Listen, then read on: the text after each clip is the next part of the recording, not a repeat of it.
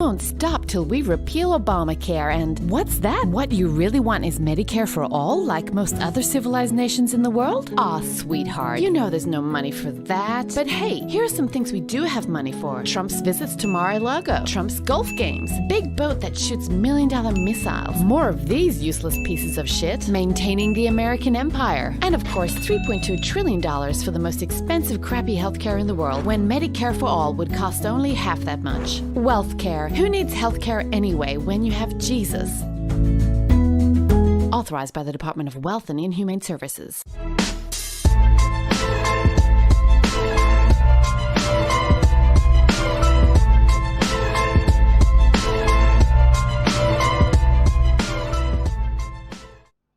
Okay, I'm seeing it come up now. Yeah, welcome guys to the 24-hour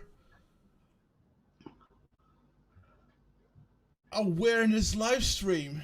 Wow, I struggled. I'm already struggling with just starting. How are we doing, guys? Boomer, everything good? Well, I've noticed you're just attempting to stretch out there in the first sentence. Nice effort there. I'll try to talk very slowly and hopefully we'll stretch through this. 24 hours. Wow, count them. Okay. Kind of a serious one tonight too, isn't it? But we're going to try and make it fun as well. Yeah, so we've just seen by our wonderful US healthcare, and a lot of other countries have got slightly better healthcare, but it's still not up to scratch. And one of the elements is what we're covering tonight. So I'm going to be asking the layman, dumbass, naive questions, and you're going to be hopefully fielding them with the assistance of a couple of other people. So that's about me for now, I think, my friend. So let's get it rolling. Yeah. Well, I wasn't gonna dive into this straight away. I was kind of thinking maybe start with a little bit of banter. Did you hear something? Did you hear some interesting news lately? Perhaps. Well, I'm celebrating No Pants Day, but then I think I celebrate No Pants Day every day. And unfortunately, when you get to my age, No Pants Day is a kind of a Michelson-Morley experiment by itself. So it's rather convenient we're on a 24-hour stream, because the old testicle swung around the chair with gravity attracting gravity or mass attracting mass, and I'm stuck on this chair for some time. So we've timed the 24-hour really well. So No Pants Day's been a bit of a winner for me, but then every day is No Pants Day. So yeah, well, actually, I don't know what news are we covering. Actually, it was No Pants Day yesterday. Oh, yes. That's lucky. Yeah. What about the baby? You could almost say that we planned this, right? And Comet Artists also celebrated No Pants Day, and as you can see here from this Charlie Brown little expert. Hang on. I've got a bit of an issue. So if we celebrate No Pants Day, I've got to be devil's advocate here. When do we celebrate Pants Day, just for the record? Never. You kidding? No. So every day is No Pants Day? Yes. Well, again, that's lucky. Okay. God, we're on a winner already. I'm loving this, right? Okay. Yes. Now I'm full background noise. No, and what have you found? I actually found something else interesting. This is actually a bit of a winner from medical science, maybe a little bit, but also just kind of cool. Yeah. A woman in Milan, a Millennium woman, gives birth to 9 babies, and even though that's technically not the first time that it happened, this is the first time that they were that all 9 of them were perfectly healthy. Be it born premature, but you know that's not a huge problem these days anymore. And well, they have they have to, of course, be in incubators for the next few months, for the next 2 or 3 months. The article says, but they waited and they waited about 500, somewhere between 500 grams and 1 kilo. So, okay, I guess it's a news article, but I'm going to throw a couple of questions up because I haven't read this. Were there any fertility drugs used in this to make her more receptive, or did they like implant a heap of embryos like they used to, or any sort of details on that? I couldn't say, I couldn't find that in the article. But quite often it's the case that they use something to induce pregnancy. There's a little bit of Yep. fear, yeah. Fertility treatment often is a result of fertility treatment, but they do not know themselves if that would happen to this lady. Well, I do remember pretty well back in the 70s, there was the nonotuplets was the first time it had happened to a Sydney lady. And none of, as you pointed out to me, none of them have survived, but they actually had a practice of implanting about 10 embryos because the hit rate was about 10%. And in her case, there was just something unique that where all of the kids stuck and then none of them actually survived, but it was a record. Any idea on how many times a human person's got 9? Did they mention it? Allegedly, it happened 2 times before, but in both cases, Right. none of the babies made it through. Right. Okay. I tell you what, you'd have a hell of a nappy bill. I wonder if you get your daycare in bulk and your nappies. It'd be delivery trucks, wouldn't it? You'd need 3 carers, 3 Yes. sort of midwives, or oh wow. Well, Okay. about that topic, there were apparently between 100. No, not sorry. Were apparently like 10 doctors and 25 paramedics present at their birth. Not at the same time, I assume, but they probably did it sort of a medical tech team for the 9 babies, but 10 doctors and 25 paramedics. Can you freaking imagine? No, I can't. When I had the pleasure of watching my kid being born, it's so funny because you always walk in and there's a chart on the end of the bed. So you pick it up like a doctor does because you see that on telly and you have to look like you know what's going on. But just being in, I'll deal with you shortly, Microraptor. How many kids? It scares me to think, but yes, plenty of us. No, just the one, fortunately. We've done our bit for the economy and the environment.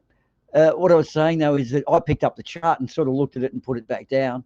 And then because of the equation between an hour being 60 minutes and the measurements of the hormone being in milliliter, they actually mucked it up and then did too much of the hormone.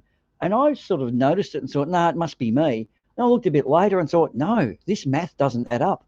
And I said to the nurse, what's the story here? And she just, oh, look at it. Oh, okay, shrugged it off and just turned the thing around. I thought, wow, I'm glad she's not working in a, heart lung surgery or something. It was just real slack.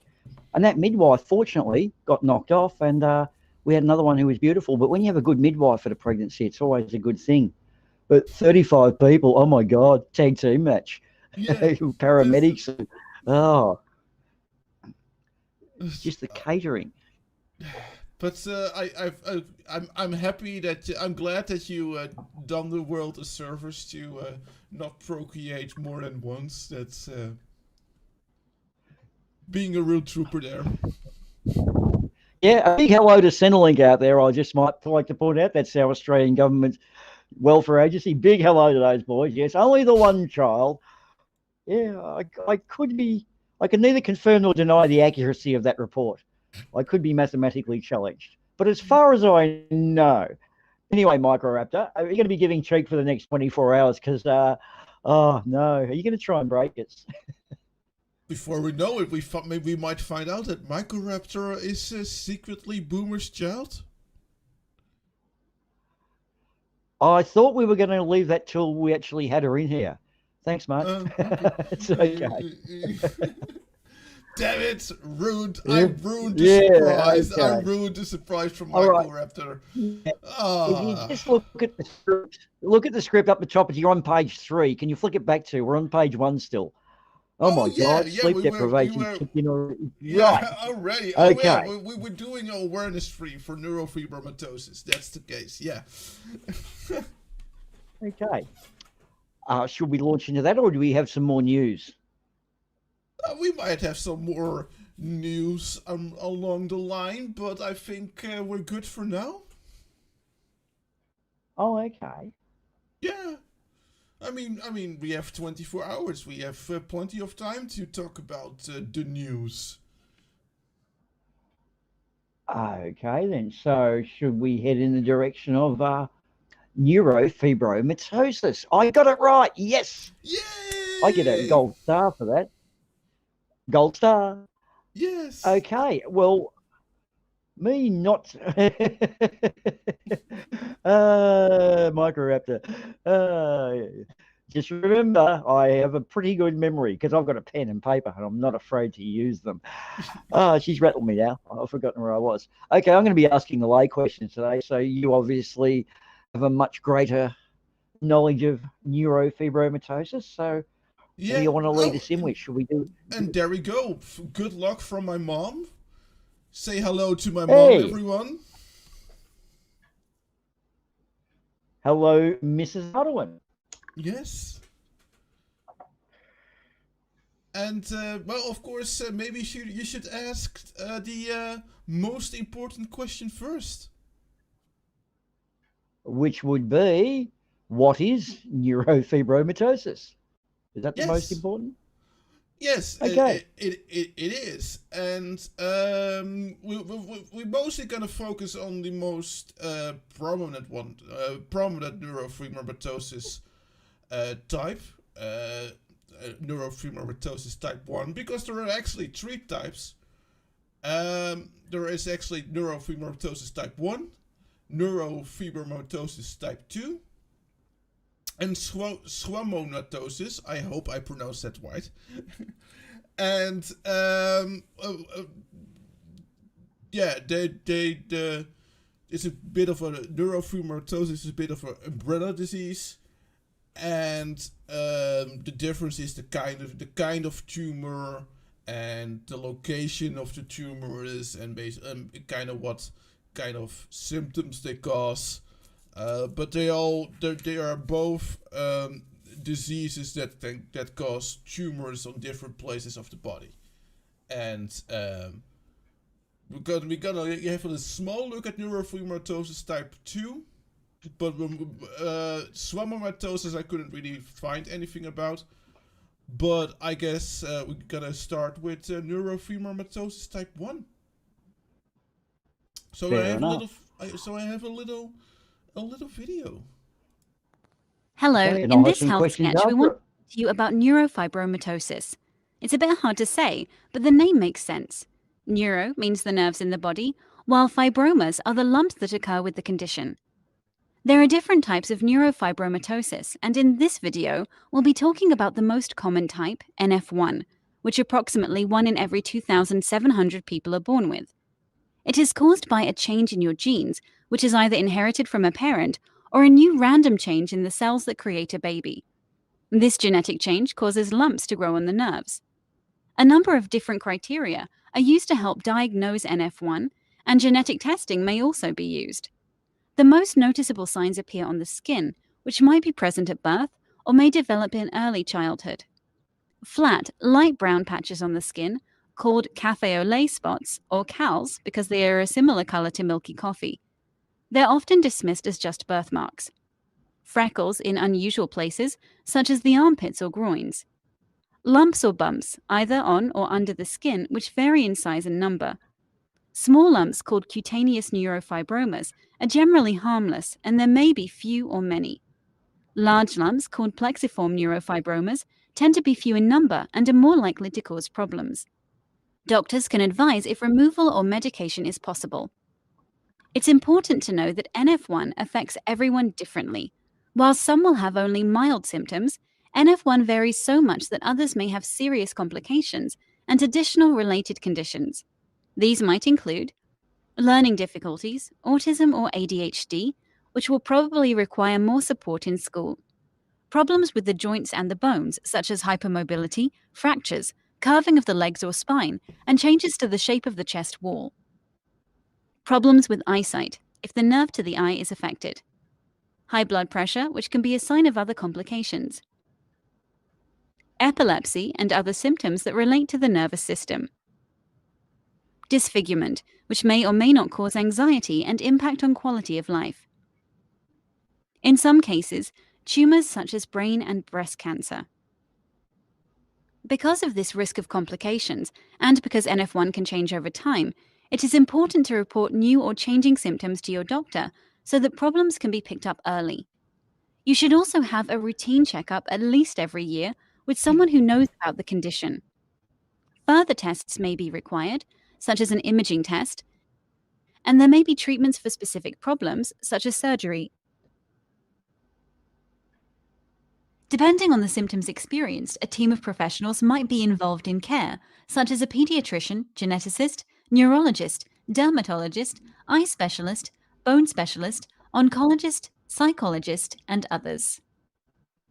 It is common to sometimes feel worried or upset about having NF1 or having a child with NF1, and you should discuss these feelings with your doctor. Online support groups are a good source of support, as you can connect to others who have had similar experiences. While there is no cure for NF1, and in some cases it can lead to serious complications and reduced life expectancy, with regular checkups and appropriate care, many people with NF1 can lead fulfilling lives. In this health sketch, we've talked about neurofibromatosis type 1, a genetic condition that causes lumps to grow in the nerves. We've talked about why it occurs, the main signs, the more serious problems to be aware of, and how it is managed. We hope this health sketch has been helpful to you and those around you. Health sketch. Health for all to see. And yeah, that's a little bit of an explanation into neurofibromatosis type 1. Or NF1, that like we usually just say. Okay, so the first one, if anyone's got any questions, just throw them up in the chat. We'll ask them. So feel free, guys. I guess no question is too dumb. Is that right? Yeah. No, all right, one I've got absolutely. for you. So they say it has an effect on the nervous system. So it's the nerve endings, but through cell multiplication, which is quite normal, that creates problems which then kind of feed back through the nervous system to create others. So I guess it's like a wiring problem, so to speak, where the actual effect creates a lot of knock-on symptoms. Have I kind of got that right, or am I need a little bit of an oversimplification? It's probably a gross simplification, but for us people who have absolutely no medical knowledge, it's probably a pretty accurate one. Right. Yeah. Okay. Yep. All right. Now, other things is when it's identified, I take it our health departments are quite aware of it. So does that allow you certain things, like if you do need a carer, is one provided reasonably easily, or is it still something where the amount of hoops to make you jump through, it becomes prohibitive and it becomes an issue within itself, which is a lot within the medical industry? Is that sort of a similar problem? I think it greatly depends on the country where you live, because I know in my country that sort of thing is more decided on your symptoms rather than what kind of disease you have, and it doesn't matter why you need it. It doesn't matter what the reason is why you need a carer. If you need a carer, you can get a carer. You know, that's okay. Now, of course, notwithstanding, we'll leave the good old US whole system out of it, because they are a power and a force unto their own. And Minimal Chaos Dragon, thank you. We know you're going to be in, so you can give us your account through the US system. But what I can say here, although not specifically NF or neurofibromatosis, hey, you got it again. Yeah. What I found is that our healthcare system does tend to err on the side of it gives a little too much, which I do like. A lot of people whinge about what it costs, but the thing is, healthy people don't cost more in the end because of the reduced hospitalisation. I do know for a fact that once these things are identified, you are generally assigned a case manager. Thanks, Mom. And hopefully they do follow through. The case managers in this are specifically trained within your disease, so they're a long-term issue. That's what I found within Australia through my immediate circles of friends, and it wasn't specifically NF, it was other related stuff like a fibroid cyst a friend had on their womb. So in a sense, we do have good health back up here in Australia, and it's something I am quite proud of my country. That's the way we deal with refugees. I'm not too big on, but that is something that the Conservatives can't knock to pieces, because once you attack health, you're attacking the people themselves. So yeah, cool. All right. No, of course I don't know exactly how it goes here, because I don't need a carer. I never needed one. So, but yeah, from what I know, it's more they more look at do you have something that requires help, and what causes that requirement is not really of any concern. And to answer Carl Edwards' question, yes, it definitely does cause pain. At least for a lot of people that I know. I can, and if I have to talk for myself, having neurofibromatosis, then yeah, absolutely. To a degree that it inhibits my fatigue, and it inhibits my walking, and that is one of the reasons why I have my my wonderful mobility scooter, because in part because of the chronic pain and the extra complications that come with pretty much always having chronic pain. Now, when you say fatigue, is that what we do see around us, chronic fatigue syndrome? Is it the same sort of thing where you're just cactus, you cannot get up and walk to the kitchen to make a cup of coffee, and you really, No, it's is not that the same sort of thing, or it's not that bad in my case, but it's more that I always describe it. I work 25 hours instead of 40 hours. And to me, those 25 hours pretty much feel like 40 hours working would feel for you.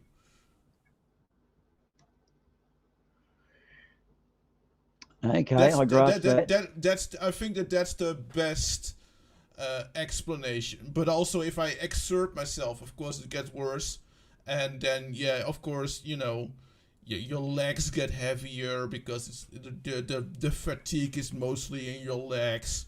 Like you ran like when I ride a bike to my work, which is like 10 minutes on my mobility scooter, it probably my legs probably would feel like that would feel like for you if you ran over there. You're not used to running, so your legs are all soggy and heavy, and yeah. So the mobility scooter, actually, you kind of get that. Is that subsidised by the government, the scooter you run? Yeah. Some of those Segways cost quite a bit of money. Oh, they're absolutely super expensive. And here in the Netherlands, I'm so fortunate that I live here. They're pretty strict about it. They became even more strict than they were. But it has to be it has to be a necessity for you to get around. But if if the government agrees that you need it, and that kind of includes like, hey, can you still walk somewhat? Can you still walk to the bus stop and then get on the bus? That also sort of counts. But then I only pay like 70 euros a month. About 17, I have to say, sorry. 17. And that's all I pay. And that is including service costs and insurance, etc. Can you hold it up? Mm-hmm. Hold it up? If I can make it faster, no. I technically I could, of course, but if something happens to my scooter, and the mechanic says like, yeah, that happened because you screwed around with it, then I'm fucked. Oh, damn. So we can't tinker with it and get some extra horsies out of it. No. When I was actually in the motorcycle industry, we did have a few scooters that were, these were like a little standard 50cc scooter that was chopped up and modified into what was a trike. But the way it was, there was no government subsidies available, and they were a very expensive item to make. We actually, the people who bought them, they were customized, and they just needed so many engineering certificates and hoops to jump through. It was better just to go down the mobility scooter route. Otherwise, you'd end up 3 times the cost for not much of improvement. And the mobility can go on the path, whereas the scooter must go on the road. So it's like a car without a roof. So, yeah. Carl asked, is there medication for it? You want to take that one? Yes, there is most definitely a different kind of pain medication that helps. All sorts of pain medication, and that is something you talk about with your doctor. I myself have made the choice to not take medication. At least no medical medication, because the medication that was offered to me didn't make me feel myself. That being said, that's a personal choice, and that is not a choice that I would recommend to anyone. But yeah, it really depends on what helps for you, because of course, because of a lot of that medication that helps is of course stuff that you don't just want to take just for the heck of it. And that is why what kind of medication do you get, it really depends on you and your doctor. Also, the knock-on effect would be, because there's no specific symptoms to this, the symptoms are the knock-on effect. If it was to affect your liver, well, that would be different medication than, say, if it was to affect your lungs or just your arms and legs. So because of this ailment being so broad-based, the painkillers themselves aren't that broad-based. There's no one-size-fits-all for painkiller. So if you're getting, I guess, headaches from a tumour, that would be a paracetamol, but then that's not good for your liver anyway. So it's a little bit of a vicious circle with medication, isn't it? And it is of course the severity. There's also so much different levels of severity in pain and etc. that you really. I have known people with NF who have absolutely they no problems. They work 40 hours without problems. They don't have pain.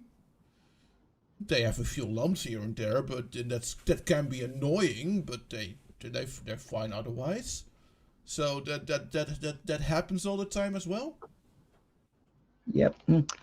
One of the things I noticed, and look, I'm in no way trying to compare my situation to NF, but just having back pain from a prolapse disc, which was pushing into the sciatic, typical injury for a lot of mechanics or construction workers, anyone that mislifts up something, and that's only a lapse of concentration. When you get that herniation pushing out in your nerves, you can't do physio because it rubs against the nerves, which causes inflammation, which causes pain. So you either take an anti-inflammatory and persevere with the pain, or you take a painkiller, which falsely masks it. Now, although my instance, it was a 13-month back injury, so again, I'm not trying to compare it to a lifetime thing. I actually just came to the conclusion I'd rather be grumpy on the back pain than the actual painkillers, because either way, you just end up in such a state, it irritates you, getting comfortable. You just get into a good position and you realise the remote for the TV's out of reach. It's kind of like you've really got to settle into it. And I mean, I only copped it for 18 months and I was almost a serial killer at the end of that. So, pain in itself is one of those really tricky things. If you don't have it, if it's gone, you forget it. But push through. It's really hard. My mom says because she can understand us, but she can't write English, so she's writing in Dutch. But her medication worked really well. Okay. Then I have to say that her medication are nothing to scoff at. She's taking pretty heavy shit too. Now, I believe your mum is known to walk, well, what we would call beyond a bit of a normal distance for most. Can you elaborate on that? Surely she doesn't walk for 5 or 6 hours on end, does she? No, but her pain is not so much where it affects her walking. So it's more, I believe she has a lot in her arms, for example. Yeah. But okay, but I'm going to elaborate. But yeah, she proved that you can live a pretty active life with NF. My mom is really awesome, and her summer vacation entails walking for like 15 kilometers to the German mountains for like 14 days in a row, with maybe one day of break, and that's her way of calming down from work. That's her idea of the vacation. fresh mountain air. The fresh mountain air. Okay, and, but I have lots of respect for my old mom. Yeah. Well, I just got to say, dude, because you're not going to, but God, what a legend. Most of the people I know will maybe ride a motorcycle those distances or maybe drive a car. The thought of actually walking that distance kind of gobsmacks me. You are an amazing person, dead set. You are unbelievable and inspirational. You remind me of people who do the Kokoda rail, do the Kokoda track, who have got serious problems as well. Dude, you're inspirational. It's just amazing to know that you choose to do that. All of my friends just pick a motor vehicle and take the lazy way out. Awesome. Just awesome. Yeah. Hey, Daybreaker's here too. How are you, folks? Hey, Daybreaker. Yeah, you don't even do that, and you're only 4 whole years younger. I've always been one to actually get out and about. Like I've been fit and active, but when I actually did go and get an X-ray about 5 years ago, the technician doing the X-ray said, "Oh, did you play sport when you were a teenager?" And I actually didn't play a lot of physical sport, but I did have 3 older brothers, and so I tended to run a lot. But you actually noticed it in your development. They can X-ray you, 40 years later, and actually say, as a kid, you ran around a lot. So I think you set it that way. But just doing a walking vacation, that's amazing. Here in Australia, it's in the newspaper when people do that sort of thing. Cheers. So I'm gonna try to move on seamlessly without any weird transitions. Not unlike my transition to senility. It has been smooth and seamless, as you've all picked. And we get a week from Mrs. Yeah. I have a little bit of a video about NF2. Honestly, I don't know a lot about NF2 because well, I don't have NF2 myself. But yeah, they deserve a recognition as well. So that is why I thought, you know what, let's quickly look at a short video about it. NF2, or neurofibromatosis type 2, is a genetic condition that can be inherited, but for some folks, it is the first time that we are seeing it in the family. This condition leads to the development of multiple tumors on the covering of the brain, inside the brain and spinal cord, and also on the nerves that course through our body. Some patients with NF2 will simply have two tumors that primarily affect the balance nerves and can cause hearing loss. And it can go to the other end of the spectrum where patients have multiple tumors. Rather than just focusing on one tumor at a time, we're thinking of it as a more holistic approach to what is most important at any given time. I heavily rely on partnerships that I have with our audiologists and otologists, who are specialists who help me manage the balance nerve tumors and hearing difficulties that patients with NF2 may have. As the otologist, neurotologist, I see NF2 patients for evaluation of hearing and balance disorders. I follow their hearing with audiograms or hearing tests every year, and we talk about hearing rehabilitation options, whether it's just to sit tight and go as we have been doing, or a hearing aid, or possibly even cochlear implantation if both ears start declining over time.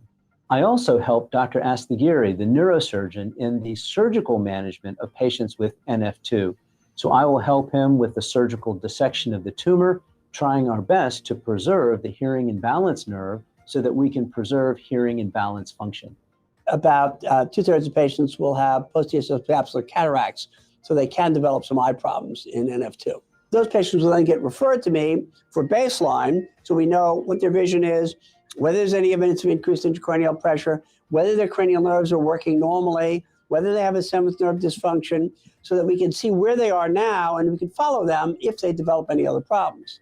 How my patients do is not just an outcome measure or some data table. How my patients do is very personal to me. If I could describe my relationship with patients with NF2, it's intimate. And I think that's mutual. Growing together and having this care be a partnership, I think really makes it much more fulfilling, number one. And number two, it makes it much more effective.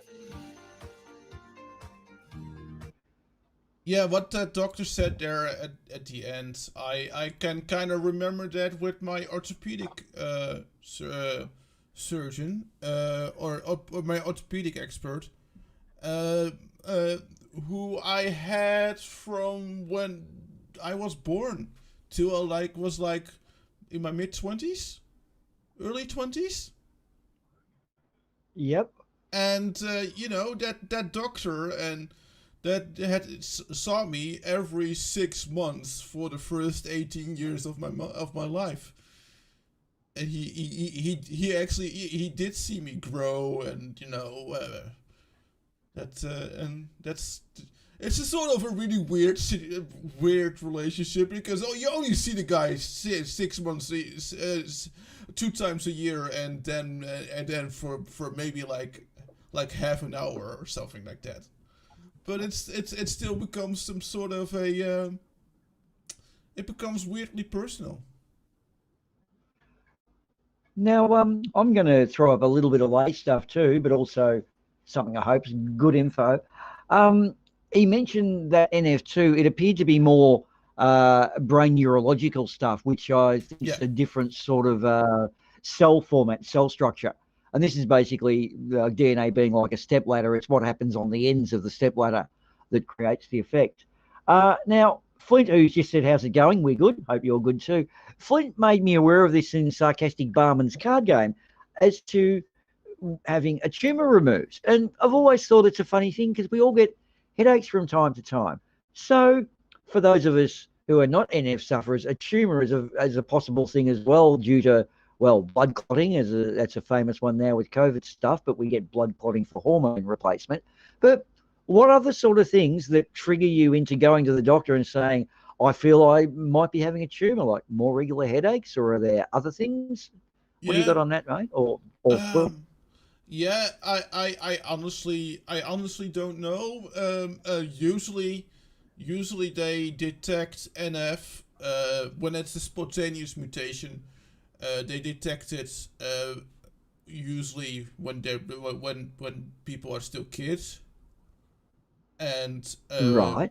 yeah, and with NF2 is, of course, it also affects the balance organs, so that's of course an indication. And with NF1, it's kind of similar in that case, is that for other reasons there are also balancing issues, and of course with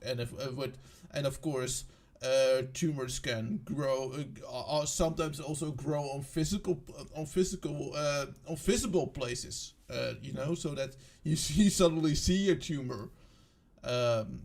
Yep. Yeah, and in cases like me, where it's inherited, then of course it's one of especially nowadays, it's one of the first things they check for if one of the parents has an inherited disease, because it's 50-50 chance when one of the parents has it. Right.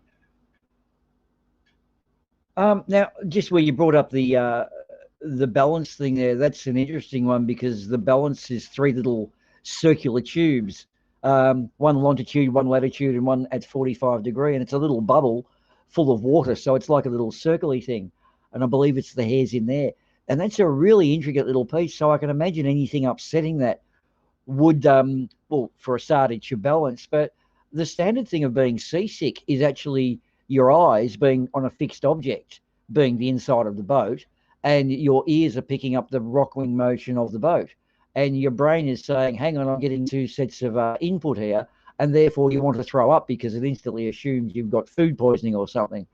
So that's the whole thing of being seasick, is to stop looking at the boat and look up at the horizon, apparent or actual horizon, depending on whether you're a flat earther. But it's getting double input to your brain can actually cause other knock-on effects. That makes it really tricky too. But the seasickness and ear one, balance is a common one. Yeah, and Microraptor, what you said there, rings pretty true. Because before I got older and my symptoms got a little bit worse, and that is actually quite normal for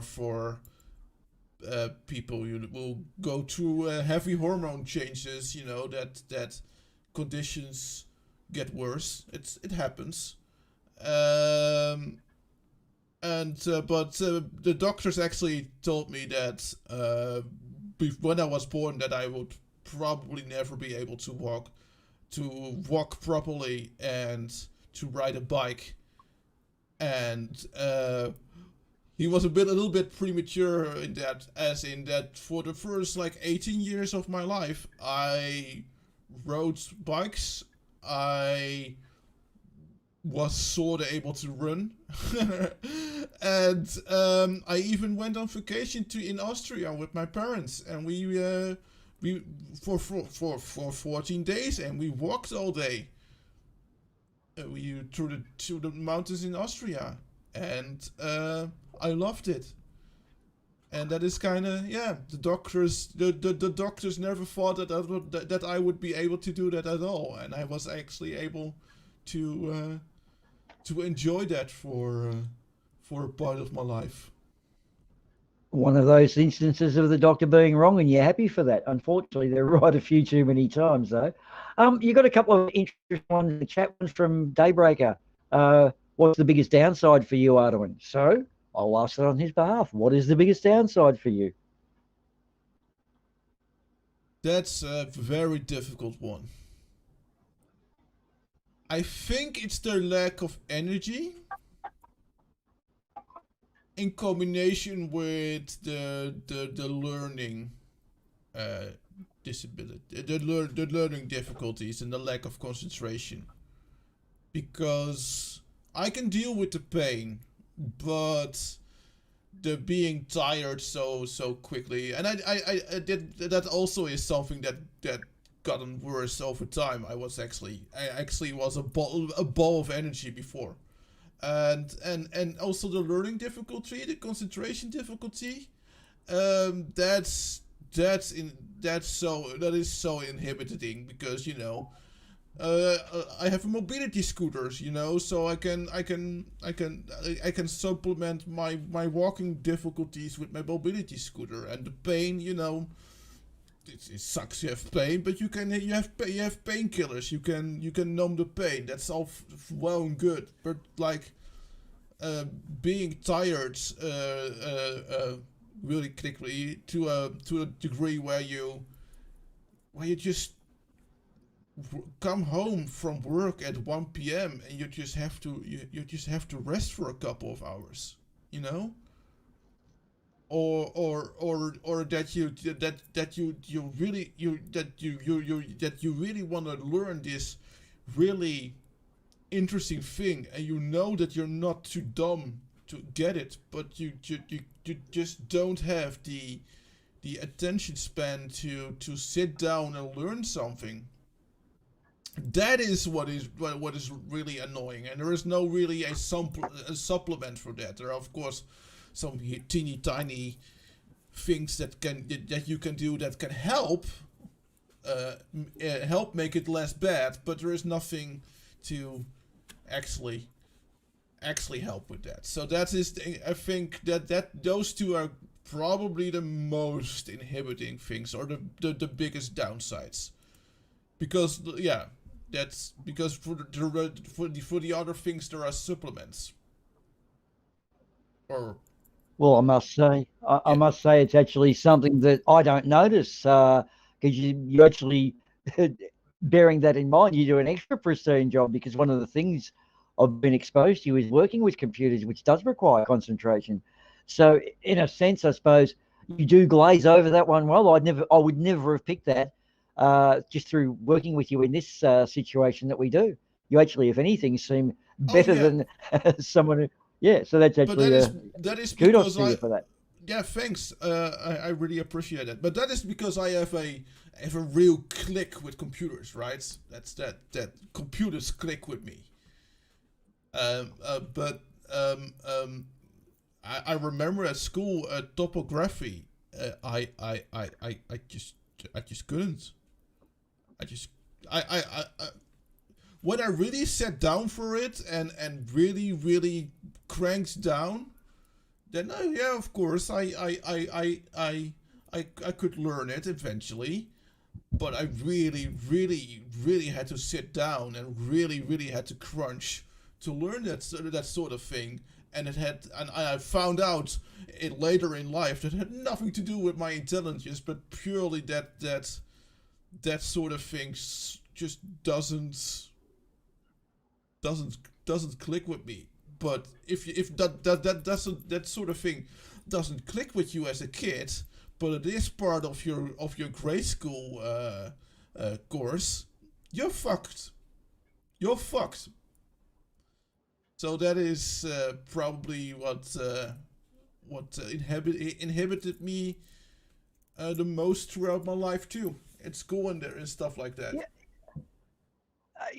Though, it is interesting to bring that up, because sometimes inhibitions can, depending on what the medium they go through in, can actually work like Monet, the famous French painter, actually had cataracts.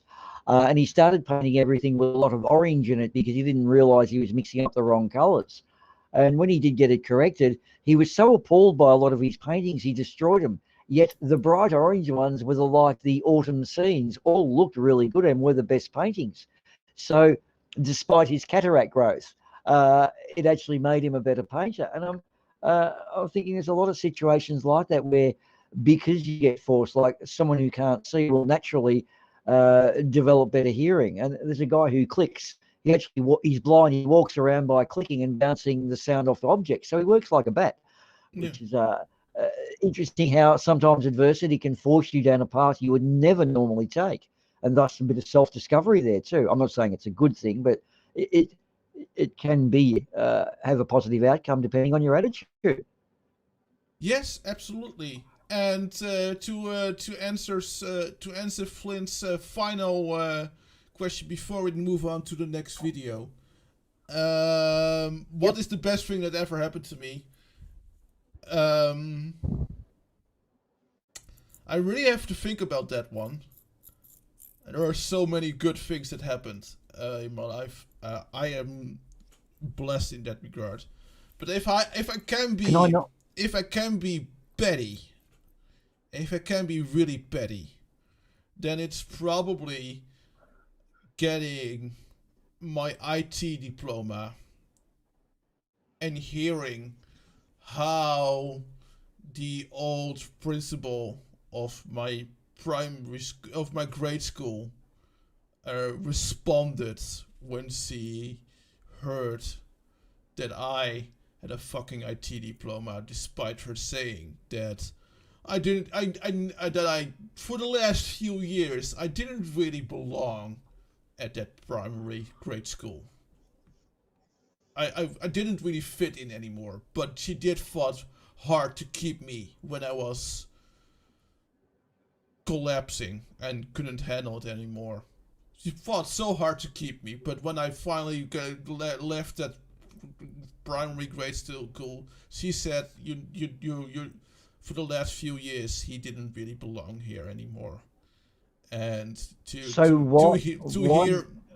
hear how she responded, that I got my IT diploma and got a decent job in IT, that felt so good for me. It's a petty thing that to bring up as the best thing that happened to you, but it was kind of the best thing that happened to me. Hang on though, I'm a little bit confused here because she said she did fight hard to keep you. No, to kick you. It was to keep you. No. She didn't say that. She did fought hard to keep me when I was at my wit's end. It was like, oh, we'll help you with this and we'll help you with that, and we can do this for you and that for you, and but when I finally left primary school, she said that I never really fitted and never really belonged there anymore for the last few years. Okay. And and the poetic victory of her response, that like when she heard that I got my IT diploma, to me that was a poetic victory that I will probably take that with me until I die with a huge grin on my face. Yeah, I think though to some extent everyone has been presented with that. The metaphoric, oh, you might as well try brain surgery when you want to be something. A lot of people, what do you want to be when you grow up? I don't know, rock star, president of whatever, until the US or something. Until the moment I chose to do IT school, I didn't know what I wanted to do. And quite honestly, I'm now sort of a crossmark in my professional life, where things are about to change, and I still don't really know what I want to do. So it never changes. But look, that in itself is a social construct that affects everyone, because at a time when you're a teenager, so what's the term, young, dumb and full of cum, you've got to make a decision that's going to affect the next 40 years of your life, all things going well. And to have to make that sort of decision with that little knowledge, it's quite a tricky thing. Man, but did I make some bad choices? Yes, but as that meme said, you are a product of every decision you've ever made, be it good or bad, and they've all made you what you are today. Please disregard this meme if you're in jail. So none of us are in jail, so that's always a good thing. We're making some decisions. Maybe I'm in a jail where I get a lot of liberties. But maybe we should maybe we should talk about about possible cures by Okay. another doctor. All right. Okay, let's do it. I'm Dr. Nanda Rajneesh. I practice GI oncosurgery and breast oncosurgery in Apollo Spectra and Narayana Hridaya hospitals.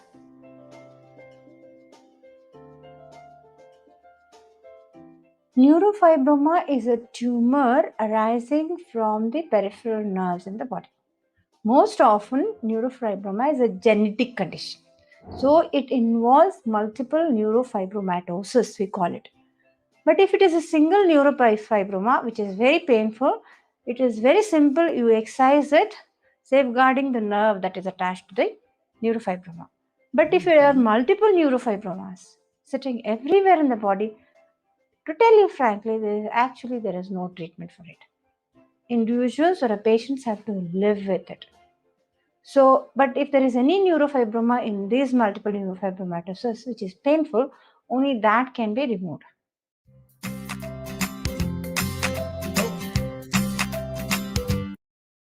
It was a short video. Yeah, so I don't know why that video, what happened to the video. I thought that the video was longer. But yeah, no, there are no direct cures, but there are, so in shortness, there are no direct cures, but there are definitely several treatments, but we kind of sort of talked about some of the treatments already.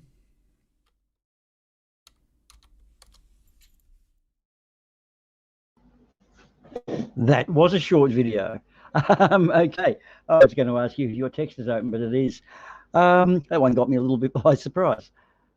I do have a question though for you. Is Daybreaker has just put in the chat a picture of two dots with a couple of eyes? Is that an owl by any chance, and therefore mean wiser, or am I misreading that? Can you see what he's put up? I think it's eyes with eyebrows and like blink blink blink.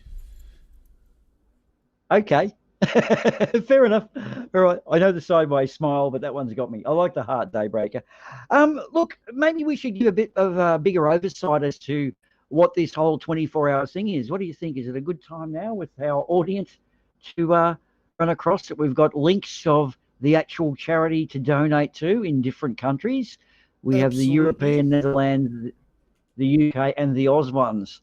Now, if anyone has any questions, they can contact us through the DM in Discord. Obviously, if it's an Australian issue to that one, I'll field any of those. Netherlands for your good self, and Europe, I guess, and the US. I'm guessing you're going to field those, or both of us. Would that be right? But either way, it's a direct. What we are decided on doing is that. Well, the description is basically the idea is basically in the description below, but we don't accept donations ourselves. What we do is we only want to ask of you that if you feel like it, that you can donate directly to the causes. And like Boomer said, yeah, there are several options for several countries. And if you like it, you can tweet it out with the hashtag #NF or the hashtag debunkers for NF. And I thought that might be a fun way to sort of collect donations, so to speak. Yeah. And now, of course, an oversight, then that's the actual stuff to throw up. Across the next, I won't say the time, but across the next reasonably large time, we've got a few things coming up. Quite a few EIE people who have so kindly offered to donate their services, which is awesome of them all. Guys like Cheesy, Dick Dawson. We also have Sprinkles and Punchy doing a hot sauce challenge, which I'm personally going to be dropping money to see those two guys suffer. Irish Demon and TT Guy is going to be eating some sort of crap. I'm going to be throwing some money. I reckon I'll go good 50 for that. Also, what else is coming up? Just presidential poems with Amy Hogan. So a few other little ones. Microraptor will get an interrogation later. And we also have Roxy coming up I believe, reasonably soon. Something I'd like to say I've got up on offer, though, is an air guitar. This air guitar comes with an air case, and it's played by some guitarists such as Jimi Hendrix, Eric Clapton, Jimmy Page, and David Gilmour have not played this air guitar. So I'm going to offer it up for the biggest donation. Whoever donates the most gets the air guitar. So I know it's humble of me. I will freight it to your place. I'll pay for all freight on the air guitar, and you don't need any previous experience to play air guitar. So anyone who would like to participate, you've just got to donate something. And I believe, Arden, when we have a procedure for making sure they're not going to scam this one-off item, because it is a one-off air guitar, a very rare. Oh my God, I can't believe this bullshit sticks in even my throat. Sorry. What other stuff are we doing, mate? I'm going to have to mute. Yeah. Now, well, maybe while we're muting, maybe we should just go to the ad break. Hey, good idea. All right, Yeah. I need a drink. Yes, let's do it. Yeah. So that's the hashtags that I put there on the screen. I should have done it, but I before the stream, but I forgot. But so there's the text that you can put in that you can tweet out with maybe a screenshot of your donation. We would really appreciate it, and we see you after the break. Well, stay for the ads if you can, because they're pretty entertaining. So if you're fortunate enough to have a drink bottle around, you can do the Anthony Riley, or if you've got an incontinence pad, you can just grovel in your own muck. But for those of you who might need a toilet break, this is kind of what the ad's for, but I don't know. I like ads myself. Yeah. So let's roll it up, my friend. Yes. And we see you after the break. Neurofibromatosis is a genetic disease that causes non-cancerous tumors to grow on different parts of the bodies. It can cause facial deformities, chronic pain, learning disabilities, and a lot more. And though symptom treatment is definitely available in some cases, there is no known cure for neurofibromatosis, and better medical research is needed to better define and develop the symptom treatments that are available. And that is where neurofibromatosis organizations are so important. Neurofibromatosis organizations do not only support medical research, they also provide information to doctors, to teachers, to people of different age groups like kids and adults. But they also organize patients meetups and patients activities, which is really important for the patients themselves, so that they can better understand themselves sometimes. So neurofibromatosis foundations are very important to help increase the quality of life of people with neurofibromatosis. You can find out more about the foundations and how to help in the description below.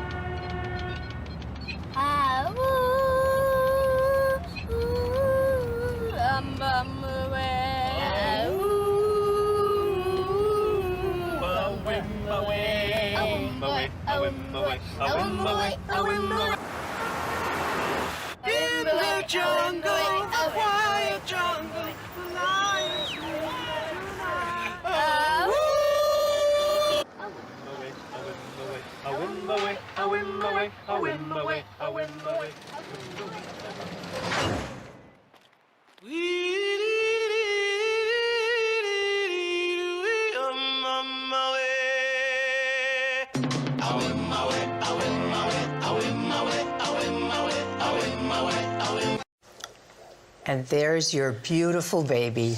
Any day now. Really? You're eating Doritos?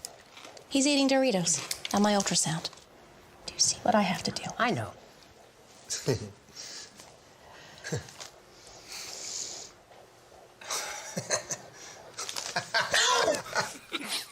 me that.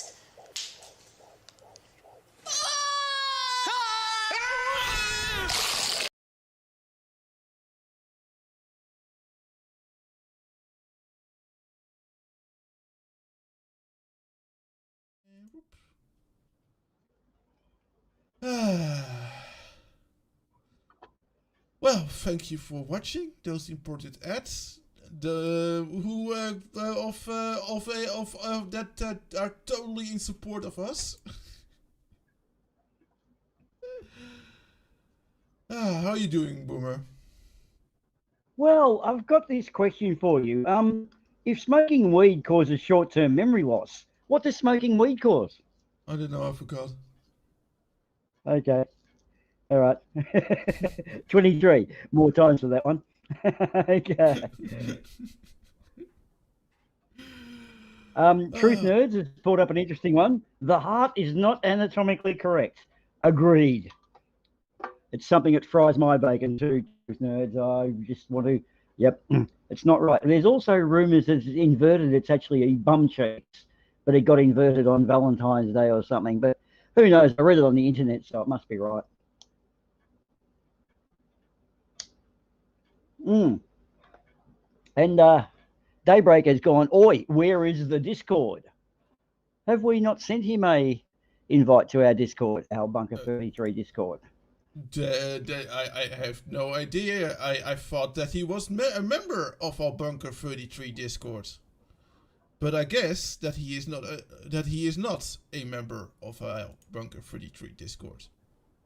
No. If I remember rightly, we had this plot to insure him for a lot of money and then kill him and collect the money. So we thought, why bother having him on Discord? We were eliminating a suspect trail, but we didn't actually. I think we got someone better for that, didn't we? We got more money. So I think that was why we didn't. Should we put the link in the chat? And then have him what I'll do is I'll add it to the description so that we don't have to give it to people a second time. Oh, okay. Yeah, we want to be stalking it. So, I mean, I'm looking forward to having my first stalker. I've only ever been a stalker. I'm trying to be stalked by someone. Yeah, it's very easy in this day and age too. Yeah, but luckily for you, you're an expert. Oh, look, I mean, seriously, mate, back in my day, stalking was hard work. You'd have to take your own little foldy chair and a blanket and your own binoculars, and you'd have to hide out in bushes and take your tissues and other things. It was hard work, but you actually acquire the skills. These computers make stalking so much easier. Almost boring.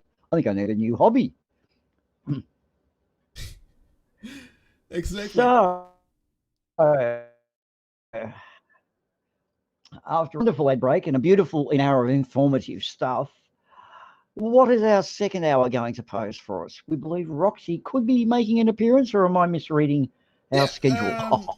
I think that Roxy will be here in about 20 minutes. Oh, excellent.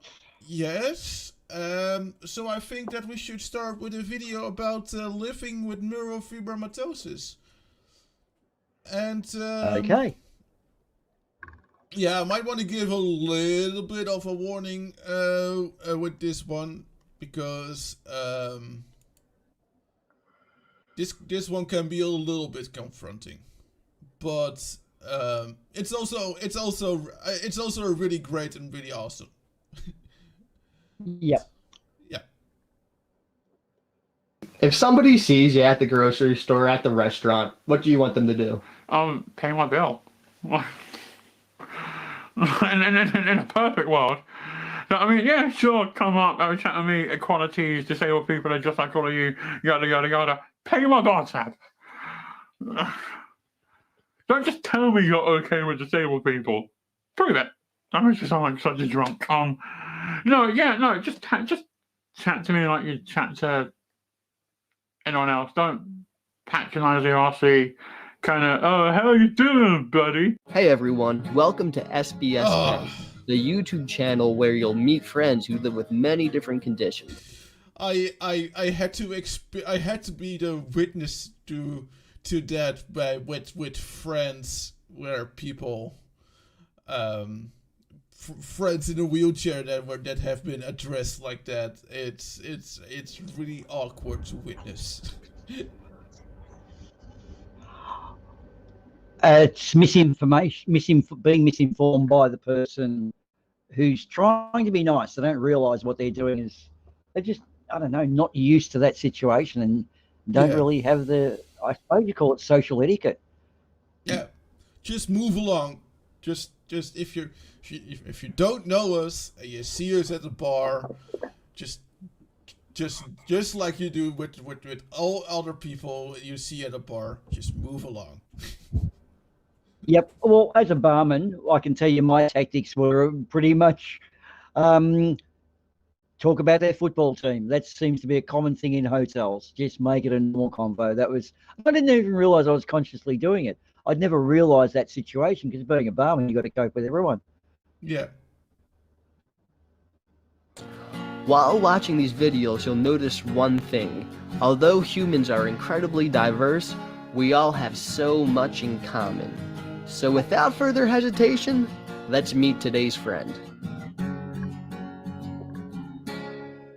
Any questions, just ask them. Let's not all sit there and stare and try and play kind of house MD in our heads here. I reckon I know more about my condition than you probably can figure out in that brief 5 seconds. So let's talk about it. It's okay to talk. Is it okay if I'm blunt with my questions? I love blunt questions because they're the best kind of questions because they're truly honest. Like, children ask blunt questions because they don't have that filter yet where they can be overly PC and irritating. I love the blunt questions because they're the most honest ones. I don't like it. I don't like the PC questions. How would you describe a PC question? Like, we go, what happened to your hair? Like, yeah, absolutely. I didn't have the PC questions, but I have had questions from children like why are you in a scooter?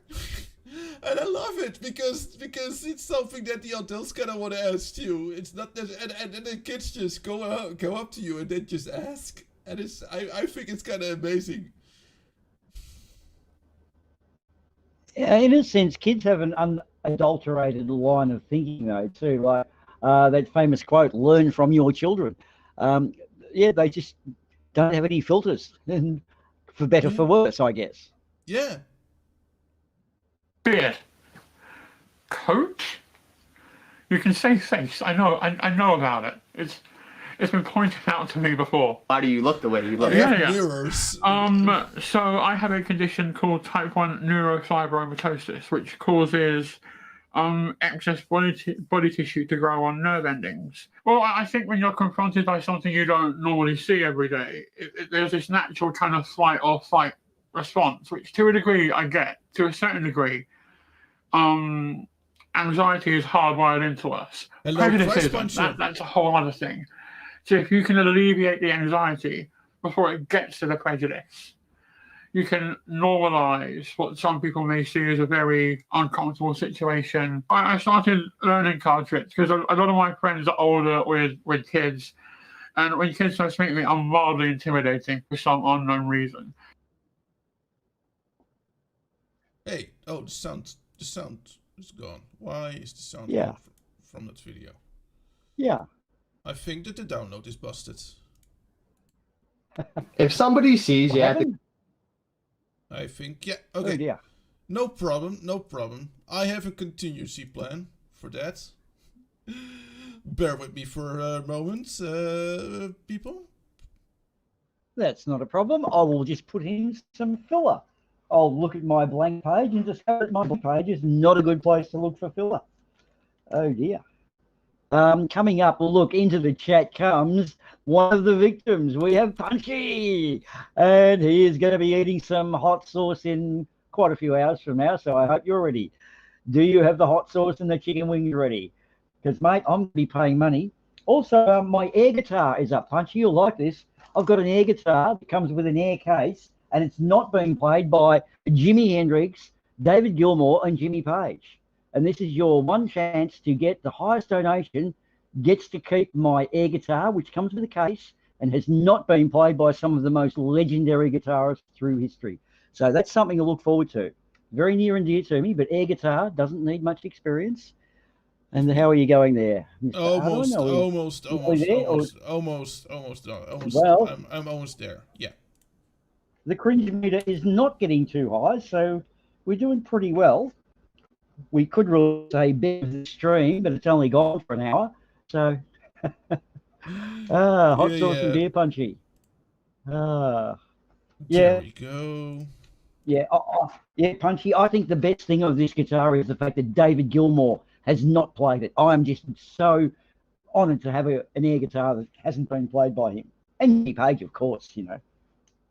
Yes. Some of them are dead.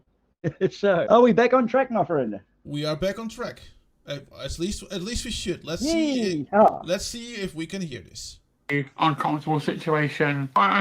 Yeah, we even hear an echo. At least I hear an echo. Oh, okay. At least an uncomfortable situation. Because a lot of my friends are older with kids. And when kids first meet me, I'm mildly intimidating for some unknown reason. But if you do one card trick, you're instantly cool for the rest of your life. But what I didn't realise is I'd have to learn other card tricks eventually, because one just wouldn't be enough. And so I now have like a dozen semi-decent card tricks. What's the first reaction of a child when they meet you? They are normally rather intimidated for some unknown reason. I can't figure out why. So in that moment, you've got roughly 7 seconds to engage them properly, or it's going to be a lot tricky. You can still do it. Like, you can still like pull a card trick out of nowhere, and then instantly be cool for the rest of your life, which is a much bigger responsibility than I thought it was. If you had to share one thing with the world, what would you? That is so cool. That is so funny to me. That, you know, like, oh, I do this thing, and the kids might think I'm cool, and now all the kids are like, oh, you're cool. Do another trick, and I'm like, fuck.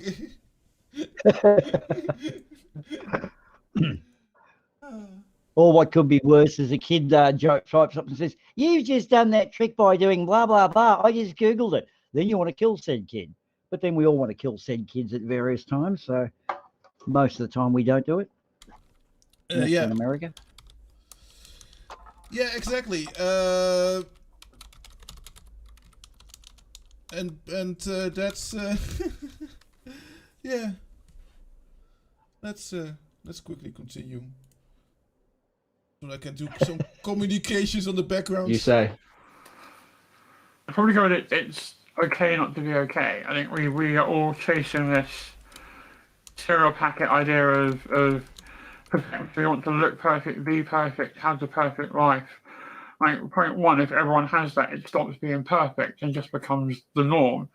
And it's those little imperfections, those little idiosyncrasies that the world more than likely loves about you. Often I read comments from trolls who say, if I was disabled, I would want to be put down. Yeah. What would you say? I'd say fuck you.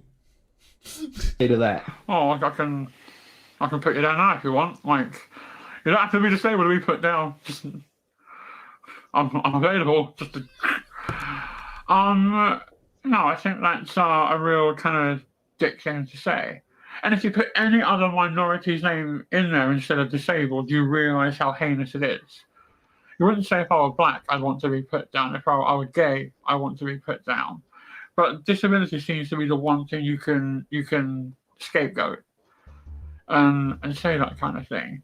And here's the big secret: a lot of disabled people are perfectly happy. Have you faced discrimination in your life? Absolutely. I think everyone faces discrimination to a certain degree. Everyone is prejudiced against different things.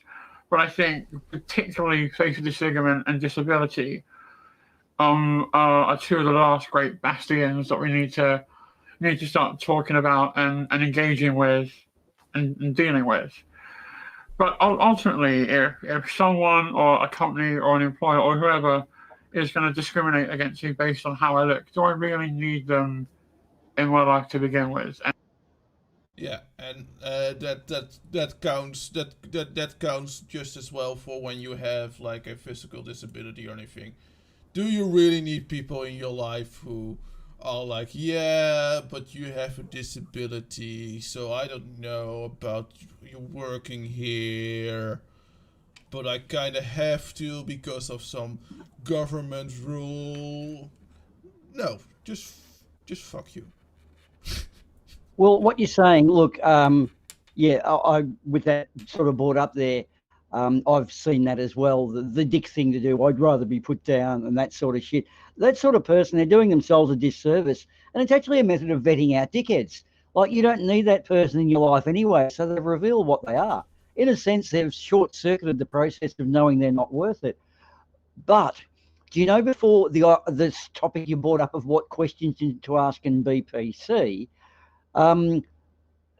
not being a dick like that is what generates the other emotion. People tend to err on the side of caution. They might want to ask you something, but don't know how to go about doing it. And so it's a bit of a tightrope to walk from someone who's not educated in that area. If I think I got that across. Yeah, exactly. I think that we got about the best part of that video. Yep. So what we're gonna do is we quickly go to a break, and then we're gonna let Roxy in here and Christmas, and cool. then we're gonna have sort of an exchange of I lost the word, experiences. Cool. With someone who has an F as well. So I'm gonna jump to a break. I'm gonna send the link to my good friend Mr. Christmer, and we're gonna quickly see you in a little bit. Let me quickly handle. Welcome aboard, guys. Yes. And break 2. Neurofibromatosis is a genetic disease that causes non-cancerous tumors to grow on different parts of the bodies. It can cause facial deformities, chronic pain, learning disabilities, and a lot more. And though symptom treatment is definitely available in some cases, there is no known cure for neurofibromatosis, and better medical research is needed to better define and develop the symptom treatments that are available. And that is where neurofibromatosis organizations are so important. Neurofibromatosis organizations do not only support medical research, they also provide information to doctors, to teachers, to people of different age groups like kids and adults. But they also organize patients meetups and patients activities, which is really important for the patients themselves, so that they can better understand themselves sometimes. So neurofibromatosis foundations are very important to help increase the quality of life of people with neurofibromatosis. You can find out more about the foundations and how to help in the description below. Explain the bottle again. Well, I fill it with authentic Guinness draft. Brilliant! Then we walk outside. Yes. Bring it to a party. Yes. And then we drink it. Drink beer at a party? Brilliant! What else you working on? Remember how I used to open the bottle? Yes. Well, I've devised a gadget that does it for you. Brilliant! Brilliant! Guinness draft straight from the bottle. Enjoy it everywhere. Brilliant! Guys ready for the show? Yeah. Enjoy it.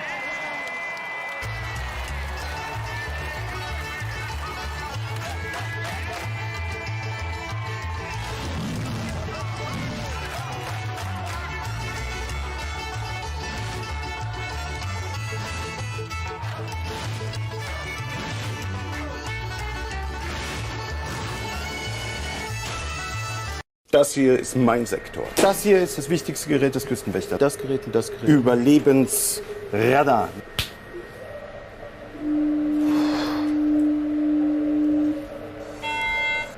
Mayday, Mayday. Hello, can you hear us? Can you hear us? Can you... Over. We are sinking. We are sinking. Hello? This is the German Coast Guard. We are sinking. We're sinking. What are you thinking about?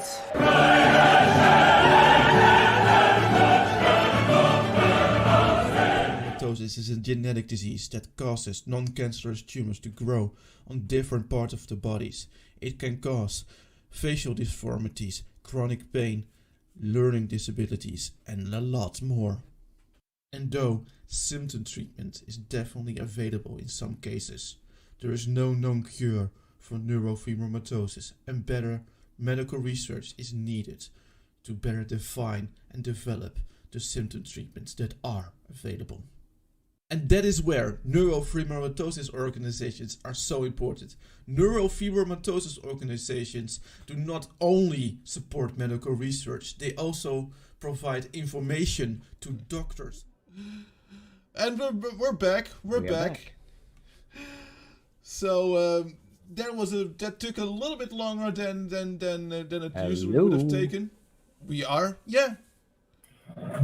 Sorry, she was standing up the whole time. She needed a chair, so I had to mute because this room is highly acoustic. I know feeling. That is absolutely Like that's that absolutely that fine. sound you just heard, that was her. In fact, I've got a feeling we're back on because we have. Yeah. That was her quietly we putting her appear to phone be back down. on the stream. So, yes, we are.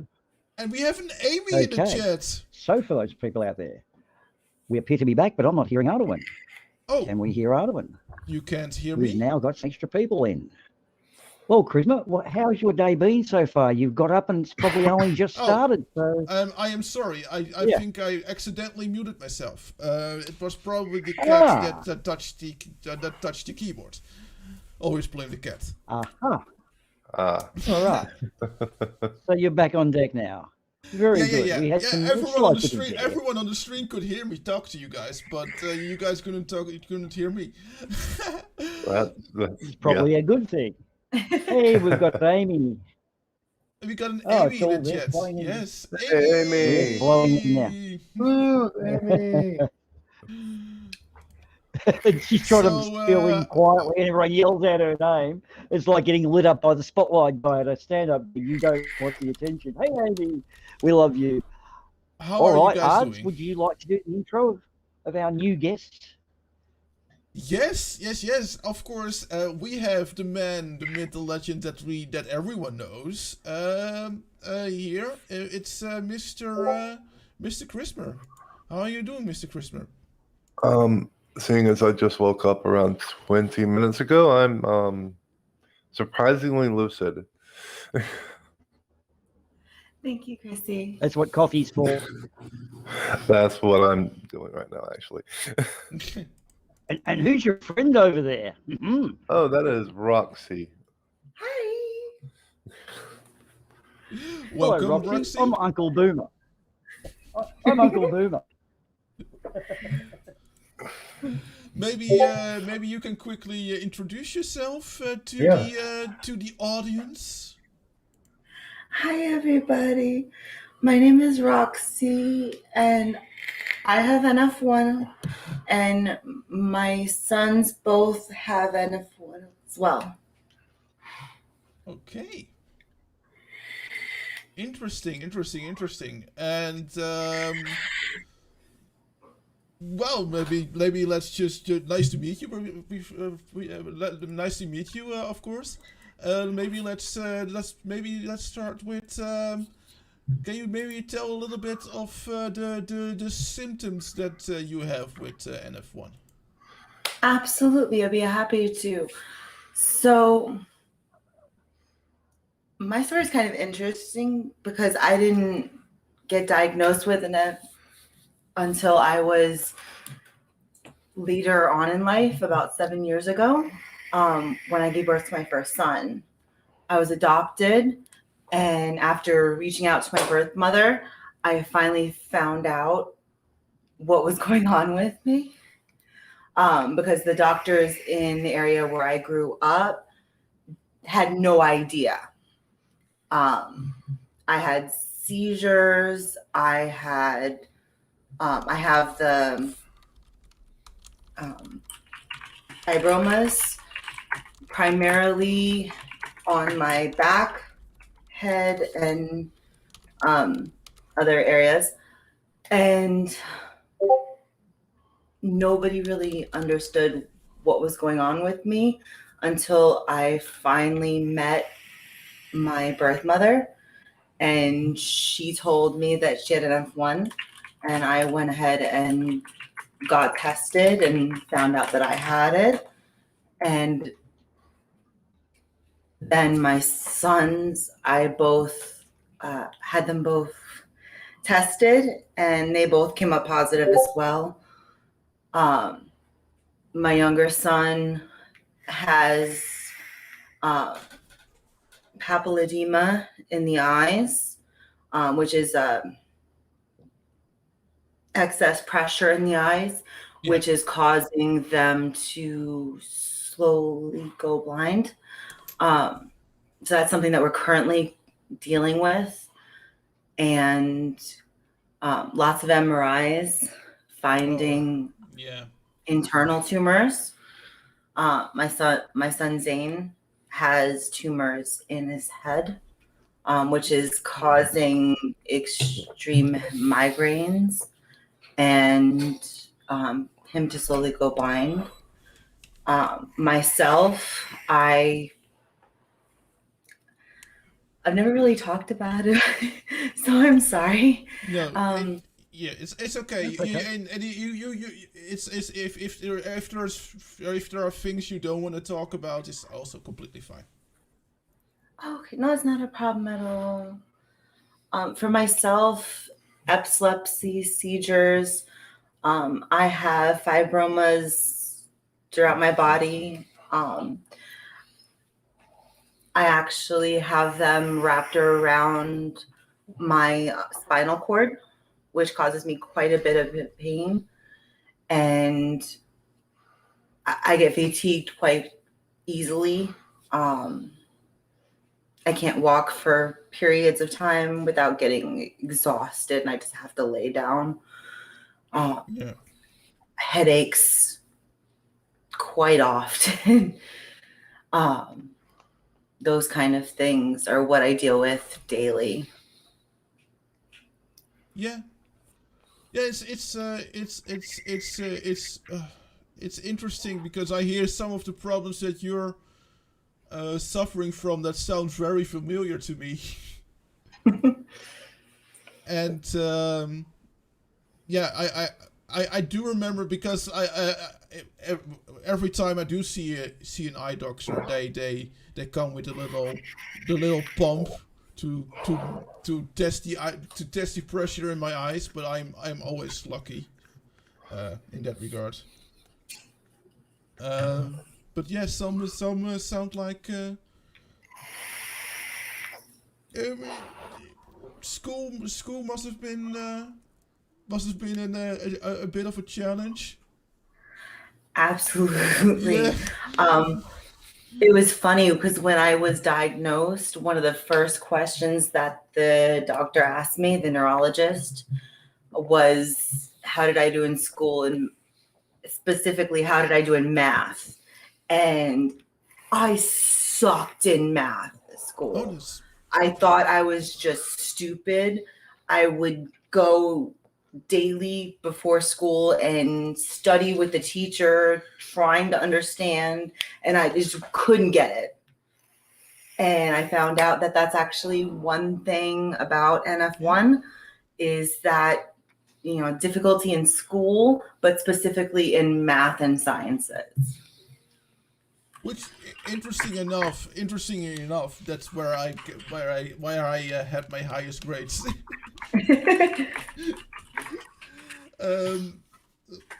But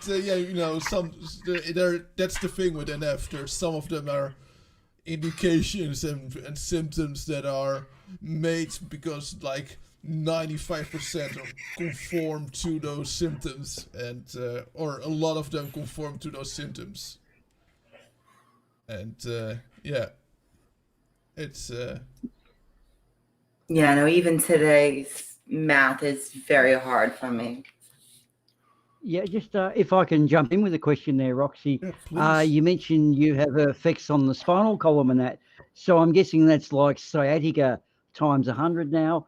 What sort of things, like, do you have to go and do hydrotherapy in a pool, or and I know just moving becomes difficult. So how do you actually get around with staying fit without and avoiding pain? That must be a real balancing act. And what are your strategies and tactics to deal with that? Thanks.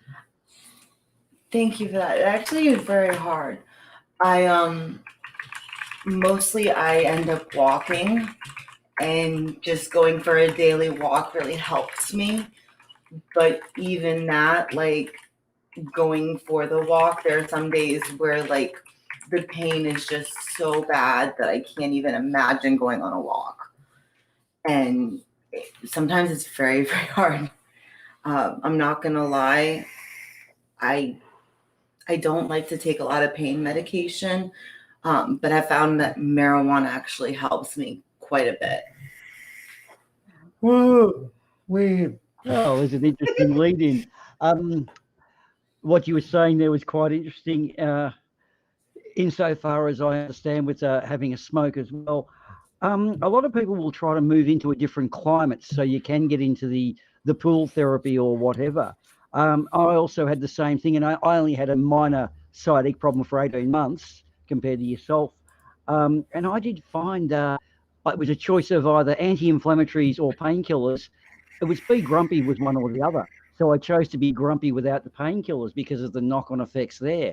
And it sounds like you also found a very similar thing, having a smoke of a joint. Although it doesn't alleviate it, it makes it, I don't know, a bit more tolerable. I don't know what the right word is there, but do you find that too? I do. It kind of makes it easier to move. It makes me forget about my pain and makes me want to be active instead of just lying there and obsessing about the fact that I'm in pain. Yeah. Yeah. Yeah, sounds familiar. And now generally, and this is a modern era question, with the advent of the internet and social media being the amazing thing where I can be speaking to someone in the Netherlands, two people in America, and watch a volcano erupt, do you think it's been beneficial to have this wonderful information superhighway for people to get their information, their stories out? Has it worked well for you? Absolutely. I feel like it's been amazing to be able to talk to other people. I'm in groups on Facebook, for example, where I'm like, oh, I'm not the only one that's experiencing this. And it's really nice to have that confirmation that it's not just me. Yep.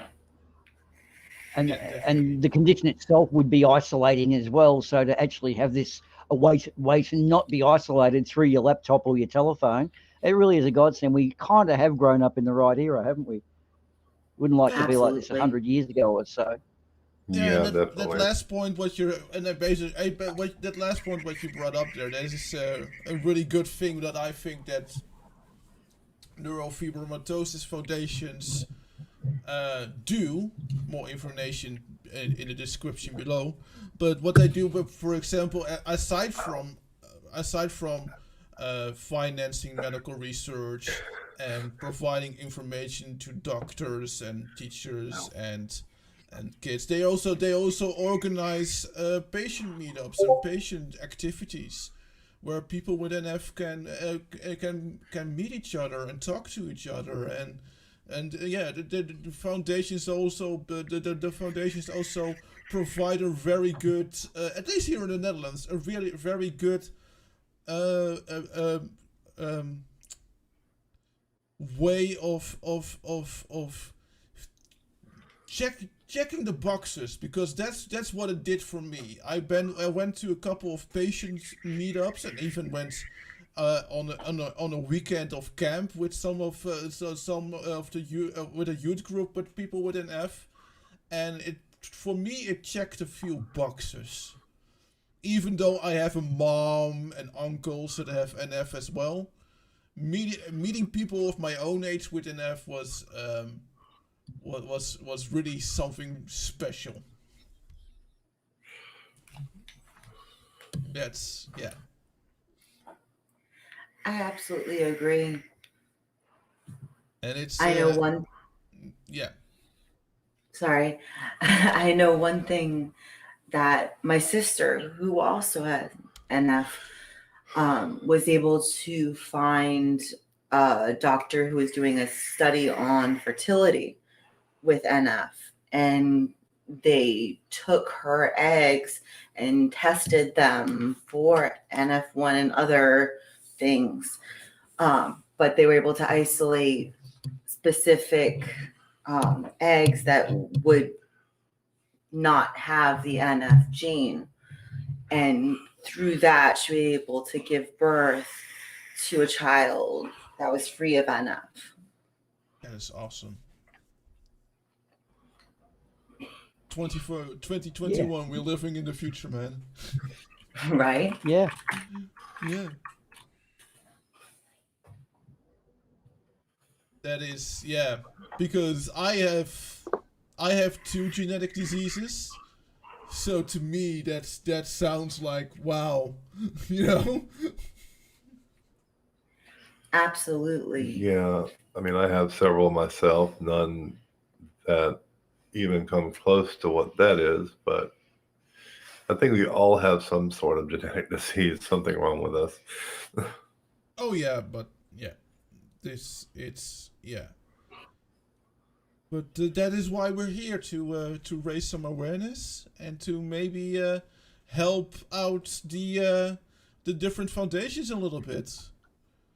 I've struggled to ask questions, to be honest, Boomer. I don't know if you have a couple or more. No, not really on that one. I'm more just about Roxy's personal experiences. Something I can say on the positive side is that even when I was just catching trains around as a teenager, there was very limited access for anyone with scooters and so forth. And even doorways in buildings were thinner than a wheelchair. Now, building code has changed significantly over the last 25 years or so, where the minimum width for a door must be, I think it's 1100 mil now and whatever. So slowly but surely we are coping, but it has been something more swept under the rug and, I don't know, fell into the too hard bin. And it's sort of really good now that, well, what we're hopefully doing tonight is one of those little teeny chips against the rock that helps knock the whole wall down.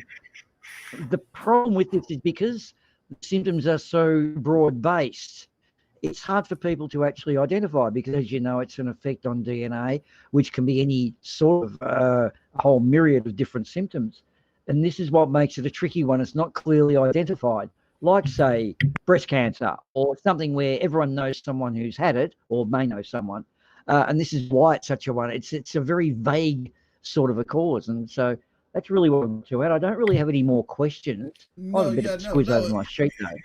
Yeah, no, but it's gotten so much better because from what I've been told, from what I've been remembered being told, is that even though my mom at the time knew she had what was then still called the from Recklinghausen disease, it is that when the doctors saw symptoms with me, the doctors had to ask my mom, "Oh, have you maybe ever heard of from Recklinghausen's disease?" And my mom was like, "Yeah, I have that." it went to that you know that they now just they can actually find out, and they can actually draw your blood and look at your genes and see exactly in your genes that you have NF. Yes, I found that interesting when my sister went through that. I was like, they can actually do that? It's really cool. Whereas both of my kids, you know, I'm the quintessential 50-50. My older kid does not have NF1, but my younger one does. Yeah. Is that detection an after you're born thing, or can that be done before birth? Because they do a blood sample, I think, when you're still forming in the womb. Is that after or before? Since it's like it is somewhere in your genome, I assume that they could do it when you're still in the womb. But you know, I wouldn't. Yeah, with my sister, they were able to check the eggs. Yeah. So they can even check the eggs. So if they can check the eggs, they can probably also draw blood, and sort of. Yeah. But they know the exact genome. Which it is. They even called those genomes the NF1 and the NF2 genome. Right. I've even found a picture of it. I can quickly bring it up. It says, probably says nothing to all of us, but maybe there is a medical expert here that says like, oh, this makes sense to me. Aha. Well, actually, it looks like the little creatures in the primordial soup I've seen on documentaries at the beginning of life, down in the oceans or whatever. Yeah. Those two little cells combining and saying, hey, was that good for you? Exchanging DNA. Yeah. Exchanging DNA can be fun, depending on what you are. So, okay, so that's the technical side for us. Yeah. A lot of these too, like we look at us as people have developed astronomically over a short space of time on an evolutionary scale. Since we evolved an external stomach called the frying pan and basically could cook and eat anything, we've advanced at a very fast rate. And in a sense, natural selection processes in most other animals were slower. So the fact that we learned how to cook has created, that's why we're all so different, whereas tigers are all striped in certain ways. And yeah, mind you, it's pretty awesome being a human, but it does come with its disadvantages as well. Our diversity can sometimes be our downfall. Look, there's the gay gene, apparently. But there's the Alexi chemicals that make frogs gay. We've got to be careful of that one. Yeah, the adrenochrome. Alexi Jones. What would we do without shock jocks? One flipper called it adrenochrome, and I'm like, what? Anyway, sorry. Yeah, I mean, somewhere we missed the evolutionary step where we had awesome claws or anything, or wings. Yeah. I want wings. I want wings. Yeah, me too. Awesome. You know, just being like, you know what? I am going on vacation to Germany, and I'm just gonna fly. Just fly there. Yeah. I have a feeling airplanes will be different in that world.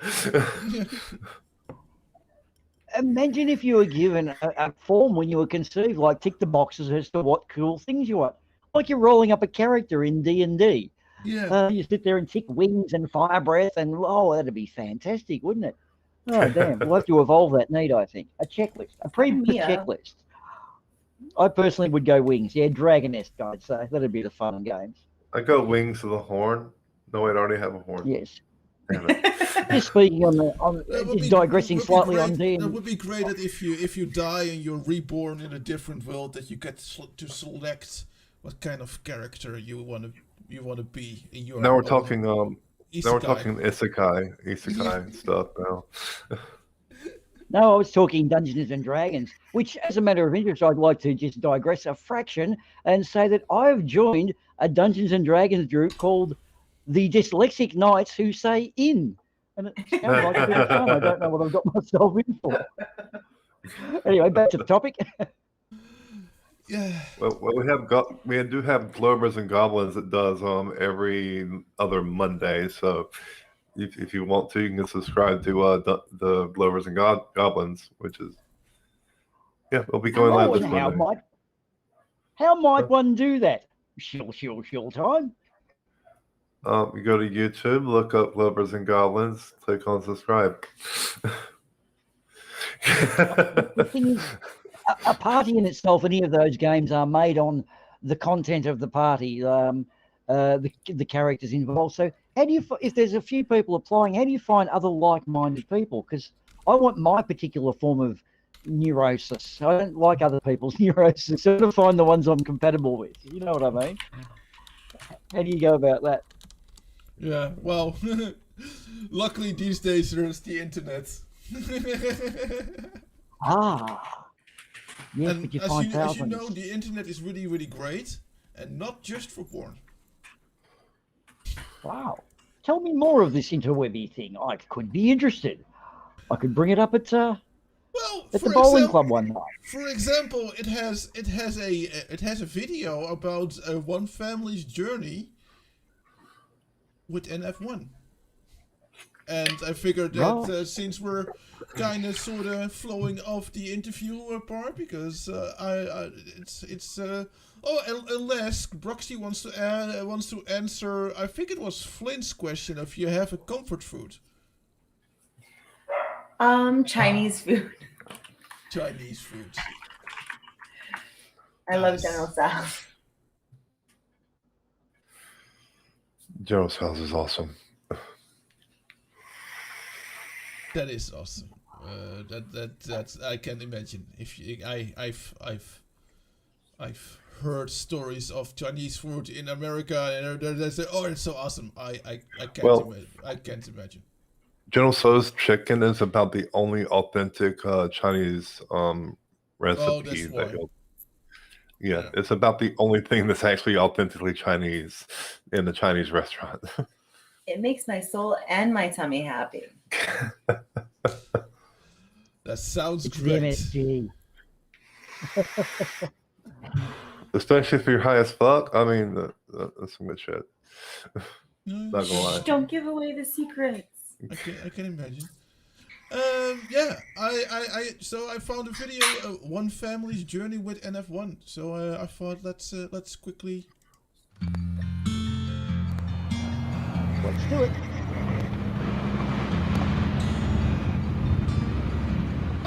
Well, just the name NF, it should be common to people say it. Like if you say NF, everyone always says, what does that mean?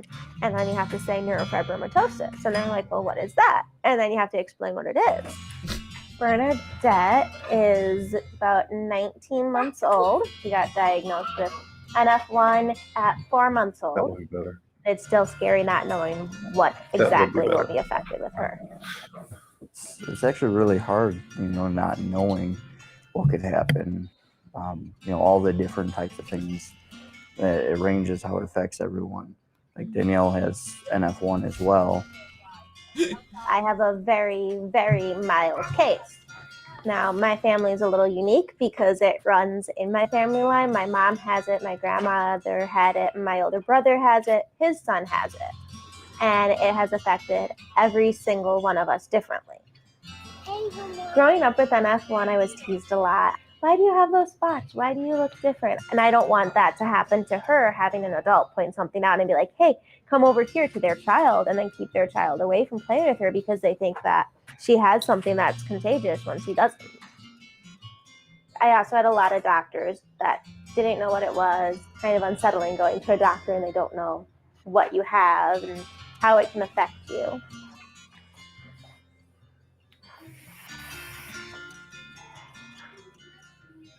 That was a lot of talk back and forth as to whether or not we wanted to adopt or have our own. But at least I know for me, having my own, if they ended up with NF, at least I would have the knowledge so I could be a better advocate for them with the doctors and getting them the treatment that they needed.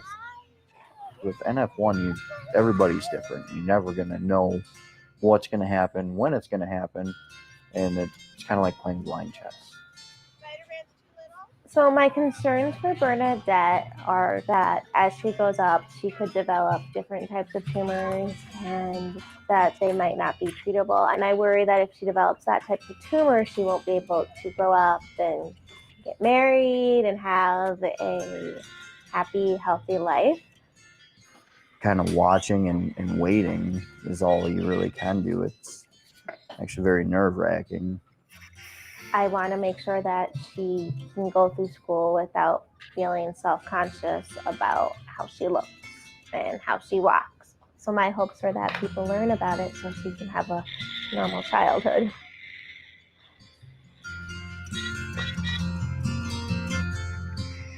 Yeah.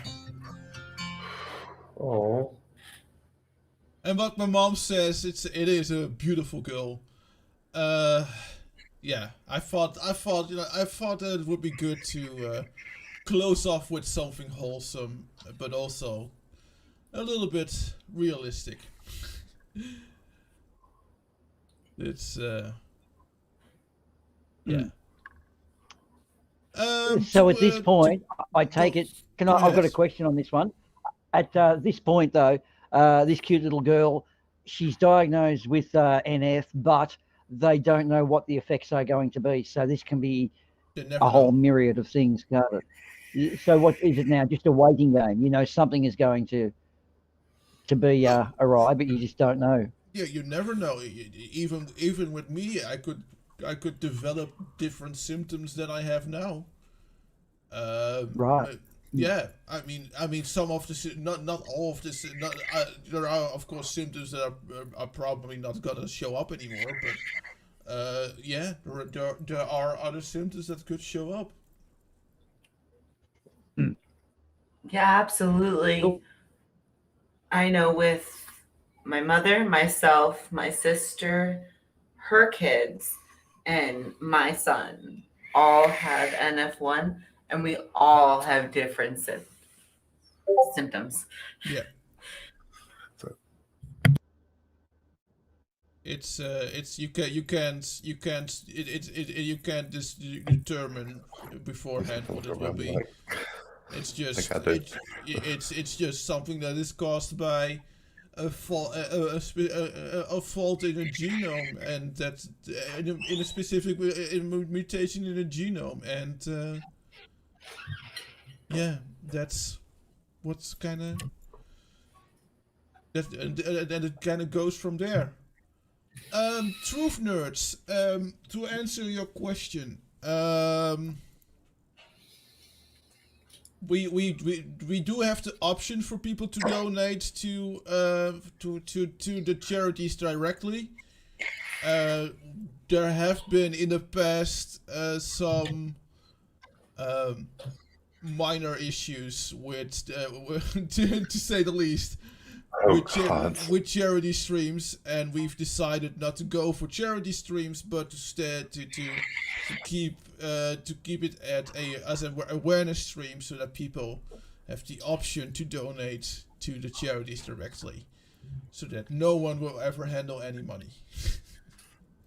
Yep. Except for the charities. They go to the intended place. And if they went through YouTube or Super Chats, don't those people take their cut anyway? So the amount donated is not going to get there. And yeah, for peace of mind, anyone who does donate directly to it, there's no further questions asked. So yeah, cut out the middleman, so to speak. Exactly. And this way you can choose if you want to give it to the Dutch Neurofibromatosis Foundation, or the British one, or the US one, or the Australian one. It's or all the above. Or all of the above. It's all your choice.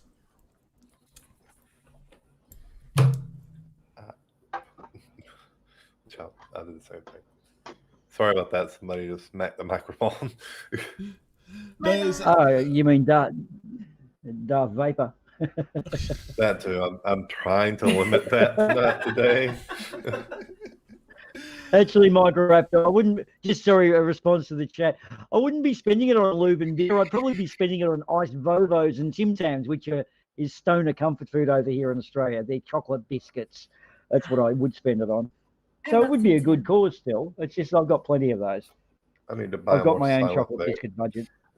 I need to buy a planter. And besides, yeah, I'd forget about it anyway. So, but of course, we have a couple of things to sort of promote you to help out, and one of the thing is well, in like 16 hours, there will be a hot sauce challenge, and this is gonna be something, guys. I don't know if you guys saw in the different chats, but the hot sauce that I bought is something else. But there's not just a hot sauce challenge. There is also something else, and I guess we have a little bit of a trailer for that.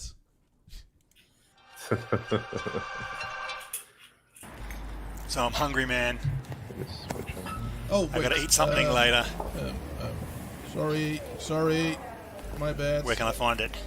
They can shop. not for long. Where am I gonna find it? I need it. I need something to eat. Here we go. Yep. This is it. Oh, can you hear them chirping? Oh no, don't tell me he's going. They sound delicious. Yes, I'll be eating that later on the charity live stream. Go watch. Oh. And if I'm even more hungry, I'm gonna eat some maggots. Here they are. Oh, they look tasty. I love how they. Oh, look at them wriggling around in there. No. Oh, yum. Yep, they're getting eaten on the live stream too. So you can donate. You can donate, and if you tweet it out, we'll provide a special hashtag for it. TT Guy will be eating maggots and crickets, and Quiddies and me and some esteemed guests will be eating hot wings with hot sauce. I won't be participating because I do have IBS and Crohn's disease, and that would not be good for me. So I'll just be sitting here watching them torture themselves. You can watch us suffer. Yeah, I'm just gonna watch y'all suffer. That's all I'm here to do. Well, I'll be watching the suffering too. Now, Jin's pointed out they are mealworms. Well spotted, Jin. You do know your culinary insect skills very well. They are mealworms, but we prefer to just call them maggots. Just makes it sound extra rank. And the boys are eating hot sauce as well. I'm actually throwing 50 in because of this. Because to see Punchy and Sprinkles suffer like that is easily worth $20 each. And TT Guy, who's doing a party as well, so he'll be probably hungover, which is going to make it even that more difficult to stomach, literally. So yeah, this will be good. I'm looking forward to this myself, guys. Yeah, this is the hot sauce. Let me open it differently. This is the hot sauce that I'll be eating. From it's I don't know, for the people that know the show Hot Ones, this is the sauce. This is the hot sauce that they made, that they developed themselves to be the 10th of the 10th sauce of Hot Ones. I'm jealous. I want to try. I think I'll probably shit blood after that. But it's the last stab. The last stab I heard is really good. It's for a good cause. Yeah, well, I heard it's really good, as in really fucking hot. Ooh. These plants evolved this stuff as a defense many hundreds of thousands of years ago, thinking mammal is possibly going to want to eat me now because I burn their tongue, and humans come on the scene. And in a sense, we made them successful. Just on the eating bugs thing, guys, I believe, I'm not sure of these figures now, they're a little dated, but I believe there's 40 tons of insects per person on the planet. And for us to actually deviate away from cows and sheep and whatever we eat and to deviate in the direction of insects would be much better in the way it renews. Now, in, I think it's either the Philippines or Indonesia, the kids have deep fried crickets every day. They're like chips. But for me, I just, couldn't stomach that. But I think one day we'll be, a couple of generations down the track, we'll be eating bugs. We'll be bugging out on bugs. Probably. I mean, we're already going in that direction because bugs are simply easy to find and a lot easier to raise. Yeah. Yeah. Not my preference of protein. Definitely not mine. No, but whatever people want to do. Yeah, that was for no reason. You just heard saying pass. Just sitting off in the background. So we kind of sort of rounded up the topic of an F. Well, even though we'll never really stop talking about it during these 24 hours, but it was sort of the main show about NF.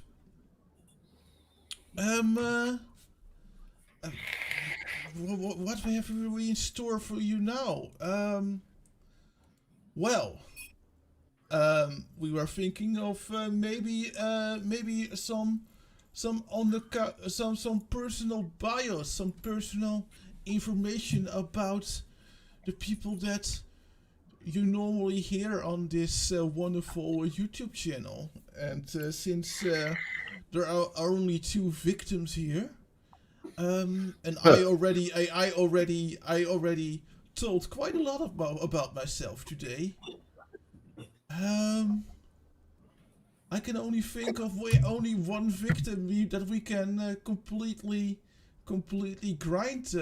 Boomer, what do you think? It depends who that victim is. If it's me, I'm getting a bit scared. But can you elaborate more on what the hazards, the risk reward of this scenario you propose? I was thinking of Christmas.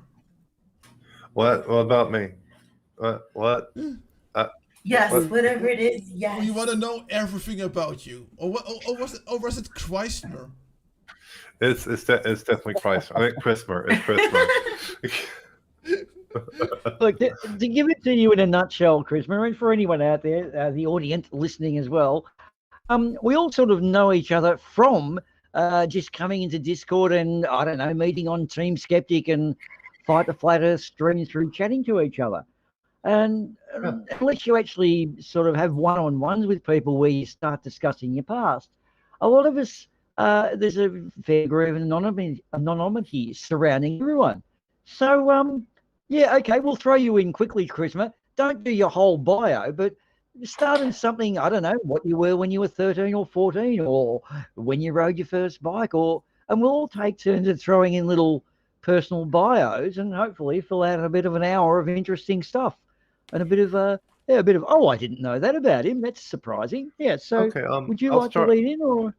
I'll start off when I was 14 years old. I had my first date with this cute little boy. I can't even remember his name right now. It was just, this cute little thing that we had. And yeah, that's when I found out I was gay. But then later on in life, I was like, yeah, I like women too. So I guess I'm pansexual because I don't really care whether you're male, female, or whatever, any mix in between.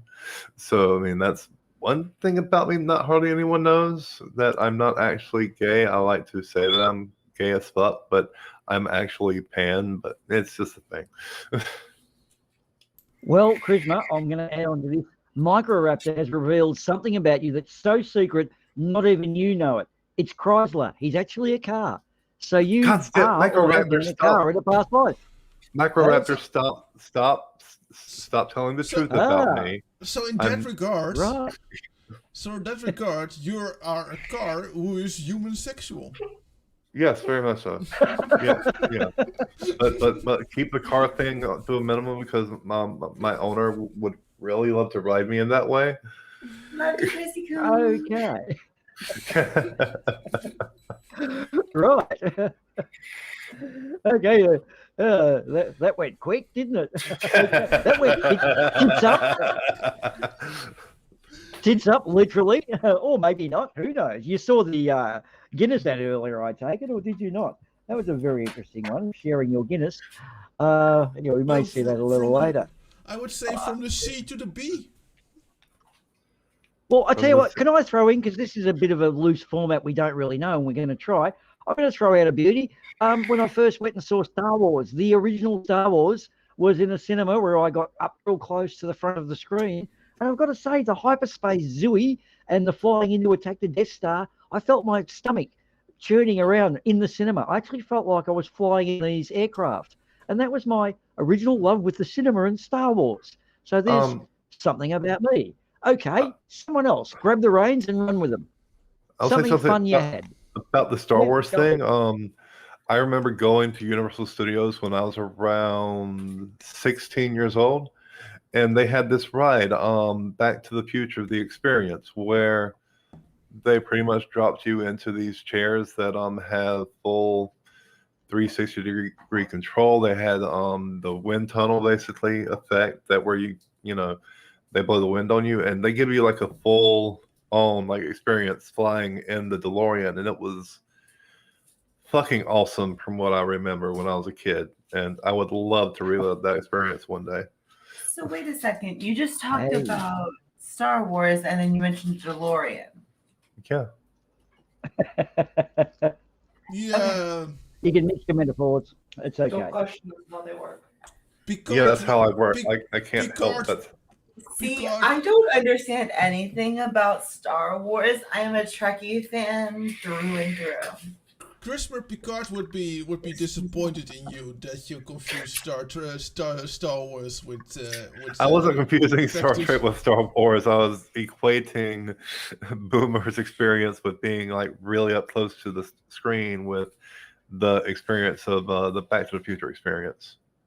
Oh. I was just comparing the two experiences from the ride to the theater screen. Yeah. You can't confuse me, Chrissy. So we don't need to talk about how Voldemort used the Enterprise to blasphemy to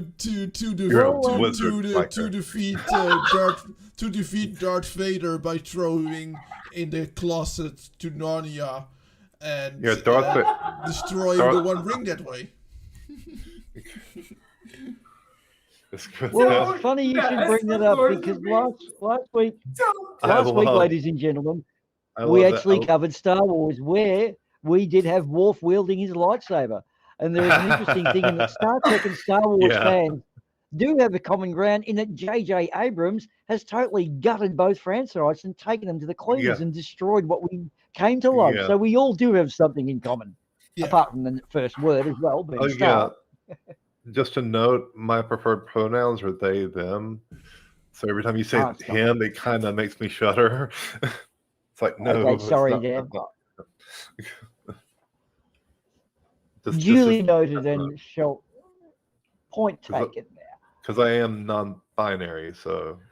Yeah, they kind of go by they, them. And we love them. Yes, we do. Just letting y'all know it's just one of my hot button things, Yeah, it's noted, duly noted. Yeah, I was thinking when we're talking about movies, can you imagine that I used to be even more lame than I am now? Shocking, I know. I actually went to see The Matrix Reloaded and as a kid and in a cinema, and I sat in front of the theater with sunglasses on. Oops. That's okay. I watched it wearing a trench coat and the sunglasses. Yeah. Speaking out is so cool.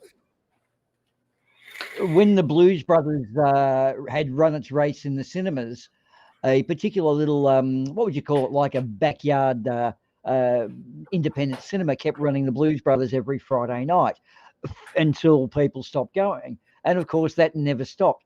people kept turning up in their Blues Brothers gear. Then there was a Blues Brothers car, and they used to clear the chairs out, and people used to get in and reenact the movie. It ran for 9.5 years, and it probably still has occasional get-togethers. Awesome. Yeah, it does sound awesome. Oh, it was. Yeah, the amount of people who memorized the movie word for word. It was just one of those. Aren't there some places? Aren't there some places that still do that with Rocky Horror Picture Show? Yes. Yes. I was about to get onto that too. Yes, same thing. Frankenfurter lives on. They all do. And I think that's so funny because I think it's it takes us back to a time in our life where, I don't know, shit was happening, it was good. And that's why you just love retaining that experience because it drags you back every time. Like when you hear the song that was playing when you had your first nookie or you kissed your first girl or whatever. I think those particular experiences, that's why we like music so much. Or old movies. Funny enough, believe it or not, I'm rocking on air now. I believe it or not. I was about to do that. I was about to say that. I was literally about to say that. The Blues Brothers is actually one of my favorite movies of all time. Mine too. I've got both of them on DVD. The Blues Brothers and Blues Brothers 2000. Illinois Nazis. I hate Illinois Nazis. Illinois Nazis. Yeah. We're on. The one that got me about that movie was the way Carrie Fisher would turn up with them grenades, rocket RPGs, and tried to blow them up. And whenever they crawled out and dust off from the wreckage, he never ever asked what was going on. Like, oh, this is crazy. A woman turns up and tries to blow us up periodically. It's such a great thing. It had so many watershed moments for movies. Carrie Fisher was perfect in that role. Just saying. Carrie Fisher is my heart. Carrie Fisher was great. She was a little bit cuckoo for Cocoa Puffs, but she was great. That's what made her great. Something that did come up in the most recent Star Wars trilogy was how they were trying to emphasize strong women characters, etc., and needed to emphasize them through, what was her name, Kathleen Kennedy. And then when I got to thinking about that actual topic and look back, I looked at the great movies I love, which was Aliens. And I mean, Ripley, Sigourney Weaver, what an awesome, super strong character. Like, you really got invested in that. And running through Princess Leia, Padme, there have been huge amounts of strong female characters throughout Hollywood. And to me, it was a bit of a furphy for her to come up with that stuff of they needed more because, to be honest, some of the best roles I've seen in Hollywood have been strong women characters. And Kill Bill. It's molded my taste. I think Kill Bill is one of the best. I mean, one of the best strong female. Yeah, that's Buffy too, as well as Angel had my favorite character in it, Fred. Yeah, he was too whiny. Charmed. The Charmed Witches, they were also an awesome bunch as well. Weren't they fantastic? Scientist. In fact, I used to get I used to get scared of black and white Doctor Who. With the and that was a lack of CGI.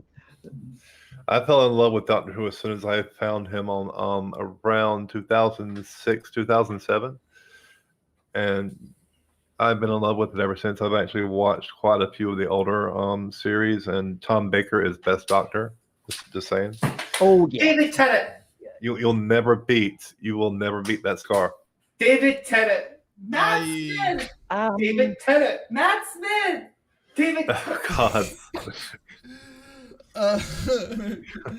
I just started a Who war in here. I remember actually being the movie that scared the shit out of me, and I was still quite religious back then, so it kind of makes sense. Was The Exorcist. The only movie that has really scared me. I had nightmares because of that movie. The only really big movie that scared me, like recently, 1408. And it's not that it scared me; it's just it left a weird place in my soul. Oh, but yeah, Can there's I just social go media back? that I consume that leaves weird places in my soul. I'll just got to backpedal you on one where you said Tom Baker was the best Doctor, which I do wholeheartedly agree. But it's not because of Tom Baker; it's because of K9 and Leela. They were the perfect foil. Yes, like K9. Leela and Canine were just so awesome. Again, another strong woman character, the warrior, while Doctor Who with his sonic screwdriver. In fact, some people use lipstick as a screwdriver, as we will find out in the movie later tonight. So back to Sir and the Doctor Who thing, it was Canine. He was so awesome. Anyway, probably the original Terminator too. Canine is Anyway, the best. so back on your... He actually is better than Doctor Who at chess too. He beat the Doctor in a chess game, and Doctor had a hissy fit. There is another thing that kind of left like a special mark on my soul. Something that you must remember too, Boomer, because it's from the way back days. And Christopher, this was back when we already did 2 separate shows. So you might not have seen this one. It's the Many Faces of Eric Dubé. Oh, great!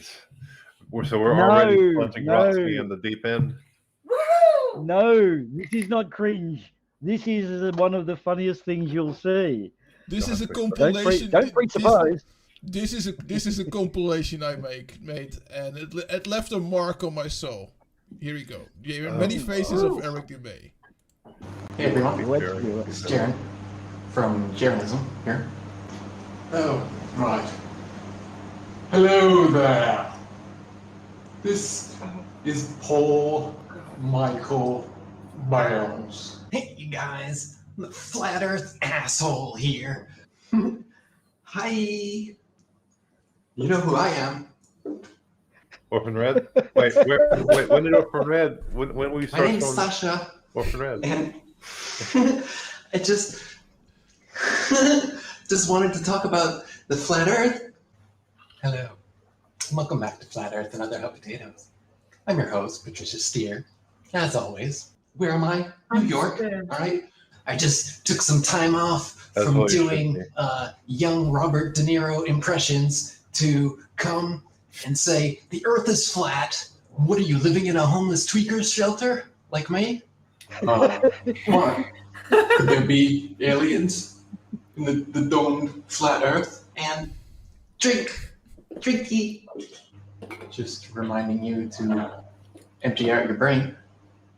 Okay, I have a little Your brain story. has to be empty to believe in I'm flat Earth. traveling all over flat America, getting all the flat Earth pussy I can, and bringing you quality flat Earth content, such as the annual Flatty Awards.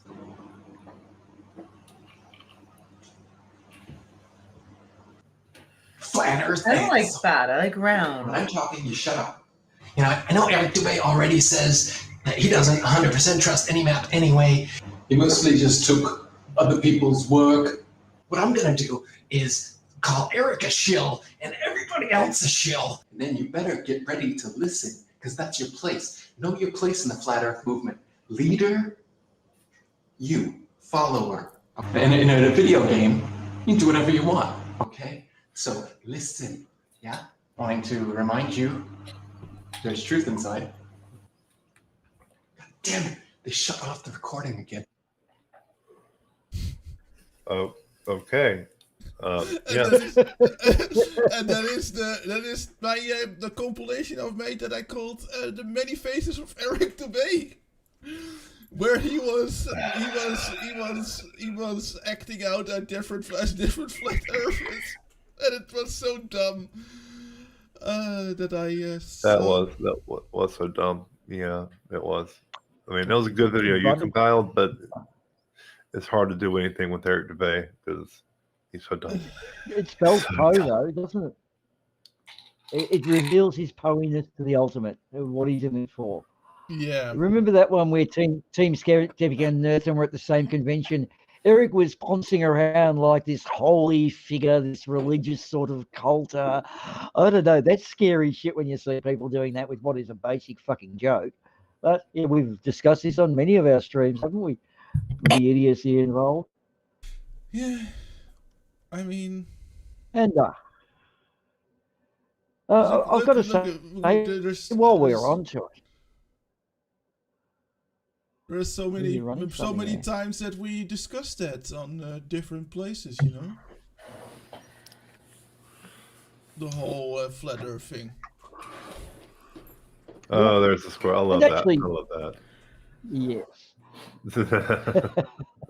Never gets old, does it? No, never gets old. And actually, Chrisma, I'll take this time to congratulate you on that beautiful victory you and Brainy Beaver pulled off against the evils, Axis of Evil, Planet Walk, and whoever else it was. 2 of you in Fight the Flat Earth. Stupidity is not a right. Well done, my friend. A team of 2. I believe daylight savings was the unhinging factor there. But still won. That is awesome. Yes, you took it home. You got the chocolate, so we're very happy. Bunker 33 have been doing quite well over at Stupidity's Not a Right, haven't we? I think we're responsible for 2 of Brainy Beaver's wins, and I don't think he's got that many. So we've got to get this together for Beaver, haven't we? Hey, I actually just dropped the link for a video of a flat Earth fail.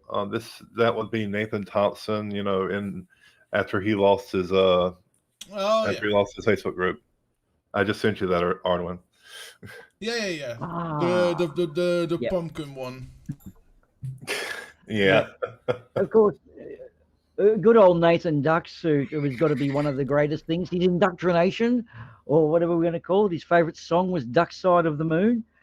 The way Reckless Ben went about showing Nathan to be the superhead that he is was great. But I actually checked out Reckless Ben's channel. Reckless Ben, legend. He's got a newer one that's got, he sent 2 Bigfoot hunters to the same location so they'd hunt each other.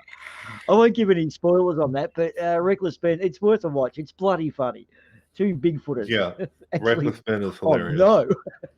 It's so obvious if you look at Reckless Ben's channel that he is just a prankster and that he pranks people that believe in this stupid bullshit, and yet Nathan fell for it anyway. I don't like using that word, so I'm just going to say like a fucking idiot. like a banana in a creationist backyard. Yeah. There you go. Oh yeah. By the way, Matt Powell does have an inflatable banana in his backyard, and he named him Dr. Phil. That's been confirmed. No. I've got a news flash. Dr. Peel has a Matt Powell infection in his front yard. I think it's the wrong way around. It's the other way. You consider Matt Powell infection. Yeah, Dr. Peel's okay. He's just a banana. An inflatable one of that. Look, I saw pictures of this alleged banana out in the wild, and I gotta sort of disagree, you guys, because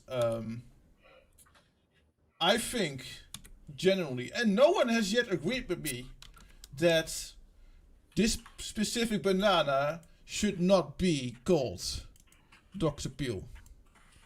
Because if you're a banana like this, which is of course the banana that Matt Powell has in his backyard, their name can be no else than Pastor Peel. Pastor Peel. He's got a bit of an Elvis look about him. Is he an Elvis impersonator or not? Yeah. In his spare time, he likes to be the quirky kids, the quirky priest that is hip with the kids. He likes that. Well, yeah, and he does have that Elvis look. And I've got to bring an alarming statistic I discovered a few weeks back. Is that back in the 50s there was one Elvis. Now, the last time they checked, there's something like 30,000 Elvis impersonators worldwide. These are people who put this on their tax return, and their job is going to clubs and rocking it out like Elvis did. Now, on those figures of 1 in 1955 to 30,000 now, by the year 2040, we're going to have over 3 million Elvis impersonators. I think the world could be a very sad place, or it might be a great place, depending on your outlook. There's something to look or not look forward to, guys. I actually remember it was a solo act, and it was a bit of a little bit of a rockabilly like solo act, and he called himself Dead Elvis. It was a guy in an Elvis costume, but the face was like a skeleton with the Elvis hair. and he played the drums and the guitar himself, and it was like, and he was kind of singing like Elvis would, but with his like an Elvis skeleton would sing, and it was kind of fun. It was Dead Elvis. Yep. Check him out on YouTube. Anyone else there, or okay, just whilst I steered into Elvis, strangely enough, that wasn't on the script. This can be checked out. He used to eat two things before he went to bed called fool's gold. This was a very large loaf. We call them a Vienna loaf here in Australia. It's a loaf of crusty bread, which was cut in half like a roll. And there would be, I think it was half a pound of bacon, a jar of peanut butter, and a jar of strawberry jam. So a peanut butter jelly thing for you Americans. With bacon, and he would eat two of those before he went to bed. And if you actually do Google it up, it's called a fool's gold. And when you look at it, it just looks so disgusting. But then when you have beer, you actually kind of think, that looks kind of nice, bacon. Yeah, anyway. Yes, Elvis has some very interesting idiosyncrasies in his existence. He was a interesting guy. Yeah, although I didn't feel much for his music at the time, I thought he was like a boy band, manufactured sort of a thing with he's the image. And I did see him in a lot more movies than songs. He actually was quite an astute musician. Like he did work on the chord constructions and knew how to play a guitar and so forth. So he was a genuine muso as well as a pretty boy and a pretty talented dude too. You have these awakenings later in life. So this is what Christmas said is Nathan Thompson. What was it exactly, Nathan Thompson? Losing. It was when he lost his Flat Earth discussion group on Facebook. Oh, exactly. Cool. Let's go. We're loaded. Yep, we've loaded in. Thank you.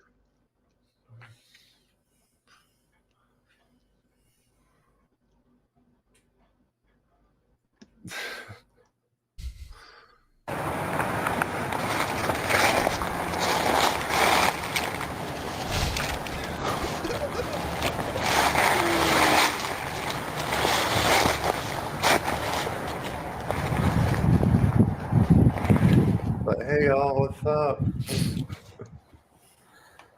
That is a very drunk squirrel. That is a super drunk squirrel. Like, dude, just help me, bro. Just help me, bro. Just help me out. I want to be that drunk.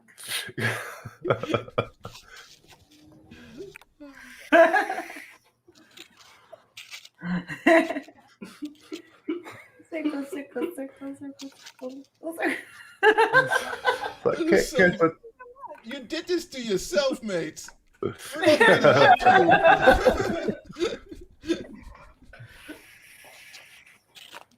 Is it bad that I'm jealous of the circle? Yeah.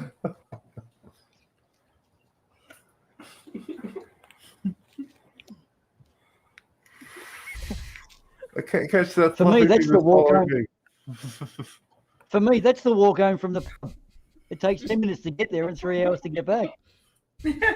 I can feel his I feel it. I relate to him. Yeah.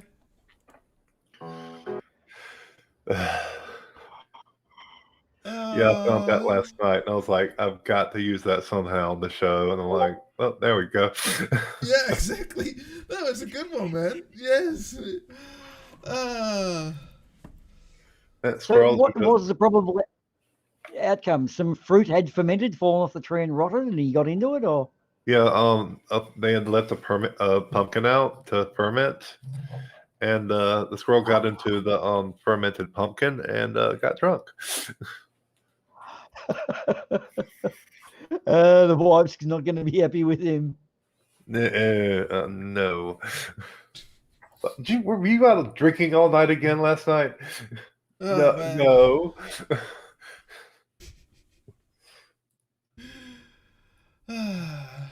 Yeah. It's funny, when you're drunk, you do all kinds of stupid things that you're not supposed to do. At least I don't chase my tail when I'm drunk. No. I chase other tail, but not my mouth. You know what I also don't do? asocial stuff that Excuse you're not me? asocial stuff where they need to make PSAs on the television On for, the damn stream. like this one. De plas. Daar is Tim. Tim moet een plas. Waar moet de plas? De plas moet in het potje. Tim ziet geen potje. Tim is dronken. Tim plast tegen de fiets van Jet. Dat lucht op. The society is you and me. I thought that when we were talking about being drunk and stuff like that. It would be this good is my to play. biography. This really is my bio here. How did you know, guys? I'm impressed. I always piss on jet bikes. I'm doing it right now. Yes. I keep on hitting my mic. Sorry about that. Yeah, Jet is a name. You could say Jen's bike. No, I prefer a jet bike. That's much better. No, it's not a name. It's a thing. A jet bike is a jet bike. Don't deprive me of that fact. Okay. You can have your jet bike. Well, it's my I'm still waiting for back hovercraft. So I Back see to that, the Future lied to us. I see that we have we have a couple of people here, and a little bit of time to kill. A little. Don't we still have 22 hours almost? We have 21 and a half hours. Thank you very much. Okay, 21 and a half. Okay. Yes. But that doesn't mean that that doesn't mean that we can kill the time the whole time. And there is Mrs. for no reason. Hi, sweetie. Yes. How are And you I'm just doing? going to say to Amy. Oh, I can't. Yeah, Amy, you tell us now. Yeah, Amy, you tell us now. Don't be Tim. Don't tinkle on bikes. You could have told me that last week. Thank you. Sorry. Oh dear. There we go. I'm sorry, guys. I've got to jump back on the chat here. Facty, did I miss cousin, sister, Auntie Becky? I'm saddened. I'm deeply saddened if I did. Oh no, I'm gonna have to wait for the reply. I may have missed my cousin Moonshine Max fancies. Sorry, guys. I'll let it get it back on track. Yeah. No, I figured that maybe we should do something, but I see that I made a mistake and that I should find something else to do. But maybe you can be your own little prying interviewing guy. While I'll magically conjure something up to kill some time, because I think we went a little bit faster than we anticipated. We're going faster. Oh, okay. Dirty, but to business. Yeah, that's what he said, by the way. Right. I drove past a hotel the other day, guys, and there was an interesting sign. It said liquor in the front, poker out the back. And I thought they should have thought about that sign. Anyone else seen any interesting things whilst out gallivanting around in lockdown? I think they did think about that sign. Yeah, I think they fully thought about the repercussions of that sign. It attracts attention, doesn't it? Microraptor's demanding evidence. If you do your research, Microraptor, you will see we are on a track. Okay, I'm bouncing off the chat now. So, what's the track? What interesting? I'm not sure. Well, it was the one I was making up, but I'm trying to cover. But Microraptor's exposed me. So, yeah. Now I'm desperately looking for something. Look at diversion. They have exposed. I have some fun sciencey stuff here. Yay, fun sciencey stuff. Doing fun sciencey science. stuff is always fun. Doing science. What is it? Making things and breaking things down? Yeah. This is called Einstein's elevator, and it's to demonstrate the equivalence between a gravitational field and an acceleration. We have two guns here and here that are aimed in a straight line trajectory to the capture bags over here. And the bullet can only get into those bags if it follows a straight line trajectory from the standpoint of the elevator, somebody inside the elevator. Otherwise, there's a barrier here which will prevent the balls from reaching the capture bags. We can demonstrate that by firing the guns now at rest and see what the effect is. You can see that the balls both hit the barrier because they were falling under the influence of gravity following a parabola. Okay, we've rearmed the guns, put the bullets in. We've set the cage so it can go into free fall. When it's free falling, there's a switch that will trigger the bullets to be fired from the guns. And we'll see what happens this time. 3, 2, 1. Isn't science awesome? Science is I freaking love awesome. science. I love science. This is amazing. Yeah, I thought it was. I thought that this was so simple, but also kind of nice to. Well, it's the simplicity that makes it so beautiful. Yeah, exactly. Also, we get a good understanding of it too. The parabola effect. It's straight away as soon as the bullet leaves the muzzle, it's being pushed down. Something I seem to a lot of our fluffy friends don't grasp is just 3 dimensions. They seem to have very 2-dimensional thinking on a lot of things. They don't even have 2-dimensional thinking. They have 1-dimensional thinking. Yeah. Maybe a half a dimensional. Half a dimension. I'll say half. Oh no, one singular infinitesimally small point is all that they have. Yeah. Oh, That is they're flat. Well, and then try to explain something like the 4th dimension or 5th dimension or 6th dimension to them. Yeah. I think after the 4th dimension, they kind of get lost. Oh no, they got lost at the second one. Yeah, true. Yeah, they should have gone right instead of left. You know, it happens. Yeah. No, they were told to go right, but they just went straight. And then when they were told to make a U-turn, they kept going straight. They have 2-dimensional mentality.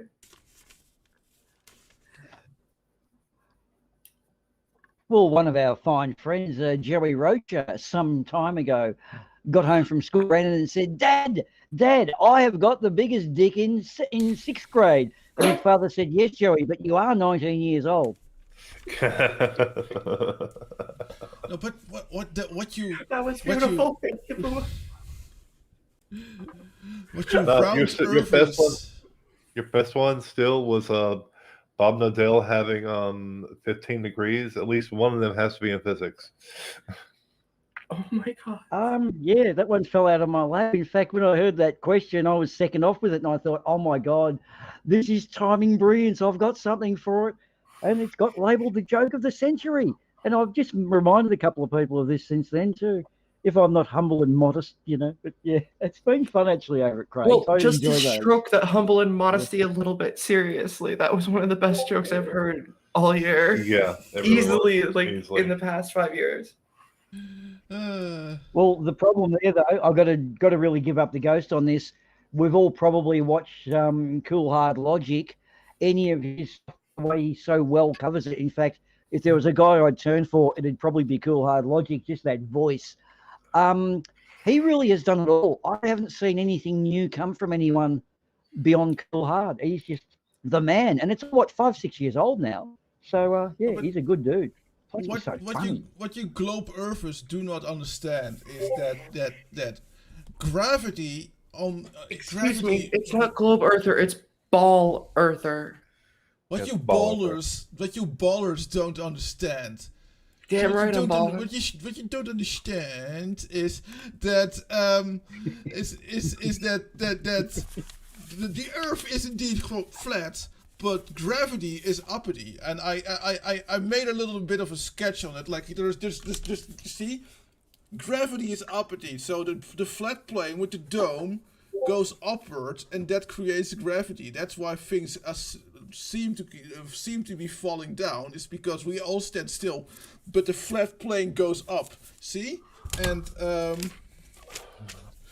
in actuality, space is real. Space is real, but the dome is like a sort of a extra thick soap bubble where you can go through, and the universe the universe is all more of those bubbles, and basically space is like God's bubble bath.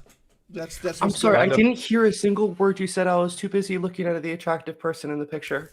Oh, thank you very much. Oh, you don't mind if I use that for stupidity is not right? If you want to use it, that gravity is actually uppity, and that space is God's bubble bath. Thank you. Thank you so much. You go ahead. Absolutely. Just so you know, Arduin, that's not actually Arduin, that's his avatar. Arduin's like Men in Black. There's a little dude inside that's behind the eyes. If you open it up, you'll see the real Arduin. It's a little alien creature, but I shouldn't really that was exposing my, that, should I? that was my mask. Yeah, it's yeah.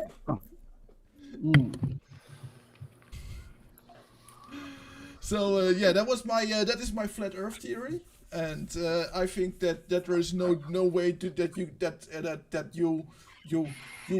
you ballers can deny this. The worst part is that actually made more sense than some of the things Daniel Pratt has said. Oh yeah, I'm sure, but Daniel Pratt has never seen the world beyond his water heater. So and also, how did me and Brainy end up getting every single Danny Pratt video in Stupidity Is Not Right? I think FTFE he what's the word? Oh damn it! I can't rigged it. Yeah, he rigged it. FTFE definitely rigged it to where me and Brainy had to get Danny Pratt every single one. He rigged that harder than a trapeze set. Yeah, that entire thing is rigged. I found out. I mean, me and Brandy officially won, but FTFE just covered that up. So me and Brandy won that because it was 2 against 3. That shit was rigged from the get go. Okay, I'm just a little confused. Christ Puncher, why are you talking about H-Bull first? Stop talking about things that confuse me. You know that confuses me. Probably my weird rant. When does Punchy not say something is not confusing? He seemed to, when I was playing poker, he seemed to live in a state of constant anxiety. It was funny. That's the reason why I keep telling you to not say anything, because he confuses me. He confuses everybody, including himself. It's just one of those things. Love you, Punchy. Look, while you're on it and pointing out your gravity stuff there, Arduin, I've got to bring up something too. And I don't know. I looked into the Thunderbirds and International Rescue and discovered they never actually rescued anyone. And then when I did a bit more research and went and watched the shows, they weren't people. They were strings, marionettes, whatever you want to call them. And that got me thinking. Marionettes. I'm sorry, I'm just picturing a bunch of little puppets marinating before they're getting grilled. And so you see my confusion. And I've looked into this, and then I started thinking a bit broader. And I discovered, well, Team Skeptic's not exactly a team. There's only one of him. And MC Toon is Punchy, you get your butt back in here right now. What about Brainy Beaver? Now, there you go. He might be, but no, he's not a beaver either. So I'm not even going to say that. He's definitely a beaver. He is definitely a wet beaver. Oh, Well, no, okay, yeah. but this- All this- you smell is I'm vanilla not- around that man. Yeah. He is nothing but a beaver, 100% beaver. And Yeah. Punchy, you better get your butt back in here. We need the views. This is a charity event. Stay awake, damn it. Has Christ Puncher ever actually punched Jesus Christ? Because he'd need to have time travel. Yeah, Let's continue along the lines. He sent me a video of that Yeah. once, but it's not safe for work, so I can't share that on the stream. Yeah, the thing that he punches Christ with isn't either of his 2 fists on his torso. Yeah. Well, Yeah. I didn't know you could actually have a fist down there. Okay. Well, Let's post and I highly doubt, by the way, that Microraptor is actually a raptor. I very much doubt that she is a raptor. Arduin, I have gnawed on those wings. She is definitely a raptor. Raptor. Wait, raptors have wings? Yes. Wait. Raptors have 4 wings. And I'm still not That's so convinced nice. Facty has any facts. Does That's what I was Facty gonna lead actually to. speak Yes. fact? Facty does have one fact. Facty has one of the cutest puppies in the world. I love Bo. Oh my god. So that's the only fact that And Facty has. continuing Okay, along. good. Just enough. All I can say, guys, is the deception appears to be everywhere. So if you do your own research, I'll just let you think that Deception. maybe I'm I have just a bit proved every caught up. single person there has exactly what is in their name. But it's Well, look, I've got the clincher. Is barman actually a barman? Well, he actually Well, is. he but does serve up sarcastic. truth every night. Yeah. And of course, so as I've said, in Does the plot Thunderbirds hole- paradox, Does the Yeah, plot the hole plot hole. actually have a plot hole?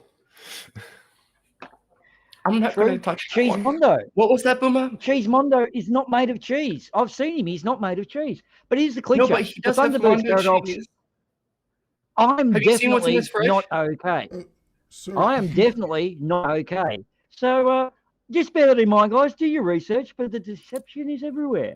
I couldn't It's be like- turned around on the subject. Like Zhenzhu, does he have it? Well, I don't have anything for Zhenzhu. God damn it. No, I couldn't go there. The humanest human ever. You're just reading it. And yes, definitely Amy, 100% agree. Like, seriously, Bo is so cute. But now, of course, is the question: is Dick Dawson actually Actually a dick? A door. I'm not He's touching a that door. one. He's not a door. I can guarantee that. He's not a door. Oh wow! Congratulations, Owen. It worked. It actually worked. Yes. Yes. Thank you. I can go to my grave later tonight happy. There'll be a smile on my face. Fine, you can finally die. Yes, that's it. That's it. I will finish off. That's In fact, good. I don't know if anyone's seen the thing that was around Pompeii masturbating man. You know, the bodies of the old Vesuvius eruption. The guy who probably wasn't slapping one off, but just the pose he's in looks like he was. And I was actually thinking, if reincarnation was a thing, that would have been me. I would be so happy to have been that guy. Pompeii, you've heard the pyroplasmic blast. It's coming down. You're going to die. Quick, get him out and have one fight. No, like, you didn't get that? I'm sorry, Boomer, but Shinju, thank you for explaining that. That was the first time that I actually got it means jinx on you. Oh. Okay. Well, there you go. We've learned something tonight. Jinx you. Oh, I didn't get that. Oh wow! Now, Gods. here's Okay. the time travel. It's a beautiful play on words. And I that's- love that. Thank you. Your name just became a million times more beautiful to me. That is amazing. I wish I could travel back in time and learn it all over again. Yeah. Wouldn't you like to do that too, Boomer? Yes, I'm just at odds as to which time travel. Is this the lucky people who may get to travel future or back? I'm not quite sure. I'm losing the plot a bit here. Well, yeah, well, you guys don't know it yet, but you all have been selected. Oh. Oh. What have we been selected for? For a very special top secret program. Oh, does it mean that I get to fly on like the Crew Dragon 3 or 4 or 5 or any of them? I want to go to space. Well, close. Or You are does, close. Shit, I had a joke lined up for that, but I'm too sleepy to remember it. No, Drink more coffee. absolutely not. I'm going to play the video for you guys, and then you guys can learn where you've been selected for. You're specially selected. Is it that Give him a funny room again? Just stay away from the phone room. And no one's allowed in my bedroom either. That's not the bedroom. That's the coke room. No, that's my bedroom. You need to stop sleeping in the coke room. Welcome on board and congratulations. When you see this video, you've made the selection. You are one of the first 25 passengers who will travel to the future. The journey will take 8 hours and you'll arrive on the 21st of September in the year 2145. For security and confidentiality reasons, you have not received instructions before now. Please allow us to inform you about everything you should know about time traveling. The easiest way to explain what time travel is to compare it with traveling in distance. Most people experience traveling in distance as follows. You are traveling when you move from point A to point B. When you stop, you are not traveling. This is a major misconception. People cannot stand still. We are always Remember, you're not traveling. driving, you're traveling. Even if you don't move between point A and point B, you are moving at the speed of close to 1,000 miles per hour because our planet Earth rotates on its axis.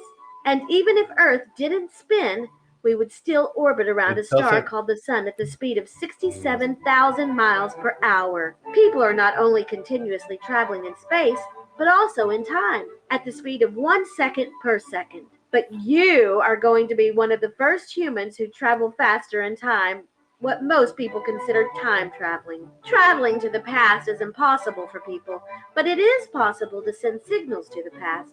We'll explain that later. History of time travel experiments. In the late 1930s, one of the first radio telescopes received an unusual signal from space. After a couple of years, a team of scientists discovered that it was a message from the future. The message contained instructions to build a time machine. Under the command of President Roosevelt, scientists who worked for the United States Air Force started to develop the first time machine. It was finished in April 1947. The first test, on July 8, 1947, caused an explosion. The time machine exploded in... Now I already have this whole interesting paradox in mind, because if they invented the time machine because they got plans for a time machine from the future, then who invented the time machine? Hold on, Arduin, I'm sorry, but I need to go to the part in the video where you can send something back in time. I really needed to buy more Bitcoins back then. Yeah, I need to send a message. Well, yeah, I actually kind of maybe sort of agree, but I'm not too fond of Bitcurrency actually. I don't care if you're fond of it or not. I'm more fond of the money that I could make off of it. Yeah, I'm kind of anti Bitcurrency because of the environmental impacts. But that's a whole different story. What? The fact that it undermines our current physical money boundaries? Shut up, I just want to make money. The neighborhood of Roswell, New Well, Mexico. like I said, it Nobody got hurt. We undermines presented it physical money, which is a good thing. Because that means less physical money we have to deal with. as a failed weather balloon experiment, but many people believe that it was a crash flying saucer. In 1954, the first plant was sent to the future, Finger Plant Chuck. This was a successful experiment. In 1975, the first dog was sent to the future. The dog was called Albert Leica. Albert Leica arrived alive, but died in seconds. What went wrong? The scientists expected that the dog would disappear in 1975 and move to the future to an empty room. They made one big mistake. The empty room was not empty.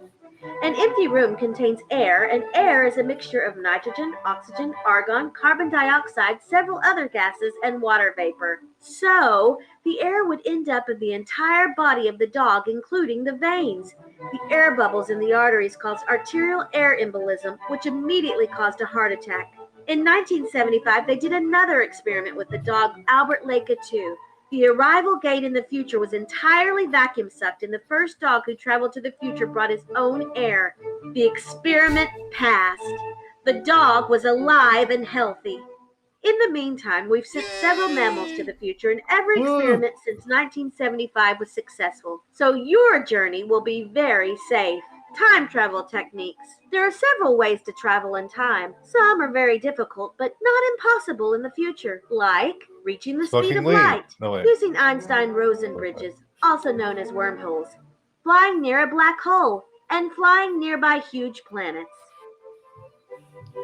Luckily, as I mentioned earlier, we've received information from the future to build a time machine. This device works with cabin-based time dilation technology. It's too hard to explain how it works, but in the future you'll receive a 4-year training to understand it. The biggest challenge that the inventors of the cabin had to overcome was distance. Imagine that this is you, traveling 2 weeks into the future. Now you are time traveling. You are moving faster in time, but the planet is orbiting around the sun. So you would arrive in the right time, but not in the right place. Messages from the future. I love how they even consider like the rotation of the Earth around the sun and stuff like that. I really love that. No, like they really did think about this one. I appreciate that very much. Yeah, it's great.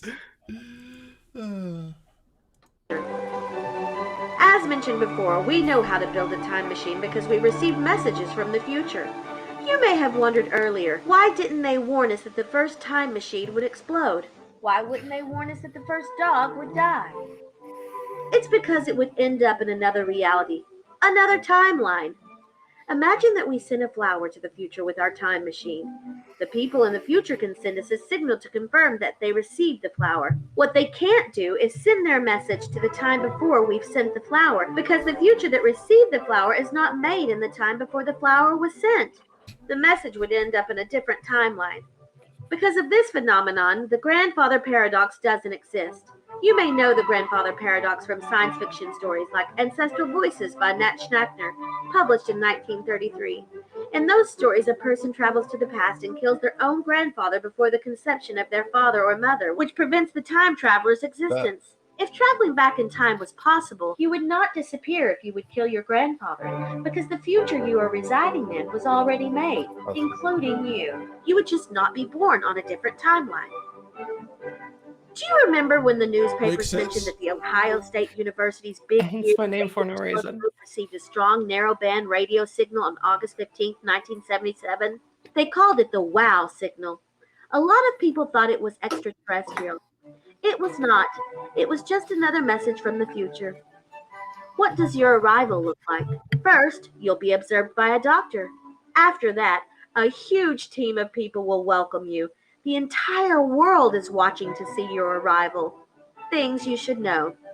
There is less greenery in the future. Don't complain about it, because the people from the future are not responsible for it. They blame the past, your time. Don't feel offended when people swear in front of you. Some of the words are regular language, and people have no bad intentions. People look younger in the future. A woman who looks like a young woman could actually be 80 years old. Genetic design is common in the future. Don't get scared when you see people with purple eyes or extremely big eyes. Besides, you'll scare people as well with your looks. A lot of historians will approach you as soon as you arrive. It's also likely that temposexuals will approach you. Temposexuals are people who are sexually attracted to people from a different time. According to the book DSM-61, their attraction is a projection of a hidden desire to travel to another time. Don't be afraid. Fear is very common, as you will be in a totally different time. Everything is new, but you are safe and don't have to worry. Now we give the floor to Lieutenant General Dr. W.P. Petrolsky, who answers some expected questions. Question: will I become a time travel tourist? No. A tourist goes back home after visiting a different place, or in our case, a different time. You will become a permanent resident of the future. You will not return. There was Question: will my bank real account quick. still be active? Yep. There was actually one quote unquote time travel experiment done in the 19 shit, I think it was the 1940s, where they think it was either time travel or teleportation or some sort of this boat. I can't remember the name of it right now. It was a aircraft carrier, I believe, and for some reason it did teleport, quote unquote teleport. Well, it's more of a what you call it? It's not. I can't remember. I can't remember the name of it right now. Shit.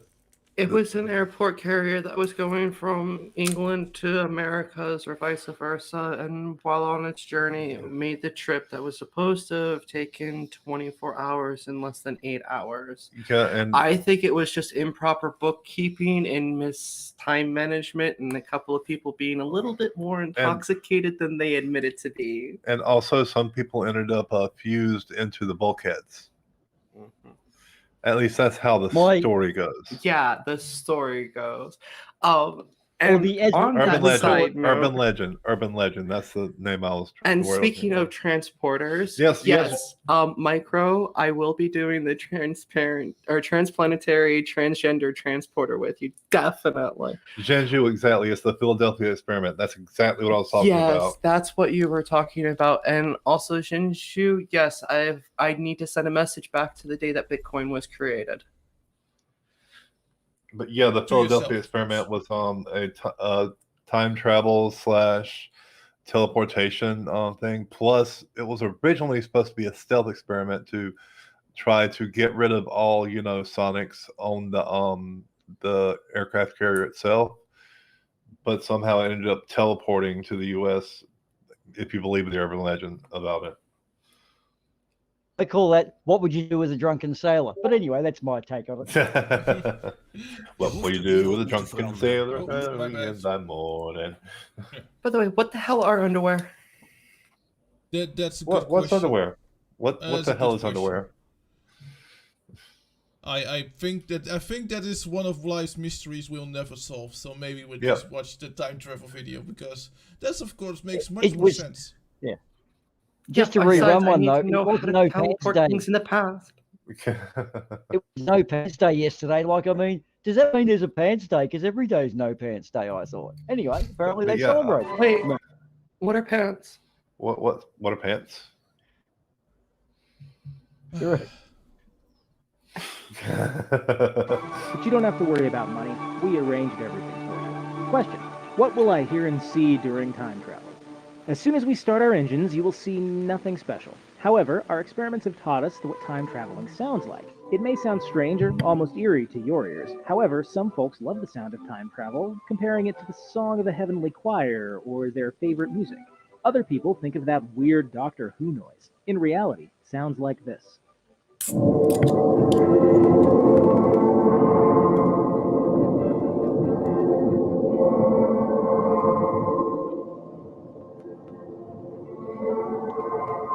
That sounds like a whale song slowed really down. Question: what happened to the people who didn't make the cut? This part is ingenious. We'll put them on candid camera and convince them it was all an elaborate prank. Question: what will happen to my family or friends? Don't worry about that. We'll take care of it. Question: We'll take care when of will it. I meet the other 24 We'll time take travelers? care of it. You will meet them shortly after you arrive. Well, the instructions end here. If you want to read more about your journey, read the book that is under your seat. Enjoy your journey.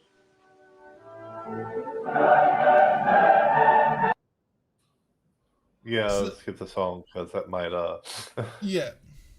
I actually quickly dug up a video about the Philadelphia experiment that we might be able to watch later. But, nice. Yeah, that was time travel. Wait, does that involve a person with football? No, this is this is someone who draws out things.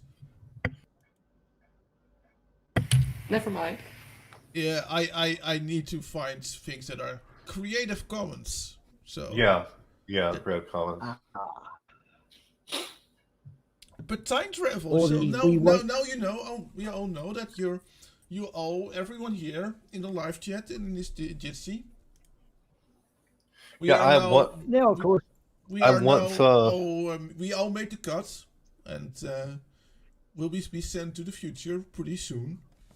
At one point in time, I was going to bring up the Philadelphia experiment on the stream, like our normal, bunker bitching stream, as in debunking the Philadelphia experiment.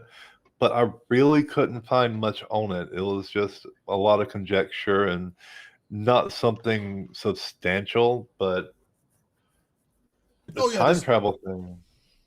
This is probably going to be crap, but this is Yeah. This is. I watched that was back. Look, that was back in the height of the Bermuda Triangle days, and most of those things were found just to be a way to make content for, what is it, Alien Experiment or Alien Invasion? Those documentary History Channel bullshit channels now. We're also crop circling. What else? Loch Ness Monster. Oh, There's always something that's fun to make up, isn't there? Hey, I mean, there's always people who are looking for more mysteries than the world actually has. Yes. What's the common one in South America? Is it cucaracha or something like that? And it's always ending up a dog or a cow or a sheep the or goat something. eater. What about the goat eater? Oh God, yes, and it's always someone who's drunk. And we have outback abductions of people, and these alien abductions in the outback Australia, it's always our hillbillies, our Louisianans, if you know what I mean. I never turn up and say hey to your I'm going to leader. have to pause you just for 1 second, because I really do not think that it's any alien out there that's doing this. I think it's just a bunch of the drunk Australians saying that it's aliens, but really it's all of the kangaroos trying to kidnap you. Or is it the emus? Which one did you lose the war against again? The emus. Well, if you were watching our show 2 weeks ago, you would have seen Potential History, one of you guys stateside, did a great show on. In fact, we did it on your stream. Yeah, I know. I love actually that. Now, watched it. It was fantastic. That's why I couldn't remember if it was the emus or the kangaroos. Yeah, it's a great. Now, here's the It was the outcome of that. emus. That's what it was. There was never a treaty actually signed, which means we're still technically at war with the emus. However, we've managed to play off the communist kangaroos against them in what is an uneasy peace. But we're only on the fringe. And this mate. is why We're I'm not entrenched. saying you are really being abducted by the emus, not aliens. It's funny. Every single time I bring up the emu war to anybody except for an Australian, they're like, "What the fuck are you talking about?" I'm like, "Yeah, there was an actual war between the Australians and the emus, and the Australians lost." Well, no. Booma just said that they're still at war with them. You can't have lost to something you're still warring against. True. No. It's correct. Here's the thing. The emus didn't win either. It was the fence builders that won. No, the fence builders lost. Yeah, the They actually lost, sweetie. Yeah, they did. They lost big time. Well, eventually the fence builders won. All the emus are now being kept inside fences, so... in concentration camps. I mean, seriously, why has nobody actually talked about the concentration camps of the emus? I think it's all a conspiracy created by Big Fence. And there was never, Big Fence. There was never a war between the Australians and the emus. They always lived peacefully next to each other, but Big Fence saw an opportunity to make a lot of money, and that is why Big Fence created the Emu War to have built this whole fence thing to keep the emus out, quote unquote. But actually, there's a couple of people who made a useless product wanted to make a lot of money. And we know who actually the reptile people. You know where this this flows into actual fact, guys.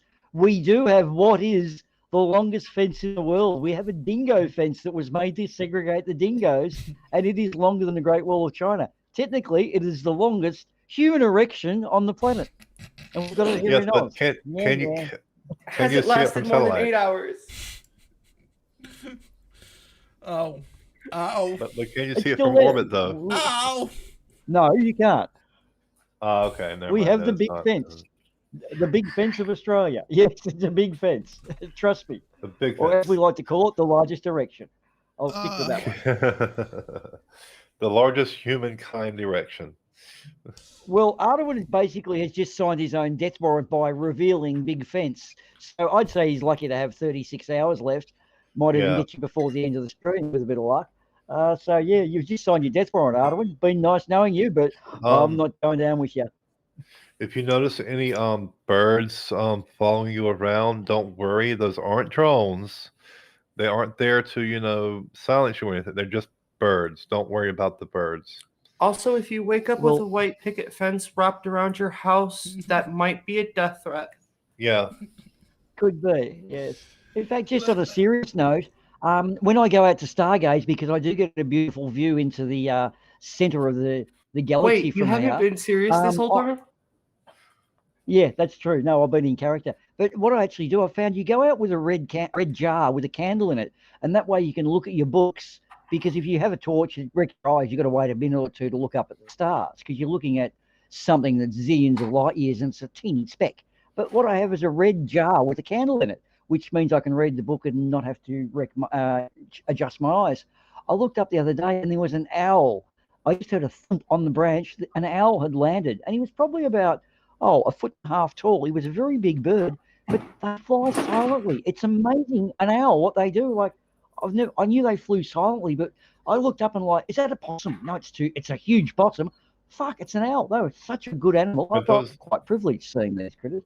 Yeah, owls are not drones either. They are actual birds that have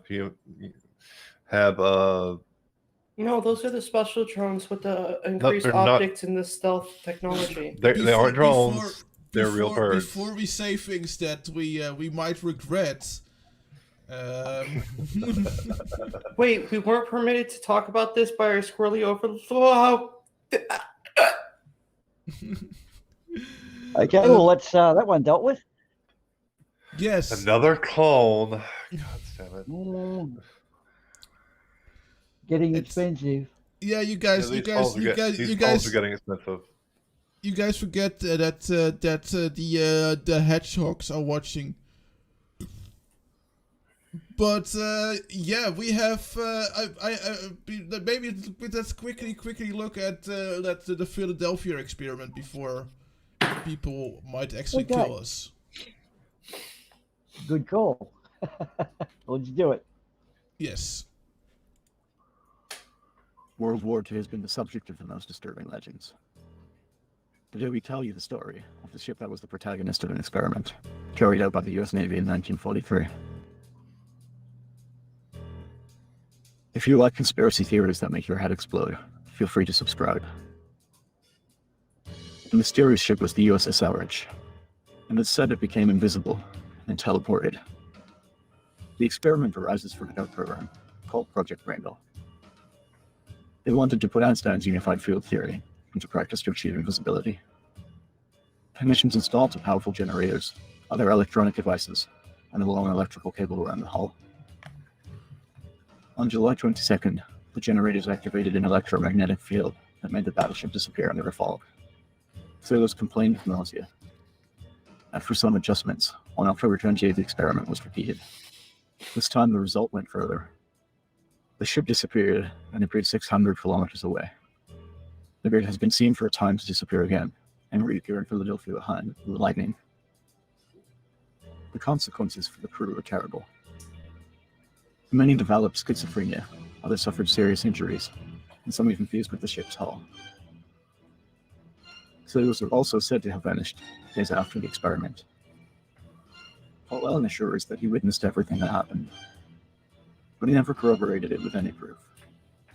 In turn, the Navy has always denied that the experiment happened, as well as Einstein's relationship with it. Yes, it is true that the Navy experimented with invisibility, but this was not referring to being visible to the eyes, but to enemy radars.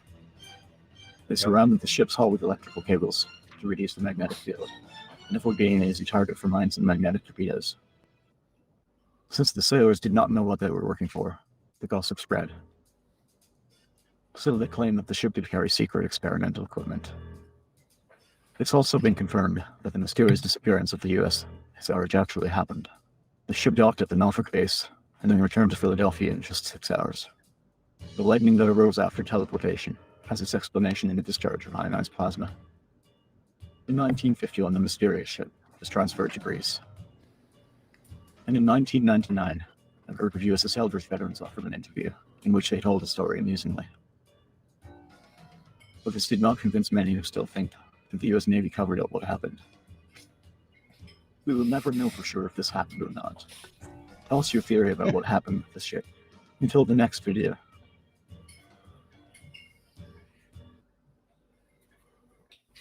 Yeah, like I said, there's It was not deep much fried. there. The ship was deep fried and eaten. It was fish and chips in Greece. That's my theory. Man, those Greece like to deep fry everything. Oh, yeah. Yeah. Okay, no one got any thoughts on that one? Oh, no, other than that it was clearly dubbed in English dubbed in English later on, which is a bit of a weird experience for YouTube. For everyone involved. Yes, Yeah, that was because the Philadelphia experiment. Because I am more of a sub guy instead of a subs guy instead of a dub guy. That's Oh, really? You're a sub? You're a sub? Wait, you're a sub? No, I'm a subtitle guy. Oh, okay. Yeah, sure you are. Well, they do have that chopper hat. I do have that chopper hat. That's what I Yeah. have. Yeah. Yeah, I love your chopper hat. Because Chopper is kawaii. Chopper's Seriously, not only kawaii, but epic. He is pretty cool in his big form. But yeah, did anyone maybe see some interesting movies or videos or series lately? Not really. Oh, you haven't seen Invincible yet? What? You haven't seen Invincible yet? No, I haven't. Oh, dude. I'm scared. Dude. Invincible is a line of comics that were made in the early 2000s, and Amazon just released a animation series, and it's fucking awesome. It's basically about it's a gritty superhero series. And basically, the main character is like what you could assume like the son of that universe's Superman, and he gets his powers for the first time, but it's like really bloody and gory, and it's fucking awesome. Is it anything like that? One series off of Amazon Prime. It's a little bit superhuman one. I can't remember what it's called. It is a little bit like The Boys, yes. Yes, The Boys. That's what it's called. It's a little bit like The Boys, yeah. But it's from what I've been told. I haven't seen The Boys, so I can't tell you the difference. But yeah, it's a little bit like The Boys. The Boys is definitely something that I have to say. If you haven't seen it, check out the first episode. If you don't like the first episode, you won't like the rest of the series.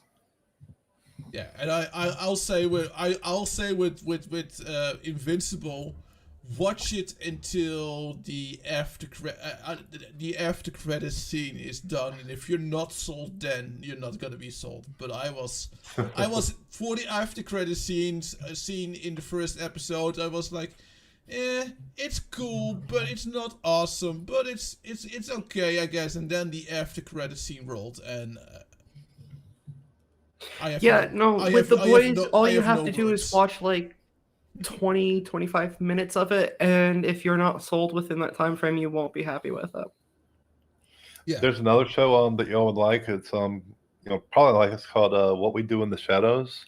Oh my god, I've been trying to get you to watch that for forever, and now that you've actually watched a few episodes, you're like ranting and raving about it. Yeah, it's an awesome show. I know, I told you how awesome it was. It's an awesome fucking show. If you haven't watched it, watch it. If you like comedies and vampires and shit, you will love What We Do in the Shadows. It's And of course, My Hero Academia. But that's or Dr. Stone. Dr. Stone is fucking epic. I love Dr. Stone. And Yashahime, definitely watch Yashahime because it's just continuing Inuyasha. So that's like, yeah. Jujutsu Kaisen. Yeah, Raisin really likes Seriously, oh my god, every character in Jujutsu Kaisen is like a complete badass. Yes. I did not expect to like Jujutsu Kaisen so much when I And first watched it.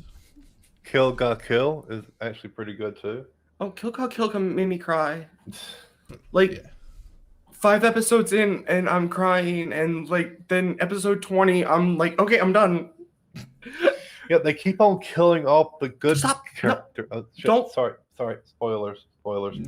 Sorry. That's the reason why all I could say anything about Jujutsu Kaisen is that every character in there is a badass. Like, if I say anything else, aren't I spoiling it, Arduin? Anime, I've seen it all. No, I know, but if I say it, then I'm going to be giving spoilers to everybody else who's just listening and talking. Yeah. Since we were talking about isekai anime earlier, I think we said something about isekai. I can't remember right now. Yeah. Rise of the Shield Hero. Rise of Shield Hero. No, my favorite isekai though would have to be Saga of Tanya the Evil, because just God damn, you end up siding with the. I'm not gonna say anything. There's so many good isekai lately. Yeah, Seriously, there has been. It's actually insane. But Rise of the Shield Hero, you are right. That's one of the best isekai out there. From wholesome to awesome. I'm thinking in the terms of wholesome, I think of the bookworm one.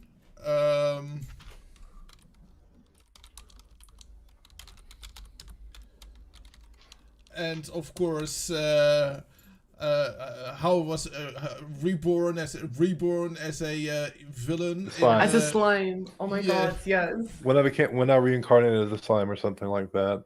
Reincarnated as a slime, but you also have reincarnated as a villain, where a girl. Yeah, you told me about that one. A girl. How you know those romance game? How is that called? Yeah. Yeah, she's reborn as the villain from a romance game. Yeah.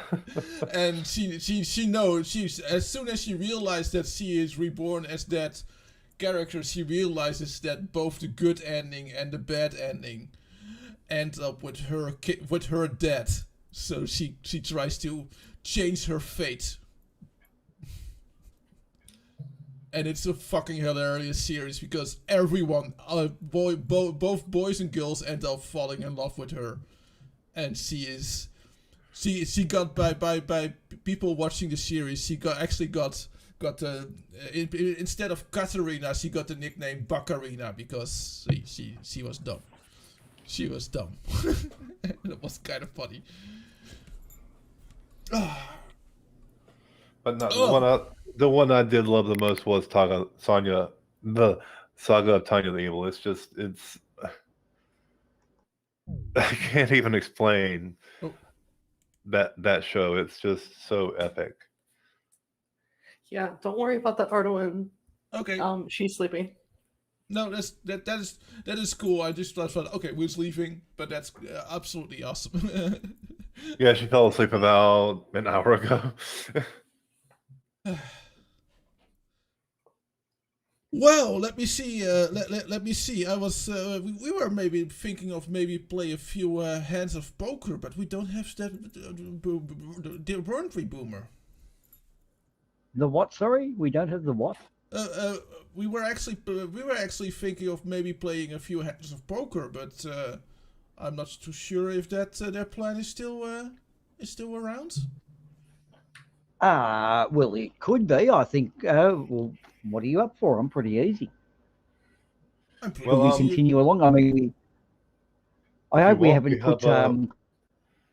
Go rocked ahead. you to sleep for boring purposes. I hope she was just tired. No, she's just tired. So, She just got home from work, and yeah, it's grueling, her job. fair enough. I don't know, Ards. What do you But think? no, Should Ard, we when, just run some poker and talk some crap continually, or should we maybe do a bit of a recap for those, just to run over what our basics are? I don't really have it written down on the run sheet, but Yeah, I can play the introduction to NF1 again, maybe, and That works for me. Yeah. But yeah, Arduin, Yeah. Don't feel bad or anything like that. This isn't boring. Trust me. She just got done with a 12-hour shift as a graveyard shift for an EKG technician. Absolutely She works at a fine. hospital and she's the one who watches hearts. Yeah. Absolutely fine. I was glad that she was here, and it was good to hear from a fellow NF1 patient. Yeah, the moment that you had mentioned this and everything, and I told her that this is something that you were doing, she begged to be on. Yeah. That is so awesome. Yeah, I'm very, very happy with that. I was thinking, we also have Massive Decks, which is a Cards Against Humanity knockoff online. If you want to play some of that, that's always fun to play. We could do that, but maybe first, for a little bit of a refresher, some of the about quickly the video about what is NF1. Yeah. Yeah, I think the refresher is actually going to be the better option at the moment. Yeah. Hello, in this health sketch, we want to talk to you about neurofibromatosis.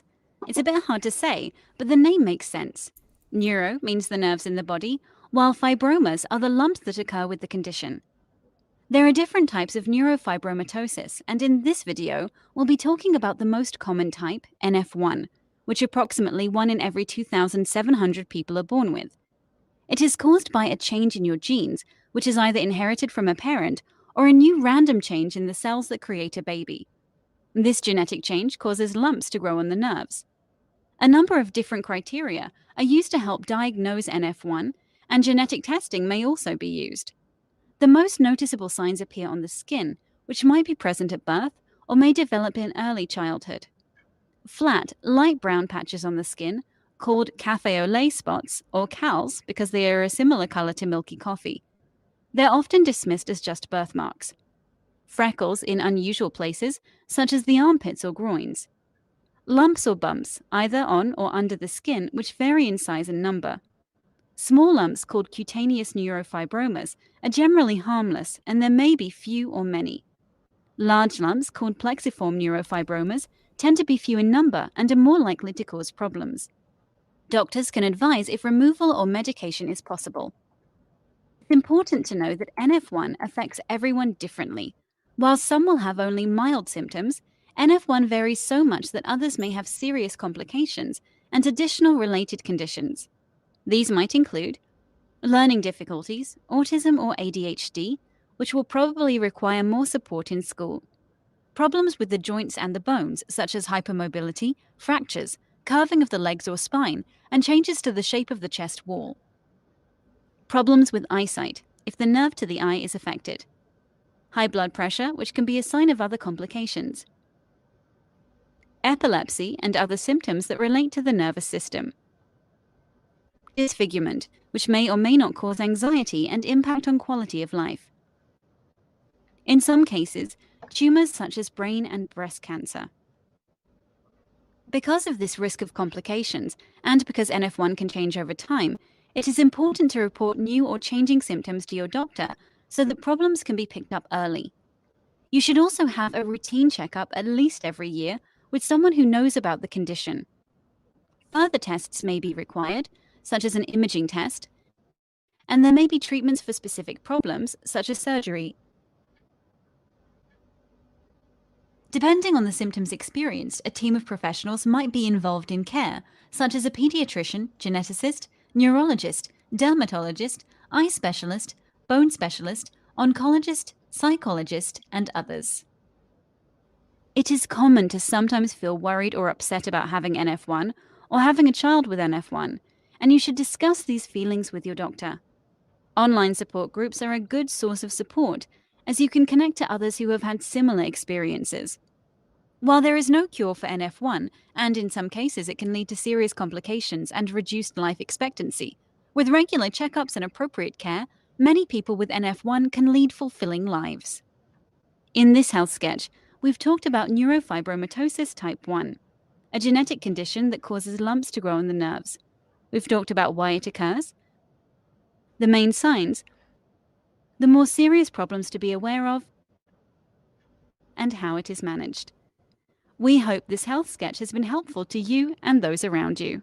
Health sketch. Health for all to see. Yeah, and if you want to learn more and want to know how to help, you can check the description of this stream, and you can follow one of the links. And if you were nice enough to donate a little thing, or maybe you just want to promote the stream, you can use the hashtags that are above in the screen, and that way we can sort of still come together as a community without donations.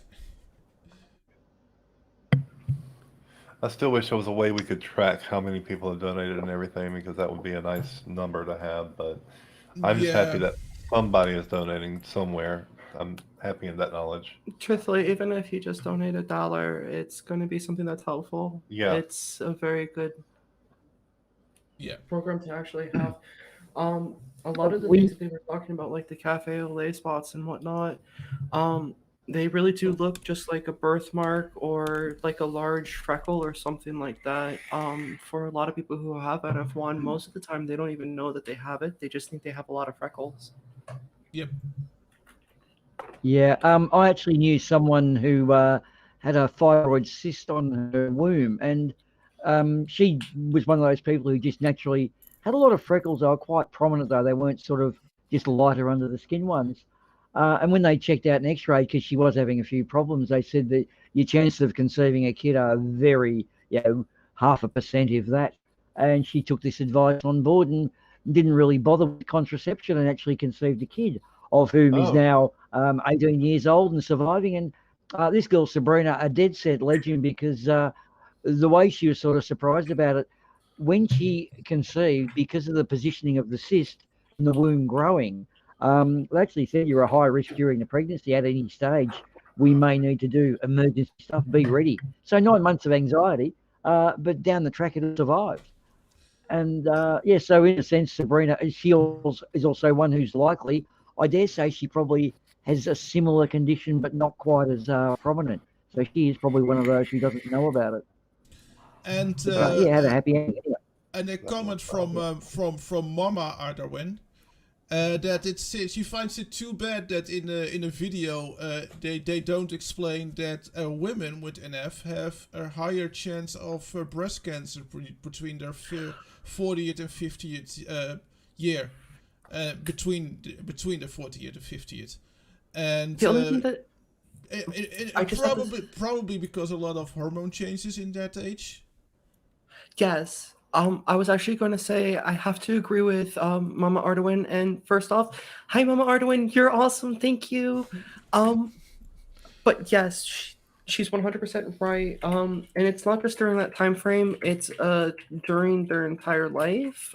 Breast tumors and issues are a huge issue that they really do have to monitor. Some people, again, are affected more than others, but typically, if you are a female with NF1, chances are you are going to have a lumpectomy at some point in your life. Yeah.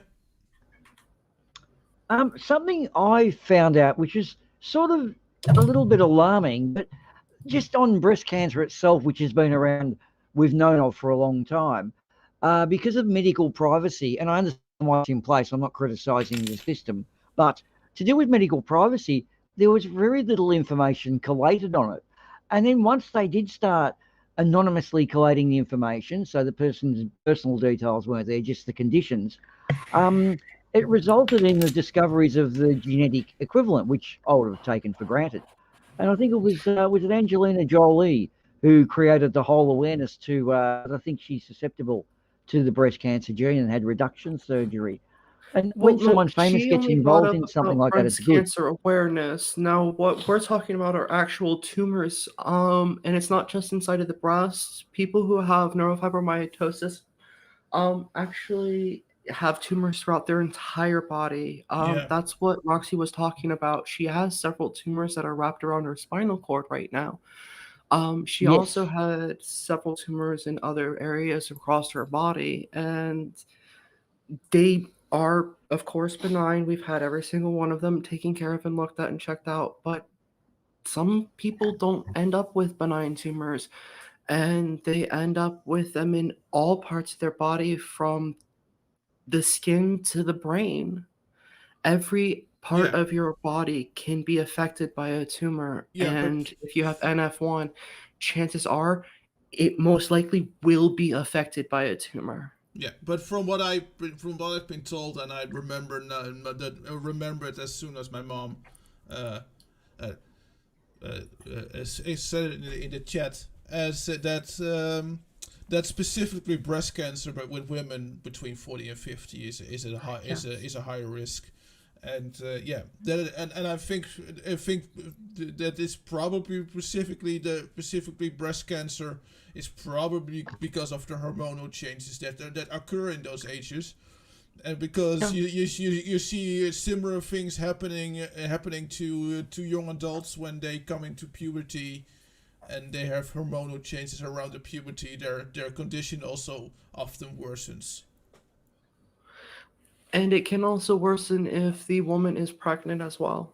Yeah, because again, that's the reason why hormonal. we found out that Roxy even had NF1 to begin Yeah. with, is the first time that she became pregnant.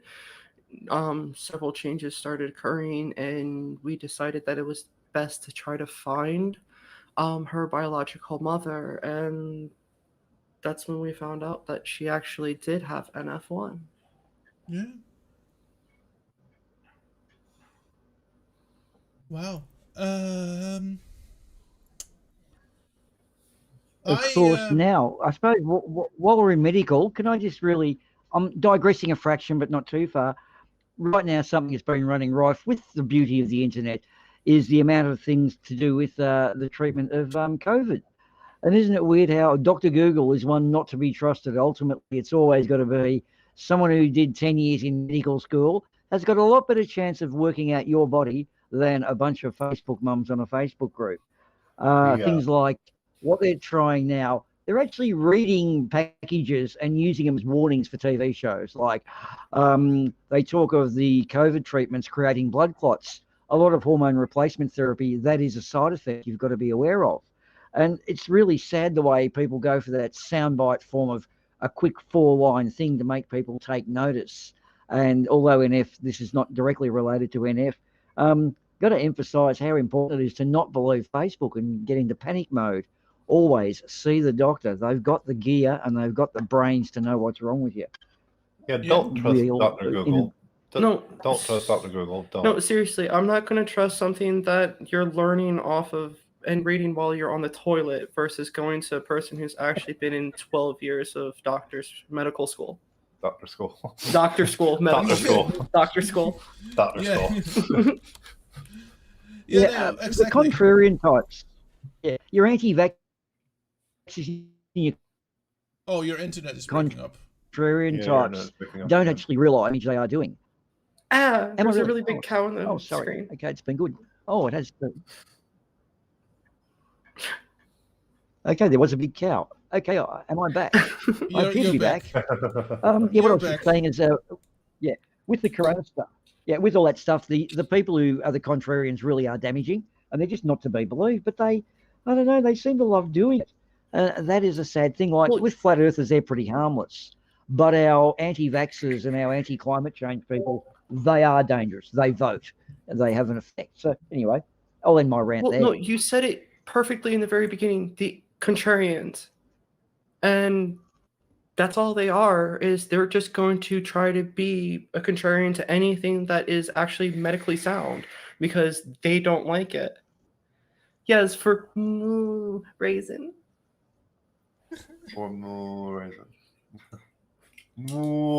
I happen to have you guys' avatar still from when I make you guys ugly sweaters. Yeah, I still have those. I still have those. Oh dear. I kept those on for like a month.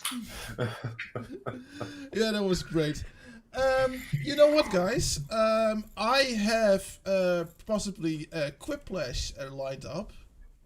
Oh, nice. So why won't we roll into a commercial break? Well, I'll set it up, and then we can maybe play a little bit of Quiplash with the folks in the chat, because we have like 13 people watching, so that could be fun. And well, then I better yes. see Factesian and Micro in there. Neurofibromatosis is a genetic disease that causes non-cancerous tumors to grow on different parts of the bodies. It can cause facial deformities, chronic pain, learning disabilities, and a lot more. And though symptom treatment is definitely available in some cases, there is no known cure for neurofibromatosis, and better medical research is needed to better define and develop the symptom treatments that are available. And that is where neurofibromatosis organizations are so important. Neurofibromatosis organizations do not only support medical research, they also provide information to doctors, to teachers, to people of different age groups like kids and adults. But they also organize patients meetups and patients activities, which is really important for the patients themselves, so that they can better understand themselves sometimes. So neurofibromatosis foundations are very important to help increase the quality of life of people with neurofibromatosis. You can find out more about the foundations and how to help in the description below. Full cotton drops, thanks, mate.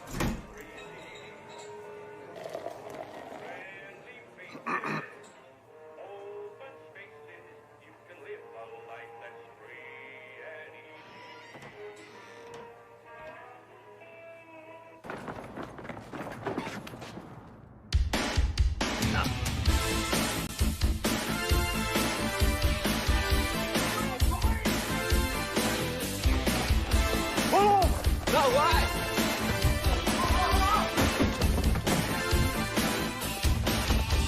You're taking a chance, risking it all for the thrill of the moment. Taking a stand, you ain't gonna fall.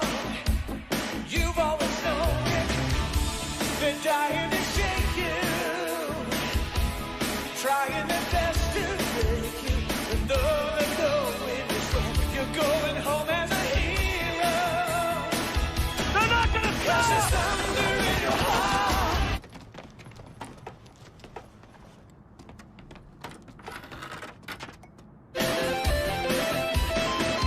There's thunder in your heart. Every move is like a lightning. It's the power you feel when you get your taste of the glory.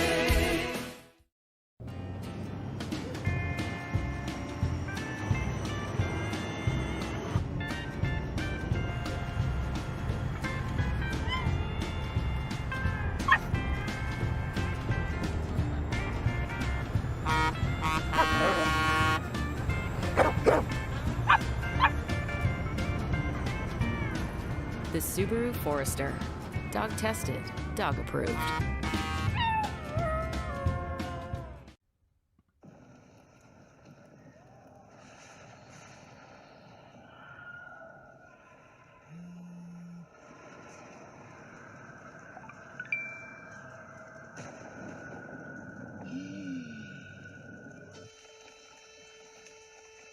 Satan?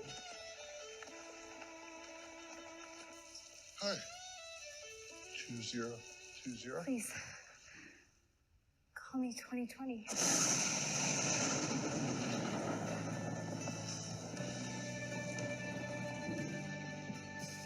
So where are you from? Hell. Me too. Romeo, save me. I've been feeling so alone. I keep waiting for you, but you never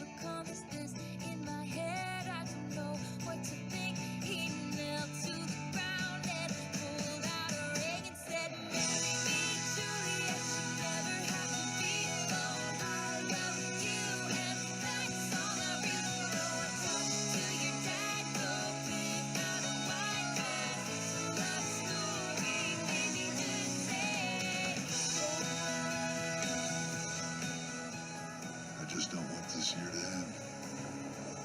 Who would?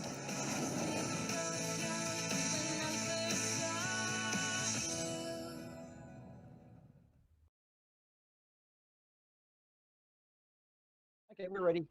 Yeah. And we're back. Just And playing. I floated up some Quiplash. I thought that would be fun. So how about it, guys? Shall we? Let me switch to the right screen. There we go. Yep. Now I'm a Quiplash newbie. Wow. And we have a Quiplash expert here, I believe. And who would that be? CRISPR. Oh, so that I can type in the web address on my phone. So what am I doing here? Just clicking on join, is that correct? Walk me through this, my friend. Ah, you go to jackbox.tv. You go to jackbox.tv, enter the code and your nickname, and it'll take you to the welcome screen, basically. Yeah. Okay, so I'm doing this on a small computer, am I? And through a Google browser. Is that what you mean when you say go to? Yeah. Oh, okay. Right. What was that again? Jackbox TV? Jackbox.tv. That's just it. Yeah. Just Jackbox. Is it all lowercase or cap? Oh, hang on. Doesn't matter. Is it all lowercase? Doesn't matter. Jackbox.tv and what then? Nothing. Enter the code that's on the screen. The Nothing. Just jackbox.tv, enter, and then on the web page you fill in the code. Uh-huh. Oh. Yum. And what's the four-letter code? It's on the screen. Oh, okay. Well, it's not because Jackbox is on the screen. Okay. Yeah, well, yeah, it's Jack Now on the I'll screen.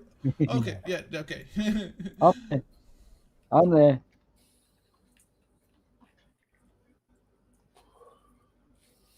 Okay, be gentle with me, guys. I'm a newbie.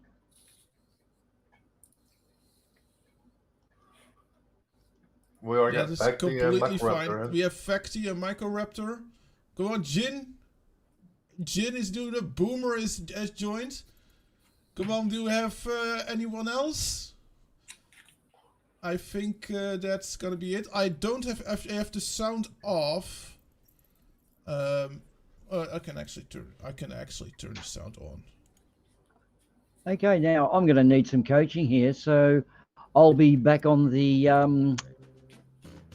Jitsi screen for the gameplay or not? No, you have to. You need your browser to answer questions. So the Jackbox TV, which is the big blue screen, is where my options will come back. It's saying sit back and relax right now. Yeah, where no sit back and relax. I think that unless we have one more person, that this is gonna be it, Christmas. So go ahead and say everybody's in. Unless your better half is going to join as well. I'm literally trying to get in right now. She's coming in right now. Then yeah. Jin's having an out of bacon experience too, so he may fall over, but bacon takes priority over everything. Yes.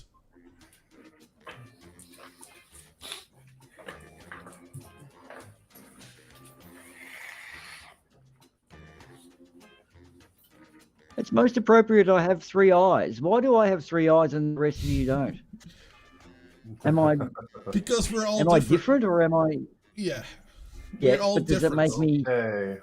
There we go. Is it a superpower? It is. There we go. Let's go ahead and start this shindig. Okay. So what you get questions, which you need to answer in your own way.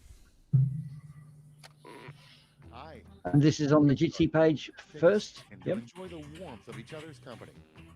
I can't hear it. Remember, anyone who wants to join the audience can do so at any time by logging That's in. better. to Zoom Beautiful. code. Yep, better. Perfect.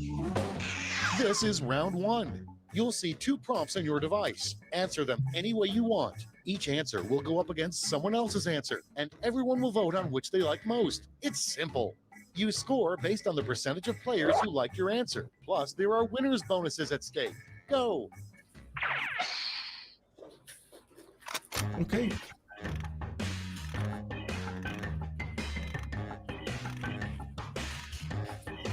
Where do I get my question? I can't see my question. On your browser. I've got an answer. No, I've only got the answer. Answer here. Then I don't know. Just fill in something.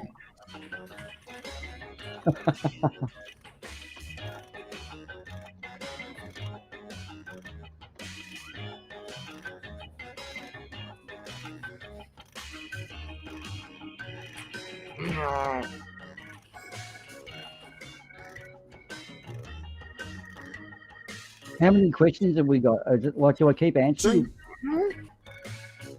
Oh, 2. Okay.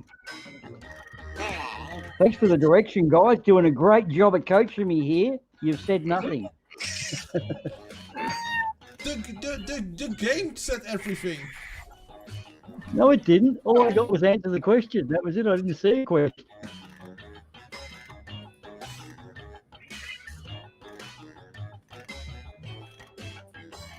So if we're back on the screen, does that mean it was answered? It was only 2 questions. Yeah? Yes. Okay, I hope you all made me proud. First off, a rule every gardener eventually learns: never And blame. now you're gonna have to vote for the best answer. Okay, pick your favorite and vote. Okay.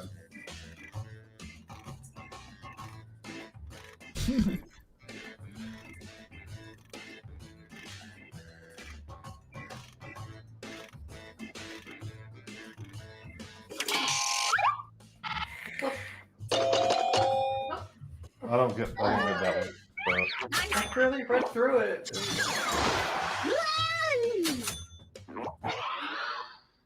Next up, what Johnny Depp would probably bring to your party.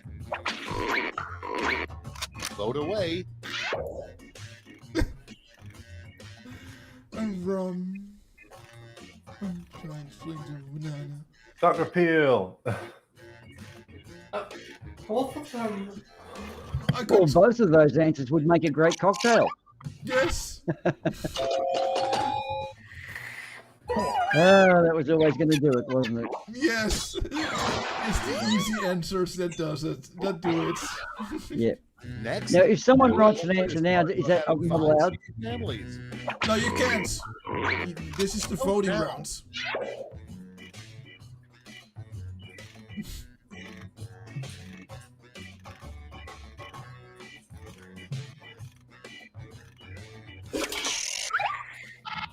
I mean,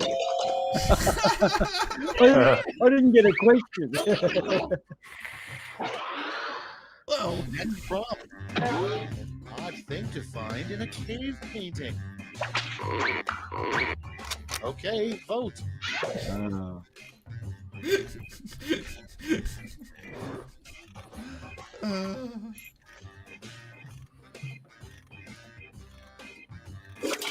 Capeporn.com. Yeah, Wow. that one was just great. Yep. I'm sorry. Come on. Next in line, the best way to drown out the sound of a coworker pooping in a nearby restroom. And vote. Well, I know which one is my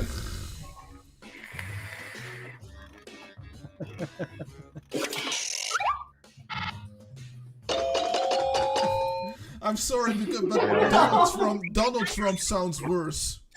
Yeah. Next on the list, something David Schwimmer probably repeats to himself every day. Who is David Schwimmer? To voting. Nectar. Yeah, I know it is an actor, but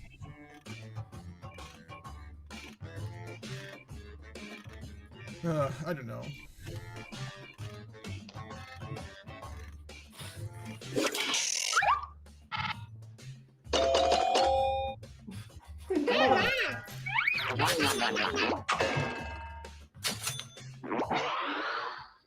Coming up next, a terrible place to dump Grandma's ashes. Oh no! Vote on your devices.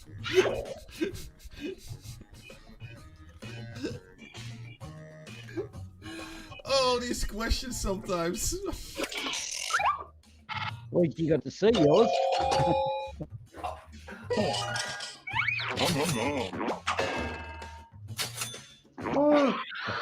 Probably wasn't one of them. Okay, next one.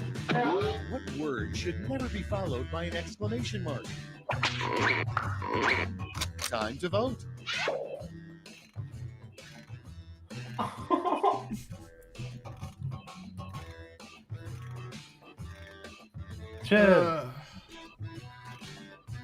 Micro, micro.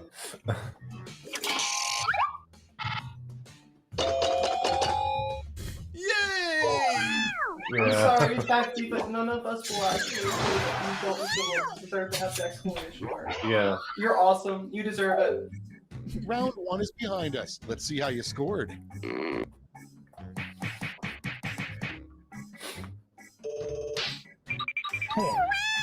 Oh, Microraptor, you're going down. You're going down. Round two time. And to make it So how do I read the questions this time? I don't know. I don't know what happened that you didn't see the questions. I've got round two now. Yeah, Yeah. I've got to answer. Oh, hang on, I can.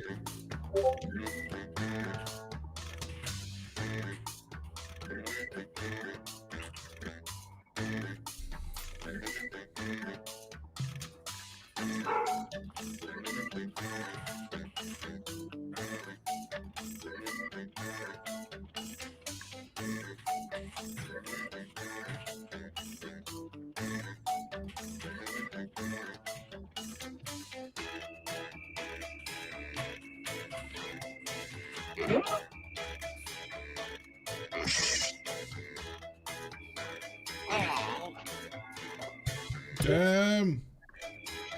Damn.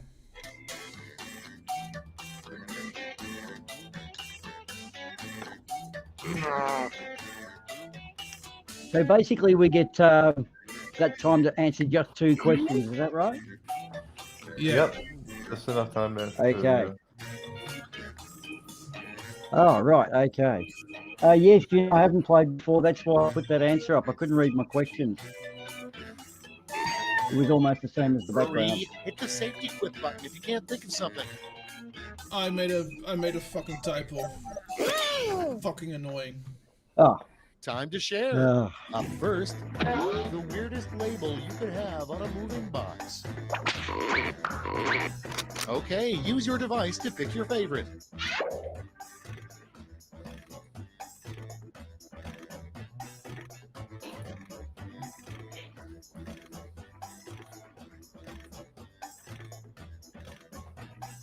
Don't. Don't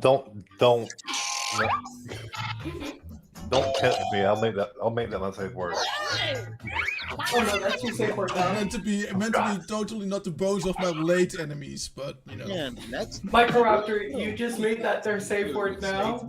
Well, at least I just made that their safe word now. Put in your votes. Bad smoke and say to the food account, okay?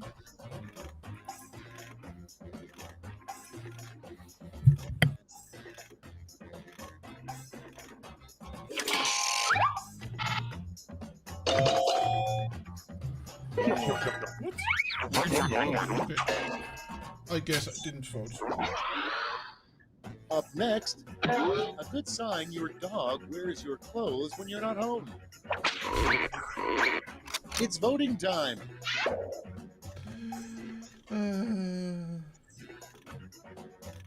Yeah, that would be a really good sign for me. Wait, there's that the rips in the ass area isn't normal. That's right. I'm sorry, but no, I like them there. It's easy No, access. My clothes are never in the drawer. They're always just scattered around my dryer. So that would be a sign. Yeah. Section of the King James Bible, the part where Jesus blank. Ready, set, vote. Sorry, but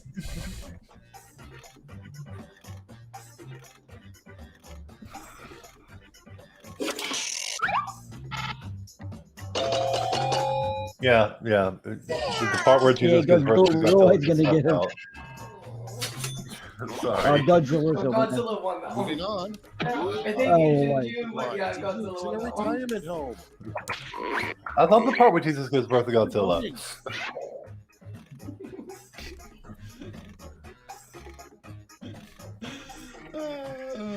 Oh, thank you. Oh, hello, Boomer. There was your first name. Hello, Boomer. Am I the only one who's going to be with Blake on that one? Like, lots of new I should faces get in some here of since those last points. time. That is You horrible. owe me, Raptor. You owe me, Microraptor. Here on a sitcom called The Poop Family. Vote on your devices.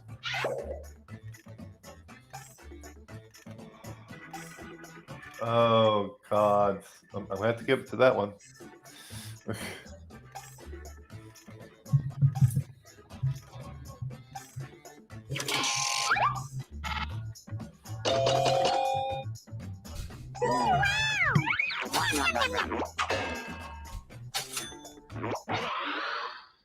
Next in the hopper, the dumbest use of science would be to clone a blank. It's voting time. I can't decide.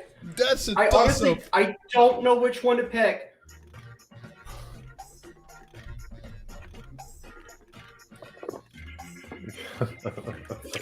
Who's got the best words of all? couldn't decide Come on. Oh, come on.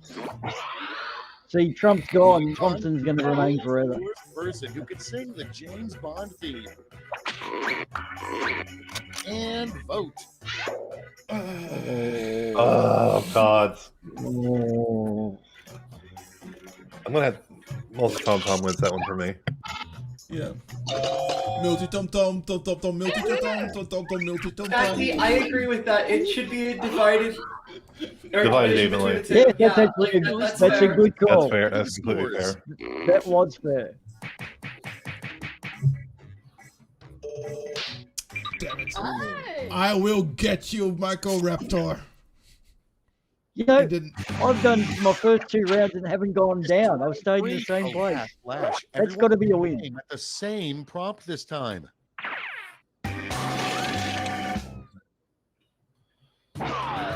Make up the full name for this acronym.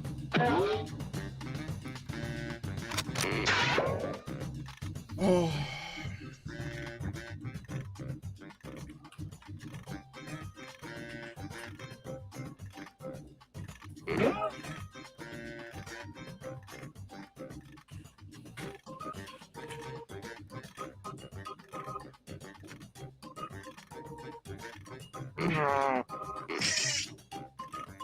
I don't know. I just made shit up.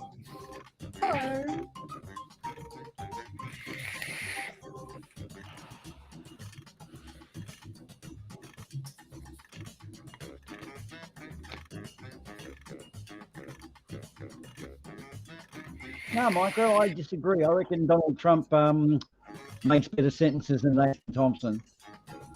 Because he's got the best words and the best sentences, and he gives people the best birthday presents now. I've been sending Donald Trump as a birthday card. Works well, because he's not around. Moment of truth. You get 3 medals to award to your top 3 quips. Get out your gold, silver, and bronze medals now. Let me see.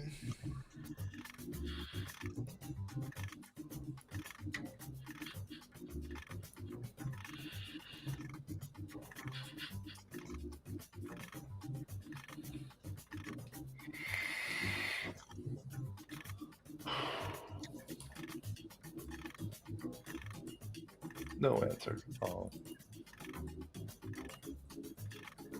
Okay. I'm curious as to.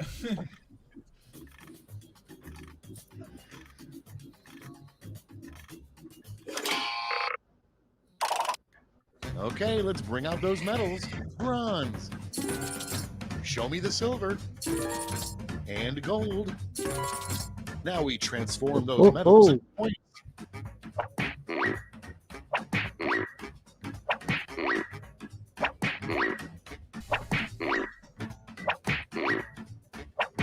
Oh.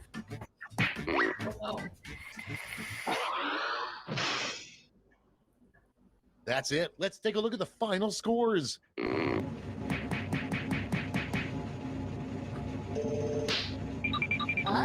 Third place. Third place whole way through. I want a recount. Yeah, I want to recount. No, I'm sorry, but Micro really did. She was on fire tonight.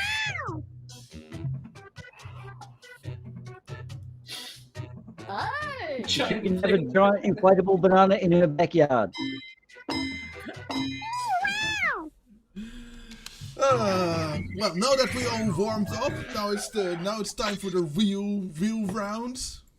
Yeah. Oh, That's exactly. Yeah. I hope that's okay, guys. Oh, I don't no, want to you're change. gonna put your big face We're on. really going to change some lives here today. A banana tree is actually a 27-year-old mutation that hasn't had sex. Not unlike myself. Have at it. And it's almost going extinct. Yeah.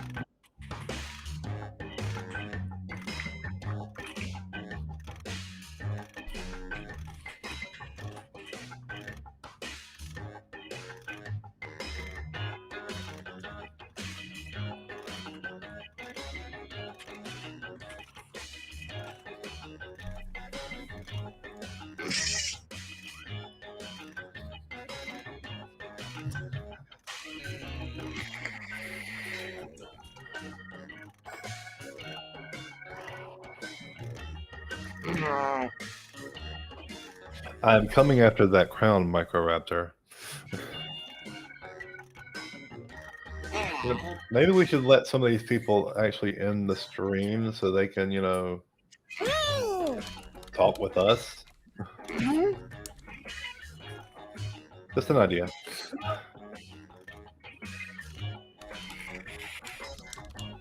Not quite with what you mean in the stream, the YouTube stream, or I mean, in the like it. Clock's running out. Think fast or use a safety quip.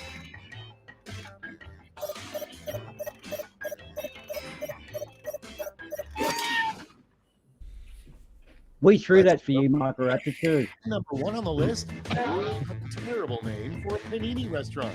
Oh God. Okay, pick your favorite quip now.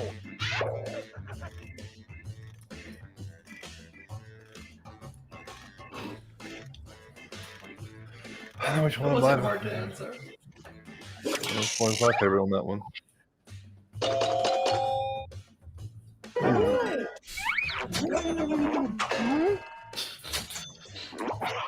Yeah, we on deck. I'm just afraid that we might talk over each other. So load away.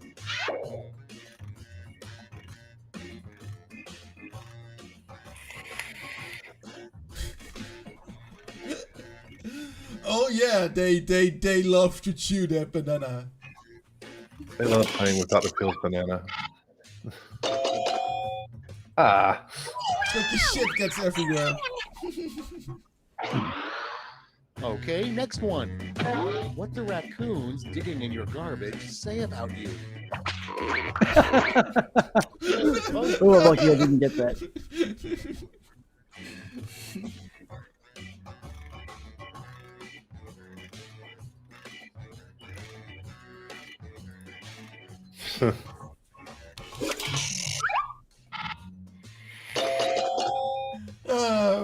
I knew I would get one. Ardoin, I thought you would have picked the reindeer one. Next in line, Snow White's biggest complaint about living with the 7 dwarfs. Vote now. Okay. Aren't these the same almost? I can't. I would have Eeny, thought. miny, I mo. would have thought the laundry. But anyway. Yeah, definitely the laundry would be the worst thing. Micropenis. Micropenis syndrome. And next, the worst thing to see out the window of your plane. Put in your votes.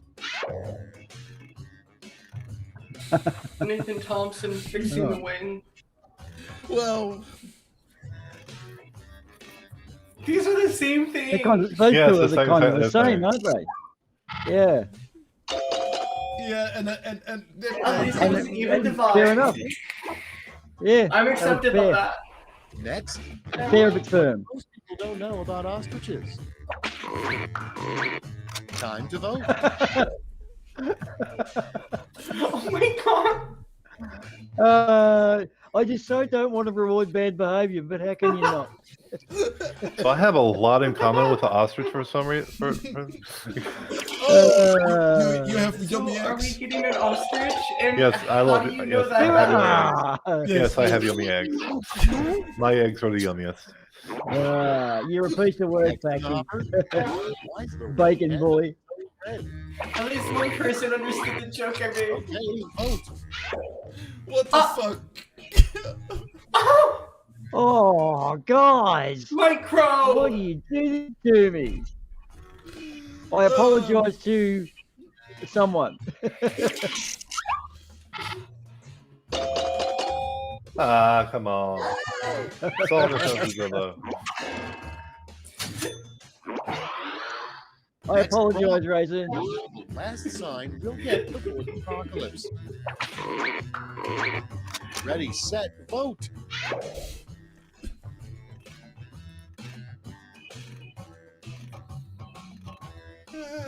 Well, I've actually seen both of those things, so I've seen both apocalypse.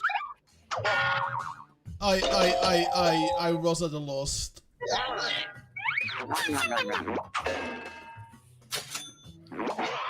Yeah. Round one's done. Let's see who's in the lead.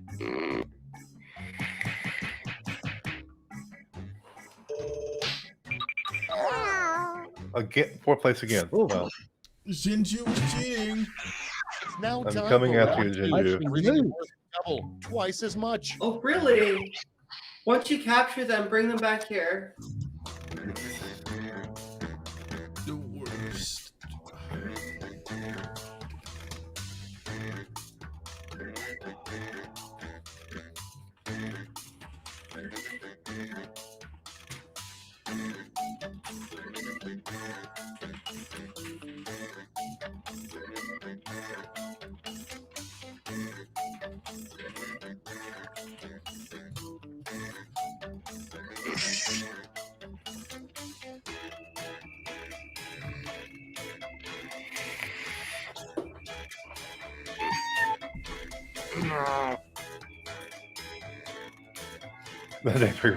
Hashtag it is your fault. Yeah, absolutely. Oh, damn it. I just thought of a way to make that better. I have it so many times. I the one that I used to use the safety quip for. As soon as I clicked safety quip, I knew what I should have answered. Yeah. I know, like, it's so bad when that happens. You're like, okay, yeah, I can't think of anything, enter, and then you're like, oh, crap. Yeah. That would have been perfect. Literally the second.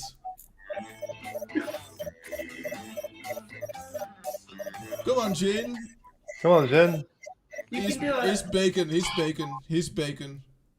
He's eating Let's bacon. see what we're working with. Starting things off, the worst TV program, Blank Dance Party. Oh, super. Okay, pick your favorite. Okay, that's easy. That one's easy. That one's too easy. Because see, Crocodile Dance Party would be awesome because you get to see crocodiles dance. Wait, that's not crocodiles on these. Like dance party? Yes, when Yeah, I saw sorry, Ken Puma, but Owen, I thought, yeah, no. Crocodile. I would watch Crocodile Dance Party. I would seriously watch that. Moving on. A great way to make friends in a steam room is to remove your towel and blank. It's voting time. Let's see.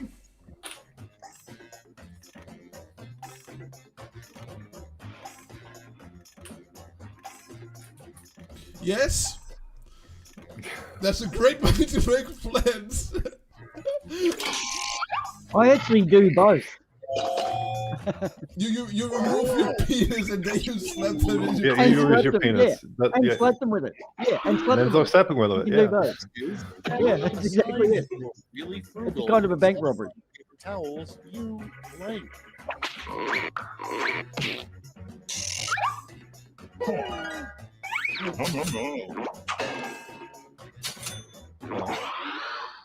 Moving on. No answer. Assign your Roomba may be sentient.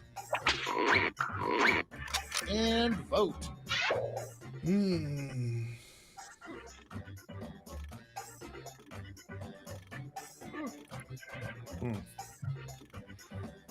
No, obviously. Well, I actually have both of those conditions too. But not just that. My Roomba does that to me. What, stares at you? Coming up next. Does both. The sequel to the children's book, The Giving Tree. Get to voting.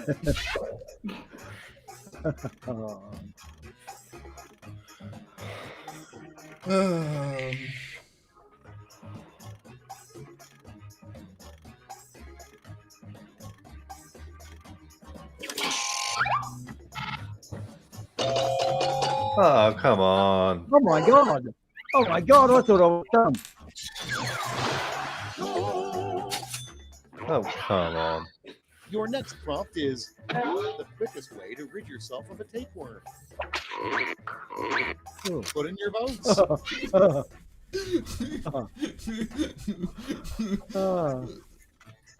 Oh, that's a hard choice. Yeah. Oh yeah. Well, you can't actually do both of them. Oh, you can do both of those together. Too. Yeah, fair enough.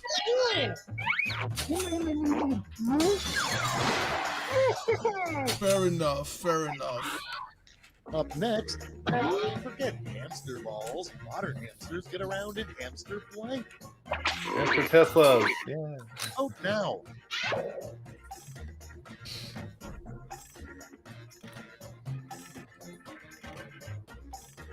I mean,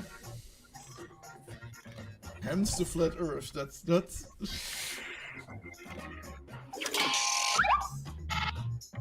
Hamster flat Earth. the hamster flat Earth. We're That should have been gonna write a hamster whole discs. theory. We're gonna write a whole hamster flat Earth theory. The worst full slot machine.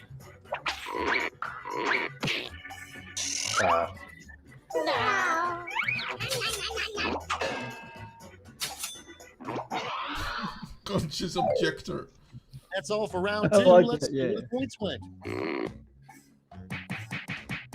That was kind of too bad for Jindo. I kind of feel bad for him. Last place. Motherfucker. On the bottom where you belong. Having bacon. That's right. It's round three. If The you're having last bacon, you're the real winner. live, because you're all getting the same prompt this time.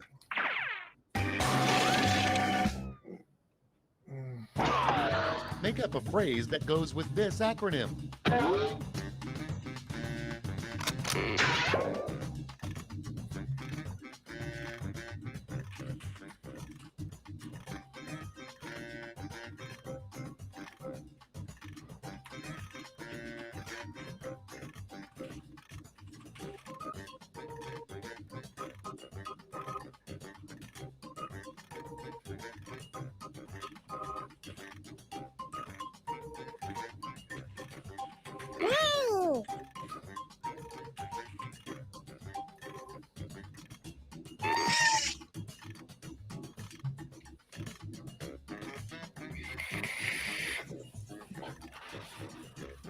If I win, every single one of you should be ashamed of yourself. I should always be ashamed of myself. I'll look in the mirror and think, oh, damn it. Oh, probably same issue. Yeah, that makes We're sense. ready to look. Choose who gets a medal now.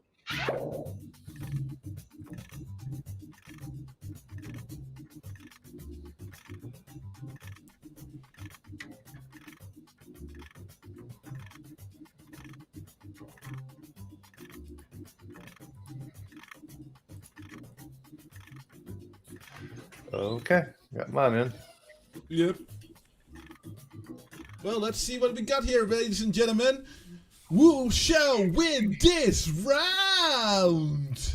It won't be me. Spoiler warning. I'm sorry, guys, but I have just ordered myself some pizza, so I am excited. Nice. Let's see who's Right. snagged the medals. First, the bronze. Evidently. Bring out the silver. And finally, gold. Let's translate that into points. Hey, you will get quite a lot of points this time, Christopher. Yeah. Woo! Look, 4,000 points. It's not enough, but yeah. Oh, you're not last anymore. Yeah, I'm not last anymore, at least. I'm just fifth. And this is satisfactory. Righto. Woohoo. So, how you guys been so far? Oh, I can't complain. You mentioned pizza, and that reminded me that I had some in the fridge. That is always nice to have. No, I'm ordered them fresh from the pizzeria. That sounds good. We had that last night. And not from a Domino's or a New York pizza or whatever, but from a an actual pizzeria. So that will be freaking great. Okay. The question: does cheese go on pizza? What? Sorry, what are you asking? That's a weird question. I don't understand that question. My name is Schmitty, and that's all the information I'm legally required to provide. Glad to see you're all here. Let's not waste any time. Final round before we roll Time into for round some one. The food more folks who stuff. choose your answer, the more points you get. Go.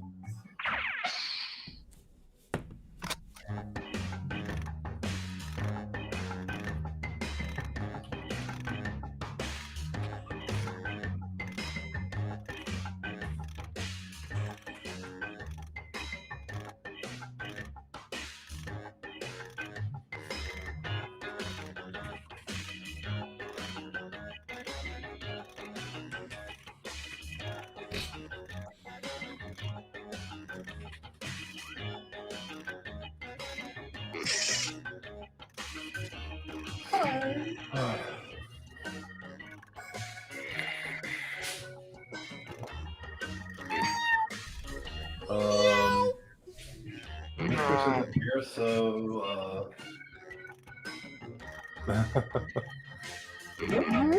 I hope that Jin's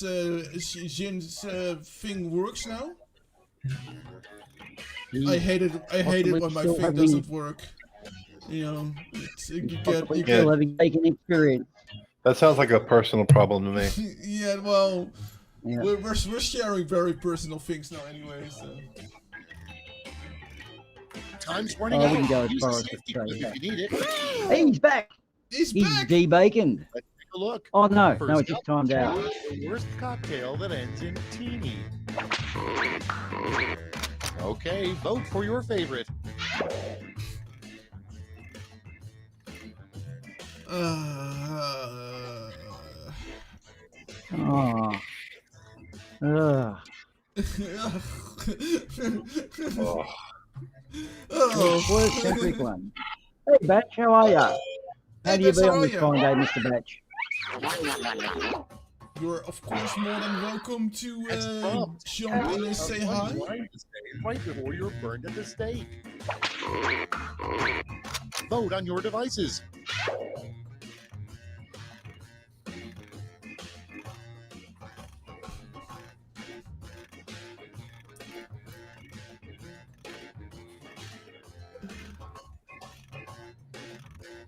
I hope you're doing well, Mr. Batch. Ah.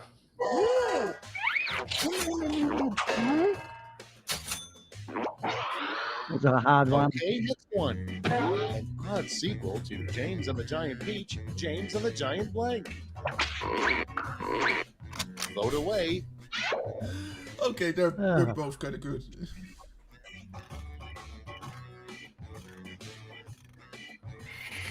Hey, Batch. Hey. Oh yeah, well. Oh, bitchy batch. Well, then in that Even. case, I wish you a safe flight. Hit your thing to wake up Yes. and find the thing on your chest. And vote. Or. And or.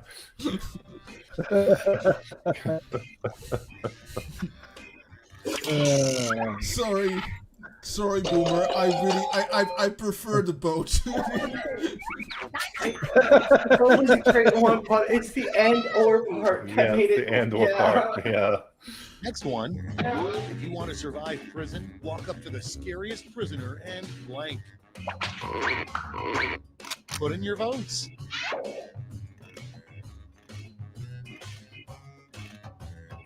I know which one Rightswind would take.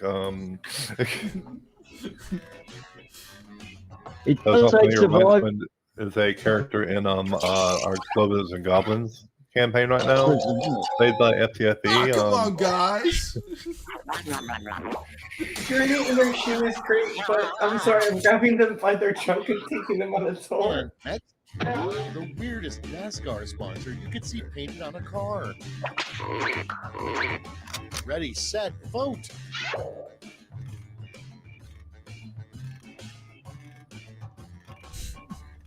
Wait, I thought there was Well, Adam and Eve is an actual store. Yeah. Yeah, Adam Eve is a sex toy store. Yep. Yeah. One of the better sex toy stores, actually. I thought that was an actual NASCAR. Next is a weird thing for Peyton Manning to endorse. Who was Peyton Manning? The voting.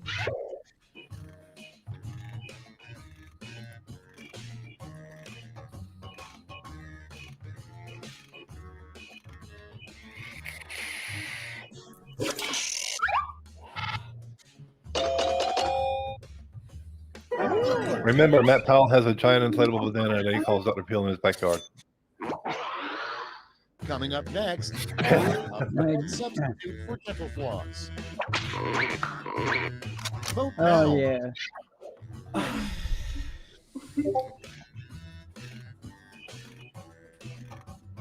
Oh, that would actually work the worst.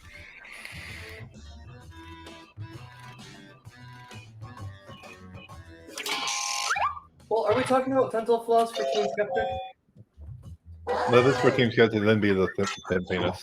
Because the pubic hairs would not get anything out of that. In use. That's all for I round love you, one. Team Skeptic. Here's the scoreboard.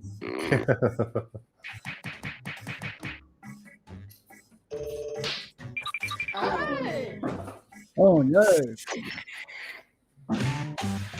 Now round two, where all points and bonuses are doubled. Oh, the drama. Batch. Sorry.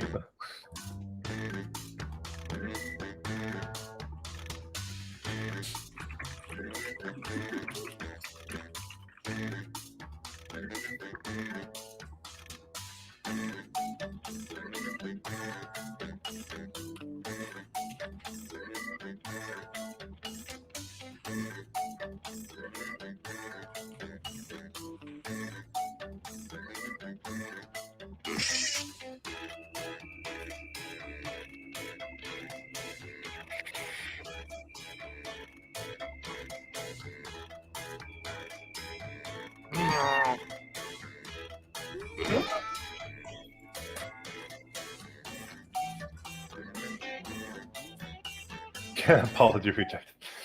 Ah.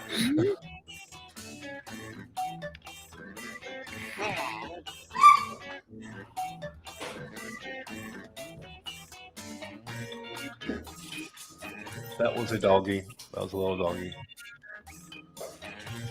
Don't worry. I'm sure that my queen will also make sounds somewhere down the line.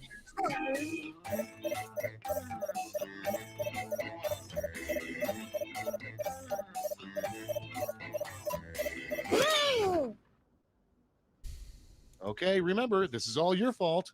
The first prompt is a good reason to give a restaurant a 0-star review. Okay, everybody, pick your favorite.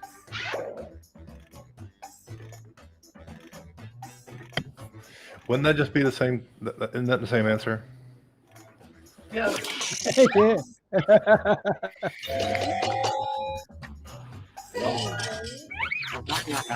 I mean, I would not like to go to a restaurant where Nathan Thompson is head chef. Our next prompt is, it's one thing to take his gold, but the best way to make a leprechaun mad is to blank.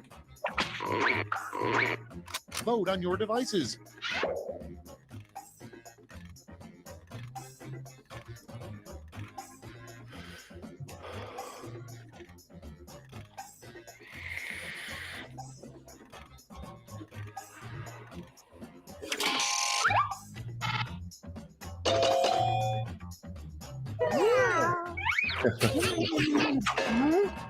Yeah, I accept that. Yeah. I accept that fact too. The sequel to Shakespeare in Love would be called Shakespeare in Blank. It's voting time. No, bondage would be better. Oh wait, never mind. Yeah.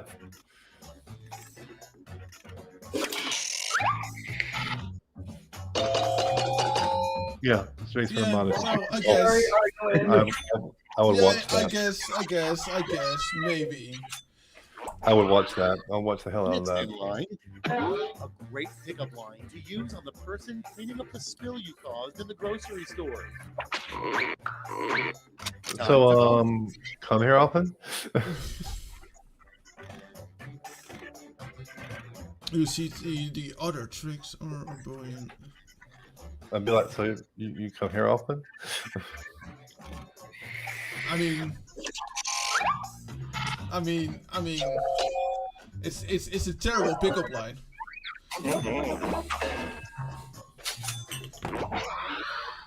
Moving on, a very hipster form of birth control. But then again, I have seen Okay. I have seen that you are also sometimes a terrible people.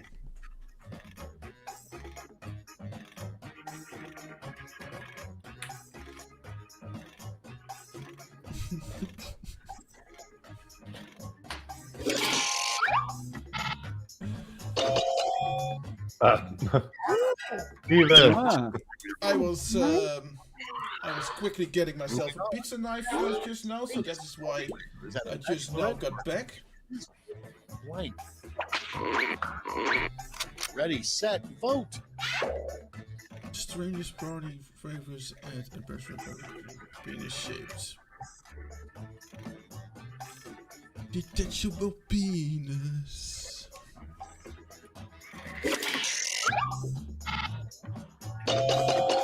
Ah. I think detachable penises are penis shaped. Like, you never know. I guess no Argonaut jokes. It's voting time.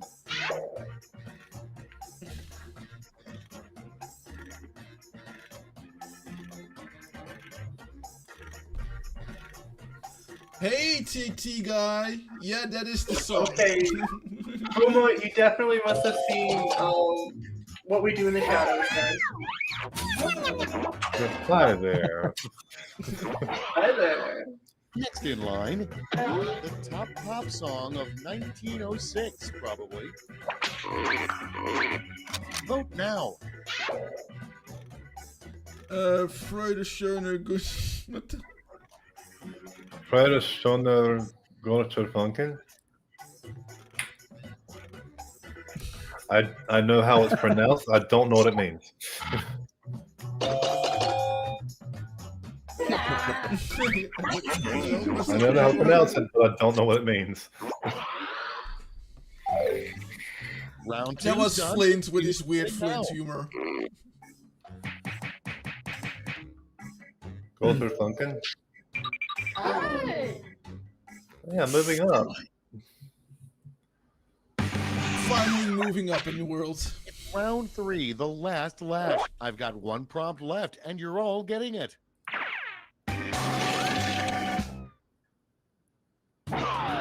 Come up with the full name for this acronym.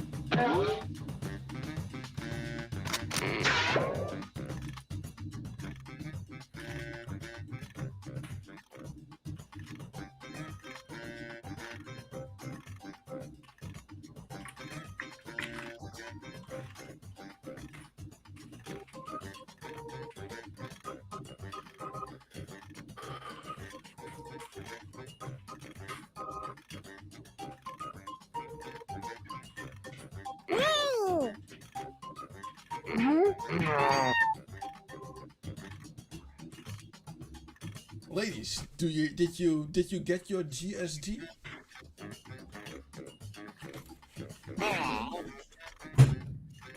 Damn it. I don't have anything for this. This is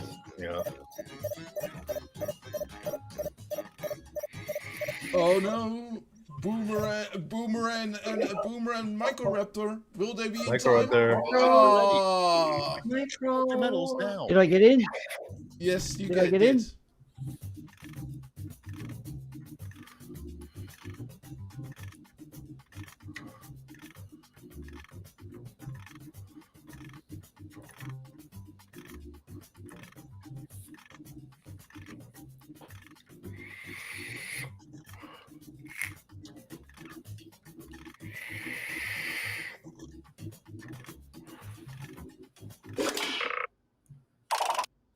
All right, let's see where those medals went. Bronze first. Here's the silver. And now the gold. Let's see what the medals. no. Oh, my pizza. Woo!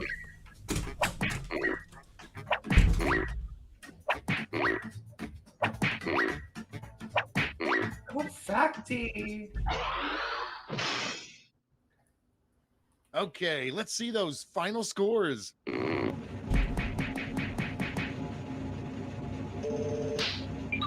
I'm on the bottom again. Get on the bottom when you go. Hey! Girthy, slimy board deck. What? Girthy. Okay.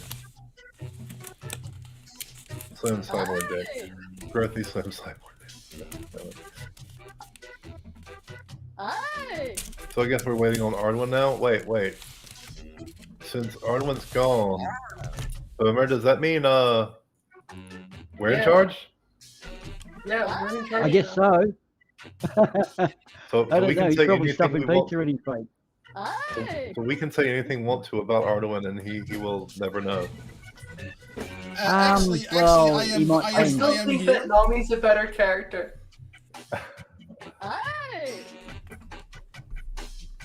Who is the better character? Nami. Nami. Yeah, I am. Namine. Namine? I'm a bit of a Frankie fan. I think that Frankie Yeah, is. I think Namine was better. Why am I not surprised that you actually would like Frankie? Frankie is awesome, man. You and Frankie would have gotten along really well. Yes.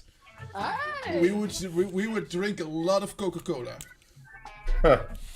I definitely would have gotten along with Nami or Robin. Oh, I would have gotten along with all of them because Robin is actually best girl. Oh, Robin is like, oh my gosh, she's adorable. I love her. The arc where she temporarily left the group is still I know, but is still my favorite arc of the entire series. I'm not gonna lie, at the very end, yeah, seeing that guy, Yeah. the mask is there for a reason. Yeah.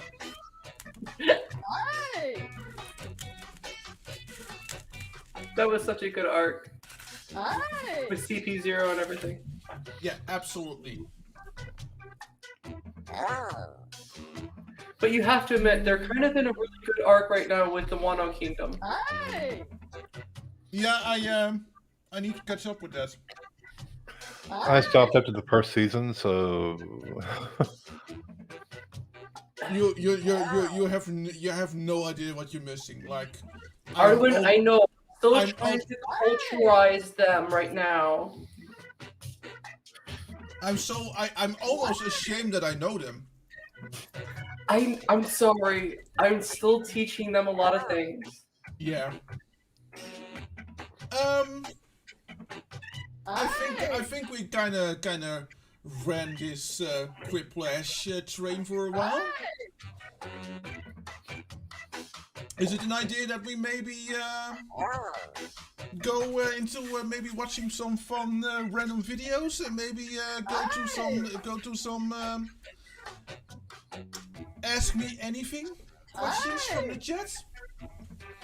What do you think, guys? sounds like an awesome idea. Let's do that. Sounds like a good idea. Yes. Then here we are again. Woo! I don't mind. I don't mind turning on my visual warning signal for a moment. There you go. How are you doing? I have some wonderful pizza. Well, at the moment, Maybe I shouldn't have my camera on while I'm eating. Yeah, that's a good idea.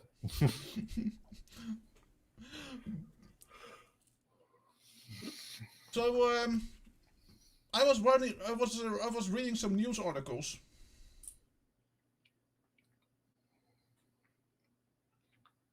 And I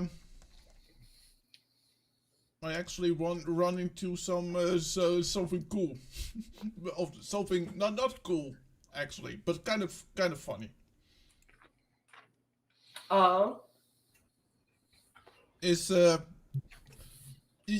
course when you get COVID relief money as a small Japanese town down the coast. Are you bringing up the squid thing? I'm bringing up the squid thing. Oh, god damn it. This is why I have a problem with news agencies. It's probably that they just put down a squid statue and that the corona funds are fine. But oh no, you're 100% accurate. The corona funds were not used to pay for this. It was already something completely different. But yeah. Hang on, you're ahead of us. Can we do the story? Because I don't know what the story is. I need the background. Okay, there we go. A Japanese town. And I don't know why the photo is not visible in this suddenly. But a Japanese town actually put down a statue, a 13-foot high statue of a squid and 29 feet long. And there was a bit of a discussion if the corona funds were appropriated correctly. But yeah, of course, news agencies like to jump on these articles on these stories when people do big things that cost a lot of money right now. Like, shouldn't you spend that money on corona relief? But actually, yeah, it's a bit too bad that. Hang on, look, I'm sort of sorry I got fragmented. What's happened? What, it was spent and people said this money should have been diverted, or was it money for corona funds? Sorry, There's a few people in the chat. We got question marks. This is a fragmented story. So, Oh, no, what's it's happened perfectly there? fine. I'm sorry. I was the one who kind of fragmented it. So let me go ahead and clarify real quick.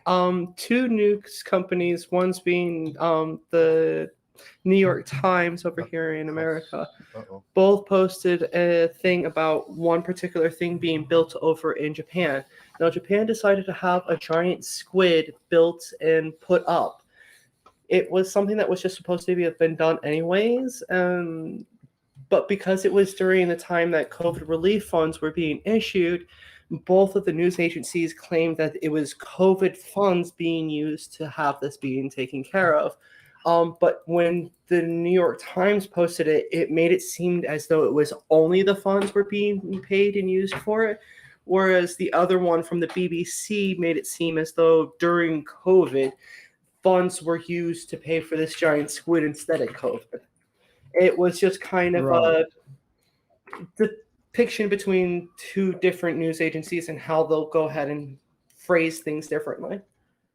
I'm trying to get. Oh, there we go. That is the squid statue.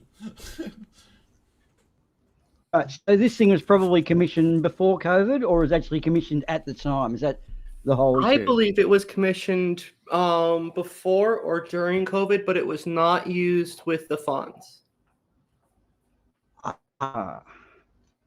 Okay. But both news agencies like to twist words and make them what they wanted it to be, and one twisted it a lot worse than the other. Yes, we actually had a similar thing here in Australia where we have a kids show based on some dogs that run around the backyard, and they're like below 9-year-olds, I guess. It's a fun little thing. And one of the original ABC journalists, who happens to be of Asian descent, I'll add, just pointed out that it seems to not really cover all the facets of society and could probably be a little more open. It was a nice letter she wrote. The Daily Mail got a hold of it and turned it into the usual, you can't do this. It was like the you can't say Merry Christmas anymore bullshit that seems to arise every year. And I've never heard anyone say that. They just love to flog their narrative and create the evil. Is that sort of what the bottom line was? From what I can gather, yeah, about that, so about something like that, yeah. So that was I thought that was kind of funny, but also like how you can't, when you do something that costs a lot of money right now, people are instantly like, oh, you probably, yeah, I saw it. You probably use some Corona funds for that, and how dare you? Well, in fact, that sort of thing is usually not the case, or probably not the case. They just already had the funds for it.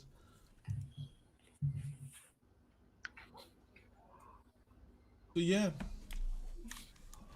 I think the Fisherman's Fox Media and Sky seem to be the ones that really love to take a story in a direction, don't they? Yeah. Any similarity between a Fox story and the truth is purely coincidental. Oh yeah, absolutely. So yeah. It's that style of media is what actually gives you rise to the QAnon bullshit. The whole Secret Service spy who's revealing the hidden agenda on a given date, and when that date rolls around, it's been delayed, and that sort of stuff's quite dangerous, isn't it? I'm knocking that over. Shit. Sorry.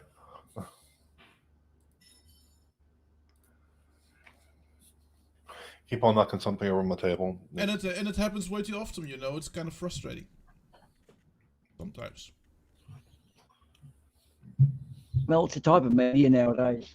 They always like to throw up, coming up after the break, something that will affect you or your children or your job or something. It's, what is it, news ratings by fear. Oh, no, I have to watch it just in case. And yet we see lots of scams being publicised, and yet still sort of there. Scams still arise. And Yes, there will always be snake oil salesmen. So, let me try it. Coming up next, why you should swallow gum every 7 years. Okay. You should swallow one piece of gum every 7 years. Okay, so we all know we live in a big simulation, right?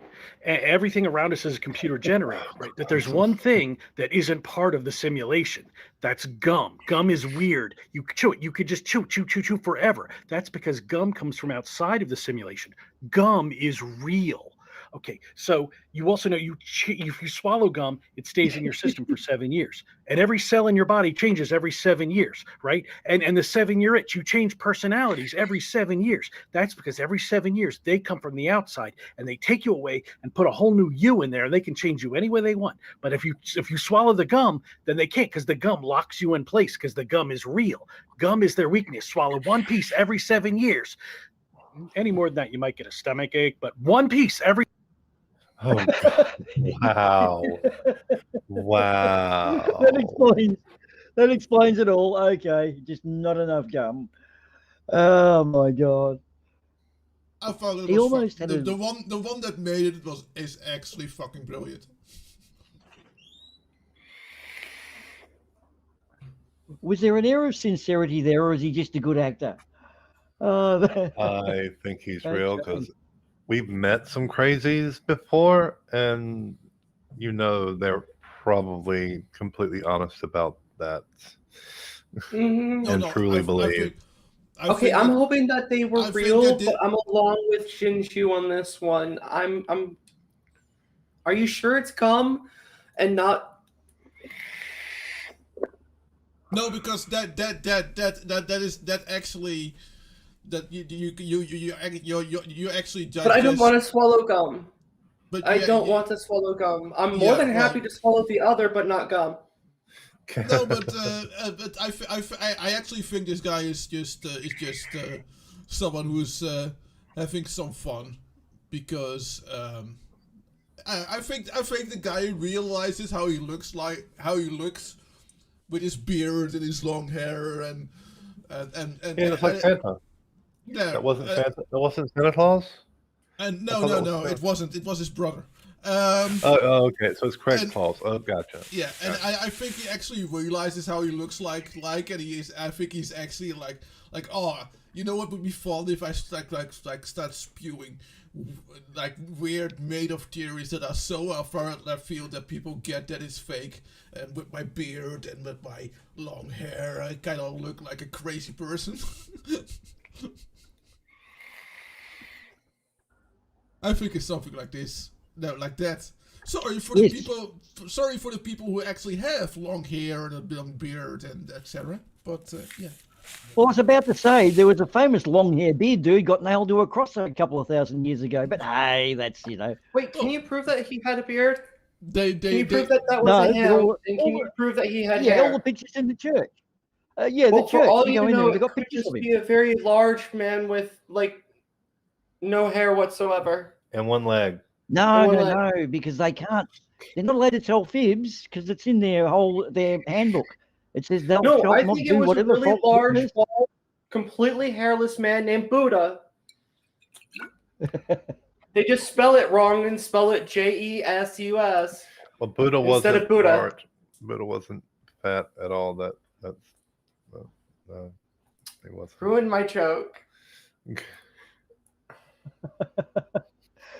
Can you still get through it? Yeah. Isn't it terrible? Hey, Pip, all right. Isn't it terrible when someone jumps on your gag? And of course, the other confusion was that Buddha liked to get nailed.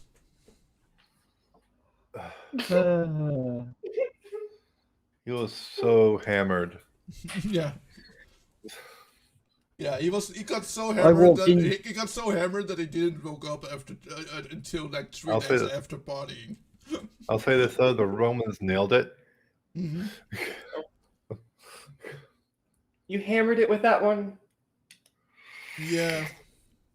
I actually went into a hotel in Jerusalem and put 3 nails on the counter and said, "Can you put me up for the night?"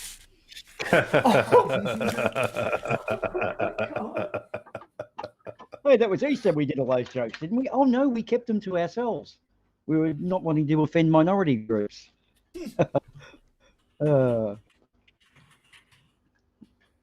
are we all searching for our Jesus memes now? Everyone's flicking through, and the dead air is silent. I can tell. Oh yeah, I can hear you flicking through your meme collection. This is not my first rodeo. So, hello, Pip Parrot. How are you? It's been a while since I've heard your dulcet tones and wonderful voice, which I mean with some sincerity too. Hope your books are going well. Some. Pardon? Some sincerity. Right. The best jokes are the ones you have to explain, aren't they? Okay. So whereabouts are we in our schedule at this point in the night, Arden? Do we need to do a bit of a recap what we're doing? And yeah, we could do a small recap. In fact, we could play an ad break first, and then look. I think it would be good for being able to tell everybody why we're on the stream real quick. What was it called again? How do you say it again, Arden? Well, it's on the ad break. It's on the ad break. We actually have it in the ad break. Yeah. Oh, perfect. I think that would be a great thing to listen to and watch for the explanation.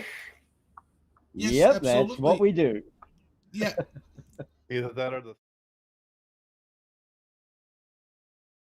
Neurofibromatosis is a genetic disease that causes non-cancerous tumors to grow on different parts of the bodies. It can cause facial deformities, chronic pain, learning disabilities, and a lot more. And though symptom treatment is definitely available in some cases, there is no known cure for neurofibromatosis, and better medical research is needed to better define and develop the symptom treatments that are available.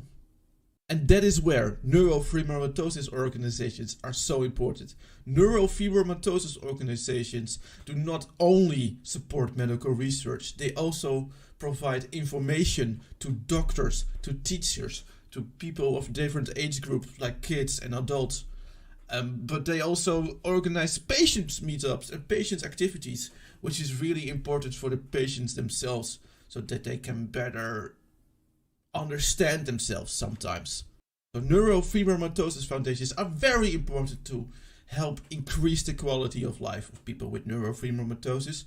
You can find out more about the foundations and how to help in the description below. Point in time, Phoenix goes normally through peak heating. We are obviously locked up on the Phoenix carrier.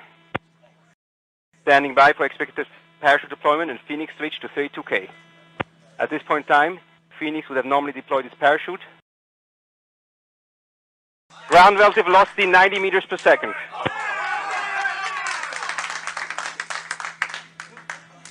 Radar reliable.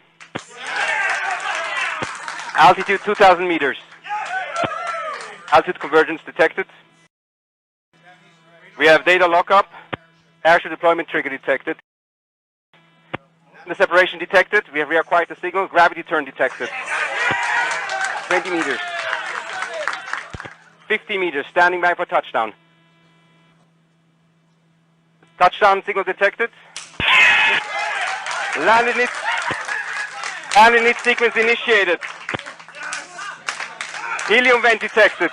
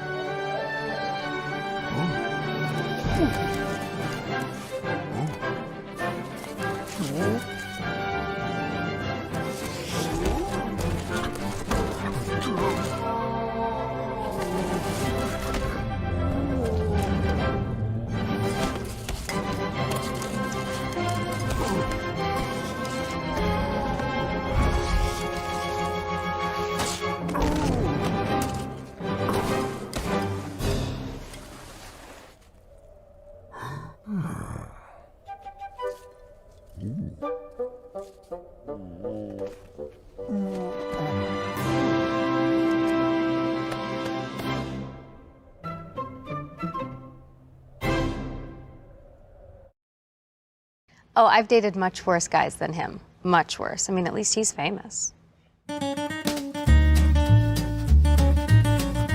I started by using the Match custom search filter.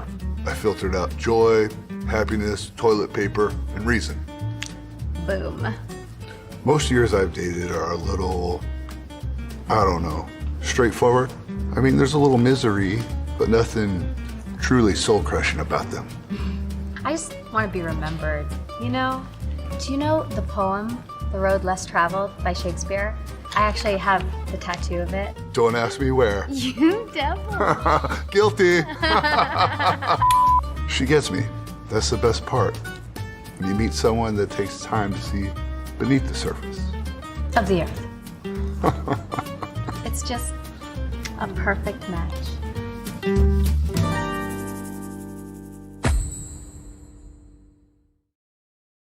That's good. And there we are. I hope that cleared things up for the newcomers here. Again, links are in the description below. And use the hashtag if you did donate and or if you want to share us out. So that we can see the community still sort of coming together regardless.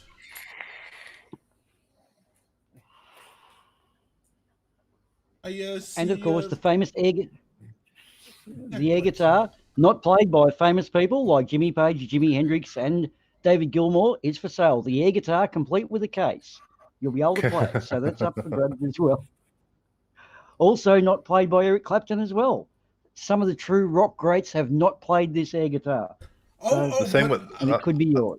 And I have a spare set of air percussion instruments. You know, drums. I have air drums too. So well, if you could donate those, we could throw those in as second prize.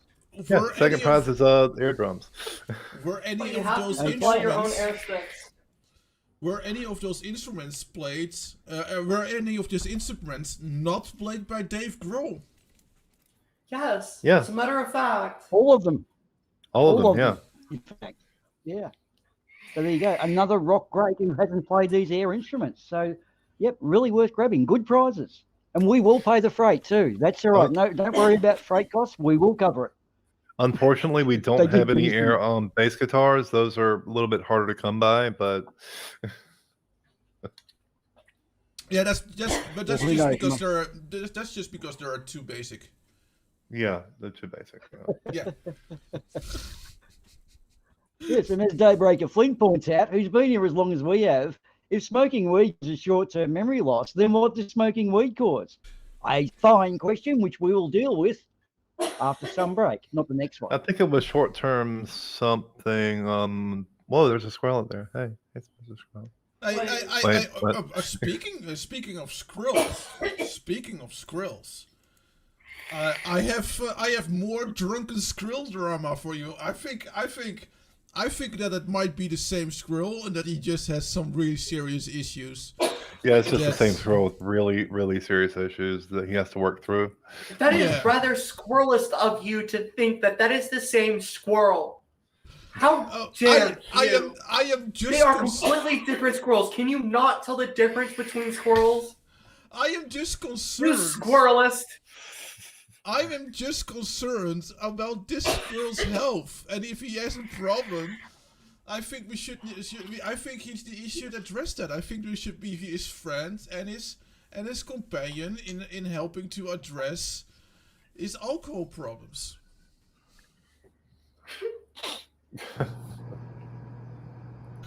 It's almost like it's a plushie until you see his eyes open.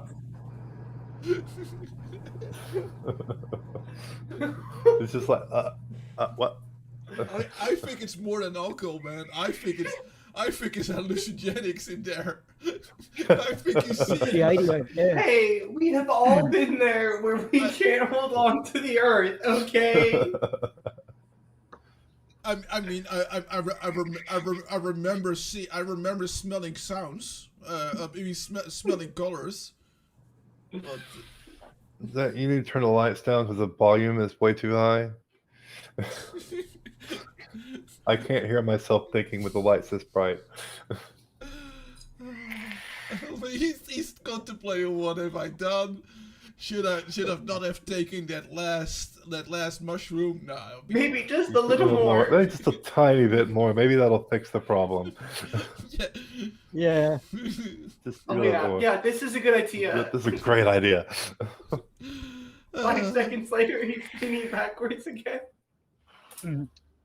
So we're You know what, squirrels are the establishing that funniest. squirrels are quite they have very serious issues with drugs and alcohol. Perhaps we need more rehabilitation centres, I think. Yeah. No, it's actually we laugh about this, but it is actually kind of because they don't have livers like their livers are not as good as ours. Probably about as good as your liver. Well, have you seen how tiny their livers are? Yeah, no, but they can actually get seriously sick because of this. This is actually kind of to ruin you guys' fun. I know someone who used to get the spiders in his shed stoned. He just, when he hit one, he'd blow the smoke on the spider, and actually spiders do get stoned. They kind of wobble a bit, and they kind of say things like, "Hey, man," and grow little goatees. And I'm just going to inundate you with drunk squirrels now. I can't remember where I saw it, but they actually did do a test study on the effects of different chemicals on spiders. And they tried different things like caffeine, LSD, cocaine, marijuana. Yeah, the spiders made some very interesting webs. Yes. Yeah, especially on LSD. I think I remember that. LSD was out there.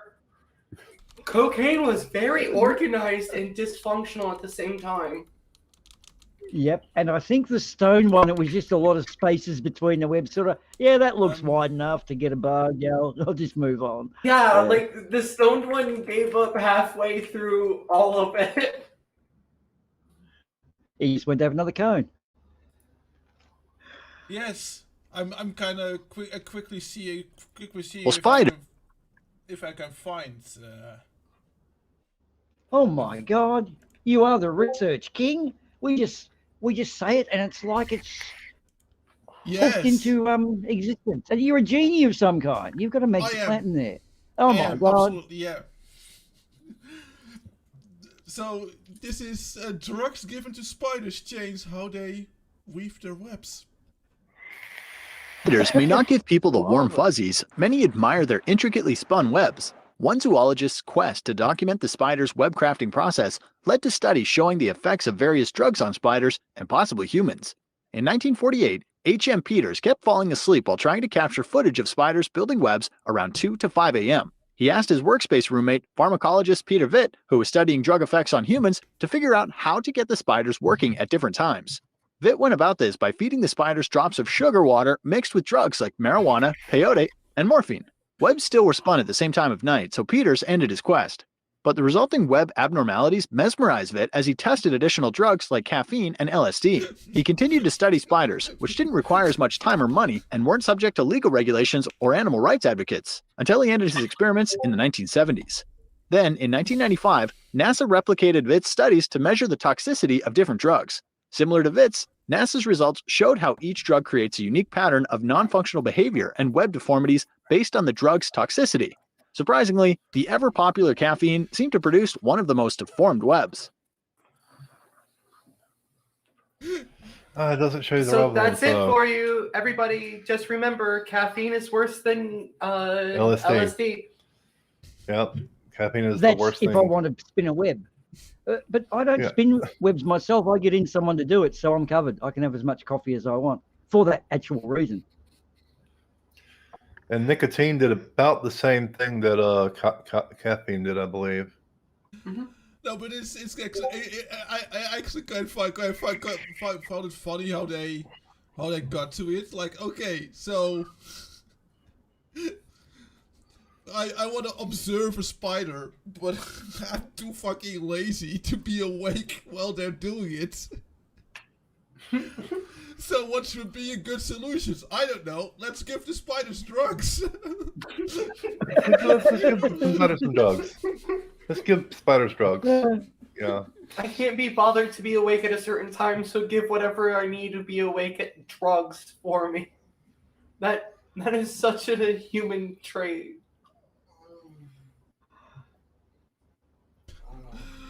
Well, that's what's happening when you lose all your funding.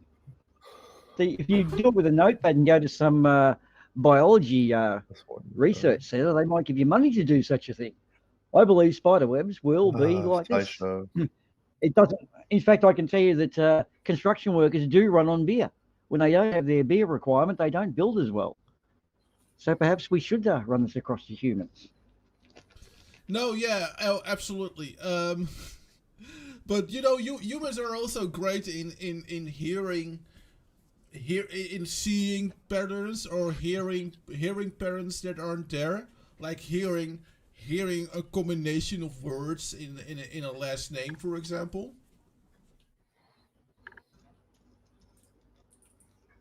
Go on. It's well. I just think that's interesting. You know, you could of course have like an interesting last name and be on television, and people actually might make a YouTube video out of that because they think your last name is funny. I just can't imagine what kind of last name that would be, Boomer. Do you know? Microraptor, by the way. Well, I don't know. Microraptor, by the way, that's all. She's always under the influence when she's doing bondage. That's just her. Wait, when am I not under the influence ever? Exactly. I mean, fair. Everyone's always under the influence of something. But Boomer, do you have an idea what kind of last name would be have a funny sound if you were, for example, a wrestler? Well, it's interesting you would bring that one up because I did know one back in school days who apparently he's gone a little bit in the direction of MMA. But yeah, there are some. This is probably one of the most unfortunate pronunciations since the city of ball sacks in Czechoslovakia. But this is an MMA fighter who needs, well, he needs more exposure, shall we say. So would you like to drop the reveal of his surname, or should we just start the clip and let it go? Yeah, I think that everyone who watches our shit knows this one. It's my anus. Look at the look of intensity on Mayanus. The question is, can Salmon get inside Mayanus? Mayanus has got to be careful of the liver kick. This is not where Mayanus wants to be. Mayanus is most comfortable on the ground. Not a good place for Mayanus to be. Mayanus needs to loosen up a little here. We know, Pat, that Mayanus can take a pounding and come back. Interesting to see Mayanus getting a little doing it acrobatic. intentionally. Mayanus wants to take him there, take him into the deep water. So far, so good for Mayanus. Salmon did say yesterday he has enormous respect for Mayanus. Now Mayanus goes to ground. This is where Mayanus wants to be, Pat. And Mayanus didn't quite have the time on the ground that he wanted. Double jab, Mayanus. Mayanus's movement has been superb here. And Mayanus is taking punishment. But at the moment, Mayanus in a very sore state. Mayanus still grimacing here. Officially, you can have as much as 5 minutes to recover. Don't know if Mayanus will need all that time. And you know that while Mayanus is recovering here, he's also thinking, can Mayanus avoid the jabs? Mayanus still shaking out the butterflies. Has Mayanus got one big shot left? Oh, stinging punch to Mayanus.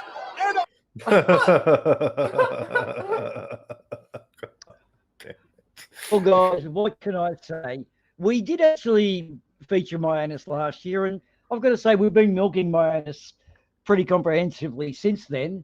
Mayanus went through school being teased. I can't see why. And of course, what would anyone like that do? They'd go on to become an MMA fighter, because you'd certainly learn how to fight with a surname like that. Well, So, see, we we have did have a lot of several- fun milking Mayanus. We have several Mayanus Anyone? clones. I mean, we have several clones of Mayanus in the back, just to have fun with Mayanus. Yep, I remember at school the other kids would tease Mayanus quite comprehensively. Come on, guys, get some puns happening here. This you can really milk this one. I've already done that one. No, I got I'm still nothing. trying to I figure got out nothing. what's We watched it. We watched this so many times that I'm kind of filled up with my anus. Yeah, I'm getting tired of my anus. Can we get a new one? New joke in? Probably not. No. But yeah, no. It's you know, it's a tight joke. It's a tight joke. But you know. I mean, there's only so many things you can say about my anus. I don't know. There was a lot of fluids pouring out of my anus. You don't want to keep jamming my anus down people's throats. I mean, there's a lot of things I'd love to No, jam it into looked my like anus. my anus was taking a lot of jabs themselves. Yeah, my anus took a real pounding then. yeah. But Yes, I mine is have one. to say, I see Conan in the chat, and you know what that means, Boomer. We have to play the video. I do. You mean, in fact, if we play the video, sprinkles will turn up because we know it works on them. Yes. So I had apart from a drive with my anus one day, I saw a reindeer out in the bush, and I've got to say they seem to have a rather interesting, reluctant, romantic life, don't they? I Is hate it a stealing reindeer jokes. or a I hate stealing jokes, but Jinju, yes, you certainly can lick my anus. nice one? The crowd is active. Yeah. So we're doing. Was it a reindeer or was it an antelope? I can't quite remember. I But think there's it a was reluctant partner. Yeah, he was a reluctant partner. So, of course, since Conan is here, we have to look at the monkey deer porn. We have no other choice. Yep. So here is monkey deer porn.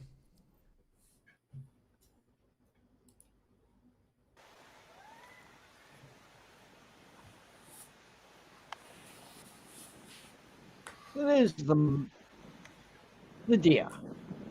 Well, it's pretty As you cool can being a see, deer. the- I'll the- just pretend Yeah. I'll just be camouflaged. The deer is What? a Yep. really active participant in this whole arrangement. Well, the deer is doing as he does. Thinks just stand still, he won't see me. Of course, we know the monkey has seen him, but the deer stalwart sticks to it. Yeah, it's my little monkey. Wait, is that a fake deer or a real deer? That's a real deer. That is That's a real real deer. deer. Look, he flapped finished. There, and there's there's another deer. You see them thinking like, look, I've tried to throw them off, and sometimes I kill the monkey, but another one just came into his place. So what can I do? I mean, You know, is there possibly some kind of arrangement between monkey and deer? I don't know. It seems. I can yeah. imagine that. I can imagine. I've heard of I can imagine that fleas stay the fuck away. moose and squirrel, but not monkey and deer. that would make an awesome combination. I mean, did the monkey? Did he buy it? Wow. Oh God! Oh Jesus! Pulling this out. It's a stag as well. Hard there. It's a stag. Yes. There's like, Yeah, fuck, my- man. Oh my God! It's tandem. Or do the monkeys get up and say, "Hey, you want to go get some deer today?" Oh yeah, great idea. I'm feeling a bit horny. I think I'm hearing. We really some, need. I think I'm hearing some exciting pussy here. Right. I thought that was the monkey. I don't know. Nature.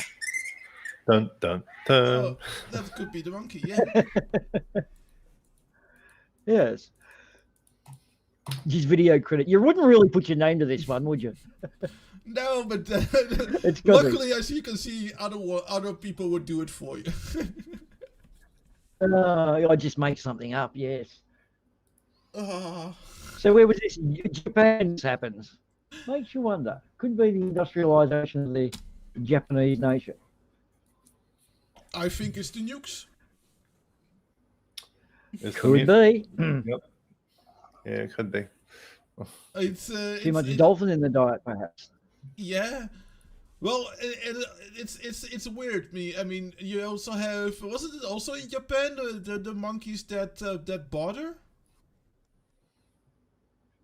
Oh, yeah. And they know particular items are worth more, like your Ray-Ban sunglasses or your wallet. Yeah. They've worked out a monetary value for them. So if they steal your towel or your shoes, they know you don't care. They've actually worked out the values of different things, like the wallet out of your top pocket, perhaps, Ian or Raisin your had bag to, of dope. Ian Raisin had to step away for just a minute or two, so we'll be right back. We're just going on mute for about a minute. So That is That's all it takes fine. nowadays. If that's all what it takes for you, Chrismer, then go ahead. I was going to say, take your time, Chris. Remember a minute. no, I've got to go take a Riley real quick. Oh, yes, sure you have. Yes, okay. Ruined the joke for us. Thank you very much. Yeah, always Jay. Can't help himself, can he? Way too serious, that Fear of Chrismer. perfection. Yep, that's the problem. They take themselves too seriously, these kids. It's these computers that have done it. It must be it. Yeah. Back in the day, no, I won't go there. I've still got many hours to go back in the day. In fact, I can go talking about yesterday. So how are you flowing tonight, Arduin? I believe it's, what is it, the princely hour of early afternoon in the Netherlands?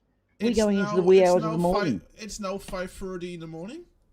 In the evening, sorry. Us future people are enjoying a rather high moon above us out there. Well, not quite high, but yeah, it's the wee hours. It's Saturday night, therefore the monsters are out. The drunkards are actually out hauling ass. Now, yes, Micro Raptor, that was me in my natural habitat. I put on a suit though, so how could you have known it was me unless you were actually going through my diary? So, anyway, God, she's a distraction. Why are you doing this to me, Micro? They are such a distraction. Always. Anyway, yeah, it's just anyway. I've got to stop reading the chat, haven't I? So we're experiencing the drunks hour now. TT guy was floating before, but he seems to have disappeared. He would have been on the return end of a party, I believe. Yeah. He would have been looking at. I think he got too drunk to come back. He does do that, yes. And okay, audio interesting's there. Okay. All right. So, where are we in the point of our schedule? And we're Sorry, back. I'm losing the plot here a little. We had dinner time. Ask me anything. But I already ate dinner. I know. So we had it. Okay. We've had dinner. I've had it. Yeah, like Therefore. I said, we're running a little bit ahead of schedule. But that's Well, no, Arduin, you did miss last hour, and Micro brought it up. It was supposed to be porn hour last hour. porno. Yeah, I used up all my porno. Oh, that's all right. That's yeah. What was the monkey? Isn't it monkey deer porn on just a loop? That's what I thought. That's Corona and all. That's what I thought as well. But apparently we were supposed to do more. Well, it was supposed to be for an hour, not just 2 minutes. Yeah, but you know, once you see one monkey shagging a deer, you have seen any monkey shagging a deer. It's pretty much just, you know, same old. But we can look at monkeys stealing and battering. Oh God, the monkey stealing the hubcaps off that car. No. This is actually quite interesting. So these monkeys. Oh no, I picked the wrong video. My bad. All right. This is the monkeys having a social gathering, discussing politics, philosophy, whether banana suits really exist, whether monkeys actually get into human suits and made like humans. And while we're filling out, now I'm going to say, guys, everyone who does a spoiler on an upcoming video has got to pay $1 to the fund. So So before you want to try to anticipate what's going to happen, just remember, spoiler fine. Okay, so how are we going there, Rado? Are we on to the right one now, or do you need some more thought? Yeah, I sort of have, because I couldn't find it back. I couldn't find where I left it, so I had to dig it up from the internet. I tell you what, the chat have been getting very musical. Lots of blue music notes and loose references to Beatles songs. And Peter Gabriel, there you go, Jin, gotcha. Monkeys observed Okay. bartering goods for food. Ever heard of the monkey mafia? Well, hang on to your hats, because you're about to. An insanely clever troop of monkeys roaming the grounds of a temple in Bali is making its way by stealing from tourists. We know this is nothing new. It's what some monkeys are known to do. Primatologist Dr. Fanny Brockkorn of the University of Liege in Belgium has been following a population of long-tailed macaques at Uluwatu Temple for several years, and her findings are helping us understand the whole monkey see, monkey do behavior. Sorry? Oh, I thought no. His name, the monkey breed, was it called a macaque? Could you imagine a macaque and my anus? Oh my God, we could milk that for 20 minutes, half an hour. Anyway, the macaque brand of monkey. Yeah. Booma, you would actually milk a macaque for about 20 minutes? No, Unprecedented light. how we could use Throughout a them. 4-month-long study conducted in 2010 and published in the Journal of Primates this past May, Dr. Brockkorn and her team noticed this particular group of monkeys robbing tourists of everything from hats, glasses, and jewelry to cameras, cell phones, flip-flops, and even a wad of cash from a ticket booth. The value of these items to them? Bartering chips. In efforts to retrieve the items, tourists and temple staff were presented with a choice: offer up attractive food in exchange for the return of the stolen goods, or say goodbye to them for good. Apparently, these monkeys weren't willing to hand over the tourists' precious belongings for just any old piece of fruit. They were often seen tossing unfavorable morsels to the ground, only letting go of the pinched possessions when they were offered something they really fancied or deemed worthy of trade. What's fascinating is this behavior appears to be unique to this group, not seen in other populations with similar environmental conditions. The monkeys who spent the most time around tourists were also the ones who pulled off the most heists. The researchers concluded the monkeys likely learned the behaviors by watching each other's success, then imparted the knowledge to their young and in effect spread a survival advantage throughout their culture. Their communal development here tips us off to their cognitive abilities when it comes to sharing information, planning ahead, and understanding the power of their decisions. According to New Scientist, the researchers say bartering and trading skills are not well known in animals and are usually defined as exclusive to humans. Between 4 troops observed, 172 monkey thefts were recorded, with more than half resulting in successful bartering transactions. Following the initial sample of research, Dr. Brockkorn compiled further observations from watching a 5th group of macaques who'd migrated over to the same area and managed to pick up the thieving and ransom holding skills as well. The doctor... And we humans think we are so unique. And so macaque nicks things, is that right?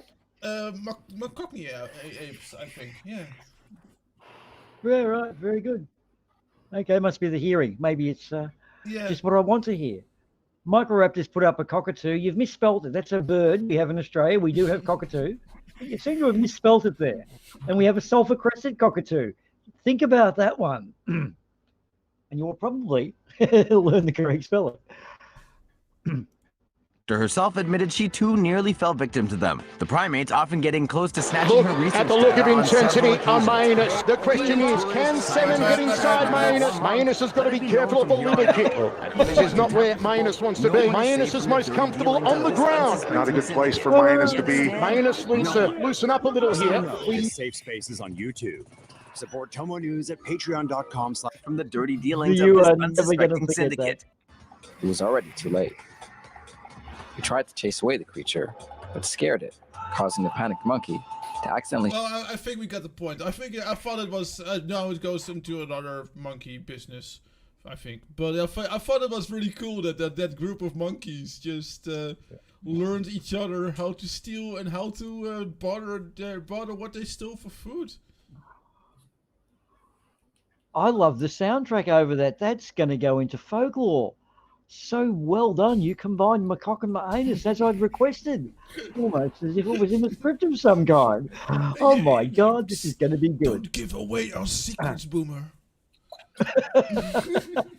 Macaque and the anus. Oh. Combined in such artistic finesse. It was almost like a Beethoven sympathy. Almost like Whatever. it was planned. Oh my God. Almost I like need it more. was No, We never I need plan more anything, Christopher. We never plan anything. Oh, I know. We never plan anything either. No, Yeah, that's a fucking joke. Well, actually, we can actually go into it a little bit about how the sausage is made. I do you guys do it, you city Yanks. I'm kind of curious. Do what again? How do you make the sausage? How do we make the sausage? That's a trade secret. We're not at liberty to explain how the sausage is actually made. Okay. Let's just say there are some standards we keep. You go on. Yeah, do go on. How is We're the not at liberty. We're not at liberty to explain those standards. My lawyer is informing me to not go on with this line of questioning. Are you pleading that? What do you guys feel plead like when you two want to say with nothing? me? Plead the fifth, don't you? I Is mean, that I mean, right? I love my meat tubes full of meat, but you know, my meat tubes are awesome. Well, if we don't like beef and we don't like pork, then that only leaves one other kind of meat. So what kind of... People, the other white meat. Oops, no. But no, then I would imagine that you're like more like a bread type. More instead of meat tube, you're more like a bread tube kind of person. Yeah, I am much more of a bread tube type of person. Yeah. A bread tube B-tuber. Yeah. Bread tube B-tube. What do I? I'm also partial to So corn I'm tube. not. Corn tube. That'd be for the vegetarian, wouldn't it? Yeah, The corn tube. Yeah, and for people named Jake. Aha. Or Tell me, Jeff. I've got an interesting Jeff. one on meat eating and vegetarians. I believe Jeffrey Dahmer was a humanitarian. Okay. I don't know where you're going with this, Adam, but anyway. No. I'm just on that one in. I'm just kind of bantering. I mean, I could give you guys another PSA about what we should not do in a society. But you know, I gave you a good video of a PSA, a really good PSA video earlier. it The was the monkey yeah. one, the monkey one, yeah. Yeah, the monkey one. Well, I'll play that next. But I have here a pretty good PSA on what not to do when you're in the Netherlands. Oh, nice. No. It's not necessary that, but it's just a In het park. in the park. Wim is in het park. No sound. Wait, sorry. Why? I set the sound right for but there is sound for people in the stream, but not for us. But we want sound too. I skipped one. I think we're emotionally quick to handle. In het park. Wim is in het park. Daar komt Els. Wil je neuken? Vraagt Wim. Els loopt door. Kapsonestrut, roept Wim. Els is stom. Wim is stoer.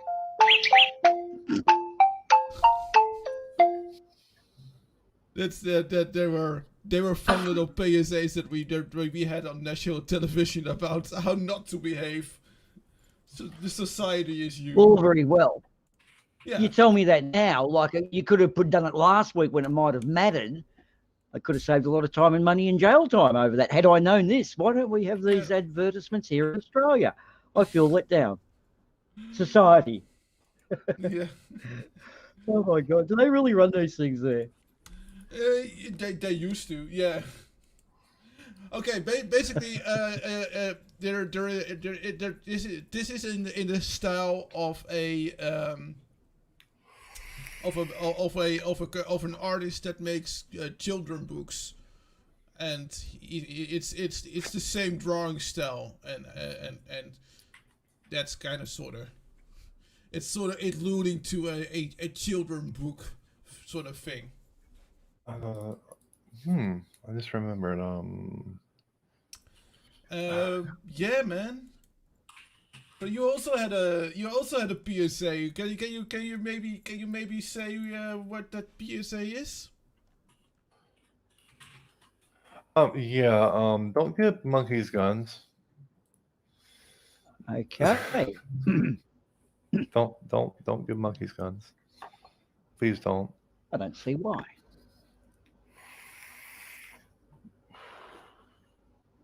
Muéstrale el color bien. Hey, Lily, yo, By the way, isn't this from? No. No, that's not from. That's not from. No, it's not. It's actually happened.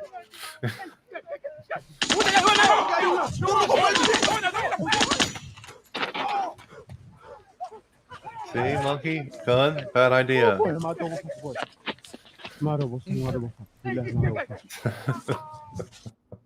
Yeah, that's actually it's a promo for Planet of the Apes back in 2011. I want to say. Yeah. Just something funny I found a long time ago. Yeah, I figured something like Well, that. So far we've found out don't piss on bicycle seats, don't tell people to fuck off, and don't monkeys guns. I could have benefited from all this information last week. Oh well. Oh yeah, and don't ask people, random people in the park if you want to fuck. Yeah, just don't do that. Wait until you're in a nice secluded area and then ask them. And then ask them if they deny you. Just say, "Does this rag smell like chloroform to you?" It works every time. Yeah, and it looks like we have a visitor here. If she wants to, no, okay, no, we don't have a visitor here. She already left. You can ask Raisin. That worked on me quite a few times. But we have. I've also saw that we have more drunken squirrels. Oh yeah, another drunk squirrel.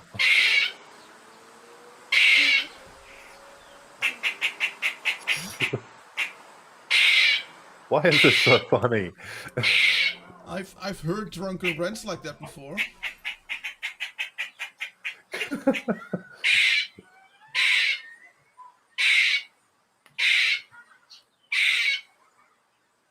Wait, really? You saw an UFO? Wait, what? He's like, get off my lawn! Get off my lawn! Get off my yard! He's a boomer squirrel. We all do it. It's in our DNA. Wait, you chased it around town? I was like that last night.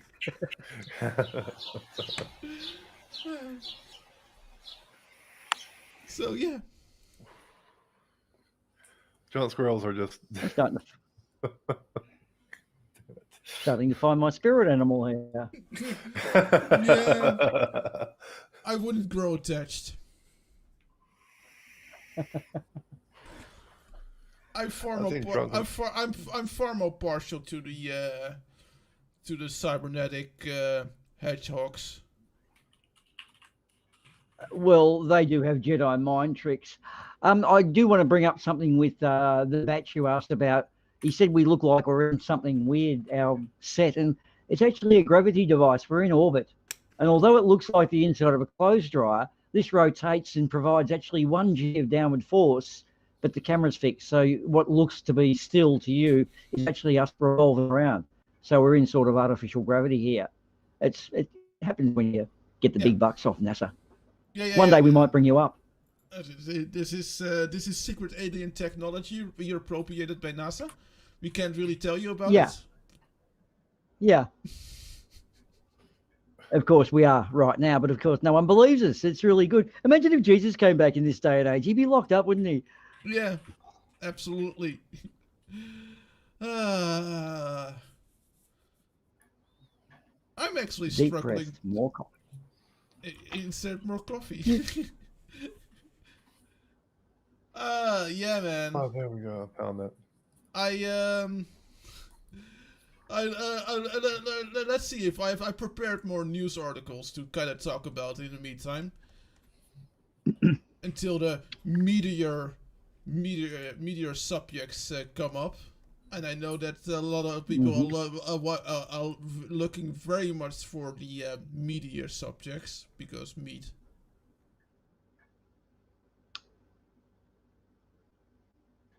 But I got nothing. No. Okay. Well, y'all, it was fun. You know, hooking. Wow. You're going to take a nap? We're probably going to grab some lunch and take a nap. Yeah, we woke up really early this morning.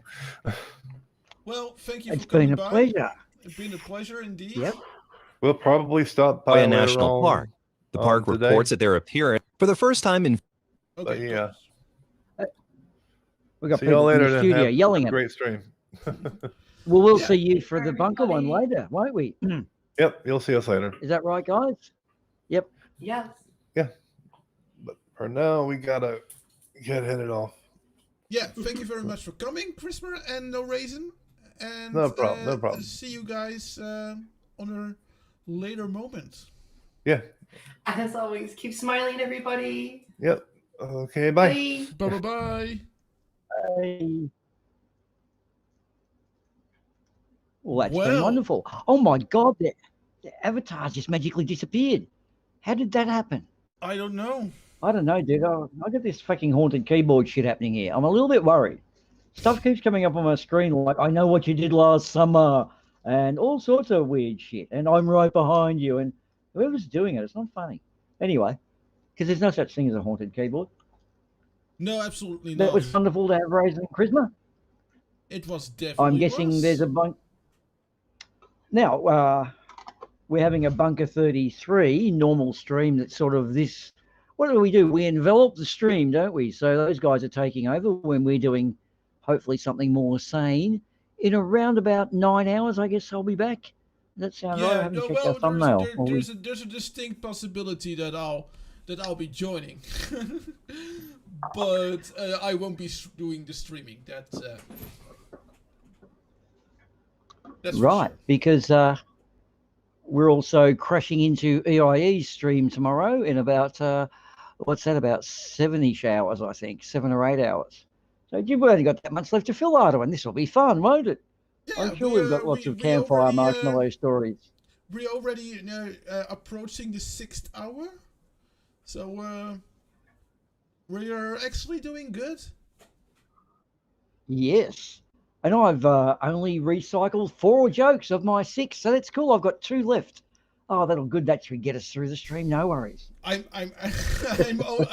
only to 3/4 of my material. Can you imagine that? Yeah.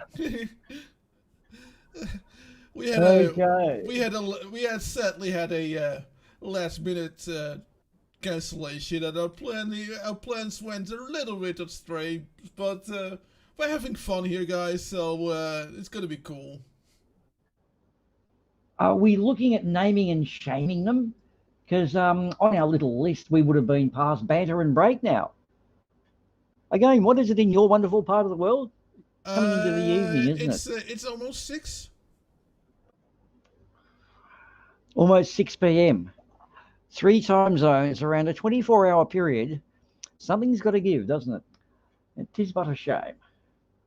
It is. Is Micro was Micro the expectee, or is Micro needed to go off and do things? Microraptor is not expected until a quarter for 9, and if she comes in earlier, then then we'll have nothing when she is on. So. Of course, no, sorry, I just misread the schedule there. I saw the name because there was a gap. Okay. So, would this technically then be an Ask Me Anything episode where we try to do something relatively amusing, but always going to be stupid in questions and answering sort of stuff? Yes. Do we run out?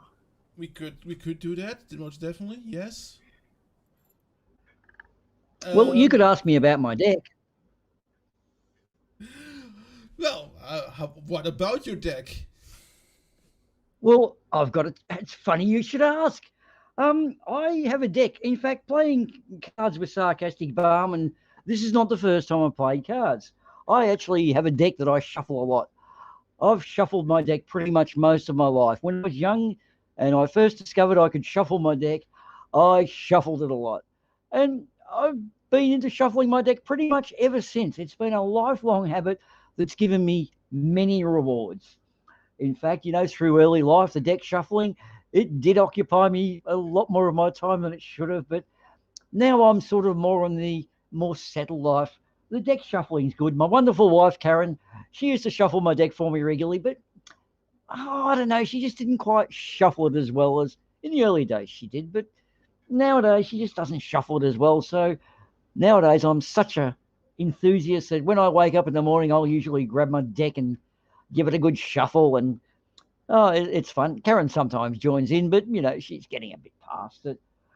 And no, I wouldn't put a barbecue on my deck. That would be silly, Jen. And of course, there are some days where I might jump up in the morning after a morning coffee, and I don't shuffle my deck at the breakfast table. Karen's told me off about that. But I will take my deck out and plonk it on the kitchen table. That's not a problem at all, and have my coffee, and then I'll head out to the front porch, and there's the neighbor, and I'll give him a wave and a smile, and he'll look at me with his usual smile, and I'll whack out the deck, and he likes to see the deck. You can tell the way he backs off, and he gives me a smile and a wave. I don't normally shuffle it in front of him. No, I don't think he likes. I think his deck's not as good as mine, actually, and he's a bit jealous. But yeah, the neighbor's pretty aware of my deck shuffling, and I think I'm sort of pretty much going to milk this one as much because we did milk my anus before, and in fact, I think someone did make a reference. It was Truth Seeker, Truth Nerds, who said that my anus jokes are worn out. So you're saying my anus is worn out? It's a really tricky one to word there, Truth Nerds. I hope you're still out there. Yeah. Anyway, so yes, the deck shuffling, it's been something very near and dear to me. So that's a story about my deck. What have you got about yourself? My deck has been trashed.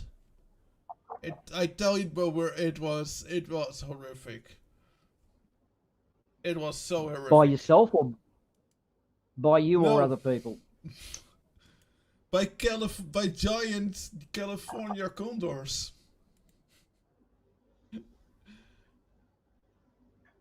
So someone... Your deck. Yes. So you've had a Californian condor encounter with your deck. I dream of it. I'm so envious. That's on my bucket list.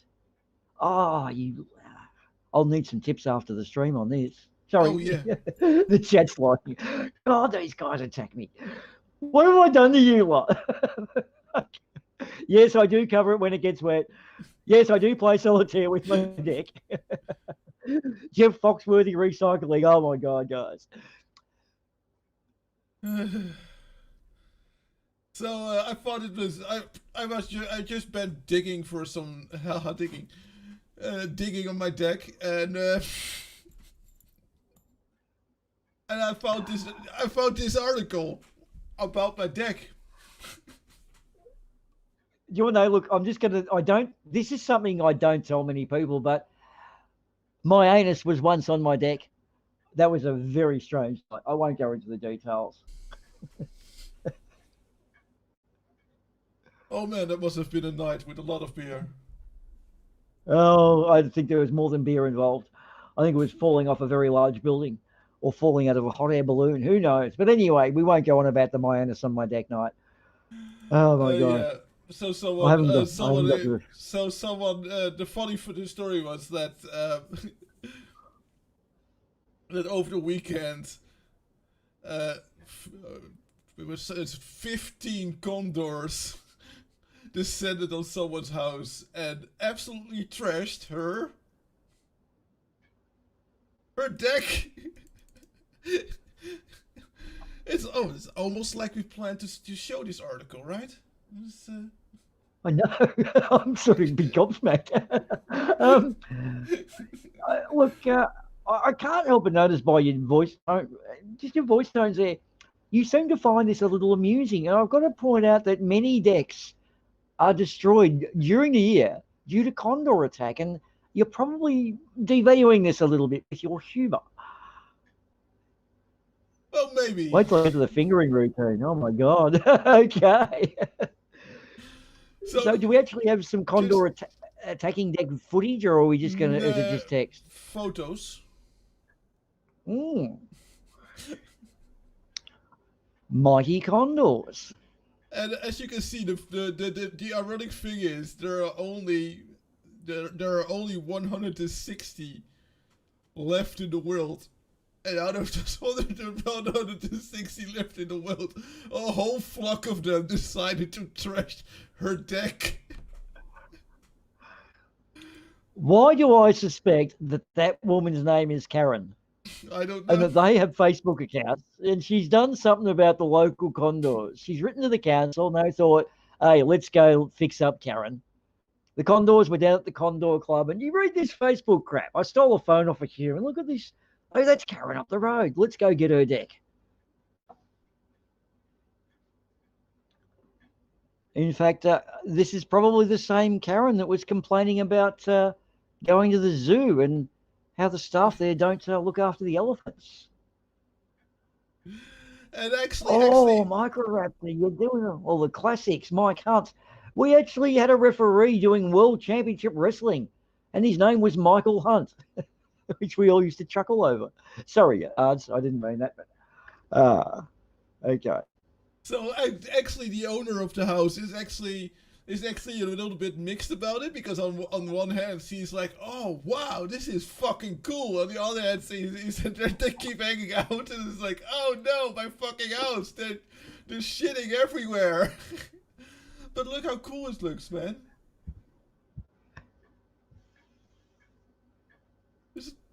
They're an awesome looking bird. I do prefer my owl. Hey, hang on. They're bloody baggage packages. Those things have got, they've been through the airport. Yeah. They could be terrorist birds. No, that's because, that is because there are only 160 left that they are tagged with a number. I know. I was just going to try and play with it and see if everyone else picked up on it. Oh, okay. It's all right. We've only got another 20-odd hours to stretch out. That's cool. we go. Okay.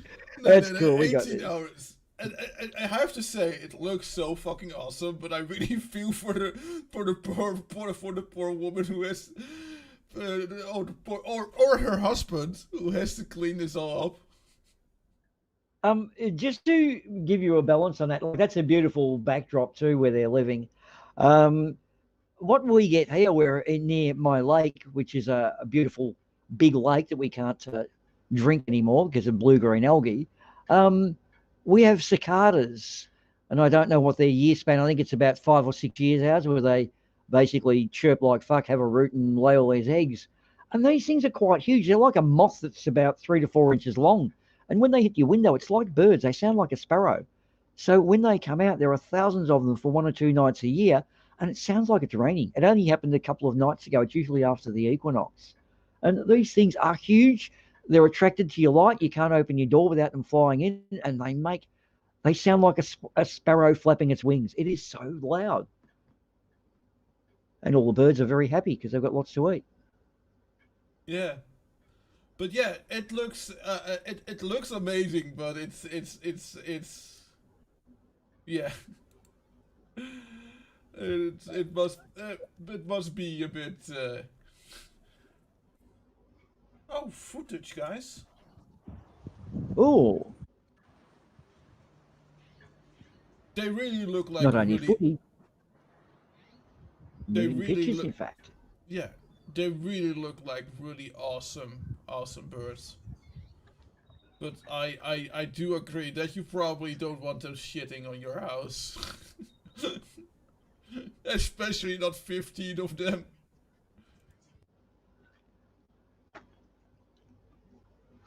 So yeah, that's I saw that, I was like, oh, that is kind of fucking cool.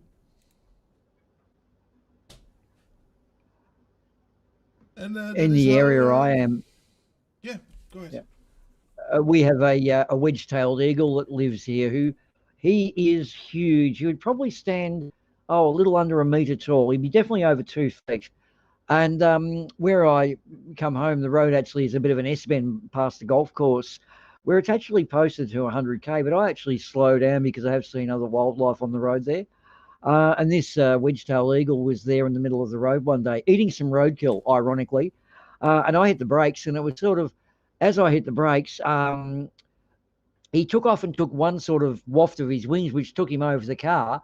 And I thought, hey, safe. And then he dropped back down into about to be hit, and I was still decelerating. And then he took the second one, which got him out of the way, and he turned to the right. But I would have felt so bad had I hit him. And even though, 100 kilometers an hour, it's not a safe speed to really hit the brakes that hard at either. So, yeah, fortunately, I didn't have an encounter. But to hit an eagle like that, they're such a magnificent bird. Getting a close view, too, is awesome. They're about a meter. The wingspan would be easily over a meter, probably 4 feet. Beautiful all thing. right, Microraptor, have fun. And of course do a little bit of shitting for the cause, a little bit of Yeah. Yeah. Yeah, just accident. If it's a quiz, answer questions NASA Bunker 33. We'll make it worth your while. Yeah, I'll forget about the whole Finland thing. I think that's a good deal.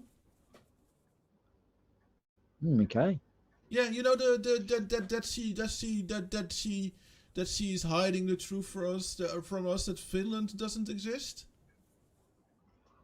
Well, look, we will give Micro the benefit of the doubt on Finland. There's a possibility they didn't know that it wasn't there. There's a chance they may not have ever gone there or whatever. We'll give the benefit of the doubt. But if we find out Norway doesn't exist, that's it. Your ass is nailed. We're going to do it because you can't not notice two neighbours. I mean, I've had neighbours I've not noticed for years, so maybe one, but you have to notice one of your neighbours. You're just not a sticky beak. So, Micro, we may have to dispatch agents to investigate you more thoroughly. We're not sure about this. So, Finland doesn't exist. That would probably... What would fish do if Finland didn't exist? Would they still swim? I don't know. Like, would anything fin-related also cease to exist? See, this draws attention back to the Thunderbirds paradox, where they weren't actually rescuing people. No. Is the truth out there? They're being Do we need to do our research? They're being controlled and like freaking puppets on a string, man, But I reckon if I get flat earthers and yell at them loudly and call them idiots, they'll see the error of their ways, won't they? Oh yeah, that is the only way to make the people see the truth, by yelling at them and calling them idiots all day on a Discord server. Of course, we could threaten them with violence too. That would be another one. That could fix them. We'll get rid of those flat earthians, won't we? Oh yeah, and I'm also pretty sure that if you do such a thing, you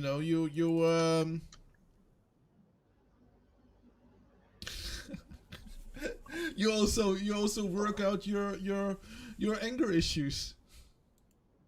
I think it's a double dopamine hit. I think the flurf likes to be abused and gets the dopamine hit by having someone yell, "You're a useless piece of shit," etc., etc., etc.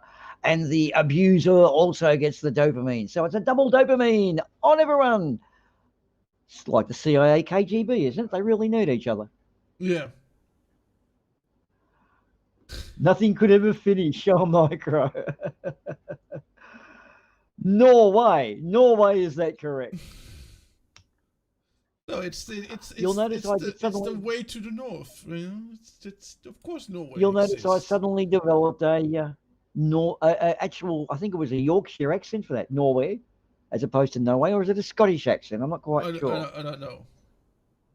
The country of Finland doesn't exist according to this theory. According the country of Finland. But here's proof that Finland doesn't exist. Well, I Oh, God, quickly, okay. I'll quickly go. Yeah, you know, I need to find something. Well, I'll quickly go into fix something here behind me in the real life. Doesn't exist according to this theory. According to this conspiracy, the world maps have been altered by the UN to keep people believing in Finland. But why would they make up a country in the first place? Well, it has to do with Japan's need for fish. We all know how much Japan loves its sushi, but due to tight fishing regulations and public outcry, they couldn't fish as much as they wanted to. So after the Cold War, Japan made a deal with Russia to create a landmass called Finland, which is actually a body of water so they could fish as much as they want. So the deal went like this. The fish would be transported through Russia, where a small percentage of the food is given to the population, and then it is shipped to Japan under the disguise of Nokia products. One of Finland's biggest companies is Nokia, and Nokia is apparently owned by Japan. And Japan is one of the world's largest importers of Nokia products, despite the fact that basically nobody there owns a Nokia phone. Here's my favorite part of the conspiracy, and it's been right in front of you this whole time. What do fish have? Fins. Therefore, Japan named its imaginary country Finland. I know we watched this last week too, but I like these sort of like fake conspiracies. They crack me up.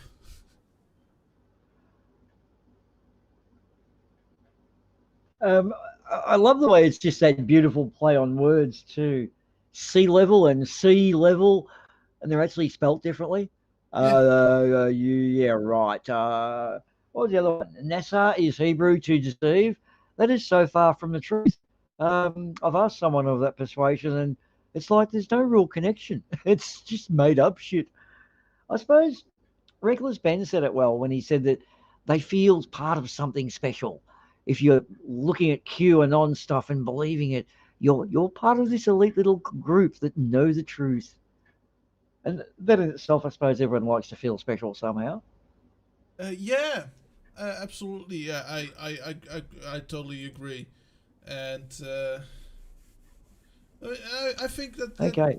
I think that people are looking to belong to somewhere too, you know, and they're looking.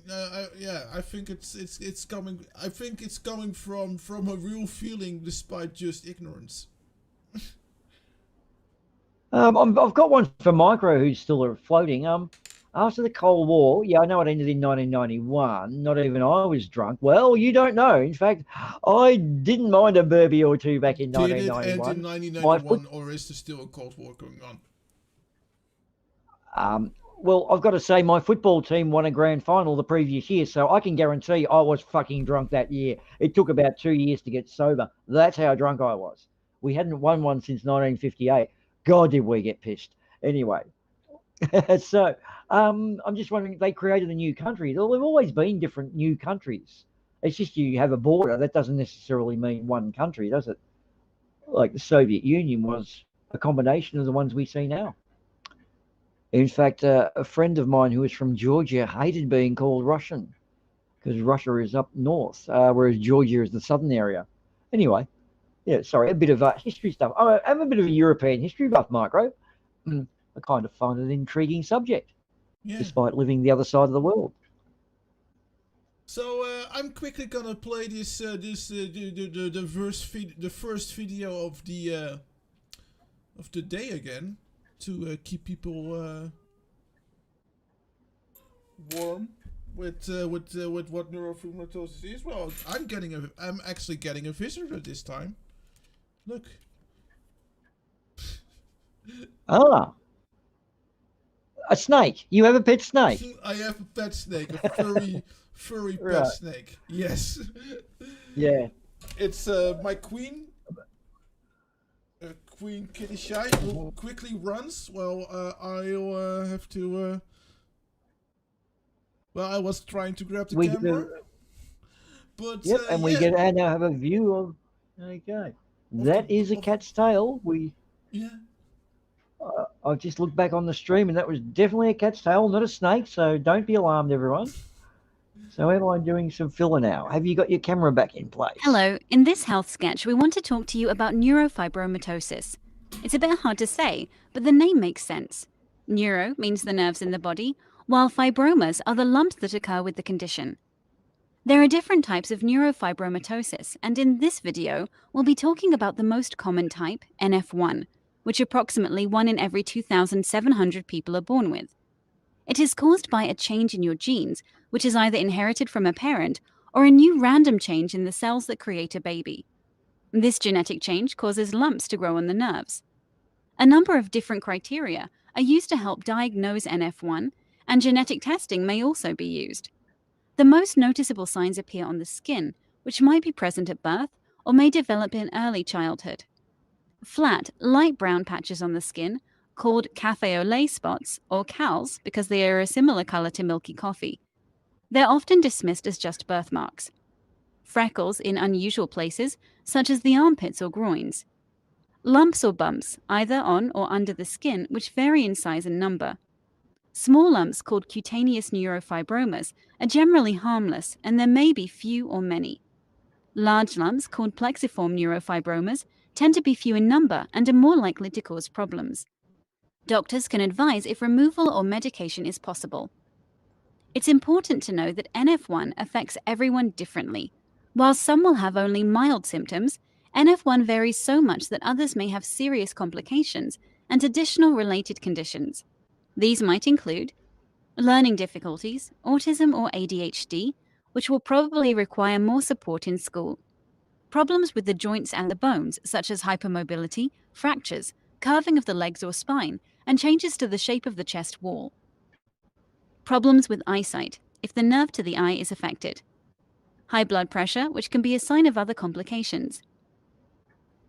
Epilepsy and other symptoms that relate to the nervous system. Disfigurement, which may or may not cause anxiety and impact on quality of life.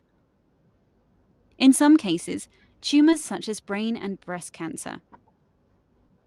Because of this risk of complications, and because NF1 can change over time, it is important to report new or changing symptoms to your doctor so that problems can be picked up early. You should also have a routine checkup at least every year with someone who knows about the condition. Further tests may be required, such as an imaging test, and there may be treatments for specific problems, such as surgery. Depending on the symptoms experienced, a team of professionals might be involved in care, such as a pediatrician, geneticist, neurologist, dermatologist, eye specialist, bone specialist, oncologist, psychologist, and others. It is common to sometimes feel worried or upset about having NF1 or having a child with NF1, and you should discuss these feelings with your doctor. Online support groups are a good source of support, as you can connect to others who have had similar experiences.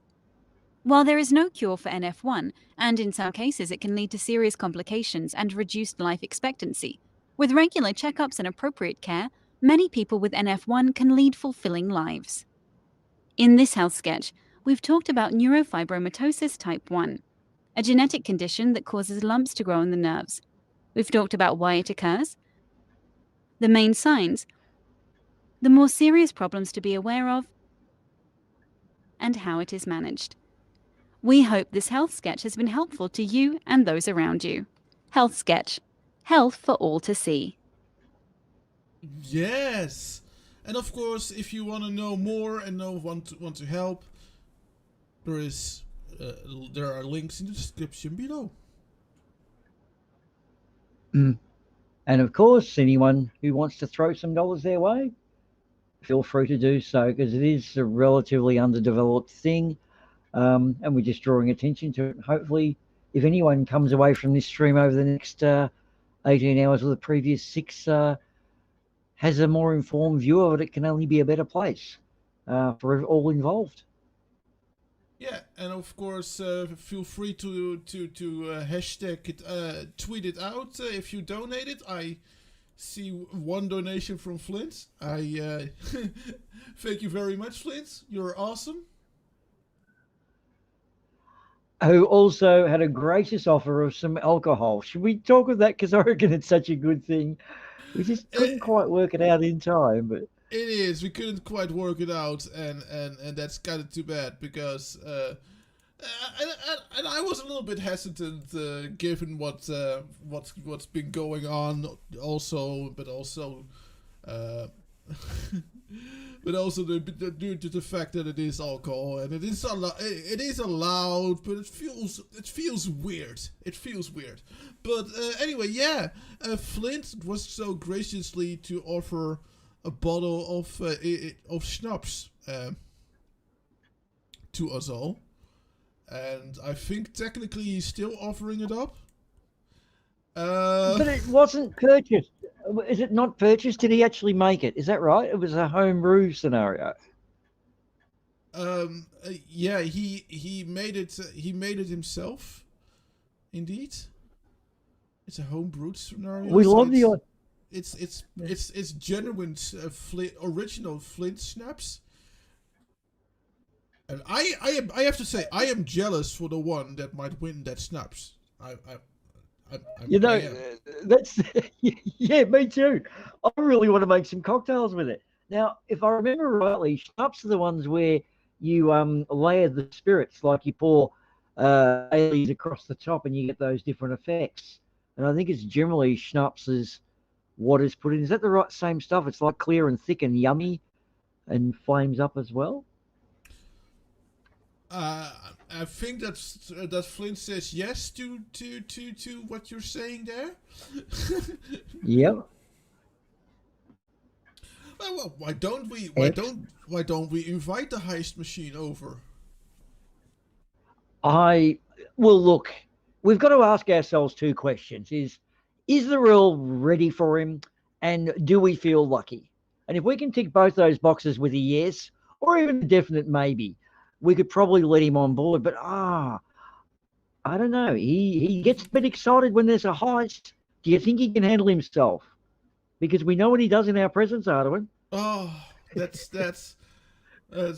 I'm just gonna send him a link, and we're just gonna see. You know, you can always ban him if he's too heisty. Yeah, well, we're not going to probably get him for a card game this week, so I reckon we're probably emotionally prepared for him. I mean, we wouldn't want him later in the stream, would we? That'd be a shocker. He could take advantage of us psychologically. Yes. If not otherwise. So we're sending a call out to the Flint. Will the Daybreaker show? Many questions could be answered in the next couple of minutes, I guess. Yes. Yeah. No, but Flint, you're fucking awesome for wanting to do this, and I think I hear him coming in right now. Right. Okay. Because I was going to go on now. If it was the size bottle, I think there was 15 potential. So whatever you call them. So, yeah. So. Hey. Hello there. Hey, brother. How are you? Doing quite good. Finally did catch up on all my assignments, and yeah. Cool. Yeah. Okay. Glad to have you here. Whee! Oh my God! He magically appeared. You're looking your avatar's looking rather interesting. Magic of editing, yes. Yes, the magic of editing. Now, I'm sorry to excite you a little bit, Flint, but someone has just started one of those things you like to see in the chat. Yeah, that's fine. They can do that. Yeah. I was trying to get you up on a roll. I mean, you said you don't want that in particular, so I will hold back. I'm just saying I'm struggling inside. And since when do you take Boomer seriously? Yeah, that's what I thought. Since I'm talking about my booze. Yeah. Well, go ahead. Look, dude, talk a little bit about your booze. Oh, of course. Yeah. Basically, to give you the history of the apples which I used for this particular schnapps, they are growing about 100 meters, currently to my backside, and we got them all. It was about 20 to 30 kilograms of apples, so that's decently enough. And then we had 1 day long, we actually tried to make a proper base for the alcohol making process. So we took every apple, decored every one of them, we peeled all of them, and then we actually made the bases. I mean, we grinded them up so they can start ferment, and we let that stuff ferment for about, was it 3 months? Was it? And a bit longer, because then the distiller actually had issues with distilling all the stuff because somebody else died in the business and they had to take lots of stuff over. But in the end, I got the schnapps, which was about 4 liters, and that was actually really good, a lot from what we got. So we made really good stuff. And that one bottle here I specially made. I don't know if I can show the video which I showed you, or I can share. Yeah, I can work with that if you. Or I can activate my camera. That's actually what I can the video that you made is I can dig that up. Yeah, so basically the whole thing, I made this one bottle. That's just one of many small ones. Is that it is accessible to charity, and again, I have paid all the alcohol-related taxes here, and I didn't distill stuff myself. It was by professional, so no fear of blowing your eyes out or poisoning yourself. That's actually proper alcohol made. They also make their own alcohol there, of course. Who wouldn't? So, and then I looked up a lot of stuff about shipping alcohol, and then my head went dizzy. Basically. So to give a short summary, I can send it without problems. The importing stuff will be the difficult part, and it's like, well, you first have to see if you can even import it, because some countries actually forbid it. And some you need a lot of documentation, which I don't have. And most of the countries, especially EU, do have a really simple process, as in you just can import it, which is you just need to have a pro forma invoice, and there you go. And this will be sent as a gift. It's not merchandise, it's a gift, and then you can try it. So what you actually see there, that's a box which I bought. My mom actually made the branding on top of it, and the label which you will get is from an artist, which I really adore. And if you want, I even can sign it somewhere, and you will get the whole package, in box, everything. So yeah, that's now. There you have it, the bottle. Yeah. I do have a question for you on it, just in the distilling process. So it's apples, therefore it's fermented into what is basically apple cider, and then distilled into what is gets like scotch or whatever. So that's how it gets the extra kick, I presume. I'm not up on how it's made, so. So basically let's just call it cocktails. The fermented apples gets into the distillery, and basically what's most of it is then water and alcohol. What you then do, you heat it up and then cool it back down, and as it says, it's distillery, you distill it, so you make it fluid again, and you can repeat that process and get all the water out, and so in the end you get a quite powerful juice. So same process of how you would distill water, but you're just distilling fermented apples and getting the alcohol-y goody bits. Okay, that's cool. No, I never knew how it was made, so I was intrigued. Thank you. Yes. And how I would like to give it away is basically everybody who donated any amount can actually sign up for basically a raffle. But before you enter, you have to make sure that you can import alcohol without any problems. So it will be a delayed process anyhow, because make sure you can actually get it first. I actually will be sending it with UPS. So they actually send alcohol. My normal postal service doesn't because it's dangerous goods. Yes, I know you can get drunk from it, right? No, alcohol Yeah. is also. I've been told, this might be crazy, but I've been told that alcohol is also flammable. Is that maybe? Yeah, that's basically the biggest issue. I mean, it could be a legend, but Yeah, but it's again with UPS, it's actually not a big of an issue regarding drinkable alcohol, because it's just drinkable alcohol. And if it spills and somebody actually has a fire next to it, you smell it quite good. So it is big fun. It is big fun, to be honest. But yes. Basically, you can sign up by just quickly proving that you can import alcohol. I know that there are ways. If I want something imported, I have my people, the ones you ask for. Can you get that stuff for me? In some countries, it's required that the one sending has a liquor license. In other countries, you need to the one receiving it has a liquor license. But what I will do is actually check if you're of legal drinking age in said country. That's the minimum I at least have to do in most countries anyway. So yeah. But that's only when you win. Yeah, the TT guy actually put up in the chat, I wonder how hard that would be to get into Oz. And I can sort of answer it, TT. Even if we could jump through all our hoops, it's about $70 to get it posted here from Europe.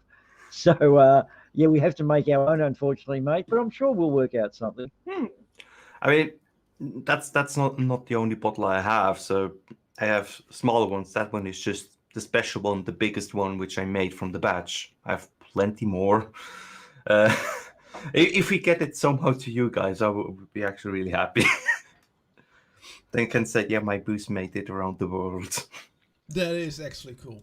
Yeah, but the fun part is actually Australia has weird import laws for alcohol, which I found quite odd. But New Zealand is like, we don't care. There's nothing, basically nothing you need to require to send stuff there. It's like, okay, let's just send 5 liters of isopropanol over there. It seems they don't care about that. Well, New Zealand's a place where summer lasts for about 3 days, I think. If you're sleeping on the weekend, you can miss summer.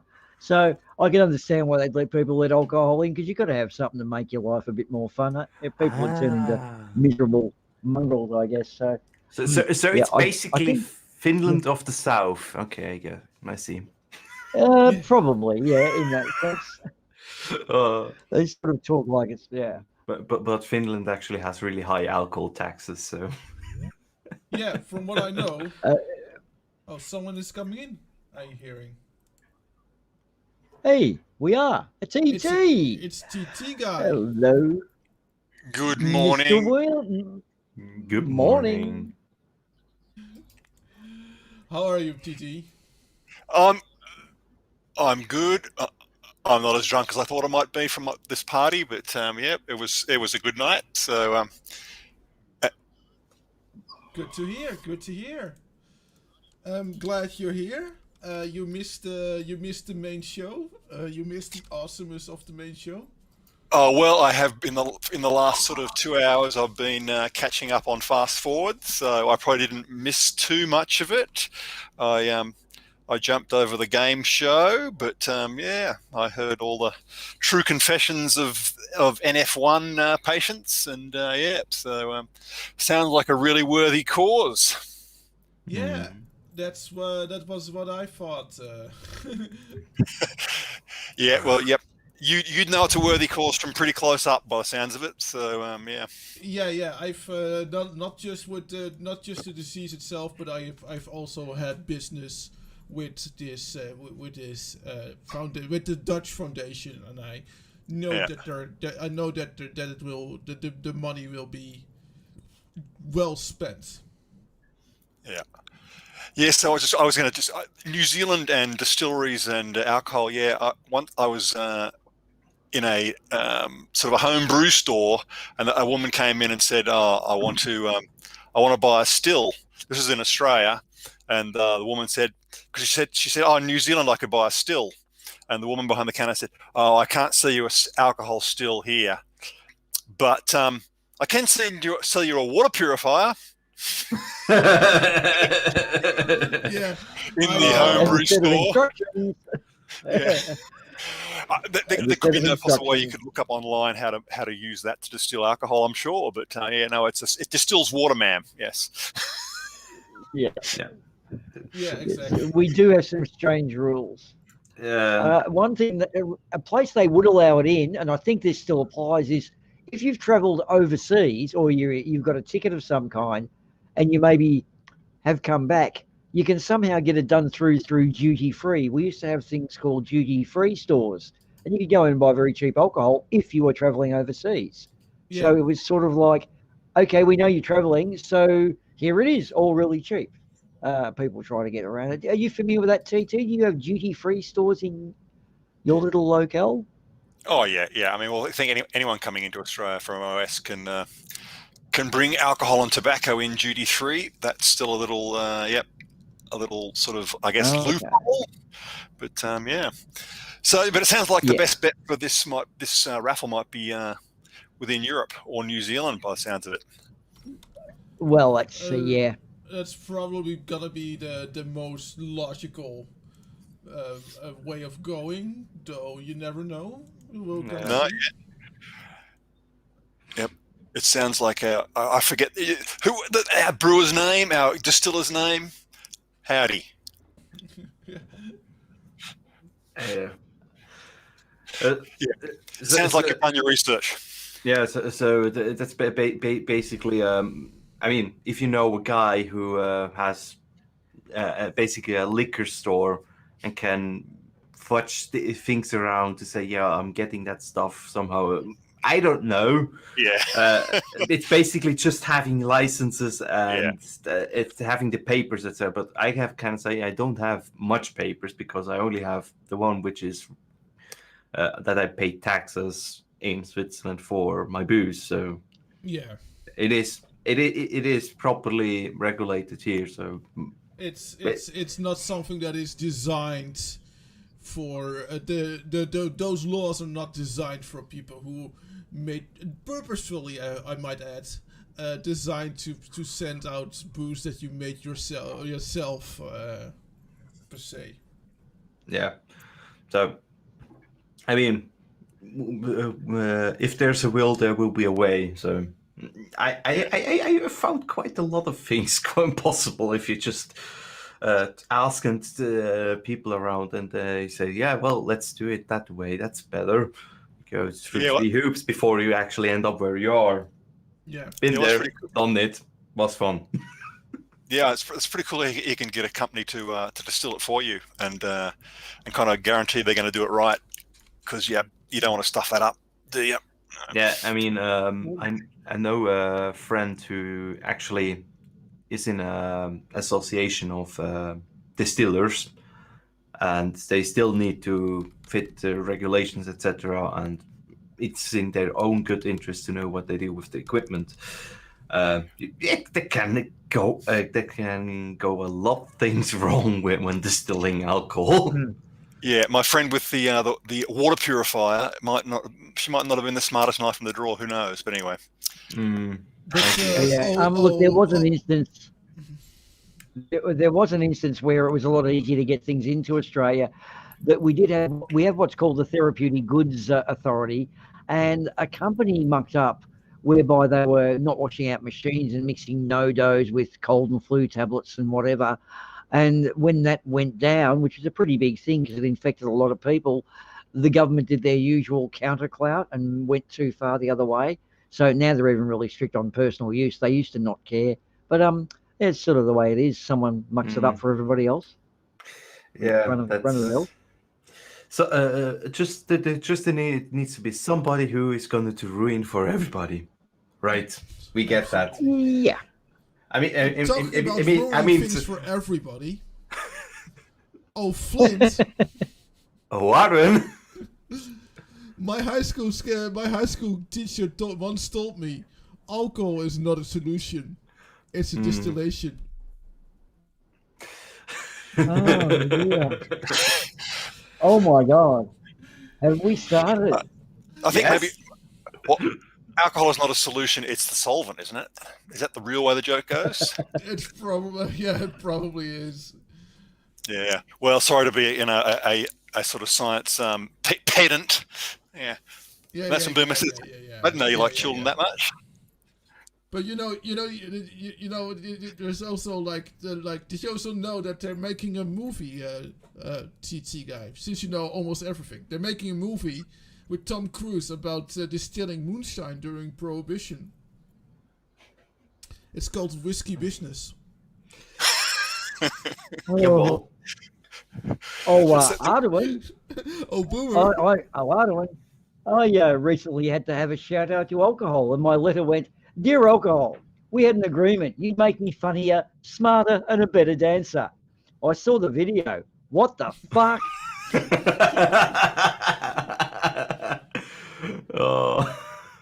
Yeah. Oh my God.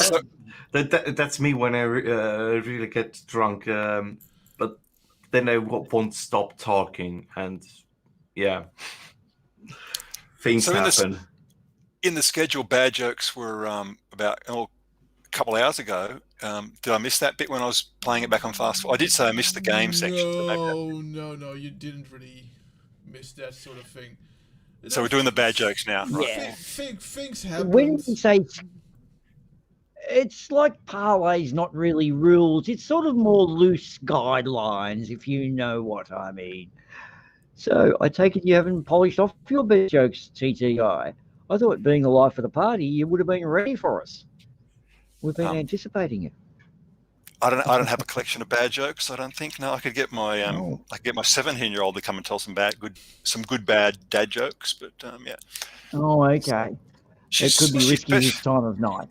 Yeah, she specialises in egg jokes because I'm quite partial to egg jokes. But don't ask me to tell you one because I can't think of any right now. But oh, okay. I mean, after all, no more Suez Canal jokes. That ship has sailed. Yeah. Oh, that's good. Yep. That's a good one. Flint. Flint. Boomer. Imagine if they took the Statue of Liberty down and found loads of skeletons inside, and it turned out to be a French had just failed a Trojan mission. Nice. Jingshu, sorry man, but we have to make it a little bit of fun. We have time to kill. He said let him fly. Yeah, of course. No, let him flow. We didn't do a hard game last week. Boomer. Oh, Arwen. Bono heated and cooled his vodka over and over, filtering to try and get the perfect taste. But this still hasn't found what he's looking for. Oh, yeah. Yeah. Yep. Oh. Yeah, that was bad. That was bad. I think I've just had an aneurysm, so you want to give me one that's going to create a stroke to balance it up. How does a hen leave the house? Through the exit. Oh, yes. Thank you. Balanced it up well.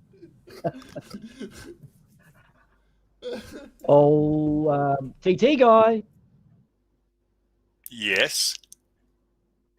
A new supermarket near my house has an automatic water mister to keep the produce fresh. And when you go near it, you hear the sound of thunder and the smell of fresh rain. When you approach the milk cases, You hear cows mooing and experience the scent of fresh hay. When you go to the egg cage, you hear hens cackling and clucking, and the air's filled with the pleasant aroma of bacon and eggs. The veggie department smells like fresh buttered corn. I don't buy toilet paper there anymore. What, because of the pandemic? Okay. Okay.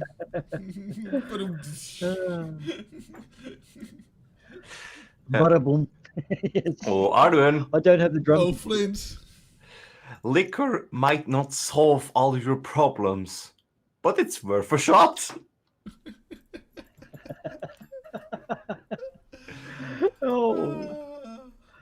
Flint. I thought that was.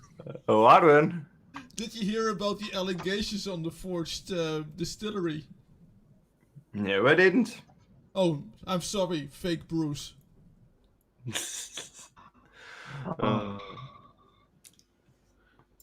Oh, Adam.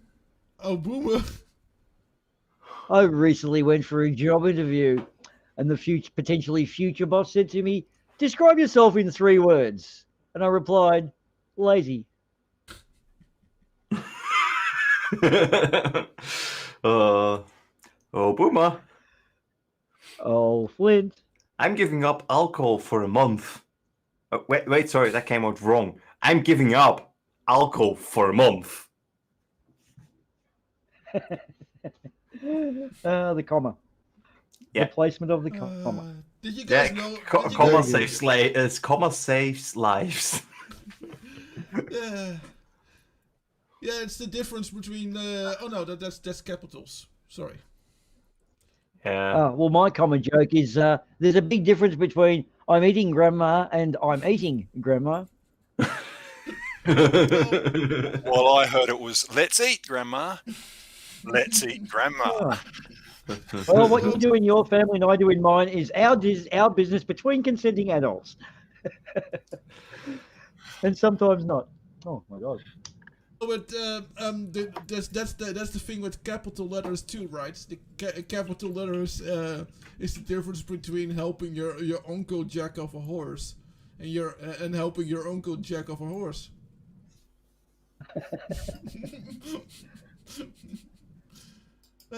But did you guys know that I'm on a whiskey diet? Sounds interesting. Tell me more. Yeah, I've lost 3 days already.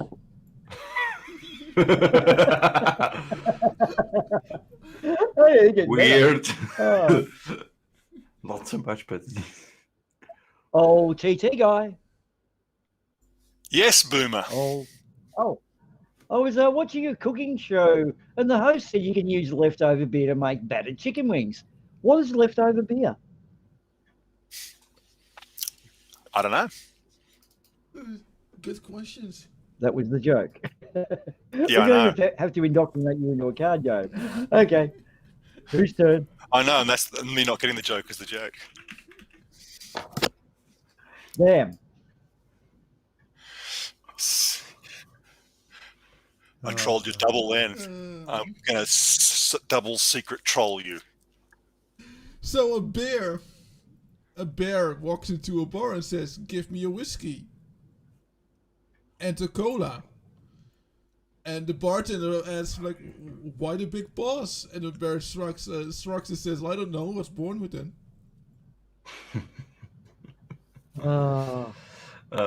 Blimey. No, they say love is the key to happiness. They lied. It's beer.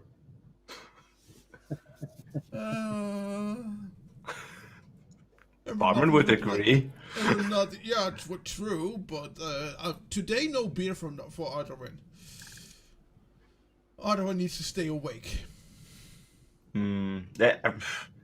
How to keep you awake?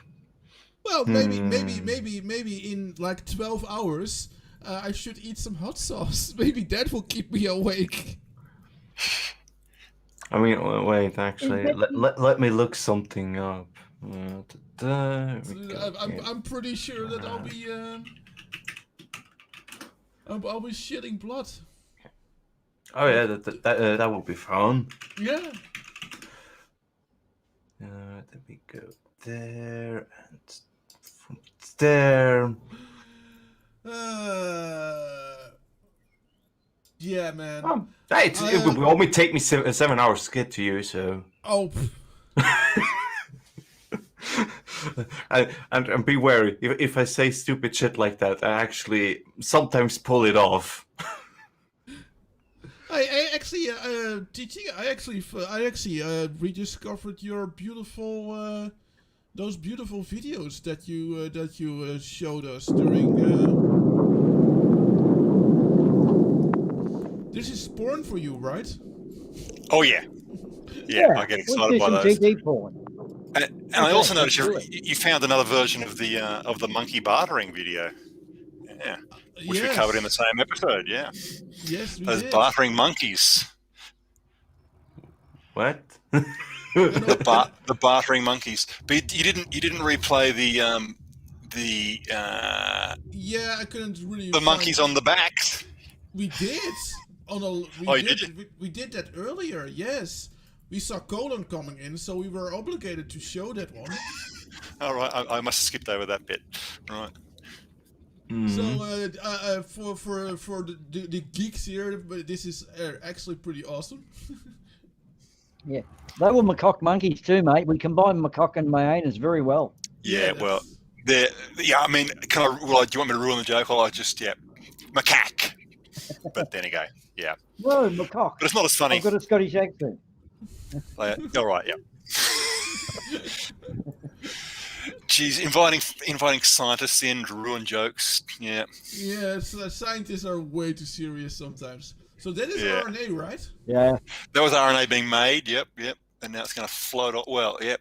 Next leaves the nucleus. Yep. But that was RNA being made off DNA. That's pretty cool. That is all RNA is, guys. That is all. That is all it is. Yeah, it's not anything particularly scary. Your body's making it all the time. Yeah. It's DNA poop, isn't it? Yeah, I mean, except it's not waste; it's DNA's job, really. So yeah. Well, it's your anus's job to generate poop. So I don't. Okay. Yeah. Fair enough. The batch is saying you're a little quiet, Ardo, and he would like you to turn yourself up. Oh, quite am to I? us, but maybe it's I we hope didn't you're right, know. Batch. Am I? Or maybe the Batch is maybe no one listens to you, and it's only the Batch who actually has listened to you. No, probably not. But anyway, knock yourself And up. look, there is Mr. Demon Orb, who is, from what I know, also one of the terrible persons that I happen to know. Insofar as how terrible and what way do you know them?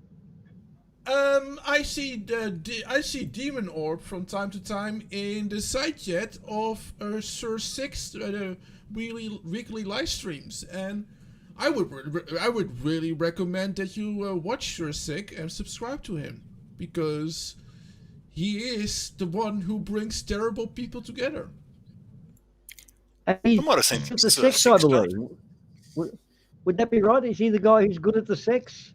Yes, he's handsome, famous, and good at the sex. Yes. He also has the atomic face palm. I think that might be. I think that might be Reticle. Oh, okay. Yeah, right, they're both knights. They're both knights. That's the confusing part. The Reticle is the Dutch one, and Sir Sick is the totally not British one. Right, that's okay. The giveaway is called Stir. Yeah. The giveaway is called Stir. Yeah. Yeah. But even though he's called Sir, yeah. No, but what the actual fuck? Something happened there. Oh, that might actually be me leaving. Hiccups. It wasn't. It was Boomer leaving. Oh. Oh, Boomer got booted. What did he? Yeah. All right. Yeah. He may upset some kangaroos. There he is. I don't know what happens, but Boomer is back.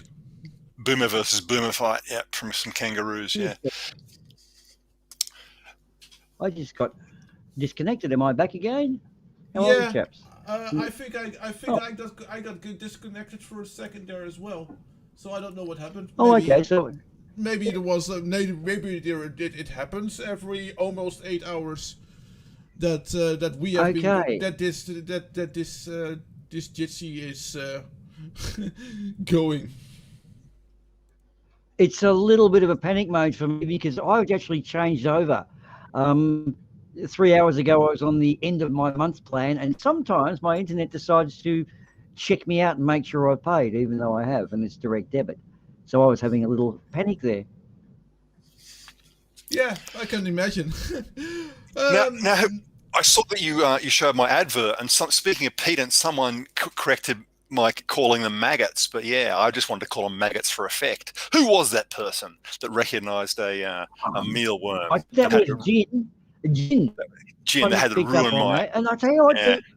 you don't get much past him because he only saw that from a glance, and I knew they were mealyworms as well. But I was going to say, Jin, you kicked a bit of a goal there. Yeah. Yeah. Oh well, I couldn't buy maggots at the pet shop, so yeah. I'm sure maggots are as tasty as mealworms. Yeah, maybe even tasty. We're sure they are. Well, it's just a question: it's with or without hot sauce? Oh, I don't have any hot sauce. No, which means yeah, I'm being soft. But yeah. Oh, But it was my idea. TT. Yeah. I picked the Ards and insects. So, yeah, because that's soft. Ards and I, before Ards and I were sort of discussing, we saw your clip of you going in, and imagine anyone working in any retail right now. You're on the COVID alert looking for Karens and morons and whatever, and you would have come in with the camera, and then imagine if they sort of slowly followed your thing, and this one's got a camera and wants you up to, and then started hearing you saying, yummy, yummy, yummy. Would they have just dismissed it off like, yes, another one of those? Or could you have perhaps, I don't know, instigate a bit of a scared shop assistant saying yummy, yummy at crickets? Yep. Well, I have a little secret in the magic of TV manufacturing. So there you go. Yeah, that's all I'll say. Yeah. Oh. I have a You're not voiceover. doing I have a voiceover man that CGI, I pay a lot. No, I just got a voiceover man that's really good. Okay. Oh, okay. So you're just as self-aware sometimes as I am. Other people would have no quarrels just doing that, but you're about as self-aware as I am. Probably even with the camera, like rocking your like I'm walking with a camera to a store. Oh. You can be funny. I mean, I'm not saying that was fucking hilarious or anything, but I can be a little bit funnier when I'm I got time in the editing suite. Yes. But yeah, about the hot sauce. For those who haven't seen it yet, this is the hot sauce that I got. It's the Last Dab from Hot Ones. The Last Dab XXX, by the way. Yeah, that's a beer here, isn't it, Boomer? That's probably not really It hot sauce. is. That's a beer, so we don't believe that's Well, hot that's because sauce. they can't spell beer in Queensland, but also the X's on the older liquor bottles in the States was how many times it had gone through the still. Because as you know, when you're doing moonshine, you kind of drink it a bit and you kind of get a little bit brain dead. So each time they put it through, they give it an X. So the X's are originally how many times it had gone through. I Therefore, think that was sort of the idea behind it, probably. So this is extra hot. No, actually, there are 3 different peppers used in it, and there are peppers that this person breeded himself, and they actually called Pepper X, Chocolate Pepper X, and Peach Pepper X. Oh, I see. Yes. as if you're going to be able to taste the difference. From what I've been told, yes, somewhat, because there is a sauce in the show Hot Ones that is actually technically less hot, but it has because it has no taste at all, as opposed to this one. It's allegedly worse, even though it's less hot.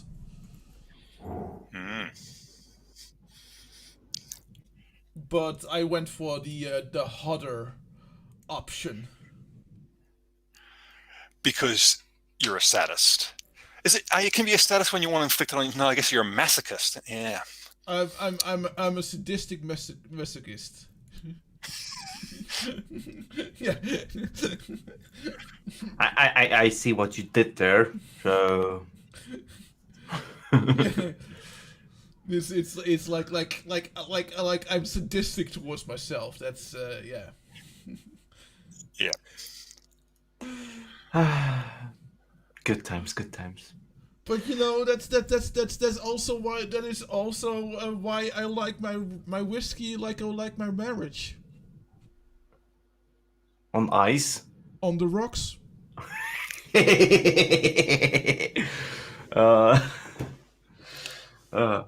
That's good. So Dr. Osiris' warning is that you'll be poisoning yourself when you eat your hot sauce. I might be poisoning myself. Yes, Have you set yourself a limit? No, but it's dependent of people's donations. So if people are feeling generous, then they might kill me. That's what I'm saying, and I'm only half joking. Yeah, but maybe you should have a limit. No, I don't know how many. I also have a jug of milk and a bucket of yogurt. Yogurt, I think yogurt is the go. Yeah, because I don't know how many crickets kill a man. But, yeah. I mean, to be honest, Dr. Osiris, tell me something which isn't in any quantity, as in quantity, but isn't poisonous or venomous. If you say water, then say, yeah, water can be actually quite poisonous if you take too much. Water's all right, but dihydrogen monoxide's pretty bad. Oh yeah, that's the worst thing to take. That's absolutely the worst. Never take that. I have one. Tacos, easily. You can take as many tacos as you want without any fear. They're not poisonous. Mm-hmm. And dihydrogen monoxide also forms, various hazards. I believe most ice is constructed entirely of dihydrogen monoxide as well. Oh my God! Snow. Now you so say that's it. Snowdrift. Those people ski on that shit. That's in everything. No, damn it! I think I have to drink a cup of tea for that. But from what I can kind of tell, like from what I suspect at least, it's probably before it might threaten to kill yourself. I think you probably already have your mouth is probably already burning so much that you might not want to continue. So we'll just see how it goes. I did check the containers that I bought where they would say not for human consumption, but they didn't have it written on it. So it's got to be fine. Not that I went to the pet shop and bought it. So I mean, it should be okay.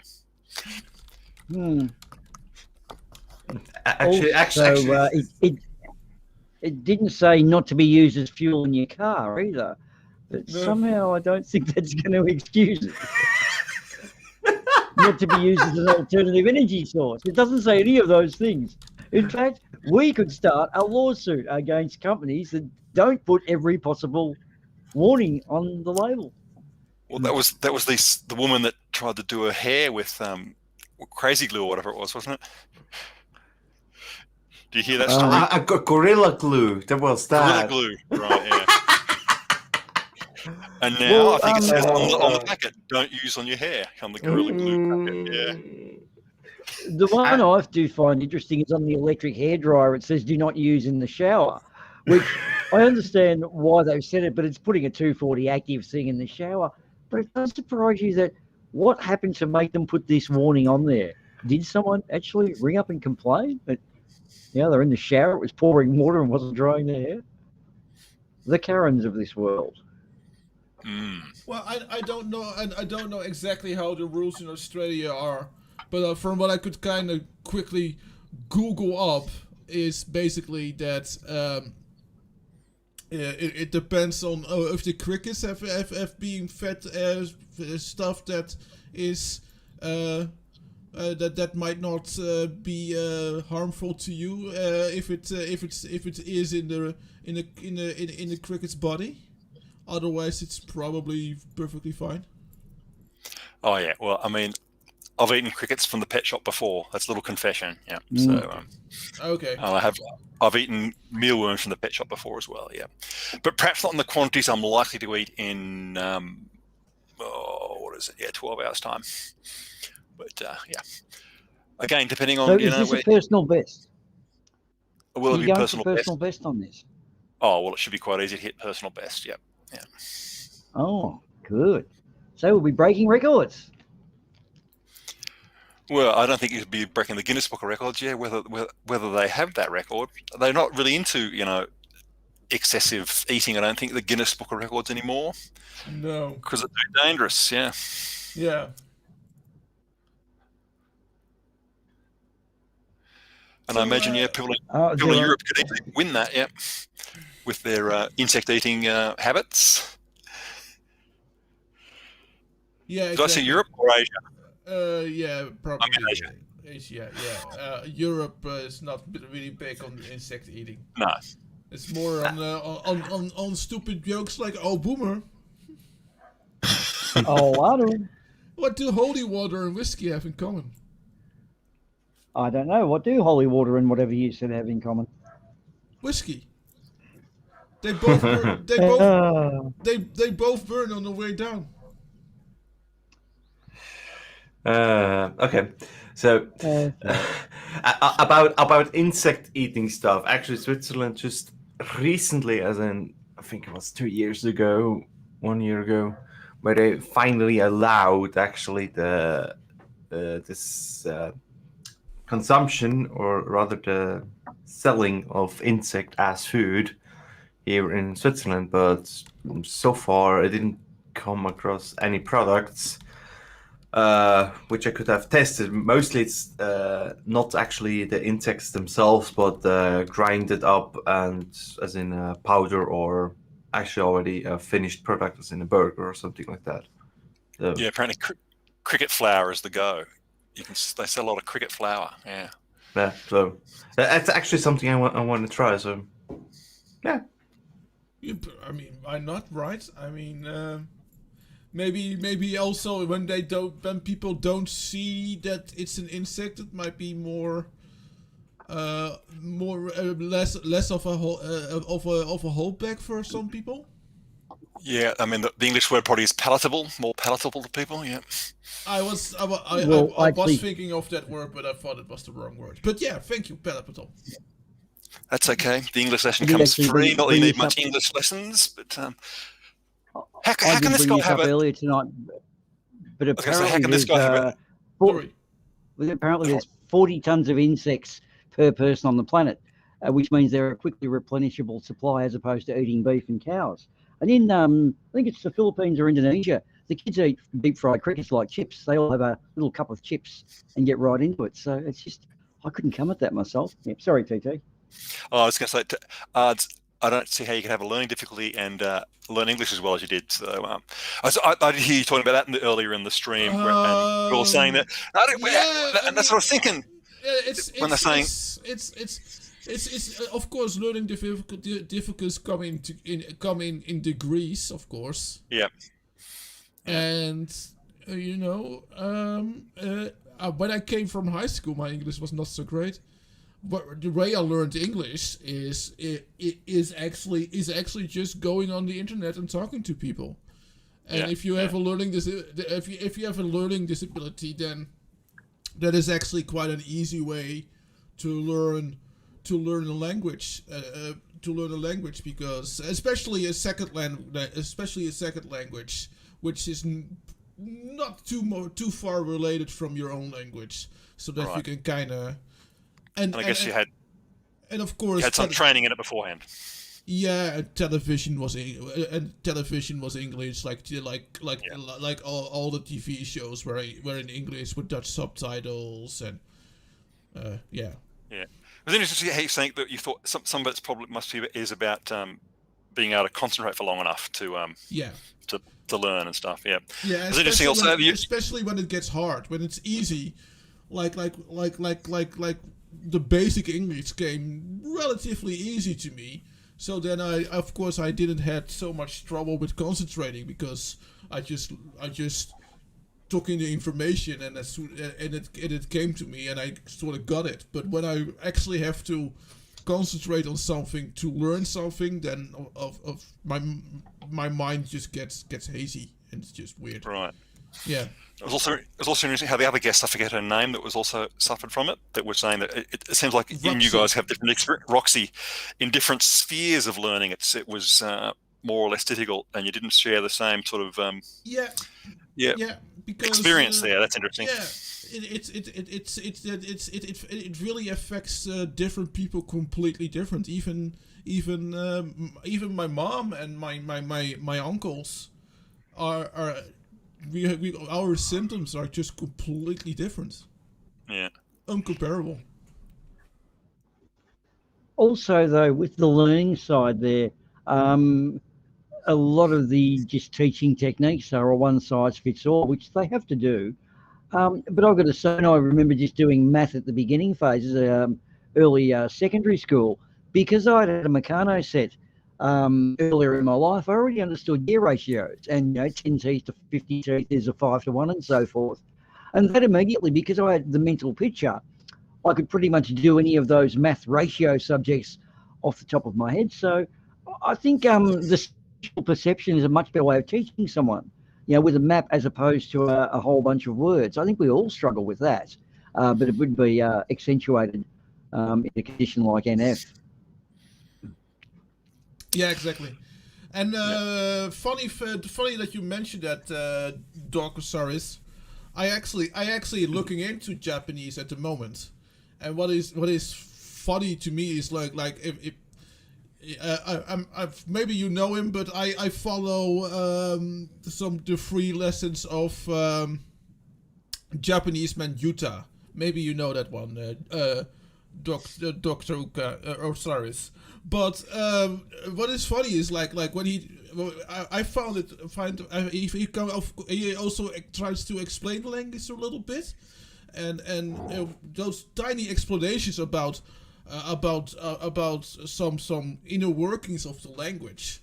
I can understand that because that is the sort of an information that comes to me that I find really interesting and cool. And I don't have to crunch down to learn that, but the Japanese language itself, I have to crunch down and learn it, and for some reason it's just, no, that's just... But those fun facts about how gendered the Japanese language is and how they have 4 different levels of politeness in the language, and that and stuff like that. That sort of thing instantly sticks with me. Yeah, but you Dutch have got 2 levels of politeness, right? And you know how many levels of politeness Australians have? 1. 0. Fucking 0, mate. Yeah, I think the Brits actually exported all of the one with no manners over there. So yeah. No, that explains a lot of things, right, Boomer? But even with our 2 levels of politeness, 1 moment. Sorry, I had to cough there. Even without our 2 levels of politeness, it's not that it's not like our entire sentence structure changes with the politeness. In Japanese, the entire sentence almost completely changes if you not quite, but almost completely changes when you add some kind of politeness to it.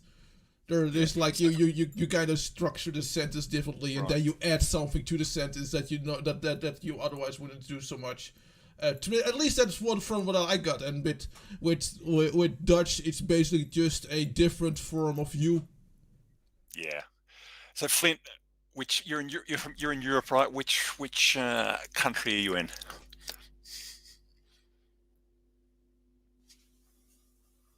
Oh, I think that Flint might be. Oh, mute. Oops. I'm from Switzerland, and we have, I think, maybe 3 levels of politeness. We don't know you. Screw off, and okay, you're fine. Yeah, but I think I think you mean it in a different way than. Yeah. Yeah, because I think that's just interesting from the Anglophile point of view. I think it's my understanding that a lot of European languages have that 2 level of politeness, and that's a bit foreign to us. I don't know. Maybe it is. Maybe it isn't. And you call someone you don't know in the shop ma'am or something. I suppose maybe, I don't know. Yeah, it's kind of like that, but not quite. Yeah. I mean, what is it? Yeah, it's basically 3 the very polite stuff which you usually have, and then really formal language, the informal, distanced language, which is still quite formal, but it's informal, and then you have informal. Yeah. So. Yeah, see I'm glad that Dr. Cyrus actually voices what I think I understood from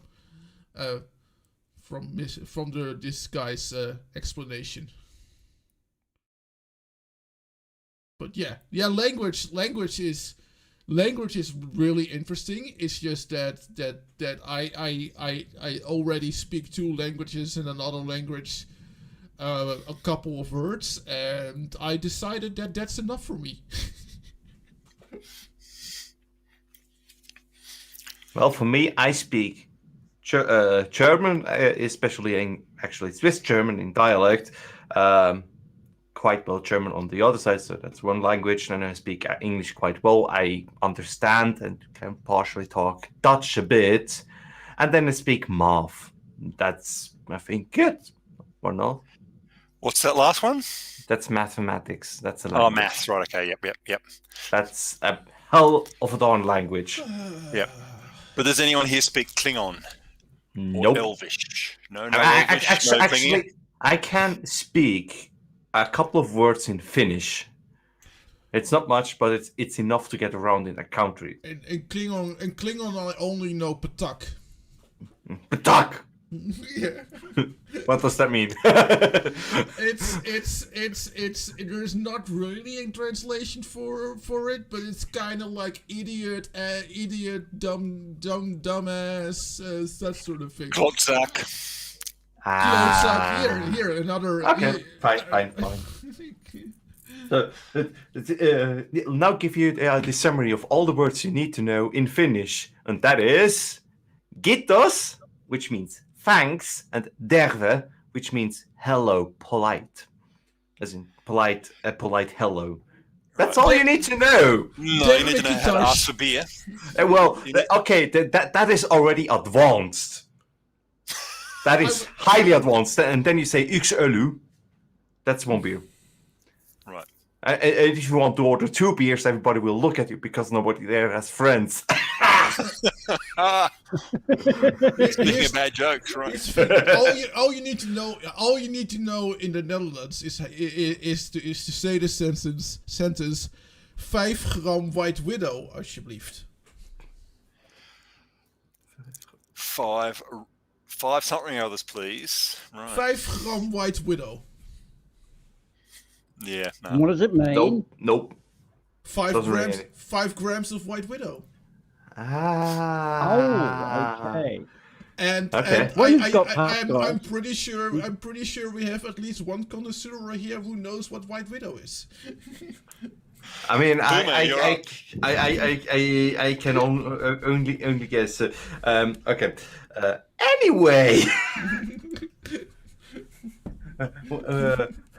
Okay, a word you need to know in Swiss German, and it would be most really funny if you know it, is Kuchigastli. It's really simple, right? Yeah, sounds simple. I'm not gonna repeat. I've just been to the doctor, so I can't repeat it. But sounds really simple. Yeah. That's a Dr. kitchen cupboard.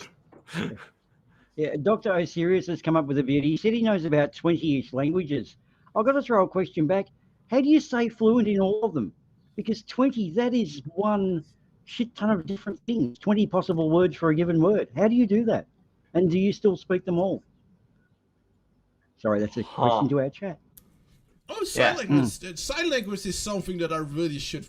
I feel like I should really pick up. I actually, on the note of sign language, I mean, every country actually has its own sign language. I know, which is. I mean, okay, I get it that you have different habits, etc. But it would be on the time that we actually would unify the sign language to one coherent one. So you don't get that funny language barrier between other sign languages from other countries. So, well, on the other hand, it's kind of funny, of course, because you have English. Also, there's like English and Dutch, but just then with your hands. Yeah, and so I mean, I think American Sign Language is actually quite well developed. But I'm not entirely sure, but somebody can, of course, correct me. But at least we need to start somewhere, and I think the somewhere to start would actually be the one country which actually has it as an official language in their own country, which is New Zealand. Maybe that's the point to start, and from there on, we actually make it a worldwide sign language, so everybody can. I would highly encourage that we actually teach that language first instead of spoken language. No, I would I wouldn't go that far, but I wouldn't be opposed to sign language being taught at grade school already. Just maybe the teacher at kindergarten can kind of talk and sign language at the same time, and kids can already pick a lot up from that. And kids and. How awesome is that? That if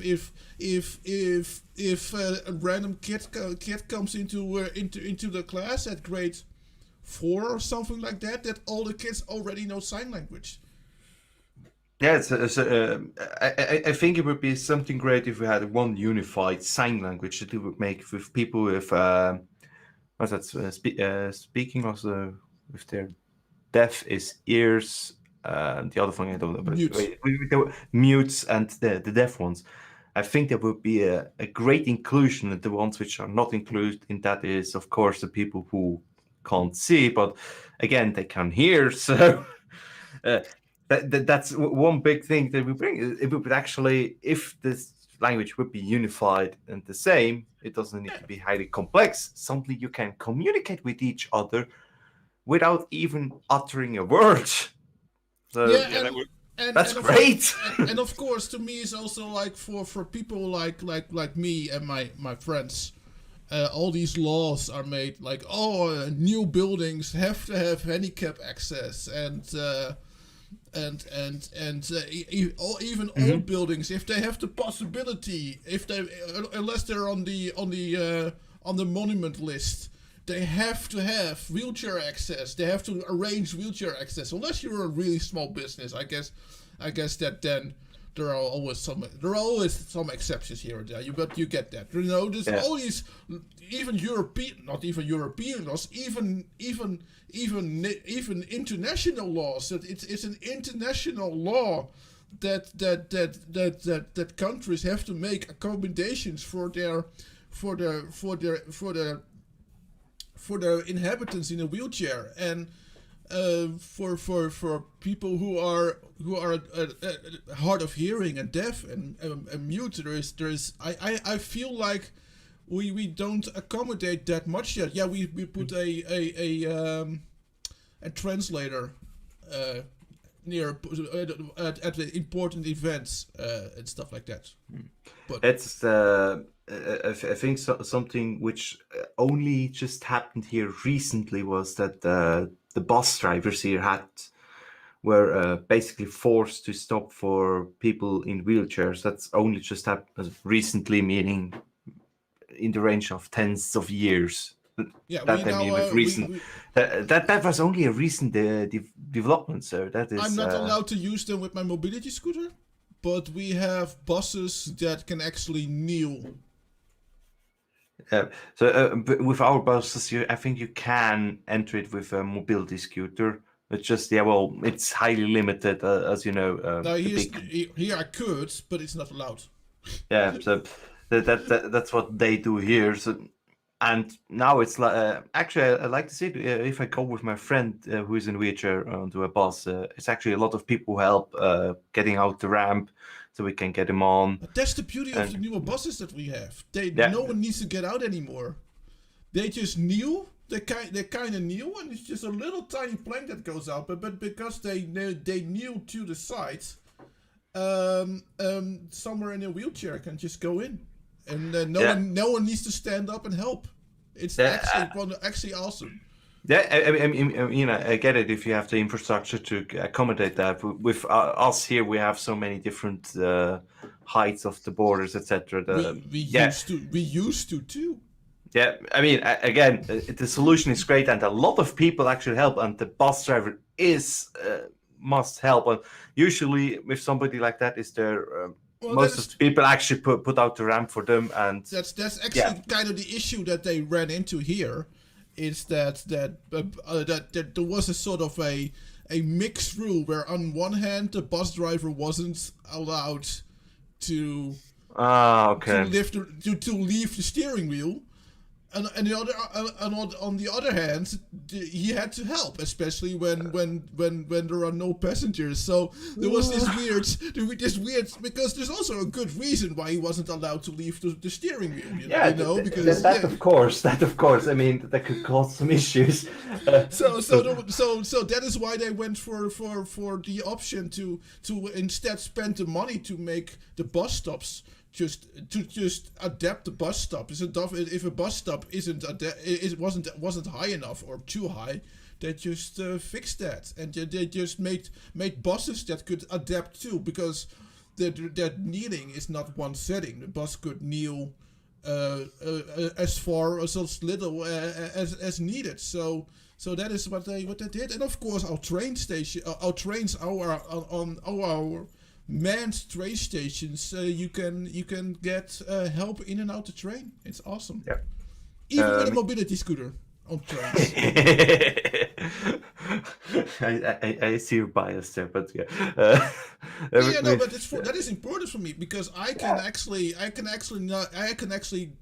go visit people in a different town, and I don't have to worry like, okay, but they live that far from the train station, so they have to pick me up, or and drop me off at the train station if I go to visit them. Which people, especially friends, are absolutely willing to do that. But it's my own pride that I want to be able to drive to the train station, to and from the train station myself, right? It's also. And we shouldn't underestimate how that helps out. Just your mental health, right? If you're independent, you can do what you fucking want. You don't have to, oh, please help me.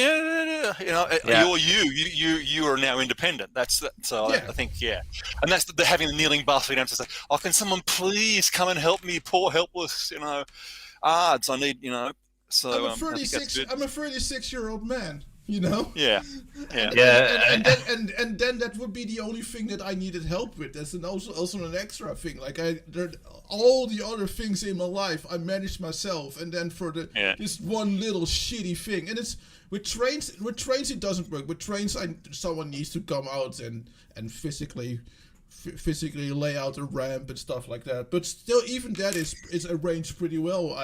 We have the in Australia, you probably also have just an app on your phone where you can plan out your train route with, and if I log in with my account on that planner app, it recognizes me and recognizes, oh, he is someone who is registered with us to have who have to be needed assistance with getting in and out the train, and then I have the option to say like, oh, instead of just looking at the train routes, I want to plan a train trip, and I want to go from there to there, and I can do that an hour ahead of time, and I have to show up 50 minutes ahead of time.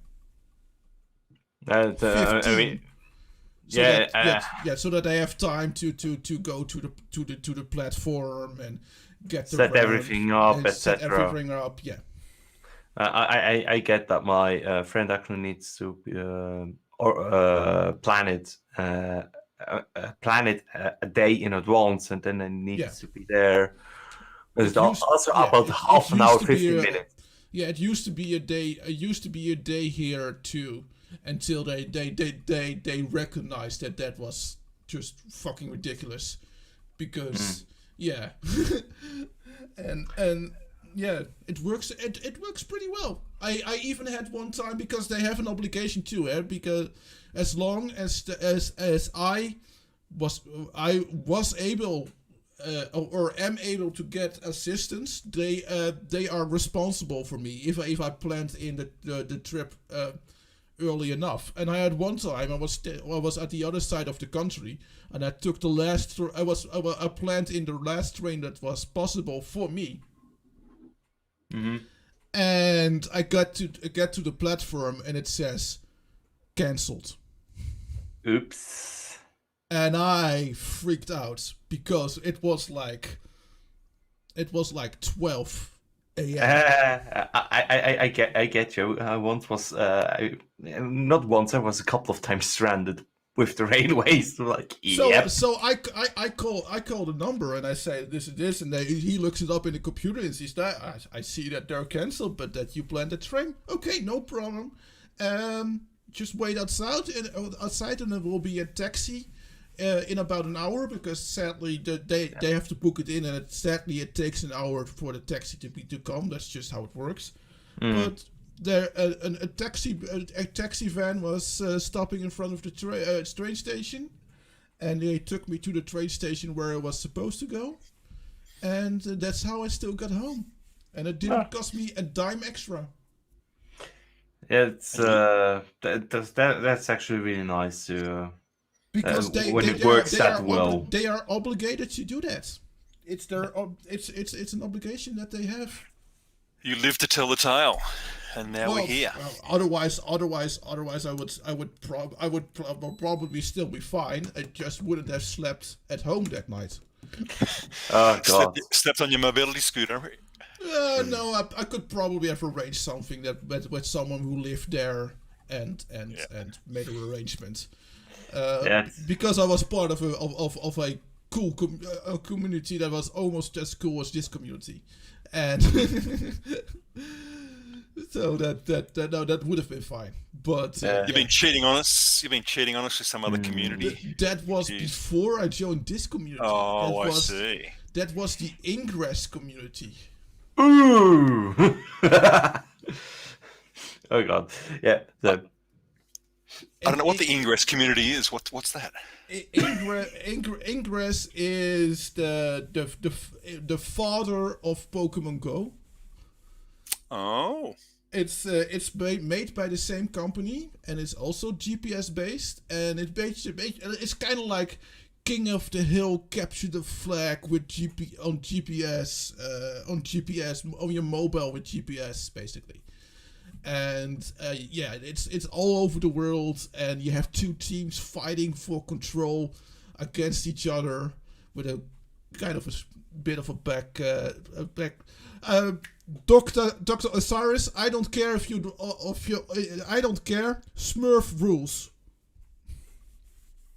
But yeah, he said he used to play Ingress, so and I used to play it pretty actively. I went to events.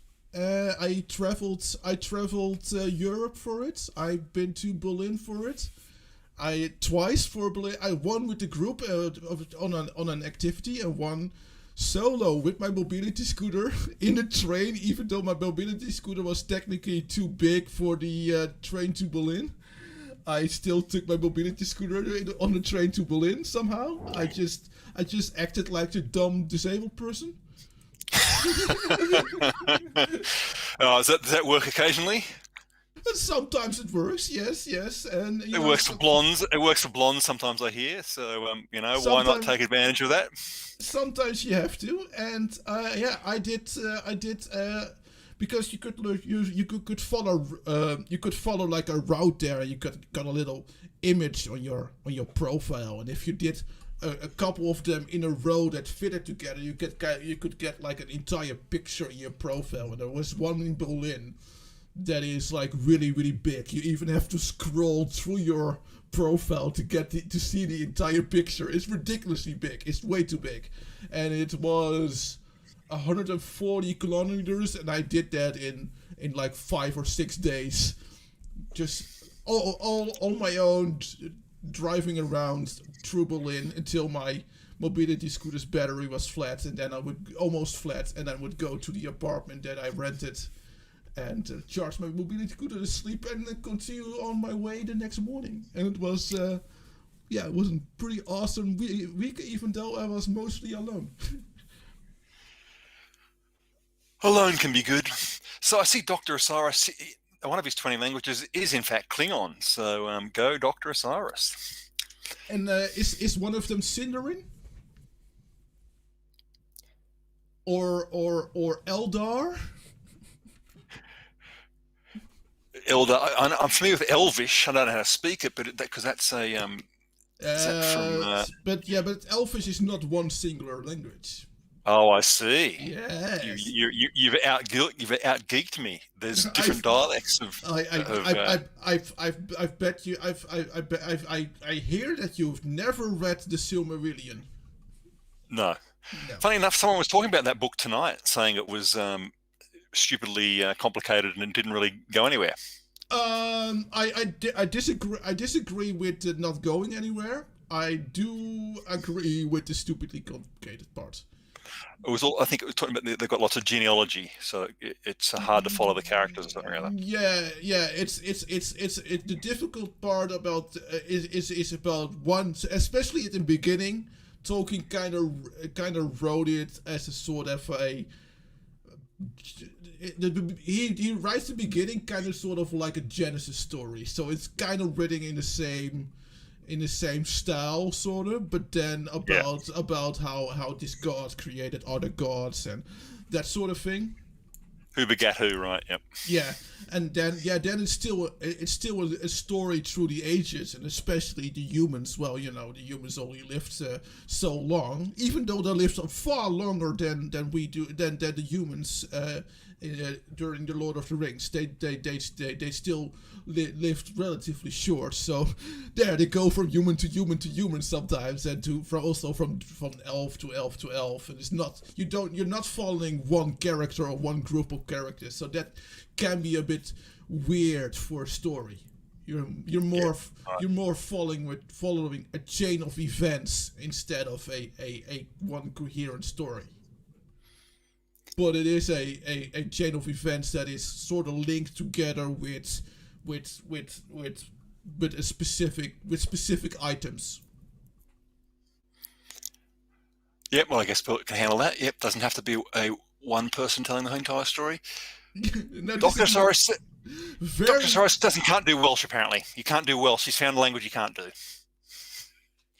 Welsh. Welsh. Well, Welsh is seems like a language that is kind of, yeah.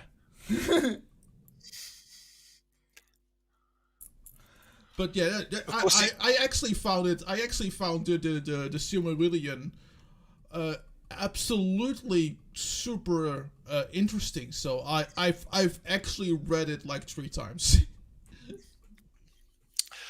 Of course, he could be bullshitting. You'd have to get him online within a language that he speaks. Just have to get him into the stream and challenge him with, how good his Dutch is. I don't know how good his Dutch is. Maybe Dutch is one of the languages that he doesn't speak. Yeah. Goedendag, hoe gaat het met je? Vrij goed met jou.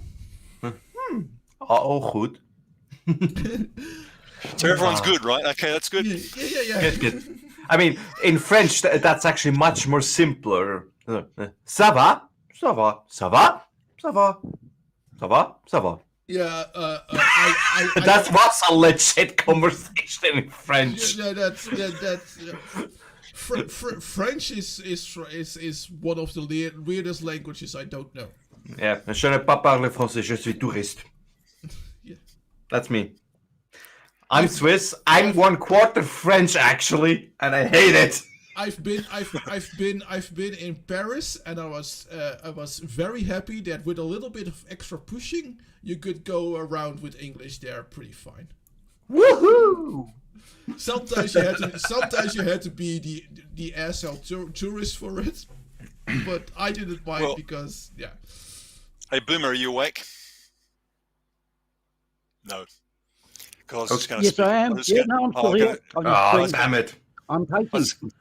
I was just going to do a demonstration how to speak in Australian in that fashion, mate.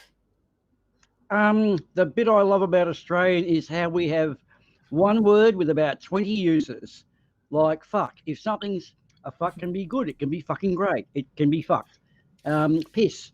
You drink piss. That's great piss. No, don't drink that. It's piss. So isn't it amazing how we just seem to use the one word? Something I love in our unique Aussie culture. But the answer to the question, well, mate, what's the appropriate response? Well, it depends where we are. Are we at the footy? Have we just seen each other for the first time? You've got to create the atmosphere.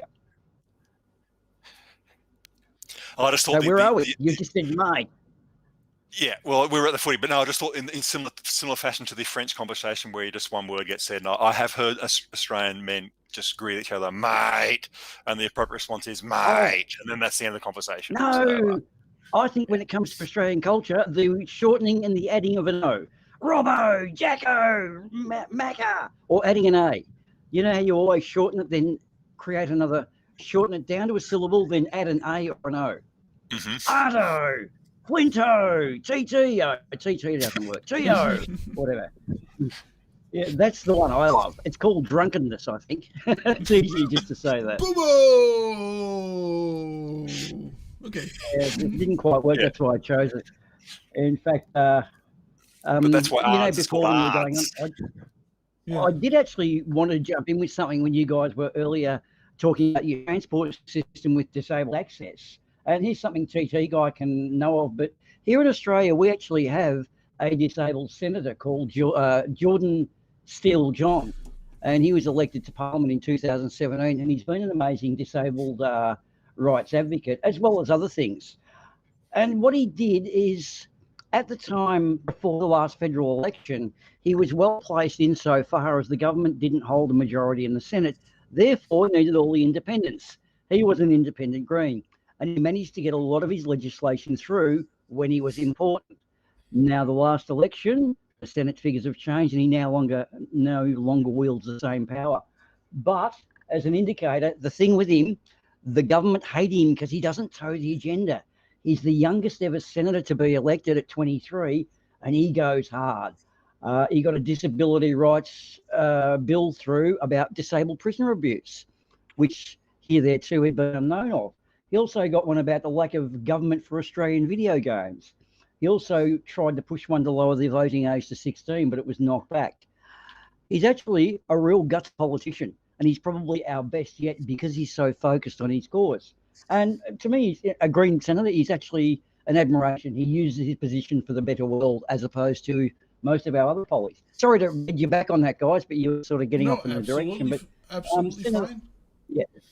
Senator Jordan Steele, he's cerebral palsy, therefore wheelchair bound, and he has left Parliament in disgust a few times, just because of his treatment and not towing the party line for the Conservatives.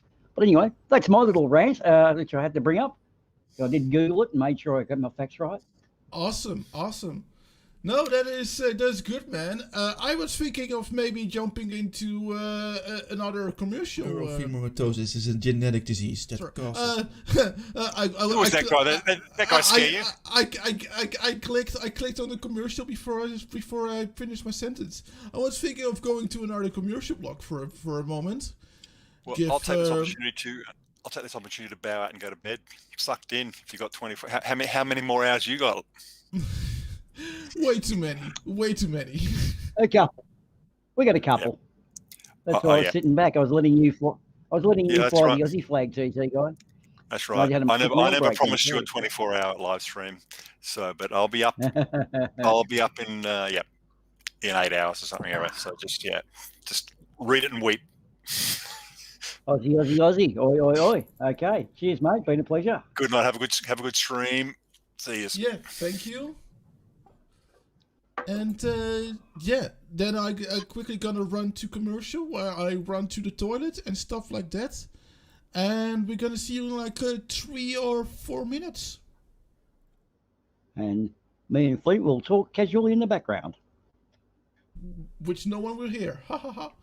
Bye. Good. Neurofibromatosis is a genetic disease that causes non-cancerous tumors to grow on different parts of the bodies. It can cause facial deformities, chronic pain, learning disabilities, and a lot more. And though symptom treatment is definitely available in some cases, there is no known cure for neurofibromatosis, and better medical research is needed to better define and develop the symptom treatments that are available. And that is where neurofibromatosis organizations are so important. Neurofibromatosis organizations do not only support medical research, they also provide information to doctors, to teachers, to people of different age groups like kids and adults. But they also organize patients meetups and patients activities, which is really important for the patients themselves so that they can better understand themselves sometimes. So neurofibromatosis foundations are very important to help increase the quality of life of people with neurofibromatosis. You can find out more about the foundations and how to help in the description below. Finding love on Match inspired me to look for other ways to be happy. So I took a new job at Big Wireless. These guys torture people on a whole other level. I'm learning so much. Is this customer service? Because there is none. He's been a real addition to the team. Prices are up, hold times have doubled, and some fees are so hidden we can't even find them. It's not just the painfully long contracts makes this place feel like home. It's the culture. Guy could get a job anywhere he wants. DMV, IRS, Congress. We were really lucky to get him here. We've been having some issues with people switching to Mint Mobile. He was all over it. Mint Mobile gives people premium wireless for just $15 a month. Instead of dropping our prices, let's raise our prices and use that money for an ad campaign attacking Mint. It's a win-win for us. I mean, we win twice. Am I happy? Yes. This place is hell on earth. Big Wireless people are my kind of people. Literally. I bought all of their souls.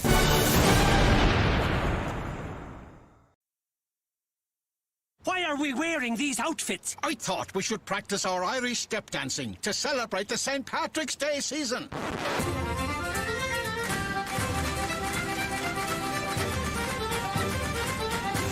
We're cooking now!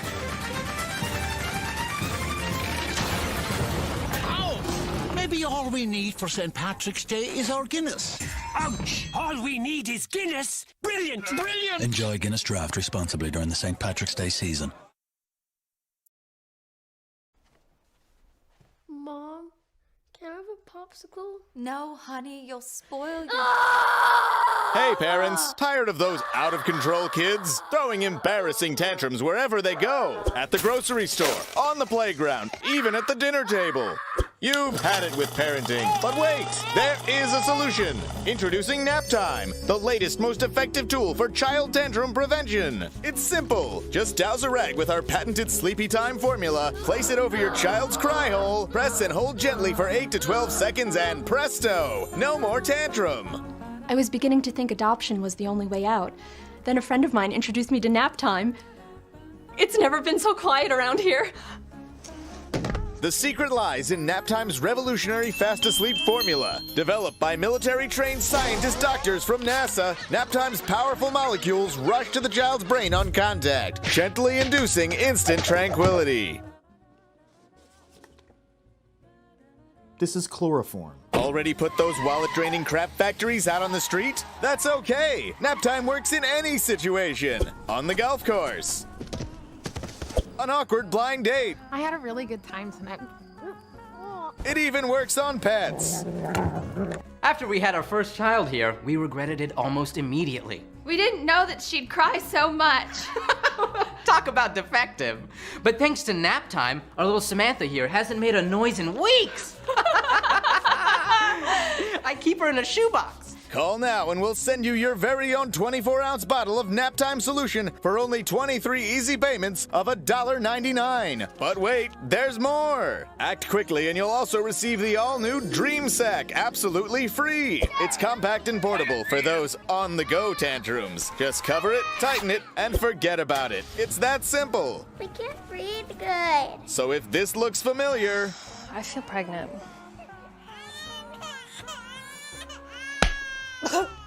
Then don't wait! Order today and join the millions of Americans who just can't stop saying...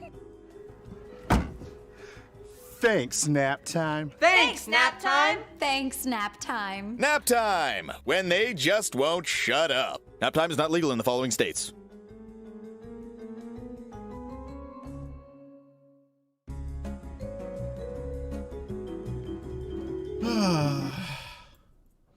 Well, thanks, Nap Time. Thanks, Nap Time. You know, that Eddie's totally right. It's so quiet when you have a bottle of Nap Time. It's highly recommended for anyone. Yeah, especially during those poker nights. What? I feel called out by some way, but wait, did you know that weed is causing short-term memory loss? But what the hell does weed do? No, I can remember. Fine. Well, I've actually got a 7-foot. I've got a 7-foot shearer next door who used to make lots of noise with his stereo. Now, Nap Time, I haven't heard a peep out of him. And it's a big equalizer too, because I'm not a 7-foot shearer. So it does make your life better. Yeah.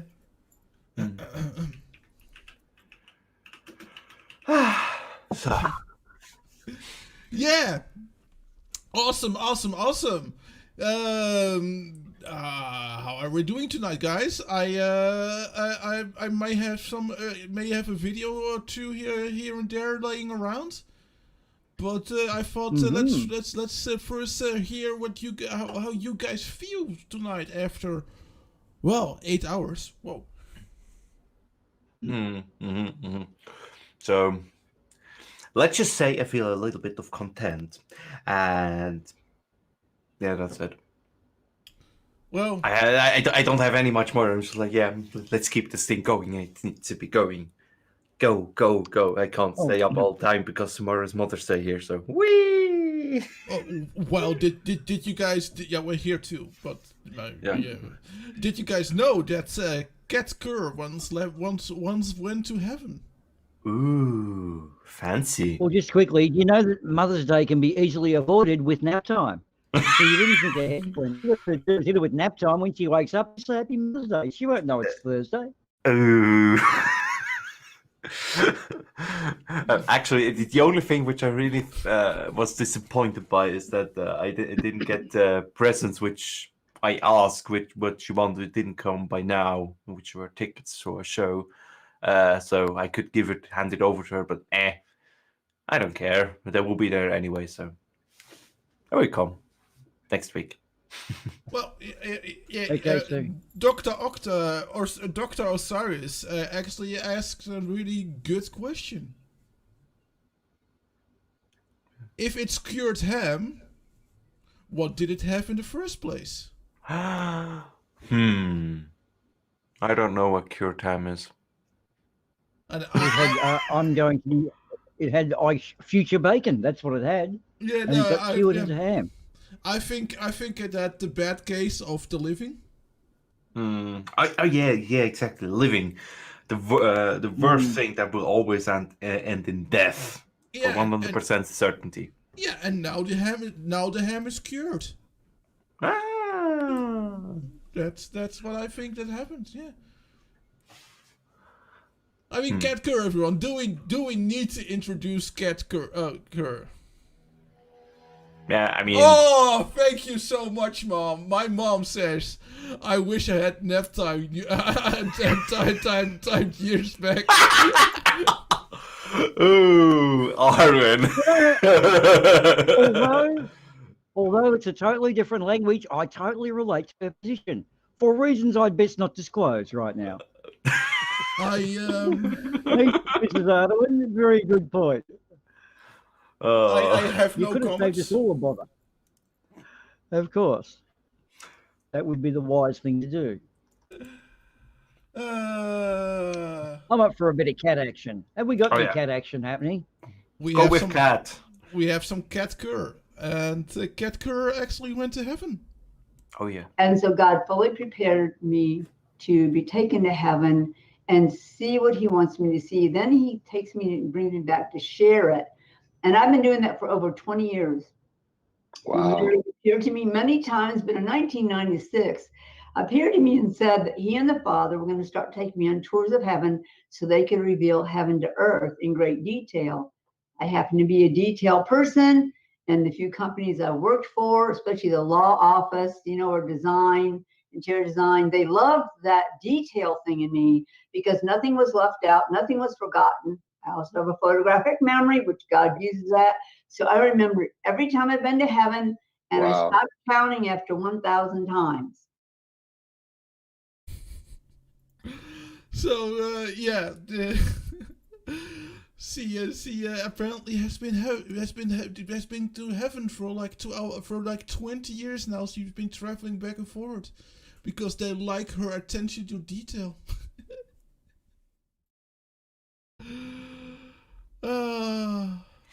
Oh yeah. Why did they let her come back? I thought it was a one-way trip. So I didn't think there was a return fare and an out gate. So there needs to be a lift somewhere. We just need to find it. Yeah. Oh, Flint. Oh. If there's a stairway to heaven, and a highway to hell, doesn't that speak volumes about the anticipated traffic numbers? Hey man, yeah. Yeah, that speaks a lot of numbers. Yeah, that's actually true. You disappointed me there, Ardo, and I was expecting cat action. Cat, fluffy, small, cute, does weird shit. I mean, I've been told that there's a guy on the internet who has a YouTube channel. No, you don't mean actually the bald one, right? I like the conspiracy one more. The bald one is just meh. No, not that one. Right, I know of a guy who's got a YouTube channel, and his cat's got 2 30-second videos up, and they've got like near on probably 1,000 views by now, and it's just a cat being a cat. I mean, how would you feel if you had a YouTube channel and your cat was kicking your ass like that? Wouldn't that be a sad state of affairs? What do you think, Ardoin? Wouldn't that be sad? That would be really sad. Yes. But to be honest, if I look around that content and how sometimes that works, it's like, yeah, you're sharing a picture of your favorite animal in the house, has suddenly more views than anything else. That's actually quite a common occurrence in the world of content creation. Yeah, it's kind of. I mean, who was it? That's Mambo Jumbo and his dog Cubo. He is hecking adorable, the dog. And if he finally shows a few footage of him, that's some of the stuff which has the highest views. So he actually really knows how to produce content, that guy. So damn it. Yeah, there you go. Sometimes the lockdown and the curfew, it's kind of getting to me. You know,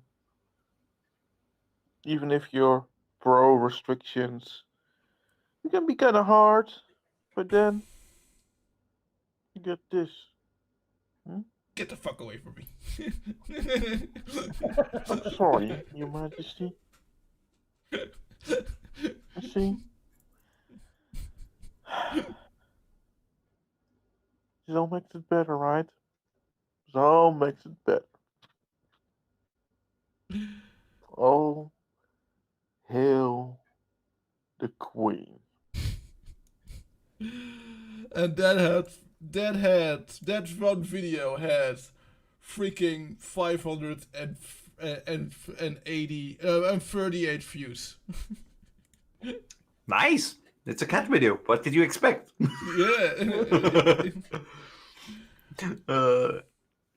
I mean, what's the dumbest shit I ever seen? It's just like most of the little stupid stuff which attracts the most things. I mean, it's sometimes really hard. You put in lots of work into something, and then barely anyone sees it, and then you put it up a cat video. Boom. Yeah. You're famous. You put like a lot of work in tweaking in the edit room and making sure that it's all awesome and people will probably like it, and you make sure that all your bases are covered and you're not talking nonsense, and then you make one cat video and it gets way more views. It's so fucking annoying. Yeah, I mean, the conclusion is let's just make cat videos. Way simpler. Just make cat videos, exactly. The beautiful thing is too that cats are also sometimes they can be so stupid, right? It's so funny. I mean, my cat, the only cat which I always basically I could pick her up and put her front paws over my shoulder and then put her down her back feet onto my chest, and she would hold herself. Just don't do that with the naked body. I tried. It hurt. So it's not just the cats that make stupid mistakes. Hey! Oh, but she was so adorable. That's yeah. She was. What was it? She was about. I think at that point she was about 15 or so. Oh, yeah. I mean, she was old but gold, and then I loved her. No, this is how dumb cats can be. The cat safe from the hole, jumps into the next hole. Oh, poor thing! He probably was really scared. So, I just so hope that cat was alright. I hope so too. But yeah. Oh damn it! It's the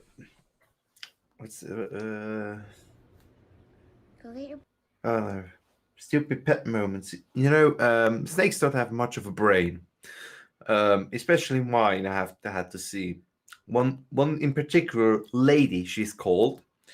I have this little ridge on my terrarium, and she just neatly fits onto it, so she can balance on it, and it's directly in front of the glass. And then she starts to stand up and tries to probe the glass with her head until she reaches a critical point where she suddenly can't balance herself anymore, and then pushed herself off that ridge. I once saw that happen real time, and was a boom. I looked down. Yep, she's all right. And that should be a fierce hunter, right? Yeah. But you know, dogs can be similar as this dog is asked to get her ball. Go get your ball.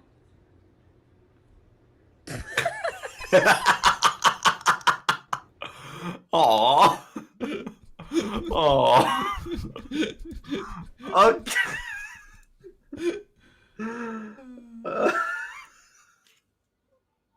Yeah, I thought that was so funny. I was. Oh, yes. Perfect. Just perfect. Because apparently dogs have a blind spot under the nose. Okay. So the dog just completely misjudged where that ball was because of that blind spot, and it just. That easily can happen, and oh, blimey. Oh. I mean, it doesn't look less funny when it happens. Oh yeah. I mean. Hey, I just found Aussie man cats being dodgy, which I've just dropped in the green room. If you'd like to see what is some wonderful cat stuff with excellent commentary, if we can cue that up, please. We can absolutely can. While I queue up this one. No. Okay. This one. Thank you so much, Kira. Well, it's time now for our Worth the Watch. And check out these two cats. How adorable is this? They are totally best buds, walking side by side in sync with one another. And when one stops, the other one stops. And they kind of just hold tails. It's so cute. Have you ever seen the movie, the wonderful Disney animated classic, Lady and the Tramp? I have. And the evil Siamese twins? Yes. I don't think I need to play the entire video, but I thought it was pretty cute. That's super cute. Like, no, I like you more. I think they hate the snow too. That could be a governing factor involved. Yeah, I'd cuddle up against anything that was that fucking cold. They're just fucking cold. They're just like, oh, it's nice and warm with you. I hate you, but I love your warmth a fraction more than I hate you. So that's it. That's good enough. Yeah. If you tell anyone this, if you tell anyone this, I kick your ass when we're home. Yeah. All right, today I'm. Sounded like awesome Aussie commentary, for sure. Aussie Man Reviews. He is one of our faves. We're a big fan of Aussie Man Reviews. Please subscribe to Aussie Man Reviews because he really needs the subs. It's such a small channel. Between us and him, we've got about 5 million subs. So. It's such a small channel. He needs all the subs he can get. Yeah, definitely. That's all right. Today I'm doing a review of the animal kingdom's greatest enemy, cats. They're bloody nature's asshole, aren't they? Look at this one sneaking about. He just coward punched a toddler. Sure, on the outside they're all cute and cuddly, but listen to this demonic bastard. It's the devil. This cute little duckling is like, you want to go on a wholesome adventure? But the cat says, nah, fuck you. It's not just small children or baby ducklings that cop it. Cats are dickheads to each other as well. They hate each other. He's like, nah, piss off. These are my 3 bowls of kibble. Mate, I'm telling you, I'm on the bloody door list. No, you're not, bro. I mean, look at how Disney villain fucking next level evil this one looks.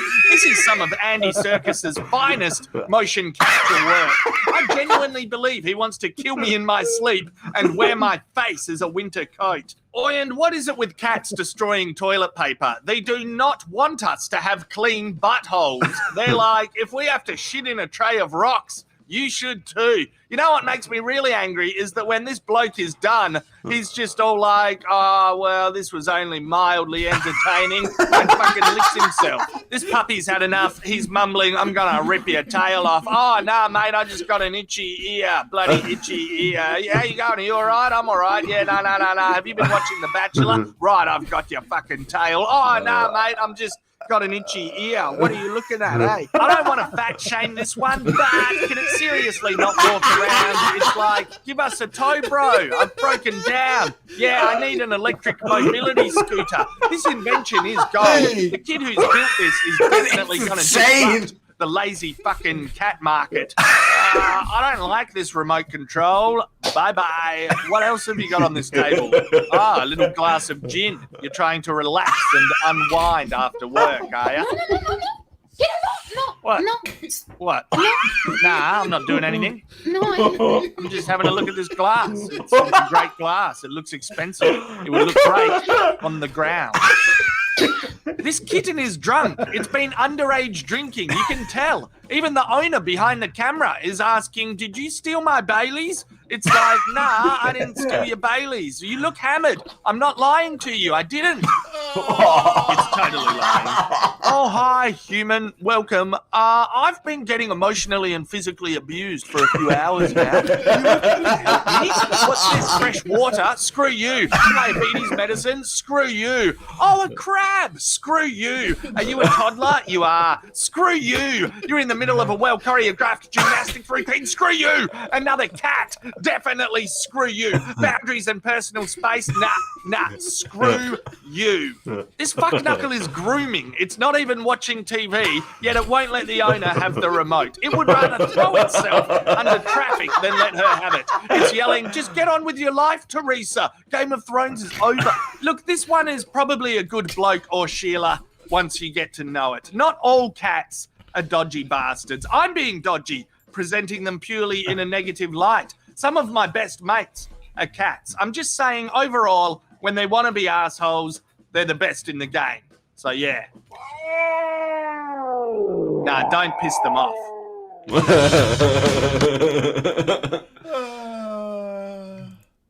I love that. Yes. Good laugh. I love it. Yes. Cats can be that way. I mean, we have, especially, we don't have any cats anymore, but we still have basically a cat feeding station outside. We're basically feeding our neighbors' cats. And especially the one which is the most time here is basically just like, I want to be fed, but don't touch me. If you get close, like, nope, and goes away. I finally starting to get a little bit of a bond. If I want to go outside and you're laying in front of the door, I need to step over you. I'm giving you now time to move, or I can step over you carefully because I don't want to piss you off. Yeah, that's how I do it. It's lovely. No, my cat just steps on me as on her route to somewhere else. She's just like, okay, you're sitting on the couch, but I'm walking here, so I'm just gonna step over you and step on you and just go on my way. If the cat was any bigger, it was like the ow. Yeah. Luckily, I have a ridiculously small cat. That's good. At least that. Who is now sleeping. Like cats usually do. A few Christmas ago, I actually walked out to clean out a certain implement that I may or may not do research with in what was like the laundry. And my cat used to actually sunbake on what was a little sort of a back couch in the sun there, and it was a little bed. And I actually walked in, and the cat sort of came in and then quickly jumped up onto the washing machine and then jumped up to what was some clothes hooks and actually flipped a mouse off, which was up on the top of the picture rail, flipped the mouse off in midair and then landed on the mouse, grabbed it and quickly ran off. And I thought, well, it's Christmas Eve for you. It's obviously a good Christmas for the cat, but not too good for the mouse because she was a dead set natural born killer. Now, this story had gone, I thought, that's so funny. Then my kid came over a few days later, and I walked out and I started showing what had actually happened. I was here cleaning and the cat came in. The cat looked up and saw me, actually realised I was telling the story about her. She jumped off and ran up and interrupted, like rudely, like, hey, I'm the hero in this story. It was me. It wasn't him. She dead set understood what I was describing. It was her great effort to get the mouse. God, she was a stuck-up little bitch. So unhumble. Good cat, though. Yeah, they're awesome animals. I can't emphasize it more. They're weird. They're if today they found out, or tomorrow they found out that cats were actually from outer space, I wouldn't even blink out of surprise. I would completely be like, yeah, makes sense. If they revealed that they had been Jedi mind control powers and they've been doing it for 2,000 years, yeah, you'd cop it. You'd actually say well played and shake their claw, wouldn't you? Yeah. But they're obviously too smart to own up. Yeah. It's I actually worked at an animal shelter for a couple of years, and I have truly learned the wonders of the cat. Kittens that can somehow like twist their little tails and like a helicopter. Mm-hmm. Especially when they are taking a dump, and their dumps are not solid, and they are in a white cat. They're in a white cat cage, and especially when you just cleaned. Cats are really good at that. Yeah. I see. Also, Shinju actually has pointed out that the cat video which you played first of the ones walking along each other, the black one is actually blind. So. Oh yeah, and the other one was helping. Yeah, I remember now. Yeah. Remember, the 5th of September. Yeah. Yeah. Yeah. So Gin's a bit of a. Gin's a bit of a Siri. Gin seems to be our fact checker tonight. Well done, Gin. You're very good at this. Yeah. Yes, absolutely. Actually, if I once get voice assistance, I'm going to call it Shinju. Just because, or dear God, that would be also fun. Yeah. But because I'm working in IT, most likely I will not get a voice assistant because of many reasons concerning security. But yeah, I had a lot of this. This is I'm picking the wrong. There we go. That's the one I was looking for. Ow!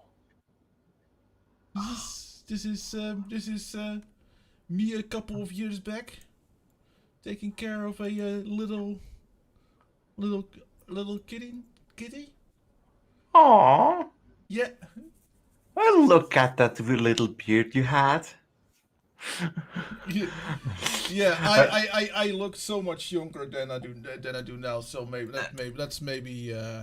It's the I actually a friend of mine has a cat which is basically dump us bread.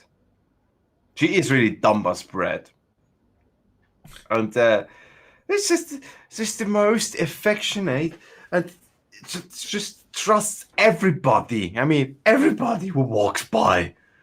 In the end, she was like picked up by strangers a couple of times. And then reported as missing. They went pick her up again. And that lovely dog was just like, yeah, at one point I was around that house many times. And then suddenly was like, yeah, you know what? That shoulder looks actually comfy. And then she suddenly was on my shoulder. It was like, okay. That was actually really wholesome. And the other one was actually on my university. They had this one cat, and I don't know where it was from and what else she did. But at one point, I actually had her once on my shoulder. She just jumped on my shoulder as I was petting her. Like, okay, fine, you're doing good. And at some point, she actually managed to get herself locked into the buildings because, of course, it's warm in there. They just went there over there and picked her up. It's like, yeah, you probably need to go outside, right? And a couple of times, actually, she just walked into the classroom as we were having class, like, "Hey there," and the teacher was like, "Okay." That was fun. That was really fun. Yeah. So yeah, I was actually looking for old cat pictures, but Facebook wasn't cooperating because it's Facebook.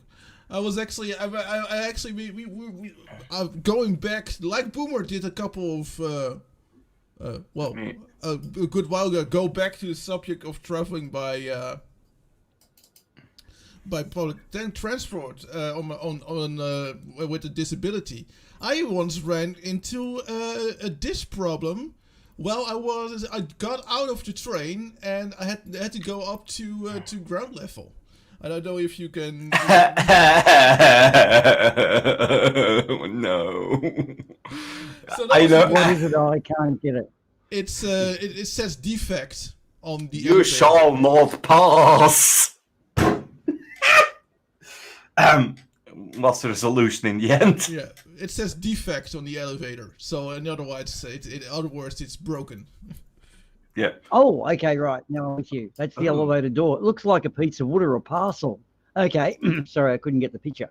Yeah. Very good. And the people that worked at the station had to do this.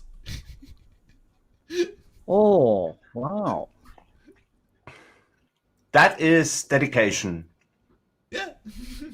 I mean, it's not none of your fault, not of their fault, but I mean that's dedication, and that needs to be applauded. I mean, really. Yeah, I absolutely true. So yeah. I don't think I have any photos of my cat here on my end. And yeah, that's. Maybe. All I have is a picture. Wait! I have a photo of my one of the cats which we had. Oh God, he was so adorable. Let me send it you over. Yeah. I miss them. Oh, you missed them. Oh, that's cute. Yeah, of course it is. I mean, that was the fatty. Oh, that is cute. Yeah. I get that you missed that one. What are we talking about, guys? This is kind of weird. Cats. Yeah, we can't see it. Yeah, it's coming up. We have an audience out there that doesn't know. Oh, okay, right. Yeah. I he just DM'd me the photo, and I need to. I had to. There it is. Okay. I actually need to quickly search it because it has a really weird name. Like, what's the name? Because that was her when we first took her actually in. 5317. There we go. And that's her. Why the dogs? Cat, Okay. cat pictures. Oh yeah. Okay. I'm not too. That's not too bad. Just. Yeah. Sorry, tried to get you out there. I didn't know you're going all the way up. So now you're probably going to be taken hostage, I'd say, because of your past indiscrepancies. This is where I was looking for. By the way, why I was doxing myself. I actually once filmed myself getting into the train. But let's first show those cat photos of Flint.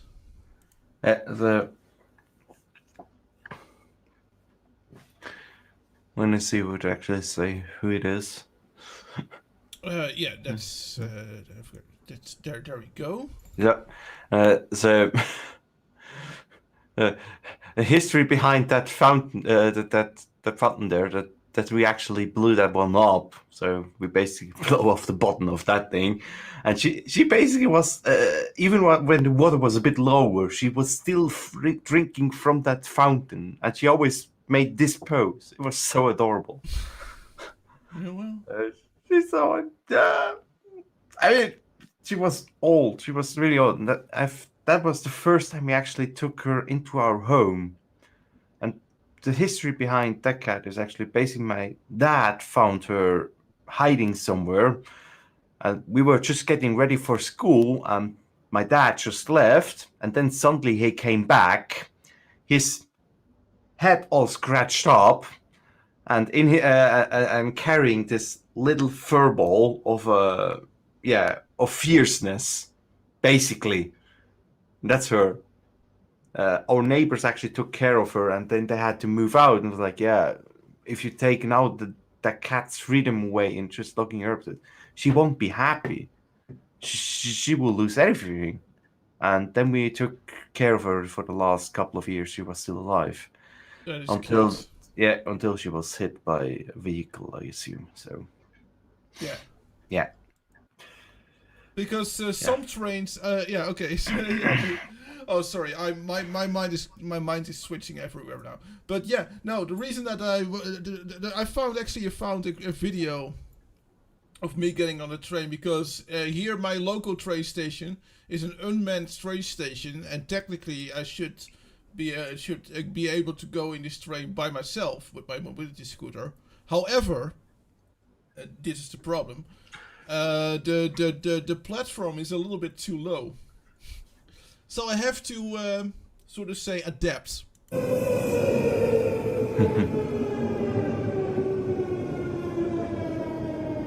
This beautiful Dutch train. Yeah. I remember that.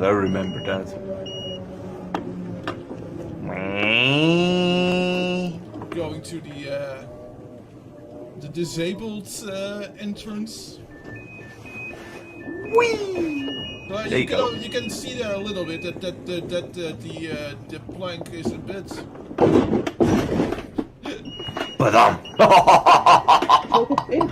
That was a bump. And then I just have to ask if someone wants to stand up for me. I see. Yeah. Which people do. Nice. That's how we like it. Putting these chairs up. So I can put it away properly. Yeah. And there we go. That's how you do it. Yeah, that is how I got to work, how I went to work every day. Okay. And your scooter didn't take damage from that actually a bit violent entry. No, it was actually fine. Yeah, I did that for until I moved to this location where I work now. Okay. I mean that's good. I mean luckily enough that you don't need to oh damn it. Yeah, it doesn't cause them too much damage to your devices, as it is would be. No. I am careful that it is something that I can do. Yeah, that's at least something. Blimey. But something funny which some people don't know is that at least here and in I think most countries where they have actually decent laws for disabled persons, that the extent of a wheelchair or in case a mobility scooter, if you really depend on it, is actually an extension of your own body. And if somebody touches you, yeah, you know where that goes. It can be counted as actually assault, only if they touch you, if you don't want them to touch you, and if you break something, that's equally to actually breaking your body in the end. Okay, yeah. The laws don't extend as that far here, but I can assume. Yeah. I mean, you're getting legally in the same kind of trouble. It's not the if you damage only the device, it is. Okay, it's less bad, but still really bad because you're still getting charged with, basically, what can we say? Stopping somebody to live their life properly because you just felt like, I need to damage that thing, which the other person needs to live for. So, yeah, absolutely. Like I'm lucky enough to not be too dependent on it. I say that carefully, but you know. Yeah, I mean, you're still pretty much are in very much need of it, and most of the time. Yeah. I think if you break down, you wouldn't say no to maybe a helping hand and a wheelchair, depending on the circumstances. I've been there. It was fun. Well, you know.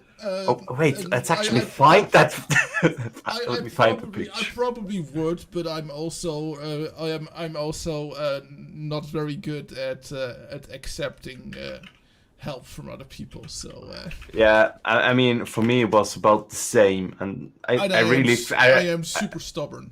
I'm really stubborn. Oh yeah, I would be too. It's not only you. It's not only you. No. I know that it's not only me, but I know that I excel at being stubborn. Everyone that knows me knows that that it's one of my greatest traits, being stubborn. Fine. I mean, it was so hilarious for me anyway. Let's see. We are at 8:30. Okay. That's good. I think I have one more PSA to play. Woo! And, on how to behave in the Netherlands. How to behave in the Netherlands? Just let the bikers drive and give them a lot of leeway. That's what I can tell about the Netherlands.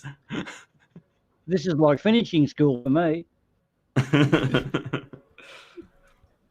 Yeah, you still need to get over here. No, too cold. In de tram. Pussy. Mies zit in de tram. Why did I fuck up with that?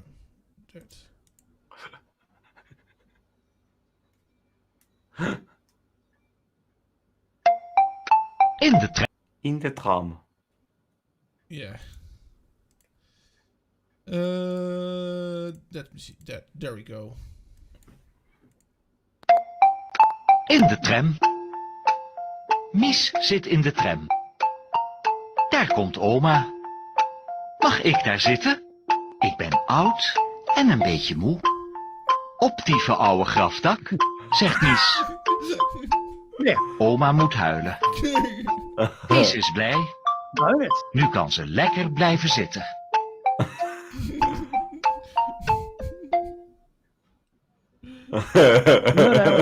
Telling Granny to fuck off, she made her cry. Oh God, she's a legend. So that's what you do on a tram over there. Yeah, I'm liking it. Yes, if an old person comes at you and can I sit here, you say op die oude grafdak. And yeah. Oh God, I love that humor.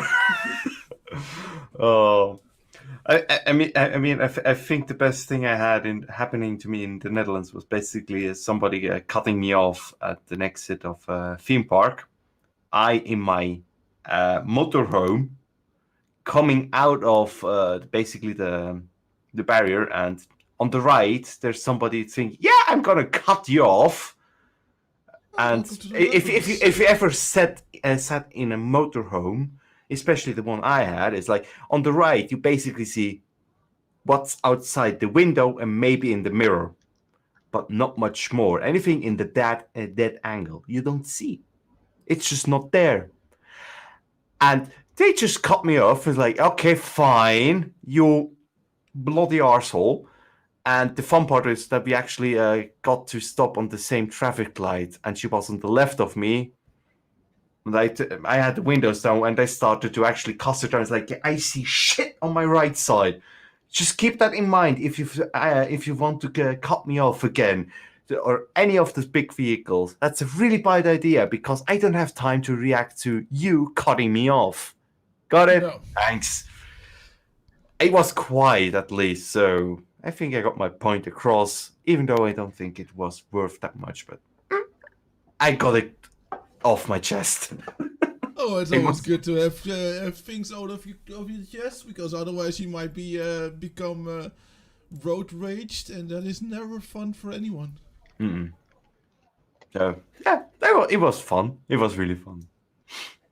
What I was not with there, you're in a motorhome, did you say, as in an RV?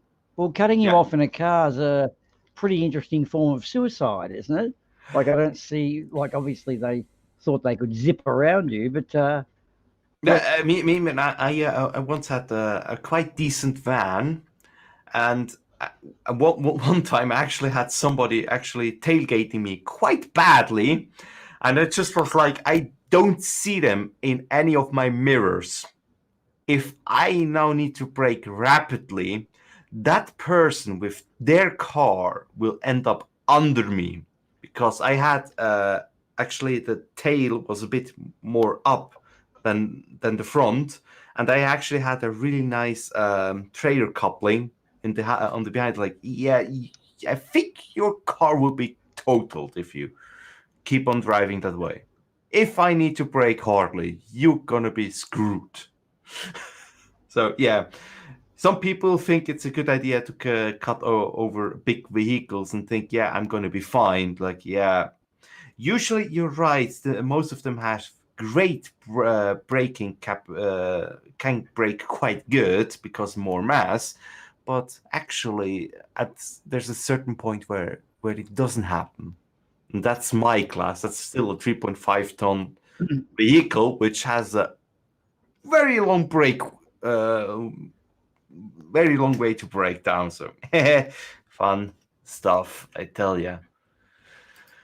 Being someone, though, who's had reasonable experience in all shapes and sizes of vehicles, you don't understand the limitations of other vehicles until you actually operate one. Like being on a motorcycle, if you muck up, you pretty much, or they muck up, you lose an arm or a leg, and it's not very pleasant. And even though in a truck as well, the average car driver doesn't realise your increased braking distances and all those other, the blind spots themselves are actually amazing. And the classic is if you can't see their mirror, they probably can't see you. But I do feel it comes down to driver training. Anyone who's driven a few years and survived usually knows, don't sit up someone's ass, you'll have an accident. I just see that all the time, as in driving is quite fun experience if you do it a lot. And I mean, a rule of thumb is like, if you see them in the rear mirror, as in the whole front side of the vehicle, you can start to actually cut in front of them, because then you have enough distance. And I sometimes see people actually just cutting in front of people, like, yeah, I think you didn't even see them in the side mirrors at any point. You just cut over after a certain amount of time, which is bad. And everybody who has driven a big vehicle will tell you it is bad if you do that. Really bad. Because there's one exception which I might accept if you are actually a truck and driving at constant speed, and the truck behind you actually signals you, yeah, you can pull over, there's enough space for you to cut over. Then, yeah, you can do it. Otherwise, yeah, rear mirror, that's the minimum. And if you're only on the side mirrors, then you need to be careful how you drive. And I happen to know how to drive with only the side mirror, so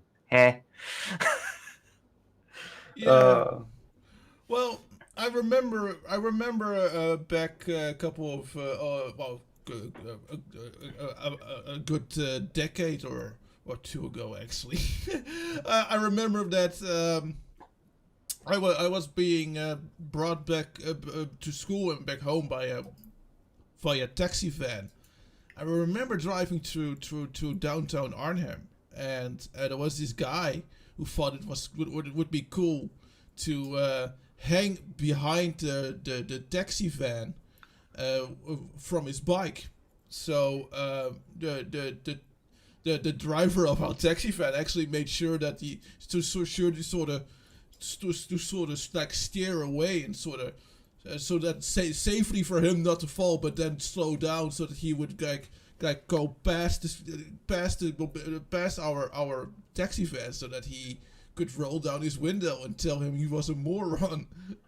And then the dude kicked against the side of the taxi van, Now, the guy didn't see until he opened the door is that my taxi driver, he was big in both length and width. So to speak. He had a little. Oopsie. He wasn't broad-shouldered, but he was like really fat but he looked decently intimidating. So this young guy, he must have been like 20 or something. He kicked against the side of the taxi van, and my taxi driver hits the brakes, and all he does is he steps out of the taxi van, and I've never seen someone turn around and cycle away on a bike that fast. I think that even Lance Armstrong, despite all of his drugs, would have had trouble keeping up with that guy. That was so amazing. The guy was like, "Oh fuck, I fucked up. I need to go now." I mean, it's usually with those kind of persons where you just need to. I mean, you don't even need to be in the shape, but usually it's like, who was it? I think AB Science. He said he is a giant, basically. So, and for me, it's like, you're gonna fear me. It's like, maybe not, because I actually have the weight and the stature to just stand there, and I don't think you'll be just scaring me away that easily. No, unless you're acting batshit crazy. But usually, just putting up the if somebody of the right stature just steps out and looks like, what the hell do you think you're doing? This was something similar, and I think that the guy discovered that maybe kicking to the side of a random taxi van because they didn't allow you to hang from the back of the taxi van might not be the best idea if you haven't checked out who was behind the wheel. Yeah. Yeah. Have you actually seen that road rage one of some guy yelling at people in a van, and the people get out? It's actually Mickey Mouse and Goofy and SpongeBob, and they give this guy a hiding. It's just such a classic piece of Disney characters. They don't put up with road rage. Hey, Arwen, I did notice Microraptor's written in the chat, "I'm back this time," or something like that. Hang on.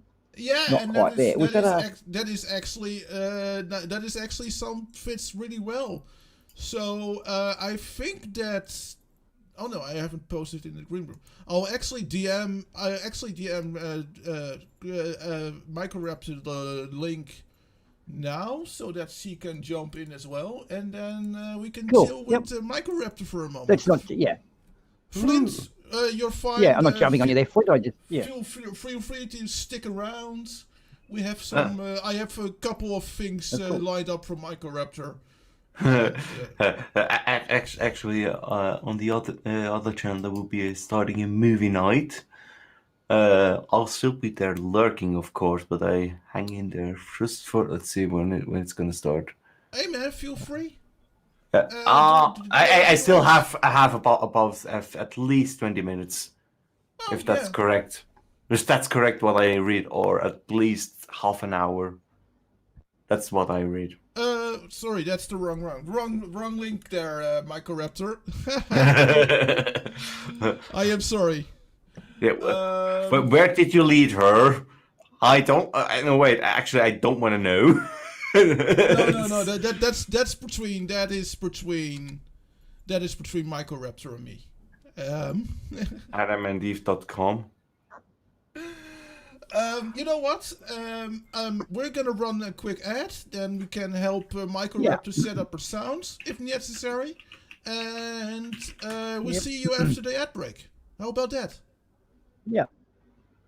Yeah, sounds good. Neurofibromatosis is a genetic disease that causes non-cancerous tumors to grow on different parts of the bodies. It can cause facial deformities, chronic pain, learning disabilities, and a lot more. And though symptom treatment is definitely available in some cases, there is no known cure for neurofibromatosis, and better medical research is needed to better define and develop the symptom treatments that are available. And that is where neurofibromatosis organizations are so important. Neurofibromatosis organizations do not only support medical research, they also provide information to doctors, to teachers, to people of different age groups like kids and adults. But they also organize patients meetups and patients activities, which is really important for the patients themselves so that they can better understand themselves sometimes. So neurofibromatosis foundations are very important to help increase the quality of life of people with neurofibromatosis. You can find out more about the foundations and how to help in the description below.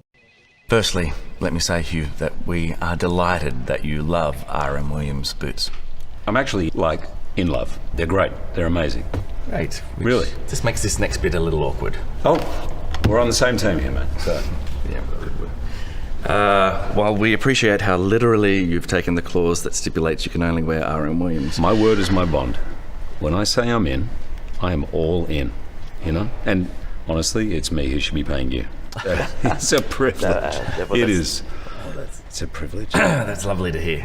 I do want to note that you are allowed to, and we highly encourage you to wear other clothes. I mean, look at this. Look at clothes in general. Hang on. Look at this. It's one beautiful piece of leather. Beautiful stitching, and they're comfortable. I mean, the balls of my feet just feel like they've died and were widely mourned and just went to ball heaven, if you know what I mean. Yes. You know? Seriously, it's changed my life. 88 handmade processes, but I think you may be missing the point. Oh, no. I hear you. Don't worry. Loud and clear. Only R.M. Williams. Yep. You're going to stand up now? Hang on a sec. Oh, this is... What is this? It's a new chair, was? A new chair? Mm. That's awesome. You should be sitting... Honestly, you should sit in this. You can have that. No, I was just going to burn it. Everything at R.M. Williams is just so comfortable. Not everything is comfortable.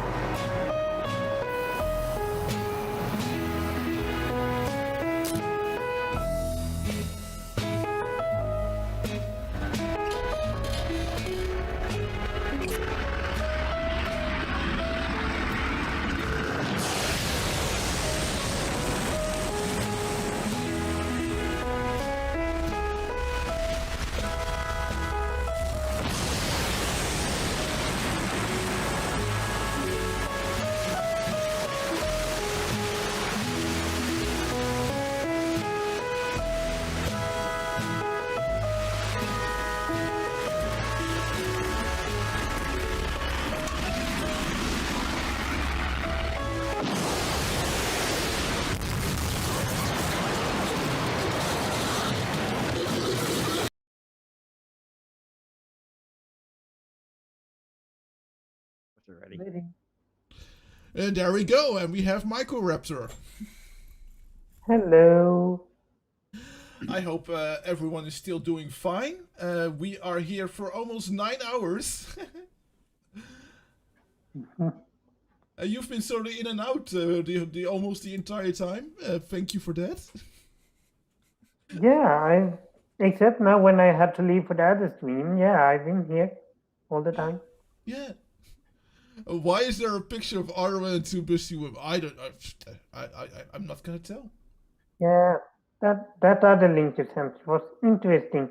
Yeah, I'm not gonna. We're not gonna talk about that. No, I actually sent her the link of the YouTube studio, but that would have done absolutely nothing for her. So. Yeah. No. Yeah, how have you been, Microraptor, since the last time we talked a week ago? I've been well.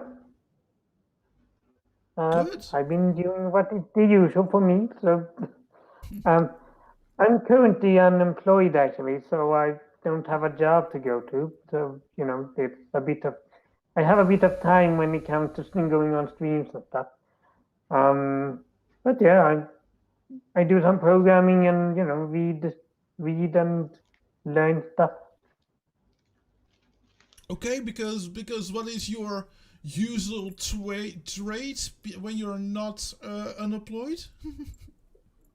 If you mind. A computer engineer. I don't really have that much experience in that yet. But that's what my education is, computer engineering.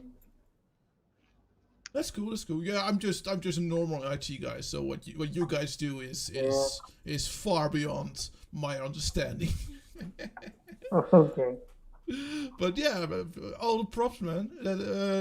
That's freaking awesome. I always so when I see you lots going and hear what you guys can do, I am in awe.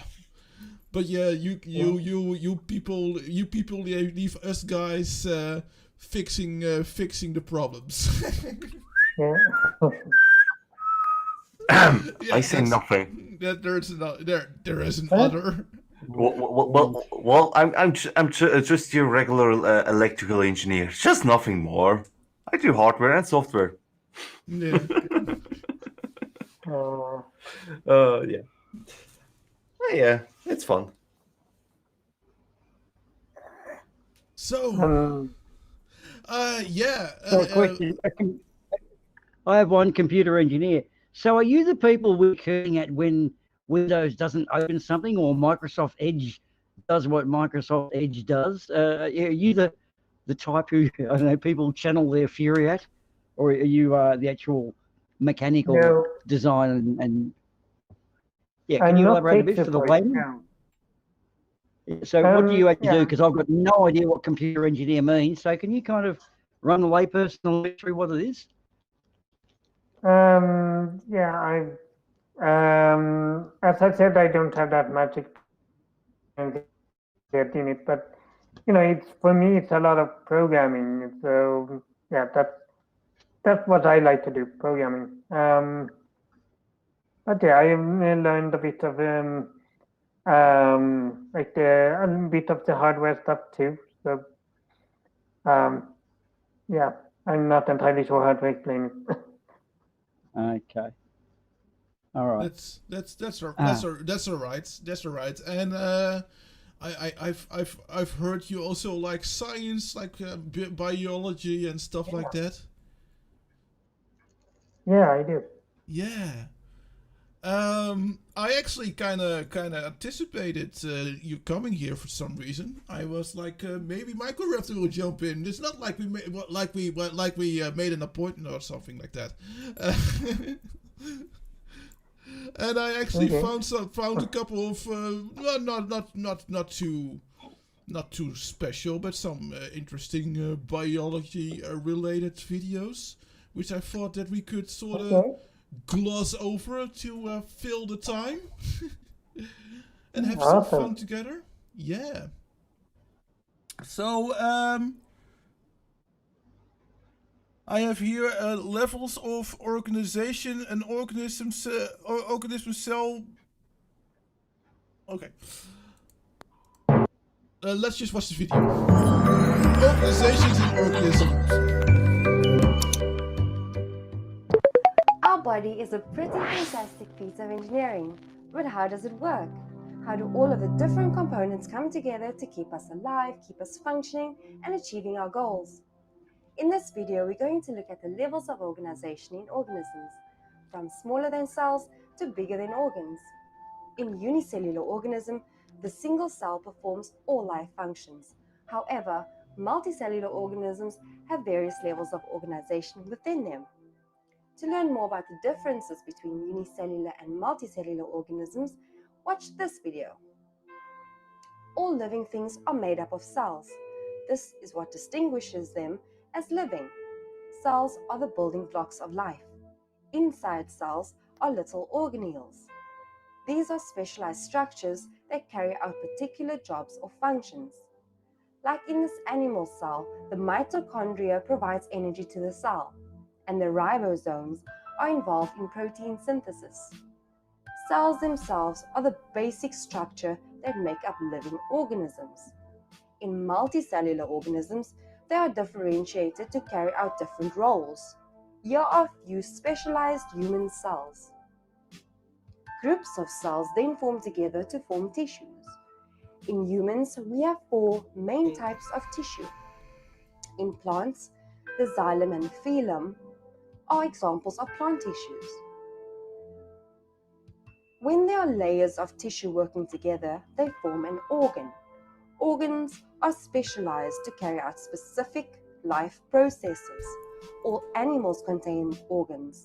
In fact, mammals have 5 vital organs that they cannot live without: lungs, kidneys, liver, heart, and brain.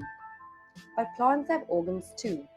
These specialized organs work together in organ systems, performing body functions. Organ systems keep the body regulated and in a stable state.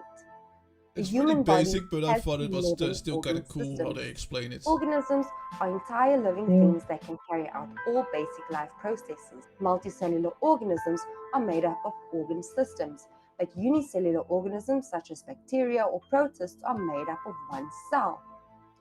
So there are the levels of organization in multicellular organisms. If you liked the video, give it a thumbs up. And don't forget to subscribe. Comment below. Whee! Biology! Everybody lost that, right? I can only distinctly remember one biology class, and that was back when when I still had a girlfriend and we had a video on, and I don't know anything of the video, but I still distinctly remember that class because we had a lot of fun together. That's important. That's the important thing.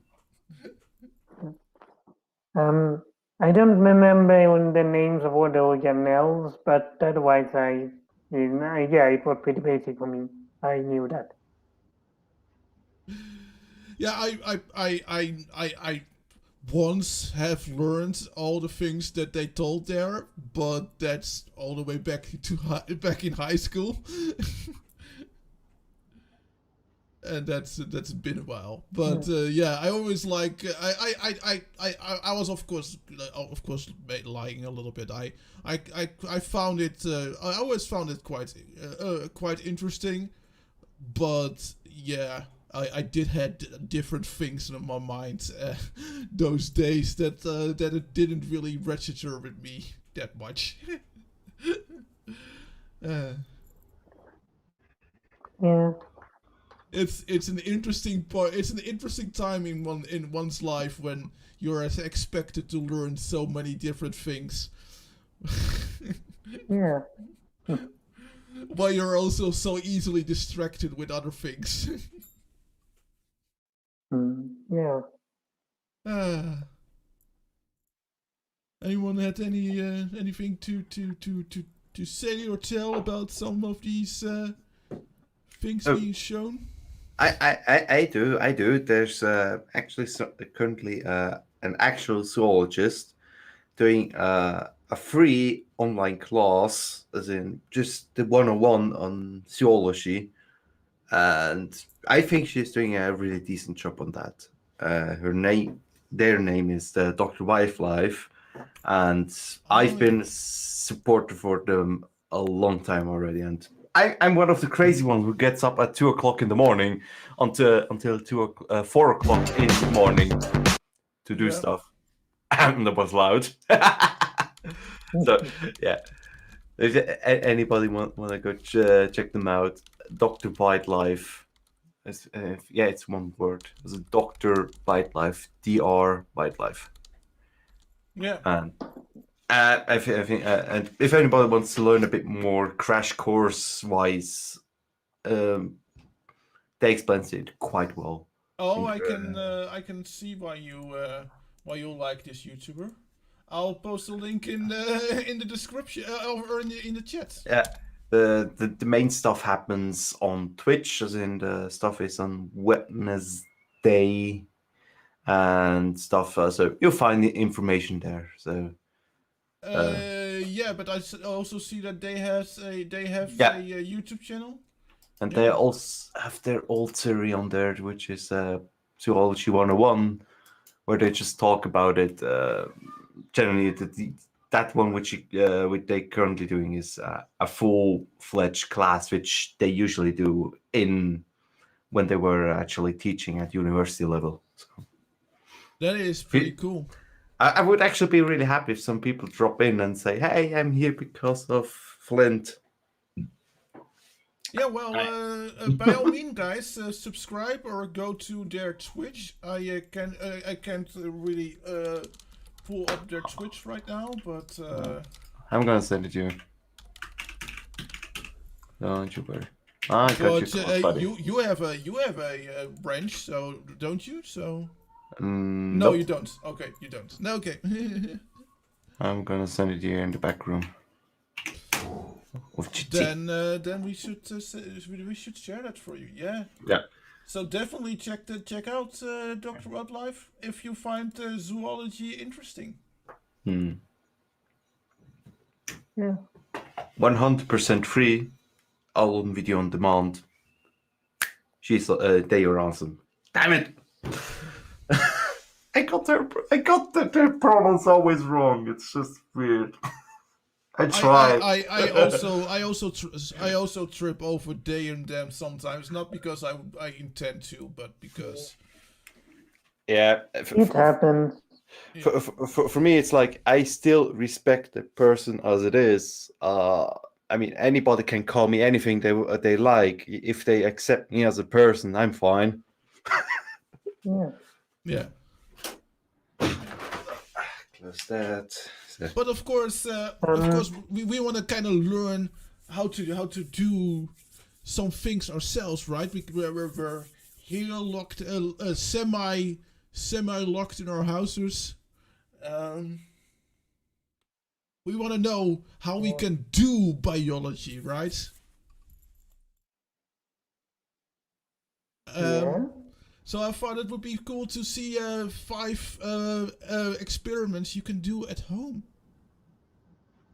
Ah, okay. That's a bit very loud.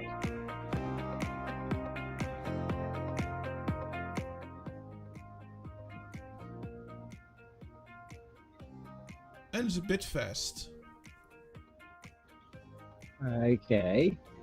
Looks like a hangover cure so far.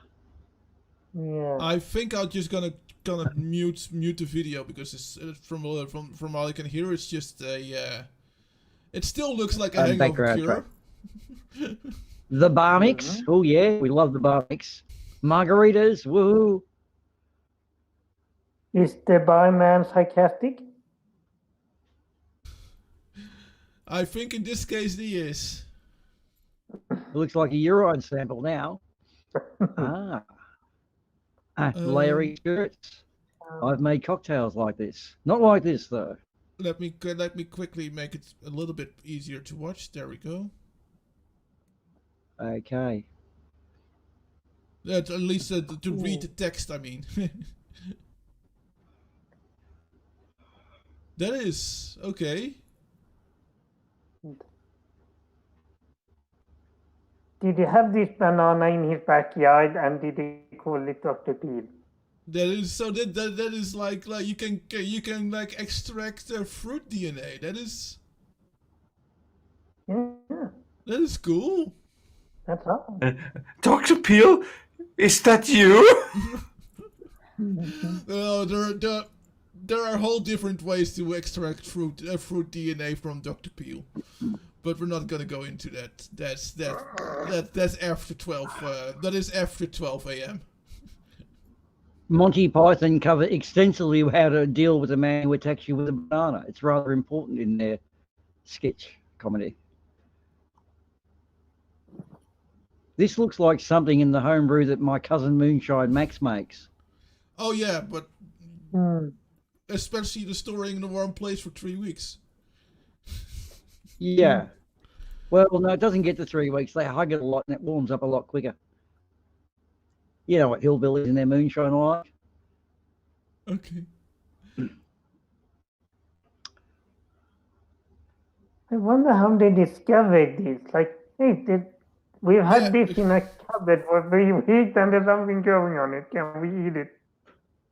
Yeah, I put this in. I accidentally put this in a cupboard for 3 weeks, and look what happened.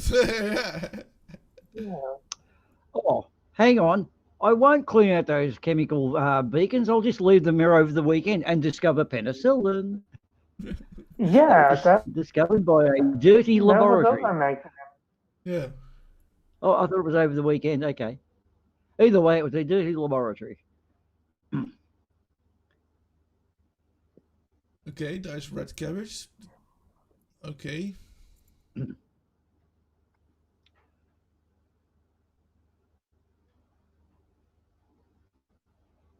Looks like a pet turtle. No, not Harold. What? No, Don. Now it looks like an artsy fartsy thing. Looks like a good coaster.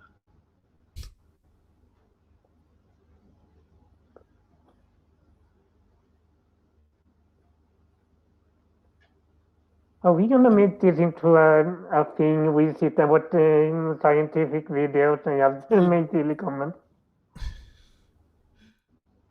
I don't know. And learn stuff. Oh, okay. Oh, that is cool. Yeah, cool. That is because, of course, that the solution responds Yeah, that is actually kind of cool. Yeah. The probably the juices of the red cabbage that respond differently to different acids. Yeah. I don't think you really have a use for it that you couldn't just buy ordinary one, but it's definitely very cool. Well, you know, sometimes just observing those things can be interesting enough. Yeah, definitely.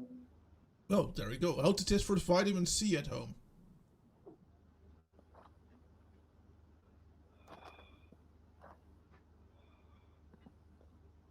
Okay.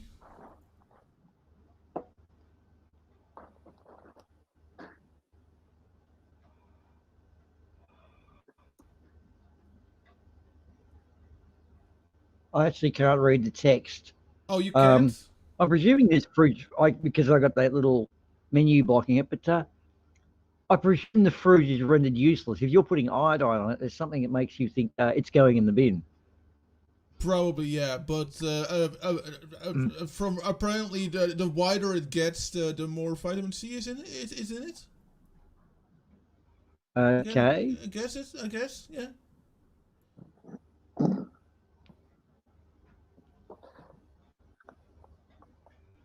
Oh, sorry guys, this one is only under adult supervision, so none of us can actually do this experiment.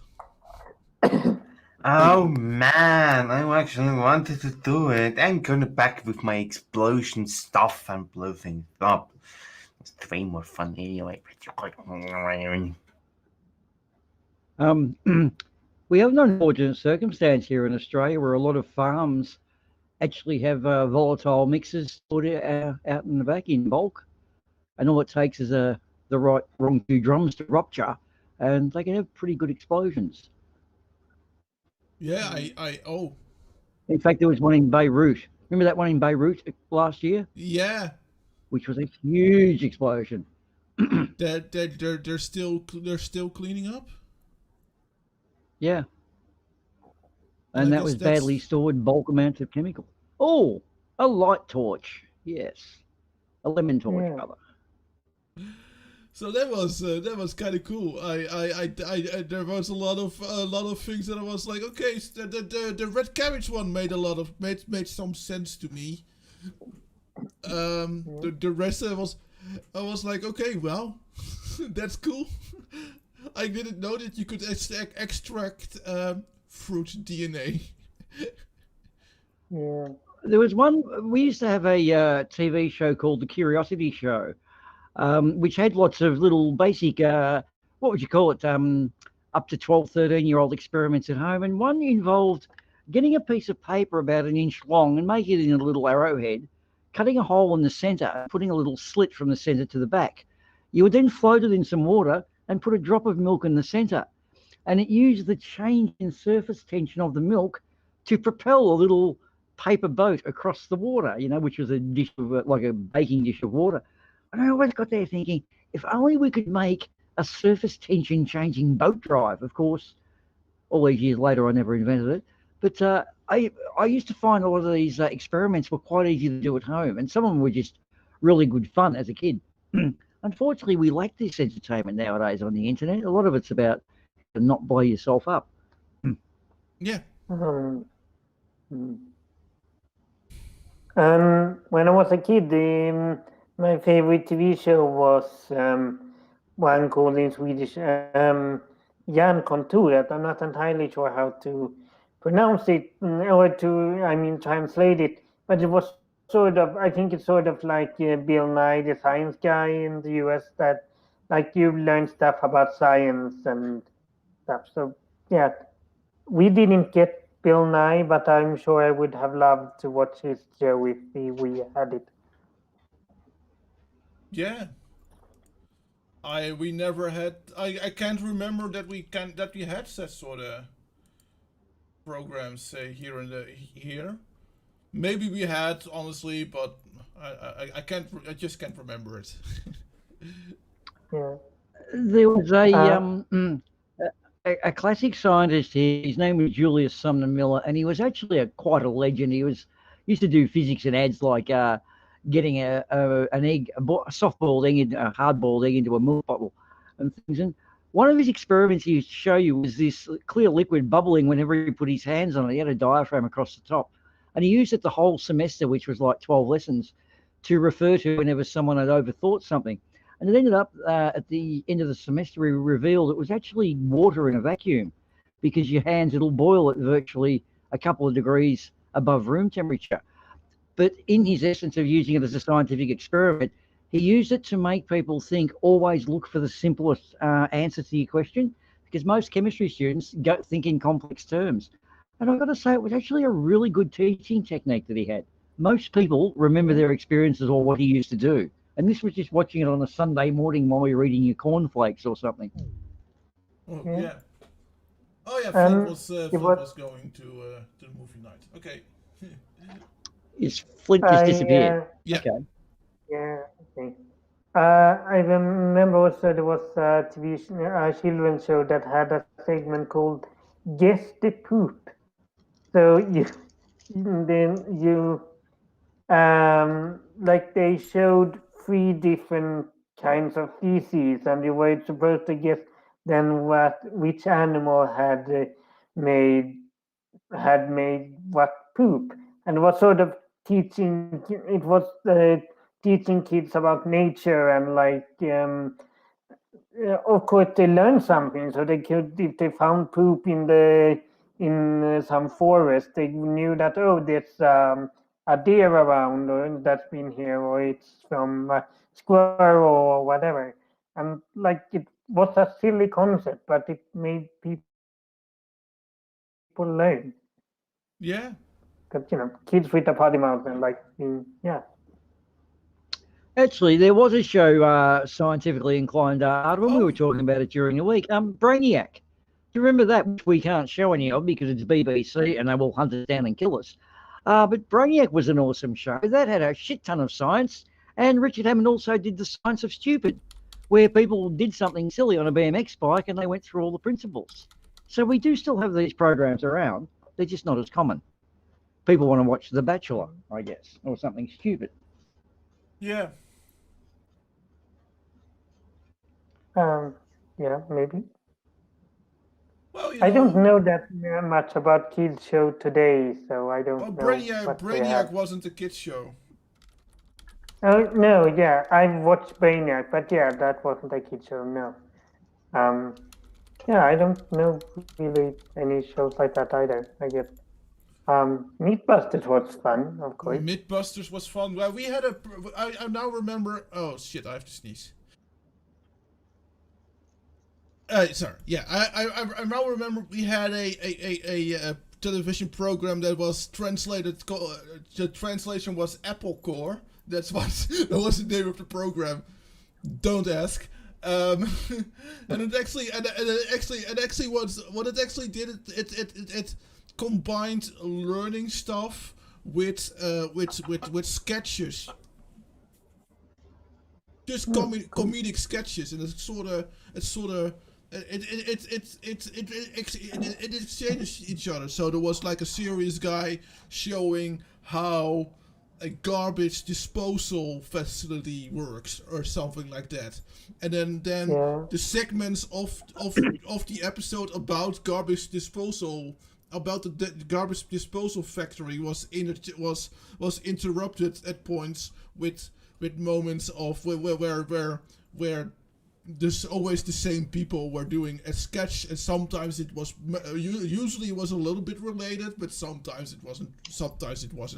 But it was it kept it light for you, because it was like a half an hour program where the entire half an hour was about garbage disposal. And they started at potentially your doorstep, you know, with the garbage containers, and then they tagged along with the garbage truck to the garbage disposal facility, and you know they did the whole thing, and that was quite a good program for kids. Yeah. Not just science, but also just general things. Yeah, I think that's probably pretty hard for those who make it. I think, 'cause I think you kind of do need to have a gimmick, sort of something funny, or like a fun way of presenting or something. That can probably be pretty hard. I can imagine. Like with Mythbusters, it was almost only about the explosions eventually, and like to even that out. They blew up so many shit. Yeah.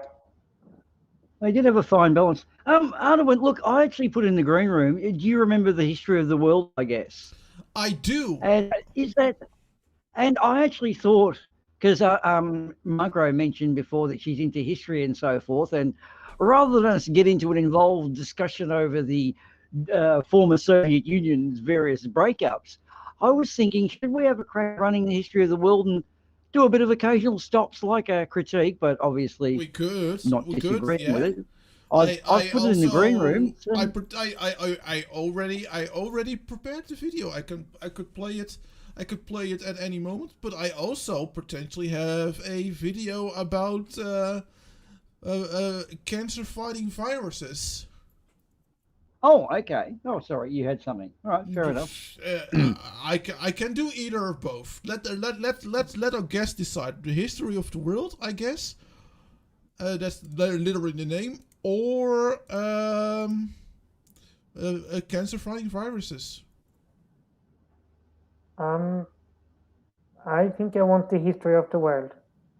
The history of the world. Okay. You ask, we deliver.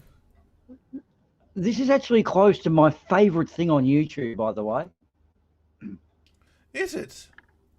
Us too? Yeah, I just. Yeah. Well, let me see. No. And I mean, the world is over 14 billion years, so there's a lot of to cover. Yeah, but you wait for the way this guy does it. It is brilliant. I thought but why it's a very brief history of time. No, it's just put together in such a way that you can really identify. It covers quite a lot, and anyone who watches it usually goes back and watches for the second time. It's just so cleverly presented. Okay. That's why I love it so much. It would easily be in my top 5 YouTube clips if I was ever given the horrid task of having to write a list.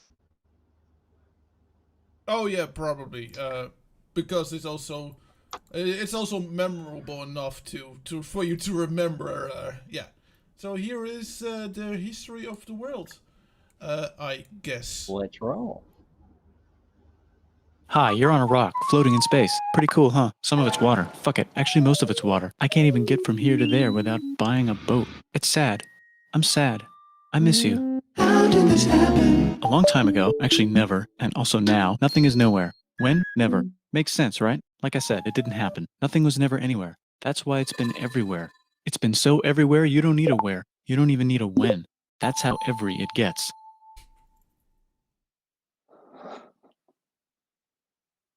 Hey, why? Oh. Forget this. I want to be That's something. Go okay. somewhere. Do something. I want It things actually to took- change. it I want to actually invent took time so and long. I forgot I know that. it's possible because everything is here and it probably already happened. I just don't know when to start. And that's exactly where it started. Oh, I paused it. I think there's a universe now. What's it made of? Quarks and stuff. Ah, that's a thing. In a place. Don't like it? Try a new place. At a different time. Try to stick together because the world is going to get bigger and emptier. But it's not empty yet. It's still very full and about a jillion.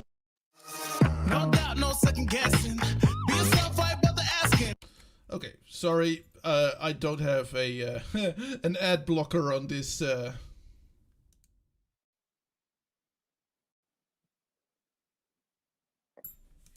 like it so far. I don't have an ad blocker on this browser, sadly.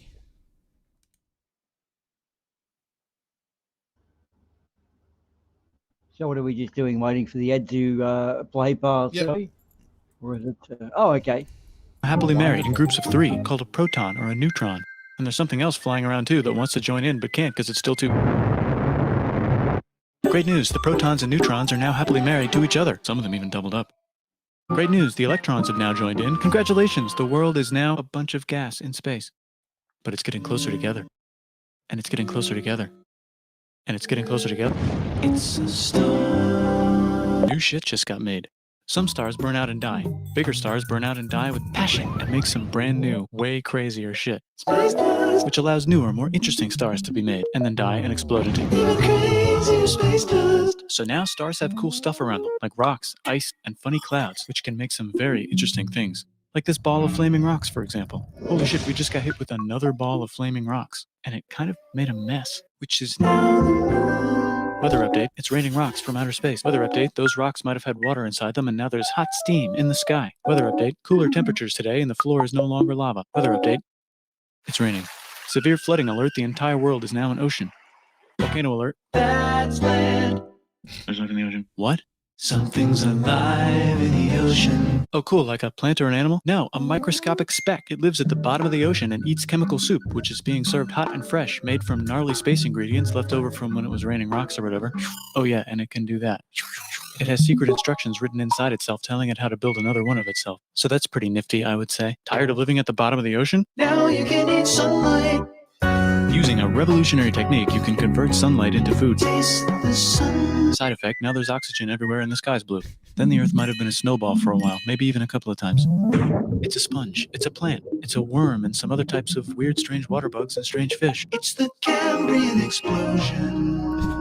Wow, that's animals and stuff. But we're still in the ocean. Hey, can we go on land? No. Why? The sun is a deadly laser. Oh, okay. Not anymore, there's a blanket. Now the animals can go on land. Hey there, Come on, animals, let's go on Planet land. Nope, Ghost. can't walk yet. And there's no food yet, so I don't care. Okay, will you learn to walk if there's plants up here? Maybe, said some bugs. And fish. Okay, so I can go on land, but I have to go back in the water to have babies. Learn to use an egg. I was already doing that. Use a stronger egg. Put water in it. Have a baby on land in an egg. Water is in the egg. Baby in the egg, in the water, in the egg. Works for me. Bye-bye, ocean. And now everything's huge, including bugs. Want to see a map of the land? Sure. Oh, fuck, now everything's dead. Just kidding, here are the survivors. Keep your eye on this one because it's about to become the dinosaurs. Here's another map of the land. Yeah, it broke apart, don't worry about it, it does that all the time. Here comes a meteor. And the dinosaurs are gone. It's mammal time, here come the mammals. Look at those breasts. Now they're gonna dominate the world, and one of them just learned how to grab stuff. And walk. No, like, walk like that. And grab stuff at the same time. And bang rocks together to make pointed rocks. Ouch. And set things on fire. Youch. And make crazy sounds with their voice. Which can mean different things. That's a human person. And now they're everywhere. Almost. Ice Age. What? You can walk over here? Cool. Not anymore. Well, I guess we're stuck here now. Let's review. There's people on the planet. and they're chasing their food. Fuck it, time to plant some grass. Look at this, I control the food now. Now everyone will want to be my friend and live near me. Let's all build houses, except mine is bigger because I own the food. This is great. I wonder if anyone else is doing this. Tired of using rocks for everything? Use metal. It's underground. Better farming was just invented in a sweet dank valley right in between these two rivers, and the animals are helping. Guess what happens next? More food, and more people who came to buy the food. Now you need people to help make the food and keep track of the sales. And now you need houses for people to live in and people to make the houses. And now there's more people and they invent things, which makes things better. And more people come and there's more farming and more people to make more things for more people. And now there's business, money, writing, laws, power. Society. Coming soon to a dank river valley near you.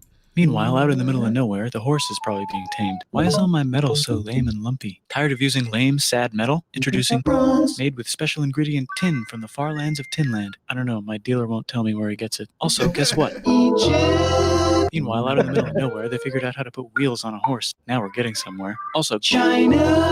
And did I mention Indus River Valley Civilization?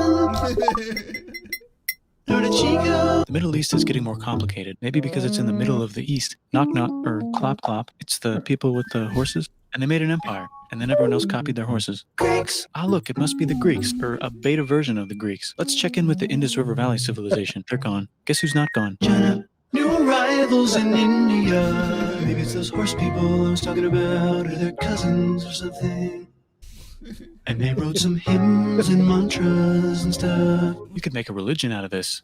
There's the Bronze Age collapse. Now the Phoenicians can get down to business. Also, can we switch to a metal that's a little easier to find? Thanks. Look who came back to Israel. It's the 12 tribes of Israel. And they believe in God. Just one, though. He's got like a 10-step program. Here's some huge heads. Must be the Olmecs. Phoenicians make some colonies. The Greeks copy their idea and make some colonies. The Phoenicians made a colony so big it makes colonies. Here comes the Assyrian Empire. Never mind, it's the Babylonian Median. It's the Persian Empire. Wow, that's big. Ah, the Buddha was just enlightened. Who's the Buddha? This guy, who sat under a tree for so long that he figured out how to ignore the fact that we're all dying. You can make a religion out of this. Oops, China just broke, but while it was breaking, Confucius was figuring out how to have good morals. Ah, the Greeks just had the idea of thinking about stuff. And right over here, Alexander just had the idea of conquering the entire Persian Empire. It's a great idea. He was great. And now he's dead.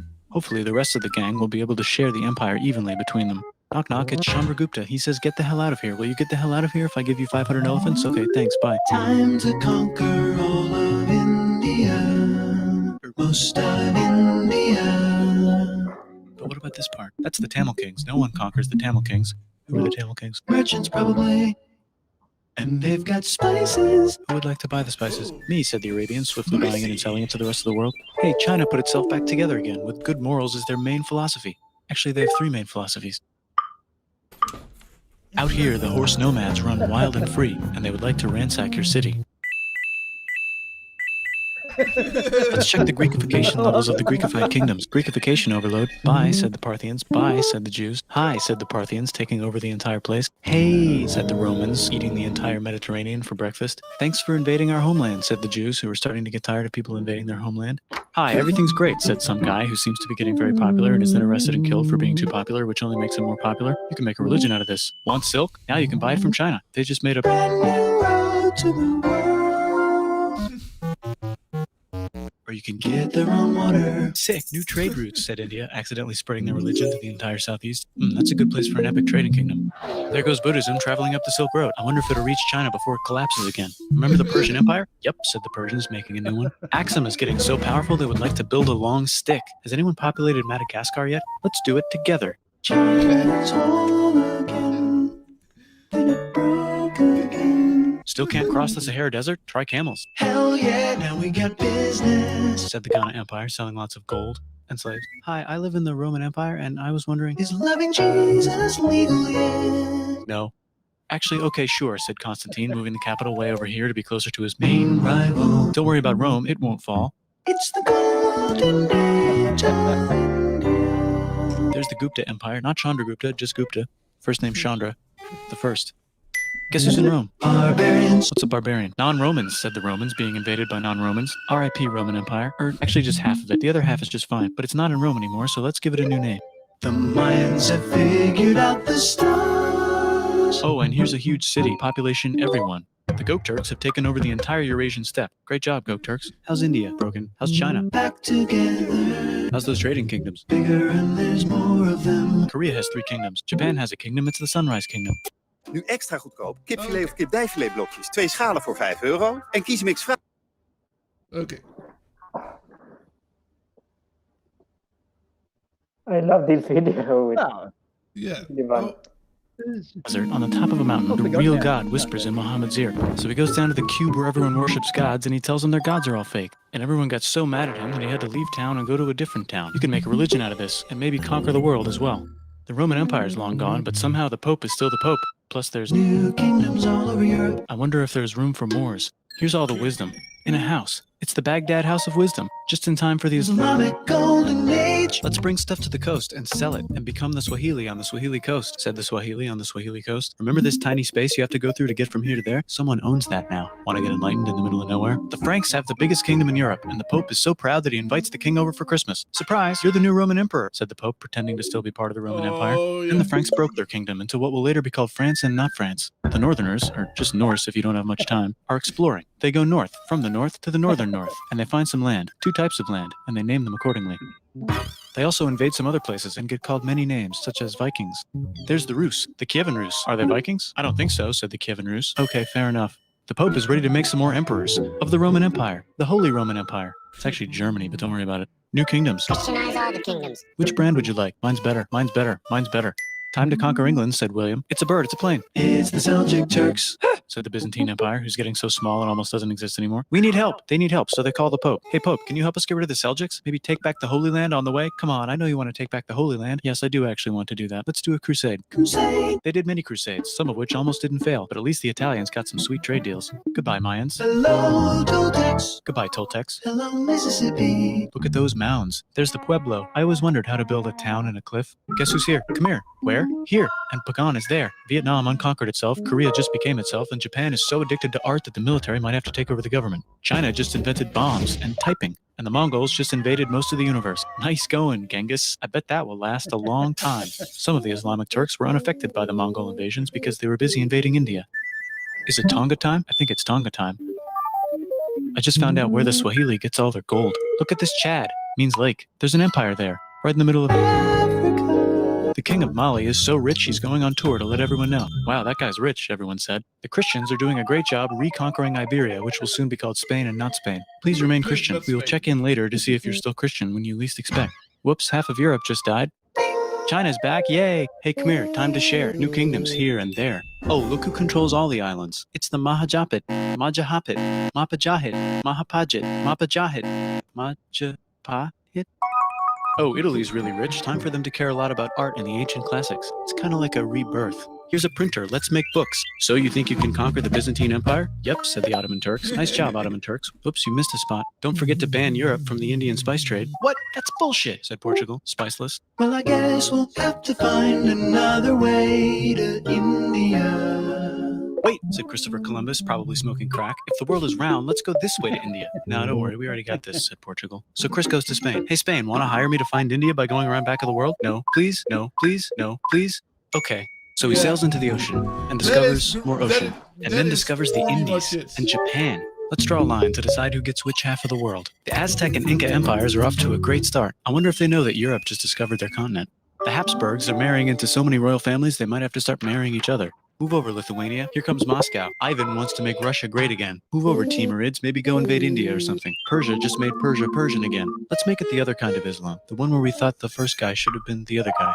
Hey, Christians, do you sin? Now you can buy your way out of hell. That's bullshit. This whole thing is bullshit. That's a scam. Fuck the church. Here's 95 reasons why, said Martin Luther in his new book, which might have accidentally started the Protestant Reformation. You know what would be magnificent, said Suleiman wearing an onion hat? What if the Ottoman Empire was really big, which it is now? What if Russia was big, said Ivan, trying not to be terrible. Portugal had a dream that they controlled the entire Indian Ocean, including the spice trade. And then that dream was real. And Spain realized that this is not India, but they pillaged it anyway. Damn, said England and France. We gotta start pillaging some stuff. Then the Dutch revolt and all the hipsters moved to Amsterdam. Damn, said Amsterdam. We gotta start pillaging some stuff. Question 1, can you get to India through North America? No, but at least there's beaver. Question 2, steal the spice trade. That's not a question, but the Dutch did it anyway. Guess where all the sugar's made? In Brazil. Stolen. In the Caribbean. And it's so goddamn profitable, you might forget to not do slavery. The next thing on Russia's to-do list is to get bigger. Britain and France are having a friendly discussion about who should control the entire world, more specifically, Ohio. Then it escalates into a 7-year discussion, giving Prussia a chance to show Austria who's boss. But what about Britain and France? Did they figure out who's boss? Yes, they did. It's Britain. Guess who's broke? Also Britain. So they start taxing the hell out of America. Fuck you, says America, declaring their independence and fighting for it. And France helps them win. Now France is broke. And Britain will have to send their prisoners to a different continent. Wait, if France is broke, why do the king and queen still wear such fancy dresses? Let's overthrow the palace and cut all their heads off, said Robespierre, cutting everybody's head off until someone eventually got mad and cut his head off. You could make a No, don't. Haiti is starting to like the idea of a revolution, especially the slaves, who free themselves by killing their masters. Why didn't we think of this before? Wait, who's in charge of France now? Said Napoleon, trying to take over Europe. Luckily, they banished him to an island. But he came back. Luckily, they banished him to another island. There goes Latin America, becoming independent in the Latin American Wars of Independence. Britain just figured out how to turn steam into power, so now they can make many different types of machines and factories with machines in them, so they can make a lot of products. Sorry, guys. Stuk, plezier, bij That's elkaar. okay. We need to know about Pontifex. Then they invent some trains and conquer India and maybe put some trains there. Hey, China, said Britain, buy stuff from us. Nah, dude, we already got everything, says China. So Britain tried to get them addicted to opium, which worked, actually. But then China made it illegal and dumped it all into the sea. So Britain threw a hissy fit and made them open up 5 cities and give them an island. Britain and Russia are playing a game where they try to stop each other from conquering Afghanistan. Also, the Sultan of Oman lives in Zanzibar now. That's just where he lives. India just had a revolution, and they would like to govern themselves now. Nope, said Britain, governing them even harder than before. Technology is about to go crazy. The United States finally figured out whether slavery is good or bad. It's bad, they decided. And then they continued manifesting their destiny, which is to kill the rest of the natives and take their land and maybe kick out the Mexicans too. I know, let's rape Africa, said Europe, scrambling to see who could rape it the fastest. They never got Ethiopia. Britain and France are still hungry. They never got Thailand. The United States ran out of destiny to manifest, so they're looking for more. Hawaii, Cuba. Wait, Spain controls Cuba. Well, blame something on them and go to war. What should we blame on Spain? Let's blame the Maine on Spain. So they blame the Maine on Spain. Now we're in business. To celebrate, they kick Panama out of Panama and make a canal, connecting the 2 oceans. Britain just found oil in the Middle East. It makes cars go.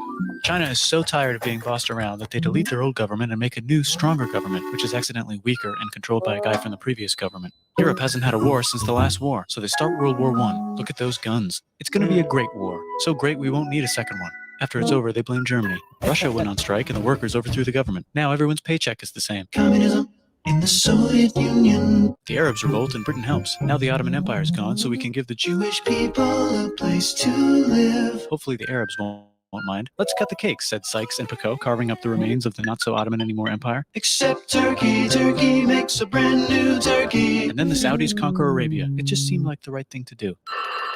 Hello? Yes, it's the 1920s calling. Let's get in the car and drive to a party and listen to jazz on the radio and go to the movies. The economy's great and it'll probably be great forever. Just kidding.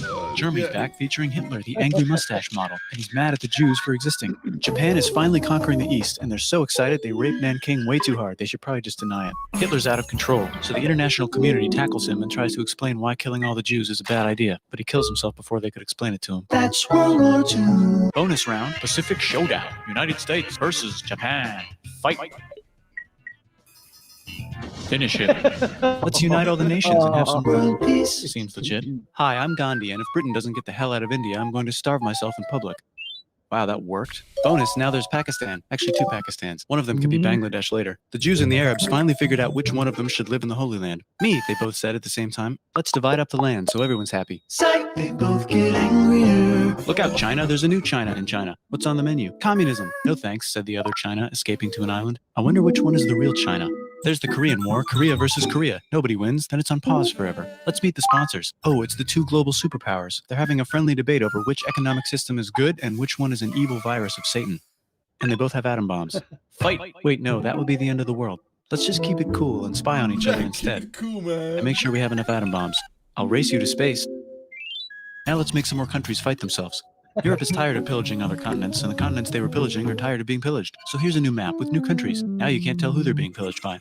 The United States finally decided whether racism is good or bad. They decided it's bad, and the world agrees. South Africa might need another minute to think about it. Let's check the world population. Whoa.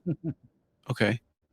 Technology's better too, that might keep happening. The Soviet Union decides to relax a little and accidentally falls apart. Europe makes a union, so now they can all use the same money, except Britain because they don't feel like it. Let's check the mail. Surprise, it's on the computer. Whoops, someone just attacked America. I bet they'll remember that. Phone call. Surprise, it's in your pocket. Want to learn everything? Surprise, it's on the computer. Now your phone's a computer, which is in your pocket. Whoops, the economy just crashed. Don't worry, the big banks won't fail because they're not supposed to. Surprise, flying robots.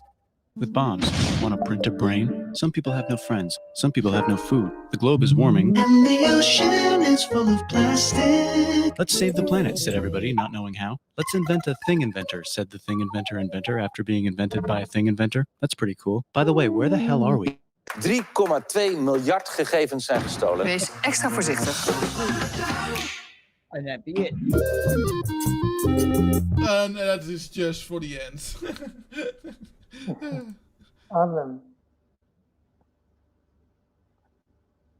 Well, that was Yeah, that fantastic. was Isn't it a good watch? Yeah. That was great.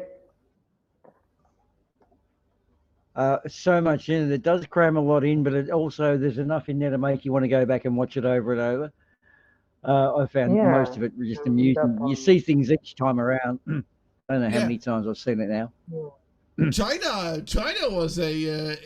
has an interesting history in that regard, right? It kept coming back. Yeah. It exists, it doesn't exist, it exists, it doesn't exist over and over again. Yeah. And then another thing that I was sort of noticing is that is about Japan and their history with the Second World War. And if you watch if you watch a lot of anime, like some people do, I'm not calling names, then you kind of notice that even in their anime, when it takes place during the World War, it always takes place in Europe and America. Always. Okay. Always, Yeah. it's always like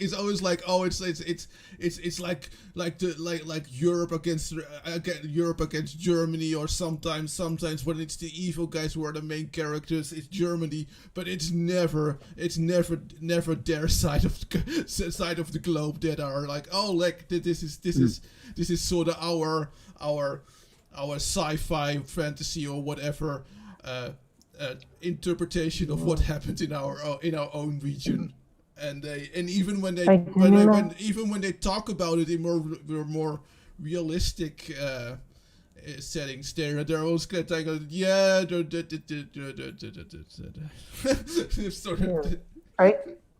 I can also imagine when it comes to like making a news and stuff, when it comes to Japan, I mean, it probably kind of, they don't want to make movies about themselves. Yeah. Being the heroes during World War II. Yeah. It's interesting because what you're saying there, I've noticed, depending on the nation, especially now with this wonderful internet where we can talk to people, most of the Americans I know have got a very misguided view of history, and generally that around World War II.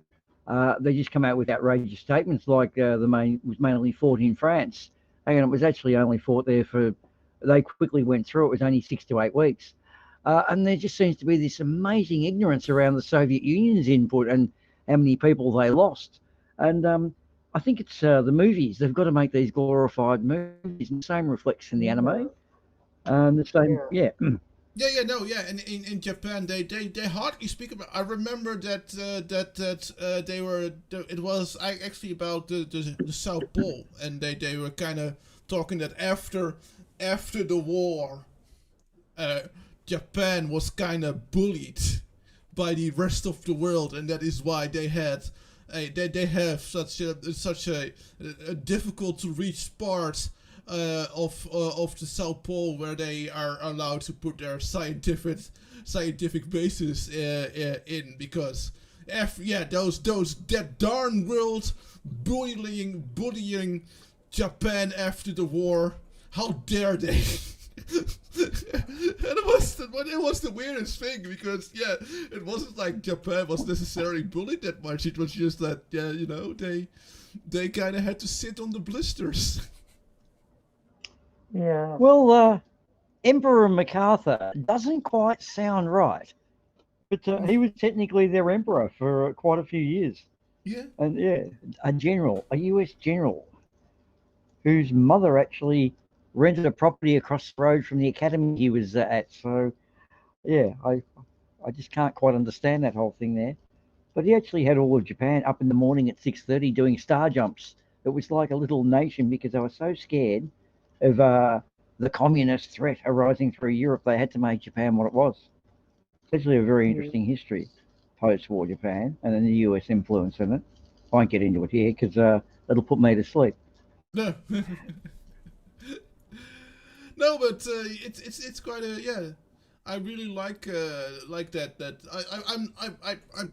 I don't like history to a degree of too many details, weirdly enough, but that sort of general history facts I really love.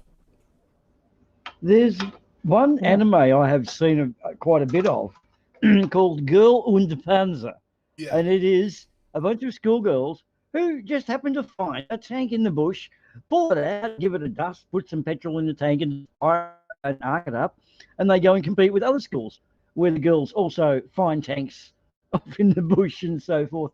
And the thing I was amazed about is, although anime has that certain style of the character, the tanks were spot on. Like they were perfectly down to the rivet. You know, like, my God, Yeah, that's a 43 M3 Grant. It was just so twisted. Like I Especially couldn't understand they were nowadays. correct. Especially nowadays, what anime does really well is not just anime, of course, also in Western shows, but they actually approach experts on the right fields, and they make their material together with the experts. There's like a really good cooking anime that I really love, and it's actually the manga, the source material is actually made in collaboration with actual chefs, and the anime also the anime adaptation was again made with actual chefs, so that the way they were cutting the vegetables and cutting the meat and stuff like that, and the way they were handling the cooking equipment, but also how they but also, even though the recipe was maybe made up, it still made sense that it would taste good, you know? Yeah. That sort of thing. So they're actually really good So in a at sense, that. they're actually using it as a medium, which is teaching you. Because I've always thought it'd be a great thing for movies to do is actually mirror something in history. A good one would be like episode 1 of Star Wars could have been Napoleonic battles or something. And if people saw something like that on TV, then you discover down the track, oh, that's based on something that really happened. It would be a handy learning tool. Teaching people by trickery.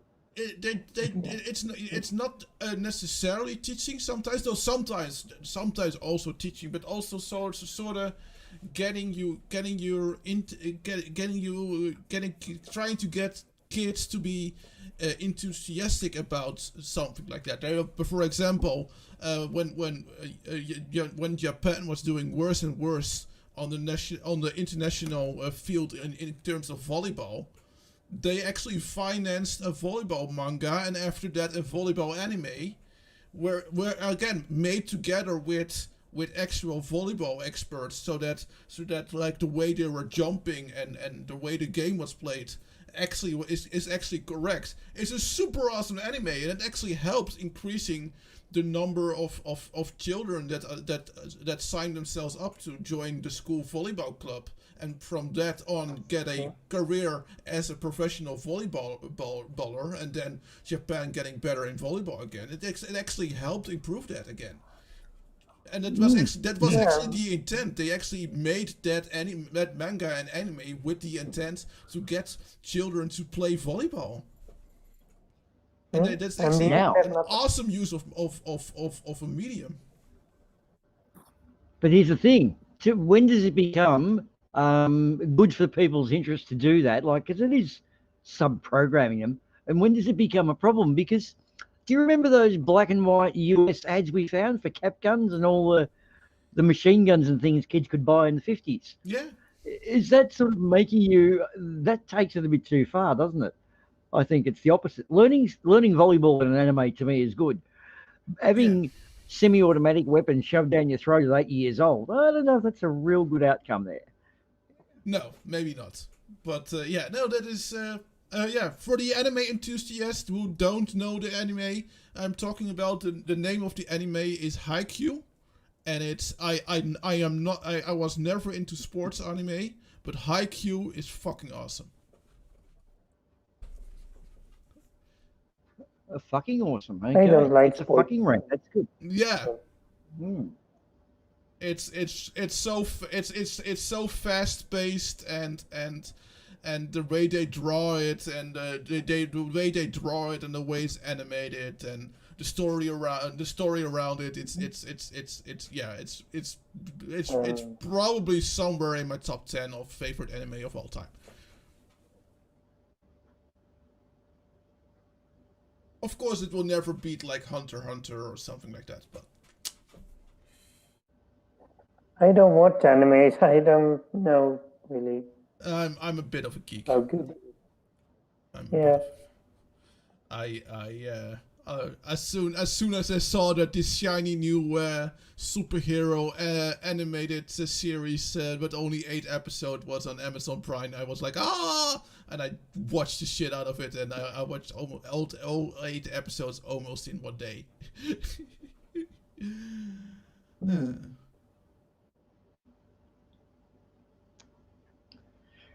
So those kinds Arlen. Yes. Go ahead. I was just going across our schedule then and noticed a game show, and I've got a little bit of a confession to make. I didn't really pull anything out there, so I'm guessing we're going to continue along in this vein to fill out for the next hour or so, or yeah. Sorry, I just need to get online with our plans. I'm fine with that, and then maybe our good friend Mr. Barman will show up a few minutes early. Oh no, that's okay. It's just we could, but the problem is a game show. We would need Microraptor to be in competition with oneself, and I haven't really ever thought of a game where you have one person play off against themselves. No, but I could always face someone. I do know how to play with myself, so that's not a problem. Fair enough. I was setting you up. I was actually setting you up for that joke. I was trying to think of me slipping myself in a Spank and the Monkey one, but you've beaten me to it, Micro. Thank you. You got that cue, and I didn't even really know I was sending it. Beautiful. But we could have a look at cancer-fighting viruses. I think that would be it. Yeah. Well, History of the World, that was Bill Worth. Anyone who saw it got a little sample. You're going to have to go back and watch more of it. It is just an awesome piece of YouTube. You can see why it's in my top 5 YouTube things. So, cancer-fighting viruses. This sounds good. Yes. That doesn't sound good, but I guess. Interesting. That's what it sounds. Yeah. I muted it. I muted the sound because it sounded really annoying. Yeah. Too bad it's not without with it. Which I just dug this up based on the title, this morning. Actually, so I didn't. Oh, we're testing the waters, are we? Yeah. Oh, we're auditioning this for the crowd because we wouldn't want to put something on they're going to hate, would we? No.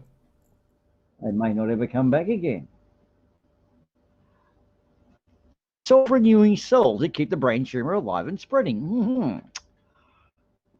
Well, that makes basic sense. Yeah, I'm just going to pause it and then you can maybe read a little bit quick, Sue. I'm a bit pressed to read it because I've got... How do I get... Oh, that's it, right. Toggle my view back. Yeah, I can actually. Experiments from... Glioblastoma cells. That's a tricky one there. Derived from human patients showed the Aden infection presented the formation of tumor spheres Okay. I'm presuming tumour spheres are the basis of a tumour, without my medical knowledge. Yeah, Continue I along, guess. Mr. Arnold. Okay, pauses again. Oh, it's continuing. Solid spherical formations that develop from self-renewing glioma stem cells. So the tumour gets stimulated by the something I learned about DNA is it's got 1 million instructions in it. Yeah. And it's not so much learning to turn on instructions, it's got to keep all of the instructions turned off, bar a very small amount. And that's usually what happens. Too many cells start activating. So anyway, moving along.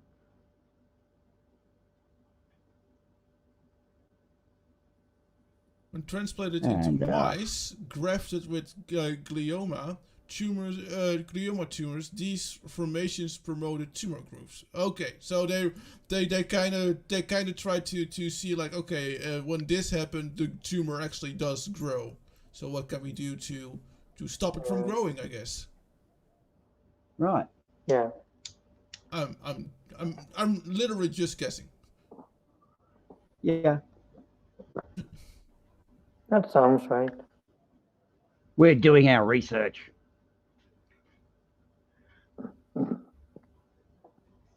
A closer look revealed that three signaling molecules that adenoviruses activate during the process. Or are they actually activating the tumor so that it? Oh wait. A TRL9, an inflammatory receptor. Okay. Looks like some weird handling that. Yeah, it looks really weird, but we actually have videos like that where you can see inside the cell, and it looks pretty awesome. Non-coding RNA frequencies. Hey, that is the DNA poop. Yep. And each one of those has an equal and opposite partner it'll match up with. Yeah. Yeah.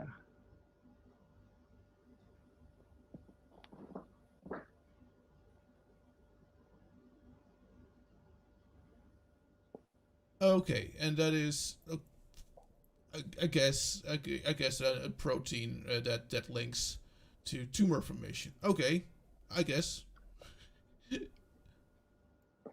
Maybe it would have been good to have TT guy here. Yeah, TT guy would have been great here, but sadly he is off to bed. He's probably dreaming this right now. Oh yeah. He's actually we woke him up. This woke him up. He's now sitting straight in his bed, thinking why he woke up. Yeah. Future experiments could clarify the molecular chain of events triggering by adenoviruses. Okay. Mm-hmm.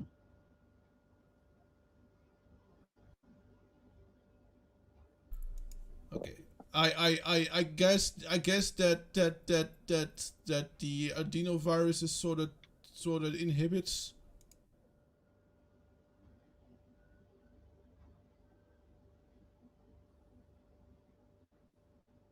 I guess we should have played this with TT guy here. Yeah. Oh well. Yeah. Doesn't matter.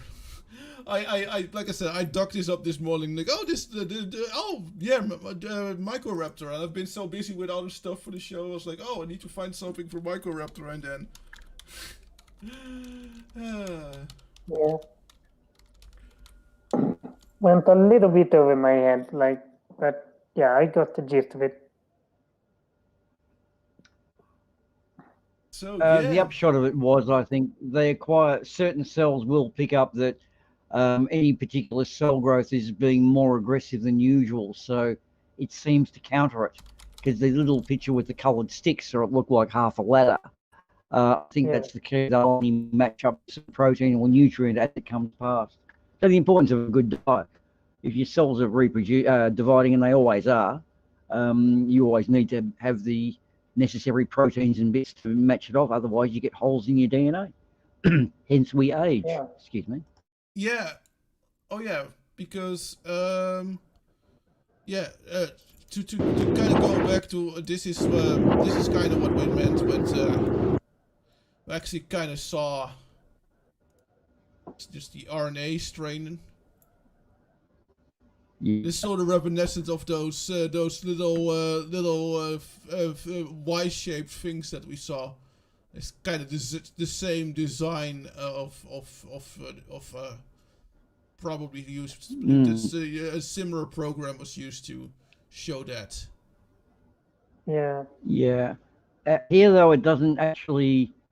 It's tricky for us lay people to see what that's doing because they're the equal and opposite dudes building things off. Yeah, a set of instructions. It's hard for us to grasp that. It just looks. It just looks really cool.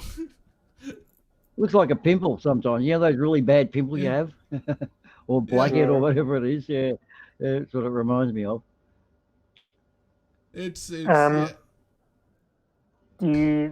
the anti-COVID crowd often like try to mock like sensible people about that COVID. Oh, it looks like a bath bomb or like some like a dog toy or whatever. And it's sort of, do you think we have do they really think we have a like clear picture of the actual viruses, or like, I mean, normal people understand that, yeah, they're just showing an illustration. Like, they need something to illustrate what the virus is. So, like, they're mocking something that it's like, no one thinks that that's the real thing.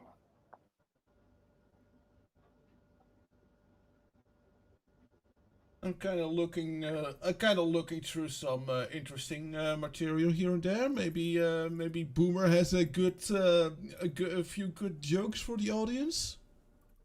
Oh, you want me to create some filler? Oh yeah, I've been just listening to you guys, so you made that a bit tricky. Throw me off the deep end like that.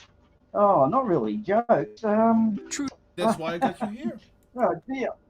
Huh? That's exactly why I have you What's here. this?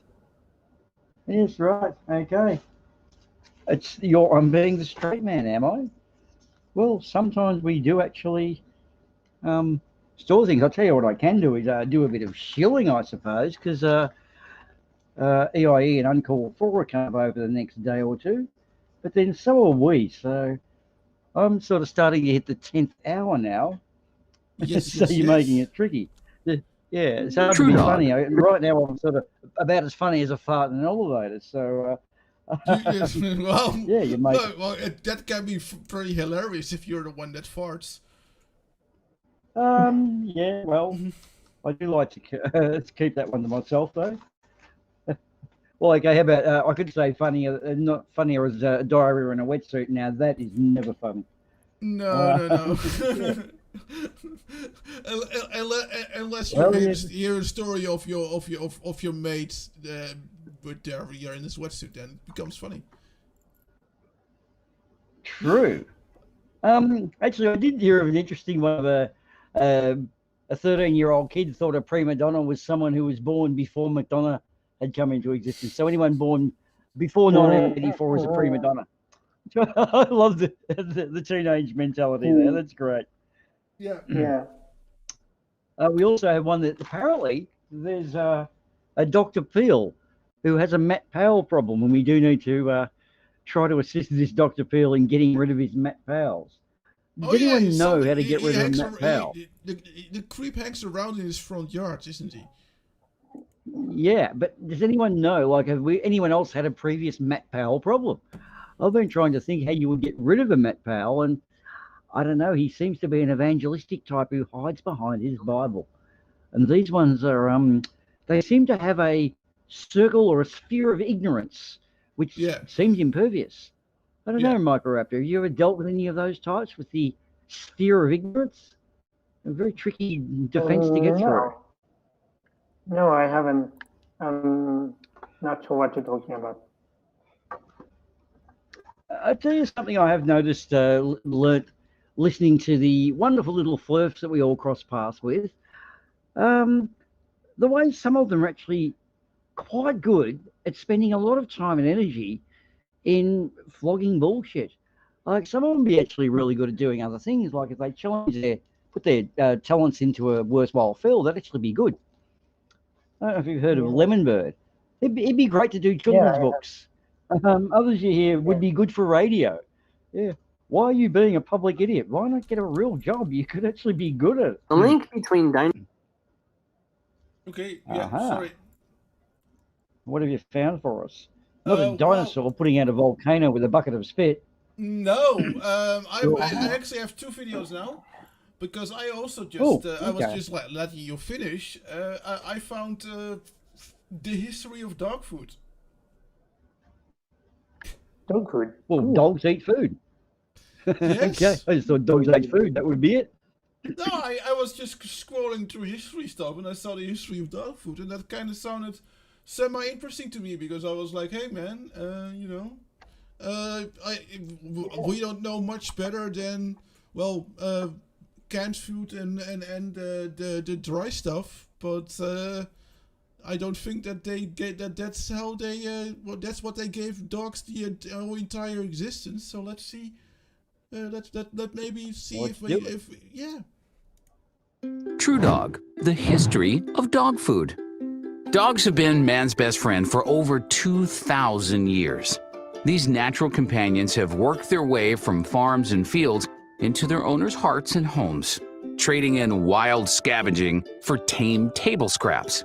But what did we feed dogs in the days before cans and kibble? Mostly, dogs ate what we ate, along with whatever raw prey they found outside.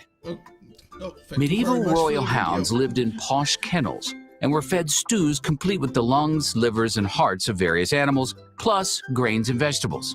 They ate like kings. At this time, it was difficult to feed yourself, let alone a pet. Domesticated dogs became a symbol of status, and the lower class started repurposing horse meat to sell as dog food to wealthy dog owners. As dogs became part of the family, owners began paying more attention to dog food, and pet health became a priority. In 1895, veterinary medicine was officially founded in the United States.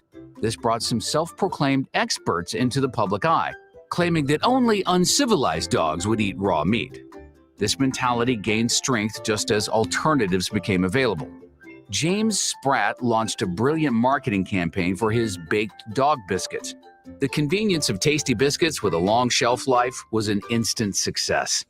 Others followed in Spratt's footsteps, mass-producing cheap and easy pet food for the commercial market. By 1930, canned pet food became the most popular option on the shelves. Made of horse meat, carefully marketed as... I don't think a species that sniffs it's the butts that greet each other by sniffing each other's butts can be considered civilized. Like, is it no, but I think it's more like it's uncivilized to feed your dog. Yeah, but yeah, no. But the dogs and dogs that I think that dogs are the other aliens, and they both landed on this planet, and they are silently in a sort of a cold war over the rights of humanity. They were fluffy overlords. I've noticed rather interesting dog behaviour in that when two dogs who, like two pets who live with you, when they meet up again, they'll actually smell each other's breath, with, as in like what have you been eating? Like, where have you been? Who have you been seeing? I think the butt smelling is about identifying each other. Like, you've got to do some crap there. You must be eating some good shit. Yeah, it is. Yeah, cats touching each other's noses. Yeah. Just sort of like, hey, we've been. My cat does it all the time with me too. Then we touch noses and then we're good. Here's the difference though. Cats go out of their way to hide their crap and leave no evidence of their existence around a given area, whereas dogs use crap as a marking of your territory. Have you ever seen a dog run out and smell another dog, see it and roll in it, and then have a crap on it? That's to obliterate the other dog's claim. It's like, this is my territory. I crap here. They do it on their borders. Yeah. So dogs having border walls. crap. And that is Nice one, and that is why when you have a dog, you should take a dump in the middle of your living room to show who's the dominant one. Consider it done. I don't even have a dog. But just in You case know I you have would a, know. Boomer, now you have an excuse to do that. Yeah, if I had a dog, I would. Cool. I was implying you're already doing it. So was I. Okay. Let's continue. Canned food was stamped with a seal of government approval, and by 1941, producers were breeding horses just for dog food. Wow. That was until December of 1941, when the U.S. entered World War II. Strict rations on tin forced the pet food industry to get creative. Borrowing from another food trend, cereal, where ingredients are pushed through a tube, cooked under high pressure, then puffed up with air, keeping them crisp. Purina's pet food division borrowed an extruder from the cereal division and experimented with it in secret. The result? Dog chow. Dogs loved the crunch, it seemed to digest well, and quickly became the #1 dog food in the nation. Though World War II was over, the aggressive marketing war on raw meat had just begun. Lobbyists launched a series of ad campaigns to convince consumers that commercially prepared dog food was their only option. Some sponsored reports even talked about the dangers of table scraps and feeding the dogs raw meat. The marketing campaign triumphed at crowning kibble the king. Today, manufactured dog food is a huge part of the $29 billion pet food industry. That industry is still growing. But what's happening to our dogs' health? We're seeing what the convenient modern diet is doing to humans. What effects are GMO corn, wheat, soy, and non-digestible fillers having on our dogs? The concept of kibble has only been around for less than 89 years, and yet the benefits of raw meat are backed up by science and history. If you line up the results of the pet food industry and dog health and wellness side by side, you can't help but wonder if we were feeding our dogs the right way before history took its toll. I'm guessing that we're now going to dive into advertisement territory. So I think that this is a nice way to end it. I think that's my educated guess. Yeah. Well, an interesting point which I've sort of noticed, if you watch any of the David Attenborough documentaries, he has covered this, where when certain species form a symbiote relationship, be it insects and plants, they generally become more successful. And I've actually given this a bit of thought, and if you apply it to us, we have a codependency on both wheat and dogs. So we're almost a three-way symbiote system, which I guess is a trimbiot. Yeah. And dogs tend to eat the crap that we don't. So the cohabitation, now I believe they were wolf pups that we then specifically bred in our direction to make them, what's the word, moldable. And also the same with domestic cats. About 1 in 10 cats born in Africa, wild cats, is the domestic cat. And if they ever crossbreed with a wild cat, they just go back to their wild instinct. But once you get the more gentle, mellow ones together, the cat industry would have been a small fortune a couple of thousand years ago. I reckon cats were a luxury item, well, in Egypt they were. So an animal's ability to dovetail up with us is actually their success. And look at dogs. I mean, we've all got one and we'll love to have them. Yeah, Tiny Captain. That exactly. That is kind of why I. That's kind of why I ended the video there, because it was getting into territory, in commercial territory, and trying to sell their true raw meat dog food, and I was like, yeah, let's no, yeah. Of course, I think that the rest of it is probably pretty accurate. By the way, interesting that the cornflake industry was brought up because we all know why Kellogg's were invented. Yeah. Are you talking about the anti-masturbatory cereal that doesn't work? Yeah. To stop Boomer from sniffing his own crotch. Just me, was it? It wasn't the rest of the world. It was just me. No, just You realise I was on the grass. You realise I was on the grassy knoll in Dulles in 1963. So you must be careful. I've done it before. I've gone for much higher profiles over my life. Yes, anti-masturbation cereal did not work. No, what were the other things too? Was that just cornflakes? In fact, they had a brand called Morning Glory too, which I thought was most appropriate. Yeah. Oh, the evangelical branch of Christianity is especially is really anal about masturbation and stuff like that. Yeah. Well, God's watching you slap one off. Hey, listen, God, if you're watching me slap one off, I don't ghost shag women. So who's got the issues here? Slapping one off quietly is much better than going and, I don't know, making virgins get pregnant and leaving them with the bundle. We notice Mary, we never show how Mary brought up Jesus. That kind of got swept under the rug, doesn't it? She was a single mum. Yeah. Isn't that not quite the biblical way? And in a relationship with Joseph. Oh, well, three wise men. Three wise men turn up with gifts? Come on, three wise men turning up with gifts. What does that say in itself? Yes, we have some explaining to do here. And a bunch of shepherds. Yeah, okay. And of course, the big star above it, that was just fireworks. And then Herod was also suddenly like, hey, listen, that kid, we gotta do something about it. Maybe Herod was covering something up. Maybe it was just a big bender. Maybe it was all just a dream. Yeah, no. In fact, that's probably the line that got edited out. Maybe Mary had been sleeping with someone else and she was kind of just, it was an angel told me it was God's son or something. I don't know. I think that Mary first ate some shrooms that made her believe that an angel was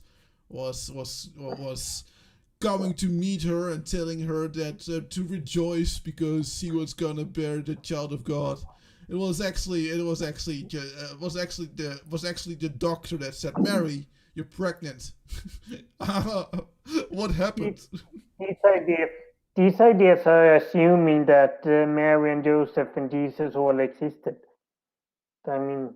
Oh, I don't believe they existed. I'm just taking a piss. Yeah, I think there was probably like some guy named Jesus who like was a bit of an influence on it, like some prophet. He didn't do all the things there, but like, yeah. Like, No, I think that they're a combination of probably several local myths that kind of grew out of proportion over time, and they were sort of scraped together into one story about one guy and his 12 friends, and fan following. Yeah. And the court of public opinion. Arduin, I have an interesting Streambots question for you. Can you just give someone credits on Streambot? Like I've seen exclamation point gift and give money. Give credits. Can you do that on ours? I don't know. Oh, okay. Right, you're not the Streambots. Okay. Neither am I. We'll have to ask for Shandy when she's around. I can do heist. I can do gamble. I could do slots. Oh, okay. Yeah. No, I was just trying to give Tiny Captain some points to play with, but okay. All right. Thank you. Sorry to interrupt you. No, not at all. Not at all. Microraptor sent me a video. Now I have to be. This should be cool. Microraptor, can you maybe tell a little bit what you gifted us? No, it's a video I found about microraptors because I looked there when we weren't really sure about what to show. So I thought, okay, I could just because my username, I could look for a video about microraptors. Yeah, no, absolutely. I have to be honest. I didn't know that Microraptors was actually a specific species, because I thought that it was that it was just talking about a normal raptor, but a really small one. Okay. Yeah, that could have been it, but no, there were its own species. This is no species. Okay. Well, yeah. There we go. The Microraptor.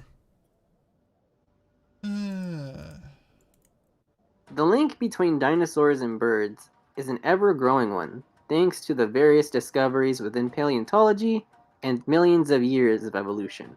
After all, birds are the last of the dinosaurs, first evolving in the late Jurassic and rising to prominence in the early Cretaceous. It is thanks to various crucial scientific discoveries that we've managed to discover and determine this link between the feathered flyers of our modern day and the reptilian titans of our planet's past. This link became more prominent with the discoveries and discussions of the late 20th century and the early 2000s, with new findings bringing to light a key aspect of dinosaur evolution that have shaped this group of astounding animals to this very day. One of those key discoveries, of course, was the presence of feathers. Since then, various feathered dinosaurs have been brought to light, each one more extravagant and extraordinary than the last. In the year 2000, a feathered dinosaur was described that would continue to redefine what we know about dinosaurs, taking to the air in the ancient Cretaceous forests, the four-winged flyer, known as Microraptor.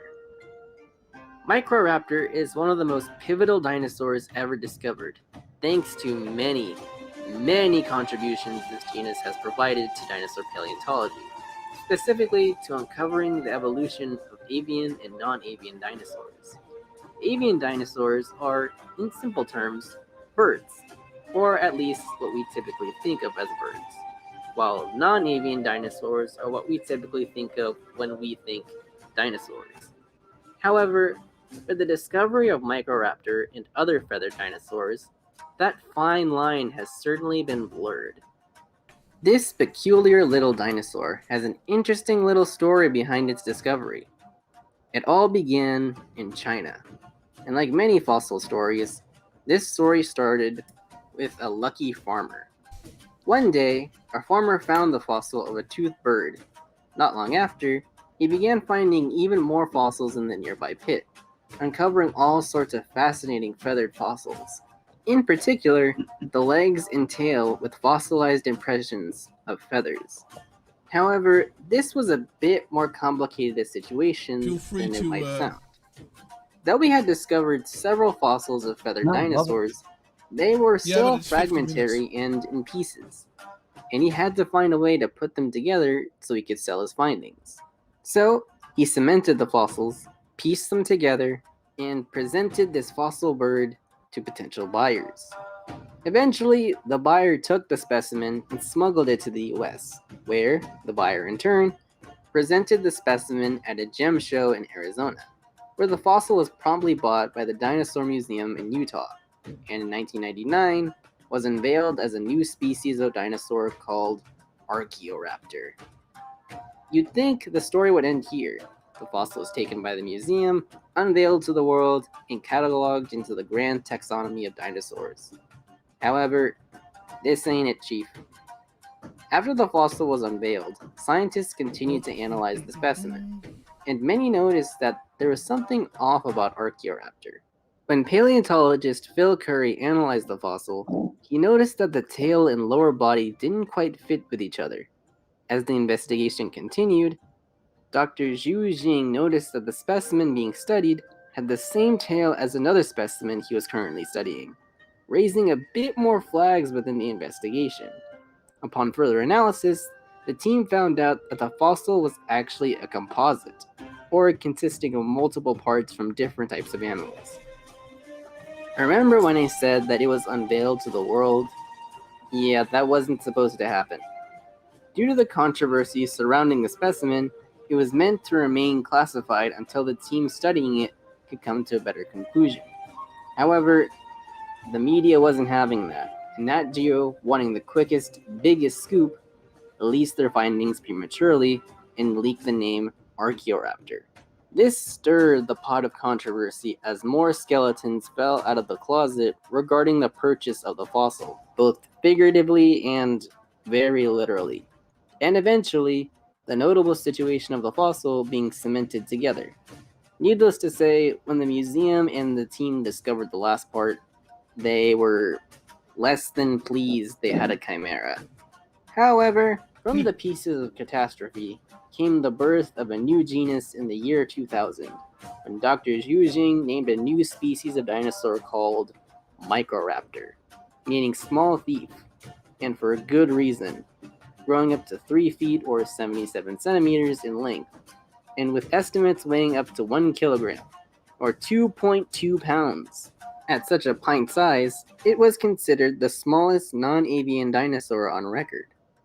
Microraptor is an extremely fascinating dinosaur, mainly for its various characteristics that made it so extremely distinct, even amongst those it was related to. Microraptor is part of a family of dinosaurs called dromaeosaurs, a group of non-avian dinosaurs just short of birds, characterized by their long, grasping arms, sickle-shaped foot claws, and extensive feathers covering their bodies. When looking at the skeletons of dromaeosaurs, one can see the similarities with birds, such as hollow bones and an overall build resembling birds. For years, dromaeosaurs, or raptor dinosaurs, have been the key in unraveling the secrets of the links between non-avian dinosaurs and avian dinosaurs, due to dromaeosaurs being some of the most bird-like of the non-avian dinosaurs. Microraptor in particular took this to a whole new level. Microraptor was one of the first feathered dinosaurs known to science, and has become a defining trait of this genus, with a coat of feathers covering the body like those of modern birds, to the point you would swear it was a bird were it not for its other defining traits. A mouthful of needle-like teeth, a pair of sickle-shaped claws on their feet, a long tail ending in a fan, and most importantly, a key characteristic that has become its true defining trait: 2 pairs of wings adorning its body, 1 pair on its arms, and the other on its legs. Within these wings, several very familiar structures were discovered, structures found in flight feathers of birds, and would have allowed Microraptor to take to the skies. Microraptor's ability to take to the air is rather complicated. The wings were extremely peculiar because of their presence on the arms and legs. For its time, it was a relatively new and baffling discovery. Why would Microraptor have wings on both its arms and legs? What were the leg wings being used for exactly? A common consensus is that Microraptor was a glider, taking off from tree to tree, using its 4 wings to carry it through the air and stabilize the small raptor to keep it aloft. Cool. Over the years, much change has shaped Microraptor's ability to glide, as more Microraptor remains have been discovered and more tests have been run on Microraptor's aerial abilities. To understand how exactly Microraptor moved through the air, we'll have to look at the biomechanics of Microraptor.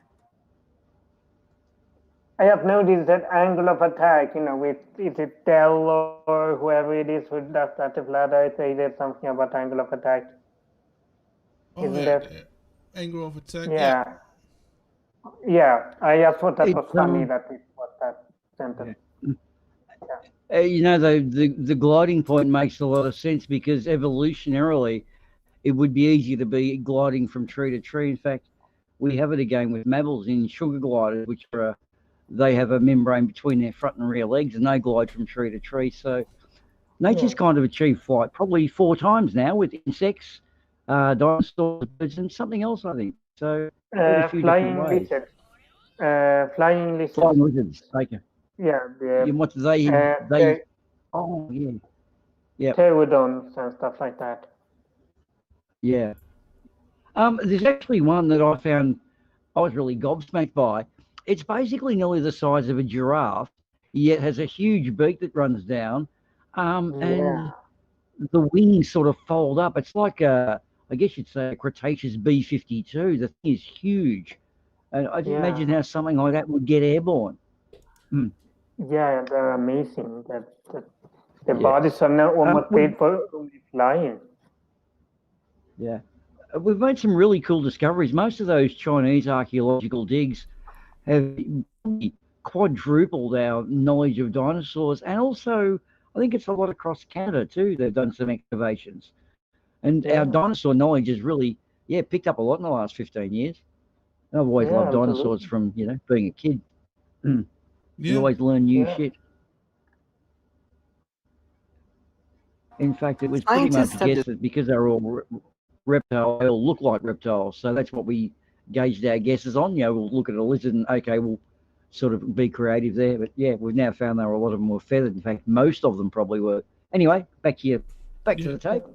A lot of them discovered that Microraptor was able to lift its hind legs vertically, thanks to its specially adapted pelvis. And it was initially thought that Microraptor could glide through the air with splayed limbs, soaring through the ancient forests of early Cretaceous China, like a small biplane. Using these hind wings in conjunction with the tail, this would have allowed Microraptor to remain stabilized in the air as it glided, while giving the animal the ability to adjust and steer as it soared through the air. It was also found that Microraptor was capable of landing from shorter or more guided distances, while also providing evidence towards an arboreal lifestyle, as the study found that the animal was better equipped to glide from tree to tree as it made its way through the treetops, like an avian flying squirrel, or paravian flying squirrel, tomato tomato. However, re-examination of this adaptation, while not affecting the idea of gliding itself, has seen some controversy regarding its posture and gliding prowess. When the hindquarters of Microraptor were analyzed in 2010, the legs were found still being able to lift, though the previously suggested biplane posture would have been detrimental to the animal's abilities to remain stable in the air. And it was suggested that instead of gliding in the posture of a biplane, it was more efficient for the animal to have a lateral abduction than gliding and providing more practical stabilization in the air. However, this theory proved to be less than substantial, with many pointing out that the author of the 2010 study was using data inconsistent with Microraptor anatomy. That YouTube didn't like that. So after 10 minutes, it gave me some copyright warnings. Okay. Uh-huh. Okay. Well. But we could talk a little bit, and then I can try it again, because it could, of course, be that it is because the video was showing some copyrighted material. Yeah. Oh, okay. Yeah. Well, we got some. I don't want to be the reason that you share this stream got shut down. Yeah, that is why I'm doing it. That is why I'm doing it like this for a moment. Yeah. So that we can quickly talk about what we saw so far. Yeah.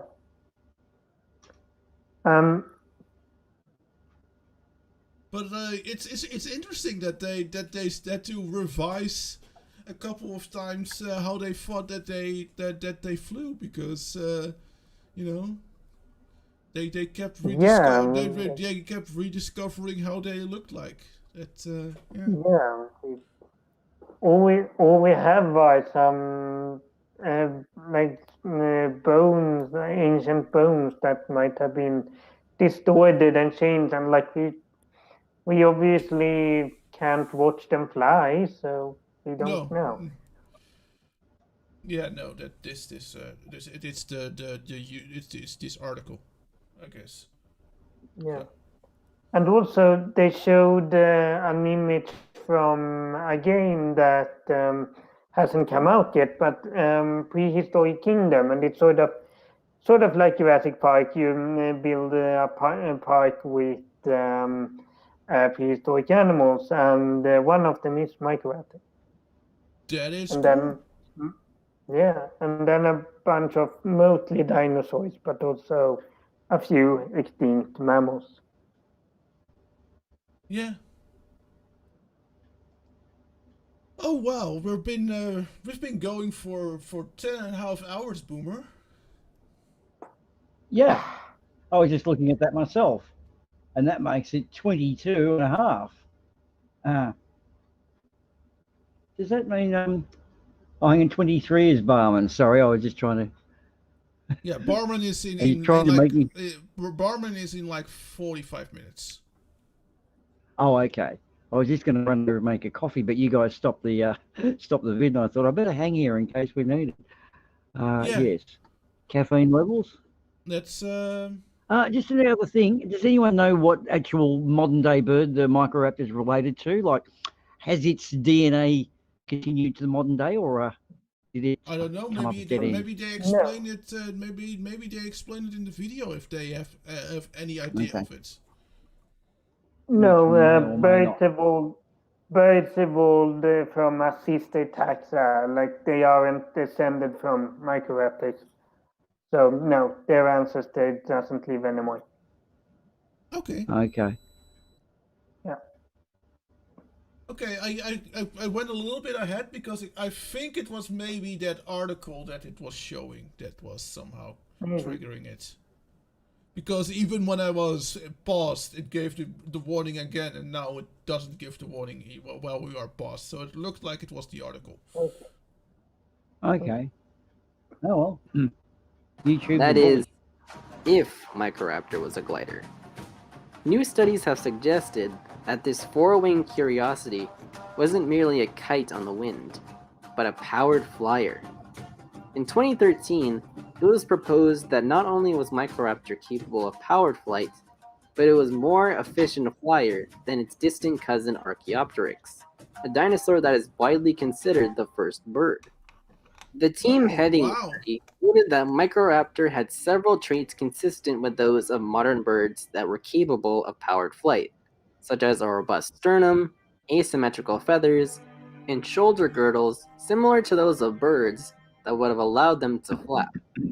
That said, while most scientists agree that Microraptor could have been capable of powered flight, it wasn't the most acrobatic flyer, with its flying abilities being nowhere near that of true birds. While Microraptor was at home in the skies, it wasn't that great on the ground.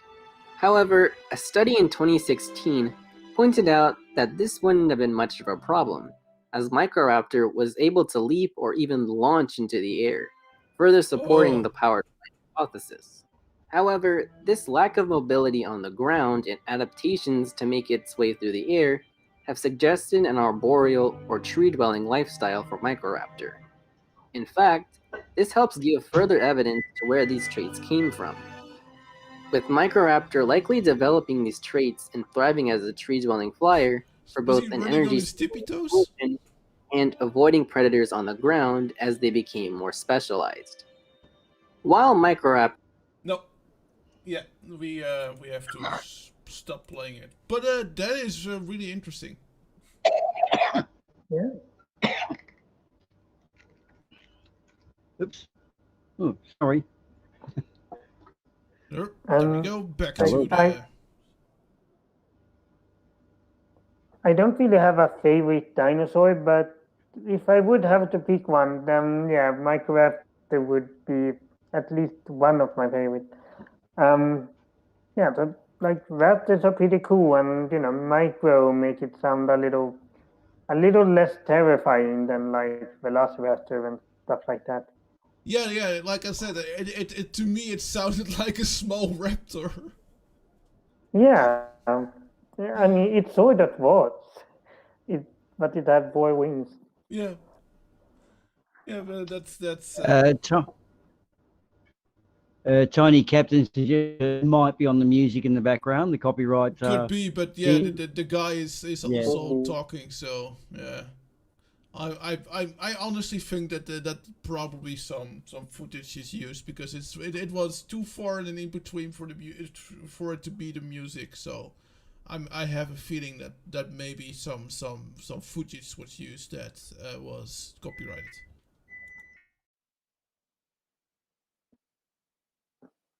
But we got a decent amount out of that, so that is cool. Yeah. Yep. I have to be a little bit honest here because I had to kind of respond on the fly and change our plans on the fly a little bit. I'm a little bit out of material, and I thought I had too many. Yeah. So are you saying we need to go and quickly dredge up something that will be effective? Oh, okay. Dinosaurology is a tricky one, although it's a great topic. It's been covered to death by the big guys, BBC and History Channel and all that sort of stuff. Bit hard to think of anything straight off the cuff. Yeah, But I'm quickly browsing to history on Creative Commons. okay, I've got to rescue and stop that background noise of the truck reversing. Give me a second. Microwave. No.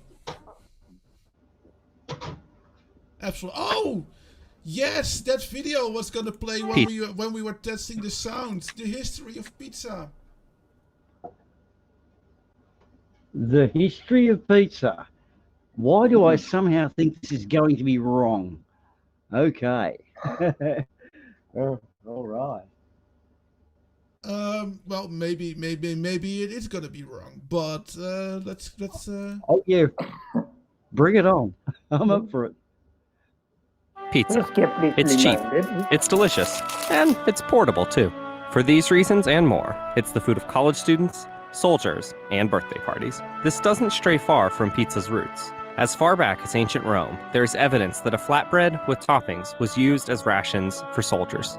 In Virgil's Aeneid, he describes a suspiciously pizza-like food when he says that the soldiers devoured the cakes of flour that they used as plates. Today, just like all the way back then, pizza is a fast, cheap, and convenient food.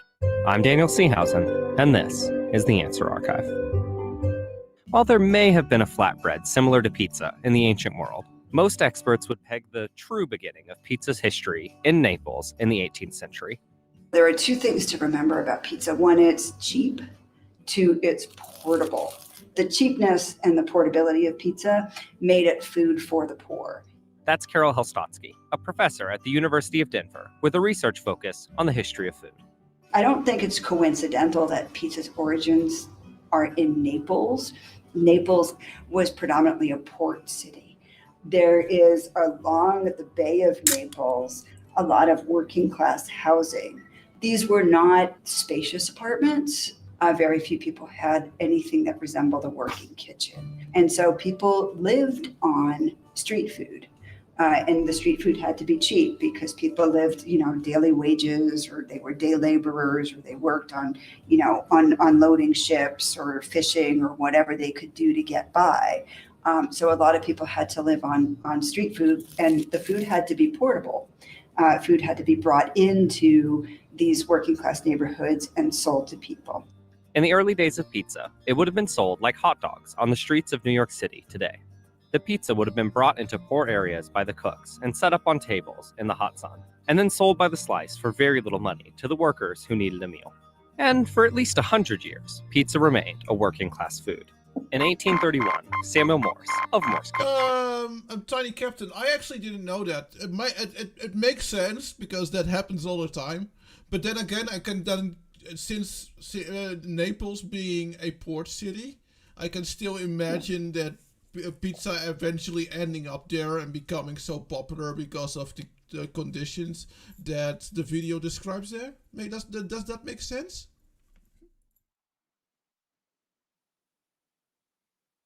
Or am I wouldn't mind throwing up one. There was a dish served by the Romans out in the field that would make a large oven, and they would use what was like a pot plant, pour all the ingredients in, and then plonk some bread dough on top. which would expand, and then you would tip it upside down and it would pour into it a cheesy base and like a bowl of bread to eat. And it worked well for soldiers, but I'm not sure whether it was Romans or the Greeks, the ancient Greeks who actually ran that. But that's, for my mind, the original pizza. But, cheese on bread. We've been doing that since day one, since bread. But yeah, I do see your point as well.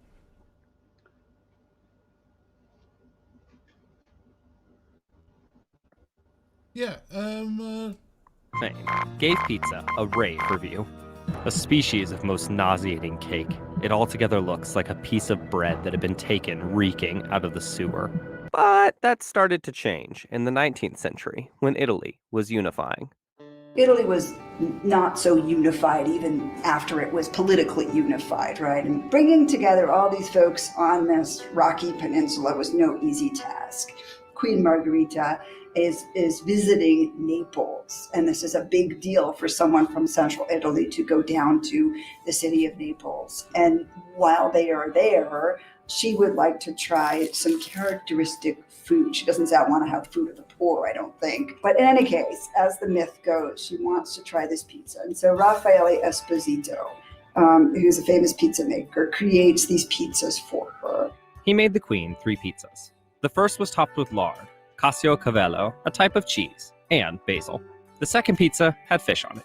And he also made her pizza al mozzarella, which was topped with basil, tomatoes, and, of course, mozzarella cheese. Pizza al mozzarella was Queen Margherita's favorite of the 3. And so she proclaims she likes this one the best. And then there is in pizzeria, there is a card saying, I have tried these pizzas, I proclaim them quite good. And so the pizza is then named after her. And it's this great story. It's also very patriotic because the white of the mozzarella, the red of the tomatoes, the green of the basil, these are the colors of the Italian flag, right? And that is the origin story of the pizza margherita. But as Italy unified, there weren't enough jobs for poor rural Italians, especially in the south of Italy, and opportunities began to open up around the world from burgeoning empires like America. Demand for manual labor around the 20th century, especially in factories, on plantations, on railroads, and in mines, pushed Italians to look elsewhere for, as they put it, work and bread. Because of these factors, record numbers of Italians left Italy from 1876 to 1915. By some counts, as many as... From bread and games to work and bread.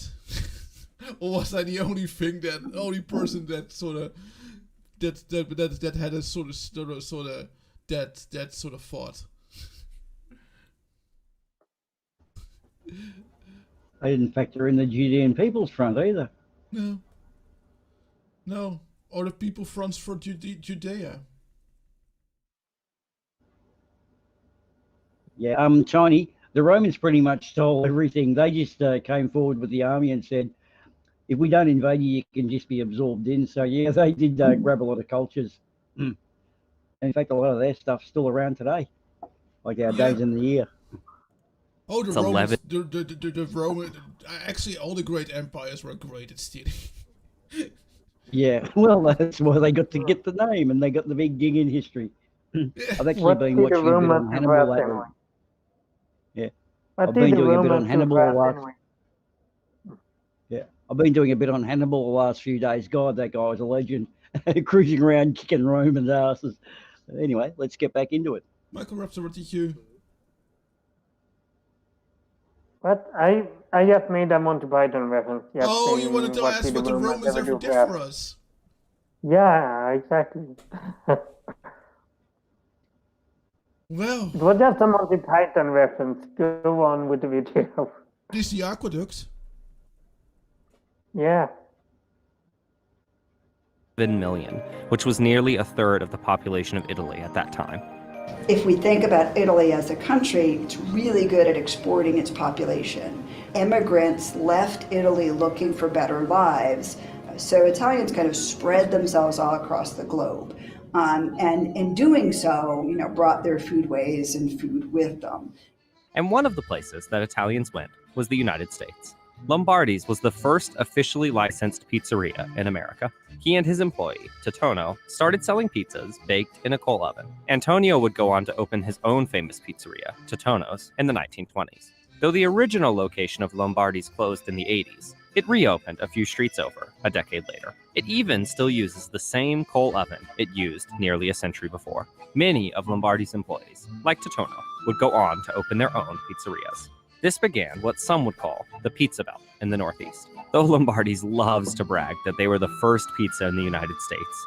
Their website is literally called www.firstpizza.com. In reality, many Italian Americans were selling pizza without licenses prior to Lombardi's. When Italians moved to a place, a lot of the pizza making was taking place in bakeries, people would make these pizzas, and again, like they did in Naples, bring them out into the streets and sell them to people who were going off to work. And so there were a lot of mobile vendors all across the United States. I love that the bakery is called Been Here Bakery. Migrants. But the pizzerias are the sort of stationary places where you prepare a pizza and have people either grab it there and take it away or eat it there. And so these pizzerias develop in the Northeast and become, I think because of their longevity, become really well known. And we could talk about the New Haven pizzerias like Sally's, for example, Lombardi's in New York, et cetera, that these are sort of these places that have staying power. And so they become almost canonical, right, in pizza history, really important places. At first, pizza spread across the East Coast as an Italian-American specialty. Then it became popular throughout the United States because some decidedly not Italian men revolutionized pizza yet again. The fast food pizza, right? Pizza delivery gets its start from Domino's and from Pizza Hut. And those are two companies that were started, or two restaurant chains that were started by men who were not Italian. They had nothing to do with Italy. Both of them set up shop purposely close to universities and to military bases. And I found this fascinating, right? Because students and I guess soldiers who were stationed at military bases wanted something cheap, they wanted something portable, and they wanted something filling. Pizza fits all those categories. To some pizza purists, fast food pizza, like Domino's and Pizza Hut, is an abomination of safe, samey pizza, but its impact cannot be understated on pizza as a whole. After Pizza Hut was founded in Wichita, Kansas by Dan and Frank Carney, it grew quickly and spread pizza around the globe to unexpected places like Asia and the Middle East, using a technique known as glocalization, where they would move into places that may have been averse to typical pizzas and would offer local variants with ingredients people would recognize to get them to try pizza for the very first time. Unlike McDonald's that would come into areas and shut down their local competition, Pizza Hut and Domino's usually didn't kill local pizzerias. Pizza delivery even accidentally invented a new kind of prank, ordering tons of pizza to the door of an unsuspecting friend or enemy. The most amusing version of this joke, in my opinion, is when U.S. Army officials ordered dozens of pizzas to the door of an anti-war activist. But he had college students living at home, so he said, "When a pizza's delivered, I just stick my hand into my wallet without asking questions." He didn't even realize that he was being harassed by government officials with pizza. And with pizza available at nearly every street corner, and now even delivered straight to your home, pizza had only one more market left to conquer: home cooking. Another innovation was on the horizon that would revolutionize pizza one last time: frozen pizzas.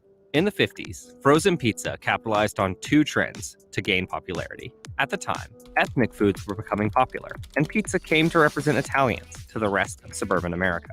And perhaps, just as important, convenient foods were gripping the nation. TV dinners, box meals, and all foods that were quick and easy to prepare were becoming a new profitable market. Pizza delivery and frozen pizzas took the dish from a slice eaten on the street or in a pizzeria to something eaten in the privacy of one's own home. And so you have this whole food industry that supports the popularization of pizza. So it becomes ubiquitous, it becomes everywhere. One could venture a guess that people just inevitably, right, the sort of the law of averages, will at some point consume pizza if it's everywhere and available in restaurants and available in grocery stores and on every street corner. Eventually, everyone, no matter how wealthy or poor, is going to get around to eating it. These new options of delivery or just picking up a pie frozen at the store exploded pizza into every corner of the U.S. As Karel Helstotski put it, in 1945, few people understood what a pizza was. Within 2 decades, it was hard to avoid pizza. From Naples to New York, and from New York to the world, Pizza has become a staple food for everyone, from the poor of southern Italy in the 1800s to nearly every college student in America today. Pizza is a part of almost everyone's daily diet, but few people think about the rich history of pizza. Whether it was made for the Queen of Italy at the turn of the 19th century or reheated in an oven to feed a family in the 50s, pizza will remain an important and iconic Italian dish for just about anyone at any time. And that was the end of the video. Yeah. I posted a few things in the private. I saw that, but I'm a little bit iffy about them because they're not Creative Commons, which is always difficult with copyrights. Okay. So yeah. Yeah. So but we should have a guesting coming in a couple of minutes, and I can quickly see if I can find something, and maybe we in the meantime let's cut to a commercial break. Okay. Hey, sounds like a great idea. Okay, let's jump into a commercial break. See you guys in a bit. Neurofibromatosis is a genetic disease that causes non-cancerous tumors to grow on different parts of the bodies. It can cause facial deformities, chronic pain, learning disabilities, and a lot more. And though symptom treatment is definitely available in some cases, there is no known cure for neurofibromatosis, and better medical research is needed to better define and develop the symptom treatments that are available. And that is where neurofibromatosis organizations are so important. Neurofibromatosis organizations do not only support medical research, they also provide information to doctors, to teachers, to people of different age groups like kids and adults. But they also organize patients meetups and patients activities, which is really important for the patients themselves, so that they can better understand themselves sometimes. So neurofibromatosis foundations are very important to help increase the quality of life of people with neurofibromatosis. You can find out more about the foundations and how to help in the description below.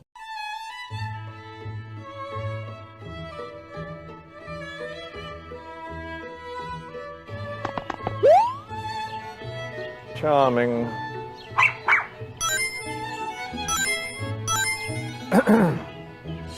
Gaming royalty comes to England.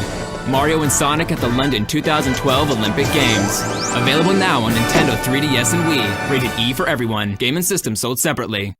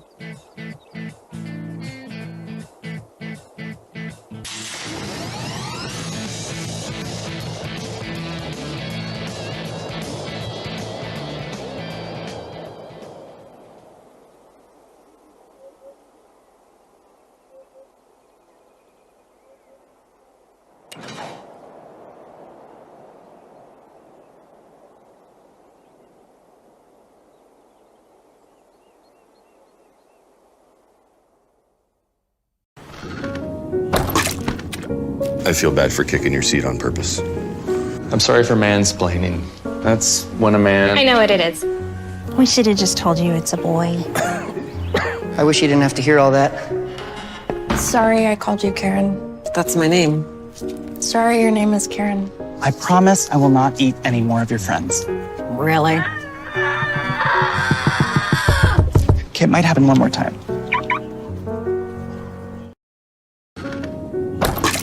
I feel bad for kicking your seat on purpose. We should have just told you it's a boy. I wish you didn't have to hear all that. I promise I will not eat any more of your friends. Really? Okay, it might happen one more time. well. You're on the M&M, so. Well, there we go. Life is hard when things not go as planned. Well, how is everyone doing in the side chat? I hope you are all doing well. I have might have found something for a little bit, but of course we get our good friend Mr. Barman is due to show up somewhere between now and 15 minutes. So we don't have to. We don't need to fill the time that long. Do you have something to fill in with, or would you like something? Because I've just plonked two of our wonderful Uncle Ozzy in the green room. So if you want to pick either one of those, I actually found. Yeah, throw what you got. Okay. Might have found something, but Uncle Ozzy sounds actually like a better idea. You post them in the green room? Yeah, you posted in the green room. There's a couple. Yep. Yeah, I see two exactly the same ones. Welcome back to the 15th. Oh, do you? Damn. Okay. But that's cool. Oh. And I hear okay, well, I hear someone entering our Jitsi. Possibly. You did. It's an SB. Oh my goodness. Oh no. It's a barman. I'm not a barman. I'm a tired person. You're a tired person. Oh, I had to take the mic. You're a tired person. Yeah. Back in our day. How's it going then? Doing pretty good for someone who's been going for like 11 hours. Oof. Oof, rather you than me. Yeah. Wrong account. But it's for a good cause. It is. Yes, for people who want to, who forgot, maybe quickly playing the video about neurofibromatosis. Hello. Hello. In this health sketch, we want to talk to you about neurofibromatosis. It's a bit hard to say, but the name makes sense. Neuro means the nerves in the body, while fibromas are the lumps that occur with the condition. There are different types of neurofibromatosis, and in this video, we'll be talking about the most common type, NF1, which approximately 1 in every 2,700 people are born with. It is caused by a change in your genes, which is either inherited from a parent or a new random change in the cells that create a baby. This genetic change causes lumps to grow on the nerves. A number of different criteria are used to help diagnose NF1, and genetic testing may also be used. The most noticeable signs appear on the skin, which might be present at birth or may develop in early childhood. Flat, light brown patches on the skin, called café au lait spots, or CALs, because they are a similar color to milky coffee. They're often dismissed as just birthmarks. Freckles in unusual places, such as the armpits or groins. Lumps or bumps, either on or under the skin, which vary in size and number. Small lumps called cutaneous neurofibromas are generally harmless, and there may be few or many. Large lumps called plexiform neurofibromas tend to be few in number and are more likely to cause problems. Doctors can advise if removal or medication is possible. It's important to know that NF1 affects everyone differently. While some will have only mild symptoms, NF1 varies so much that others may have serious complications and additional related conditions. These might include learning difficulties, autism or ADHD, which will probably require more support in school. Problems with the joints and the bones, such as hypermobility, fractures, curving of the legs or spine, and changes to the shape of the chest wall. Problems with eyesight, if the nerve to the eye is affected. High blood pressure, which can be a sign of other complications. Epilepsy and other symptoms that relate to the nervous system. Disfigurement, which may or may not cause anxiety and impact on quality of life. In some cases, tumors such as brain and breast cancer. Because of this risk of complications, and because NF1 can change over time, it is important to report new or changing symptoms to your doctor so that problems can be picked up early. You should also have a routine checkup at least every year with someone who knows about the condition. Further tests may be required, such as an imaging test, and there may be treatments for specific problems, such as surgery. Depending on the symptoms experienced, a team of professionals might be involved in care, such as a pediatrician, geneticist, neurologist, dermatologist, eye specialist, bone specialist, oncologist, psychologist, and others. It is common to sometimes feel worried or upset about having NF1 or having a child with NF1, and you should discuss these feelings with your doctor. Online support groups are a good source of support, as you can connect to others who have had similar experiences. While there is no cure for NF1, and in some cases it can lead to serious complications and reduced life expectancy, with regular checkups and appropriate care, many people with NF1 can lead fulfilling lives. In this health sketch, we've talked about neurofibromatosis type 1. And there you have it. More information and how to help in this description box with some links to several foundations, what they do, and what you can do to help. How many times have you played that video today then? This is the third time, I think. Oh, that's not too bad. No, it's not too bad. No. How We've are you got doing, Barman? 13 hours to go, though. That's okay. We're pacing ourselves well. We've managed to hijack the internal circuitry of Dick Dawson's brain. He's got a USB access port, in case you didn't know. So we've managed to steal a bit of time over there later too, but you wouldn't know about that, so be quiet. And how's life over there in your wonderful pub? Still getting Not too people bad. drunk, or? We got nobody drunk today. We just didn't open today because the weather it's just rain all day. And because we're only open outside, it's like, nah. So me and the wife went into town, had some food, just generally had a nice day off, which is for a Saturday is a surprising thing. Yeah. The weather stopped people from drinking. They weren't desperate enough. They weren't thirsty enough for that. We did have people turn up trying to get a drink after we got back. So it's pissing it down with rain. What you do? Go away. Yeah. Couldn't believe it. What they can only drink outside. Yeah, we're only available for outside at the moment. Oh, okay. And when does that get lifted? When does it become more like an average pub again? Another 9 days. Oh, that's so not exciting. long to go. That is exciting. Not long to go at all. So we promised to break your mind. Oh God.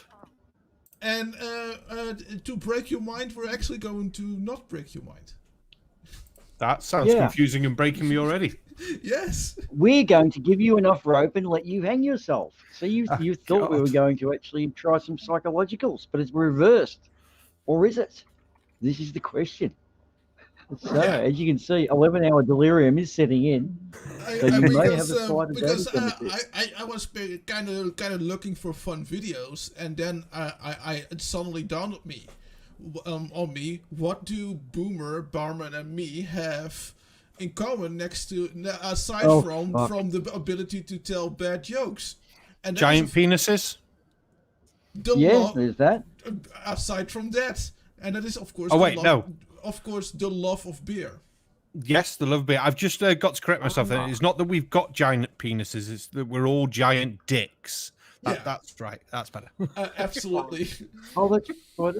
Yeah, what's it? I meant. I meant both actually.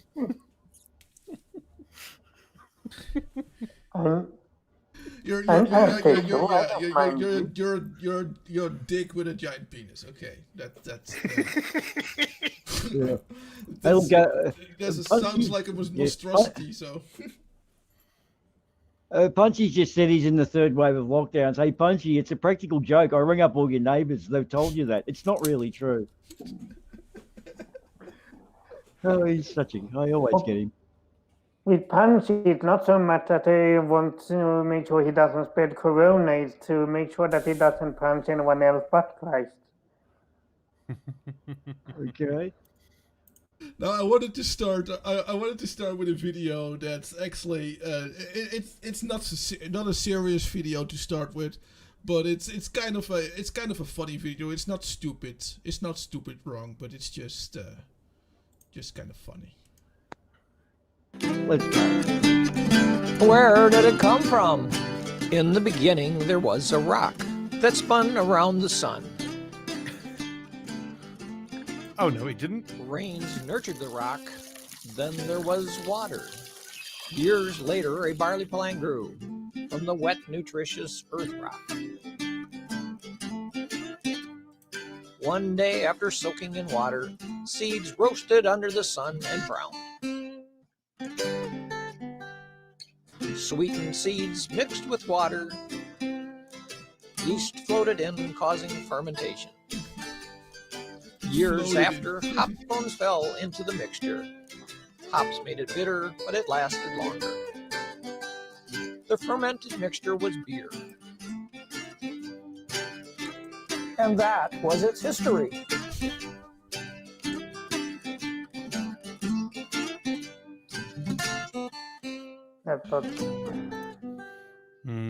Beer. Total bullshit, but I thought it was kind of funny. It's not a bad explanation. I've seen worse. I mean, obviously the rock going around the sun, that's all a big lie. We all know that. No. I explained earlier today. The Earth is indeed flat with a bubble with a soap bubble like dome over it. It's like a soap bubble. Like space is real. You can go through the soap bubble to space, but it's like gravity is uppity. So it goes up like a soap bell.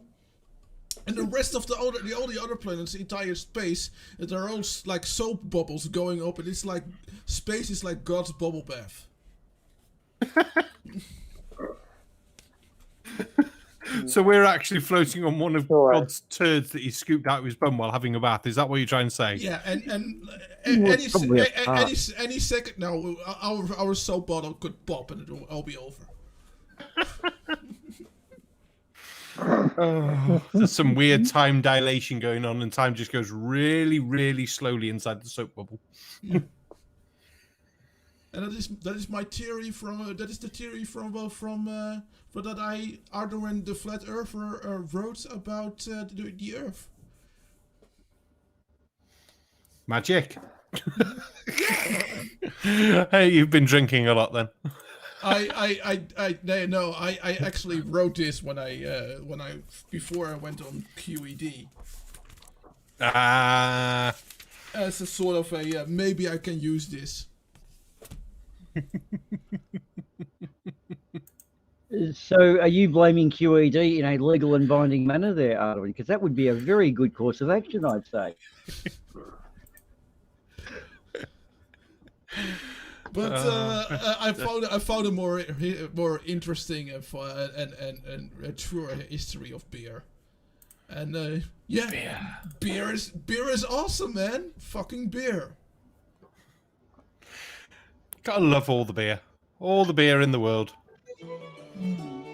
Not many people think about the history of the mundane things, the things that have been part of human history, well, ever since there was a history. And beer is very much so one of these things. I mean, many people think about beer or come into contact with it, but not many people really think about where it came from or how it evolved into being the most consumed alcoholic beverage in the world. Now, naturally, when talking about a subject such as beer, a staple of human civilization far predating the written word, it is impossible to talk about everything in one video. Therefore, this video will focus on just the history and the invention of beer in the early Middle Ages. If you're confused on how beer could be invented in the early Middle Ages, when I have already pointed out that beer production occurred far before then, well, that's because not all beer is created equal. By that I mean the definition of the word beer, even today, is varied. Some beverages that people today may call beer would in the past be called ales or meads, which confusingly are also words that have varied definitions and are sometimes used as synonyms for beer. Let's create a very oversimplified diagram. Ale, mead, and beer are the most common alcoholic brews, as in they need to be brewed, which is a specific process of making alcohol that separates these drinks from other historically alcoholic beverages, most notably wines or ciders. So, mead is an alcoholic beverage that ferments honey, sometimes with various fruits, spices, grains, or hops. Mead mostly isn't brewed, but can be, and when it is, it counts under the brewing category. Ale is an alcoholic beverage brewed with malt, which is a germinated grain, and most often mixed with gruit, which is a mixture of multiple herbs that varied widely depending on the region it was made in. Ale can also sometimes be mixed with other things, not just gruit, which makes its definition even more complicated.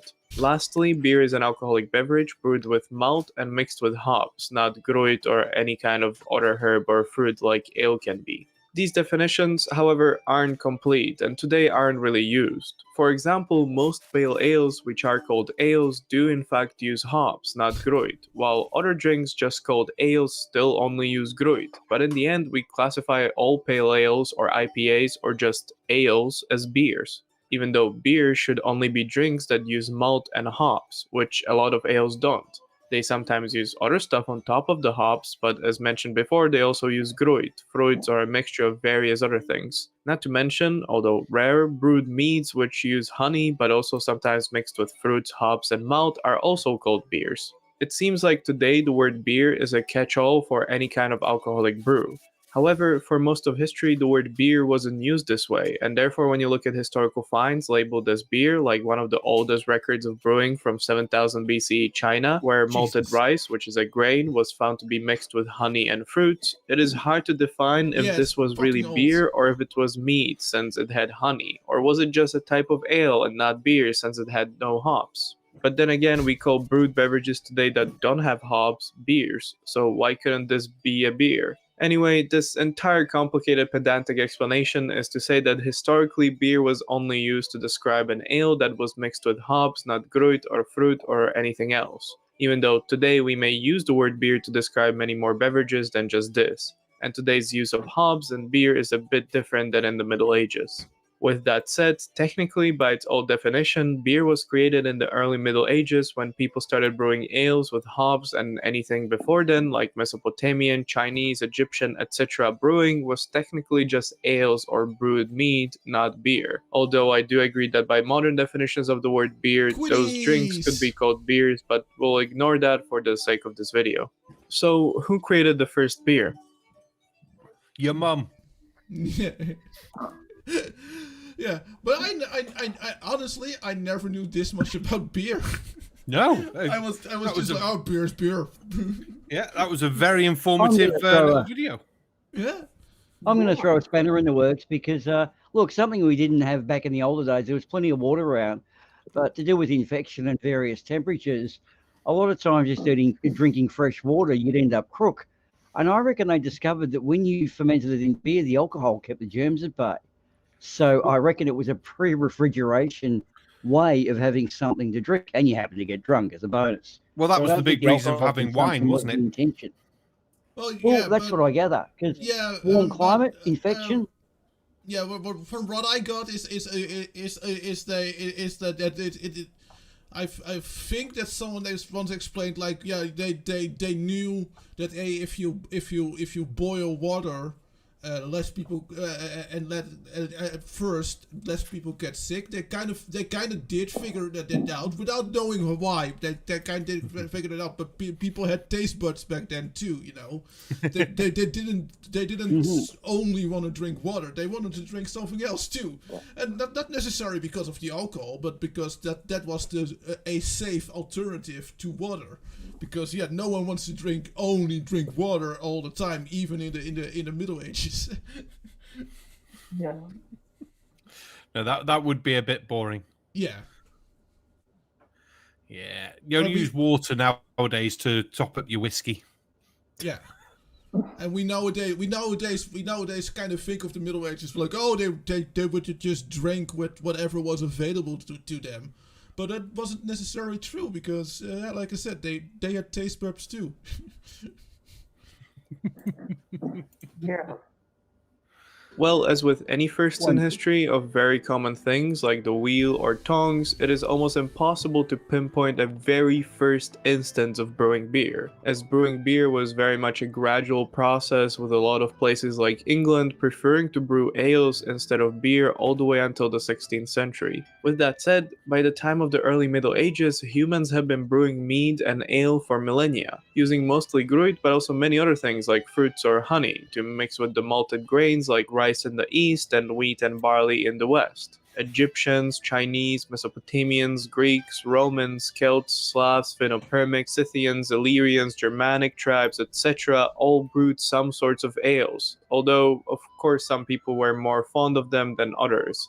For example, Romans viewed ale as a peasant or even barbarian drink, with the higher classes drinking solely wine. With almost every people group in Europe and many outside of it making some sort of ale by mixing malt with various things, it wouldn't be far-fetched that at some point someone somewhere happened to brew malt with hops making the first beer. After all, humans like to experiment with making alcoholic beverages, and hops was a known plant in ancient Europe, being used for mostly medicinal purposes, but also coloring or rope making. So it wouldn't be that weird to see brewed beer early on, but since most people in ancient Europe didn't know how to write, we can only tell with certainty that Romans and Greeks never actually mixed malt with hops, not other people groups. Although once writing did spread across Europe, there doesn't seem to be any specific area that extensively already used hops for brewing, so it is fair to say that before the 8th to 10th century, any potential brewing with hops would have been very limited, with the practice only growing in popularity during this time. What I find very interesting, however, is that the first ever written mention of hop cultivation comes from Geisenfeld, Bavaria, where in 736 a Western Slavic prisoner is mentioned to be cultivating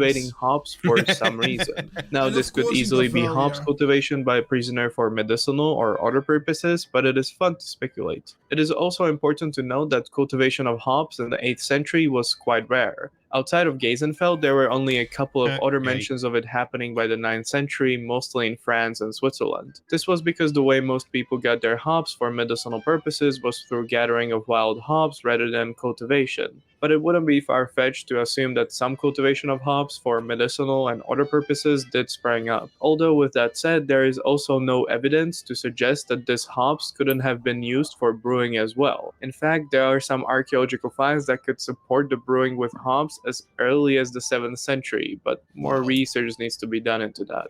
There is also a theory that brewing with hops comes from Eastern Europe, specifically from the Balto-Finnic and Slavic tribes, as their word for hops, hmel, chmel, humala, are from the same origin, meaning there must be some explicit reason why the Slavic and Balto-Finnic tribes share the same word for this specific unassuming plant. This is also further supported by the fact that an old Finnish oral myth that could be possibly dated as far back as 3,000 years ago mentions brewing ale specifically with hops. However, this tale was only written down in the 19th century when brewing with hops has existed for about 1,000 years, so it is very plausible that this tale, which was passed down orally, just changed the brewing section of the tale from gruit to hops in the last 1,000 years. With all that said, the first mention of hops directly associated with brewing was written by Adelard of Corbie, most likely in association with the establishment of the new monastery of Corvey in 822. In it, hops was mentioned to be collected along with firewood for the brewing process. The entire writing was meant to be a sort of guide on what jobs monks and monasteries in the Frankish kingdom should be doing. This means that this first mention of hops and brewing in the 9th century only tells us that brewing beer was already an established practice in northern Frankish monasteries. Also from this mention and various similar ones after it, it becomes clear that hops wasn't really cultivated for brewing during this time. In fact, it was gathered from the wild just like when it was used for only medicinal purposes. It wasn't until the 10th and 11th century that more written records started to mention hops being cultivated instead of just gathered from the surrounding area. This cultivation of it's becoming a little bit dry, so I thought... Yeah. But yeah, like I said, I've never learned so much about beer before this. No. No, that was a lot of information. As Punchy pointed out in chat, the more he learns, though, the less he remembers. So he's pushing other stuff out of his brain. So that's not good. Mm, mm. Oh, and I Yeah, didn't it's make the not good. heist. You should you should upgrade your SSD. In his brain. I think he's Yeah. burned it out. He's got a severe software problem. I don't think he can fix that one. Oh no. He probably okay. needs a new unit. Yeah, Yeah. we just need to replace him, man. Well, after the hot sauce challenge, there's going to be more components gone missing. So, Oh yeah, yeah, the hot old sauce punchy. I think we challenge. just best drive this one.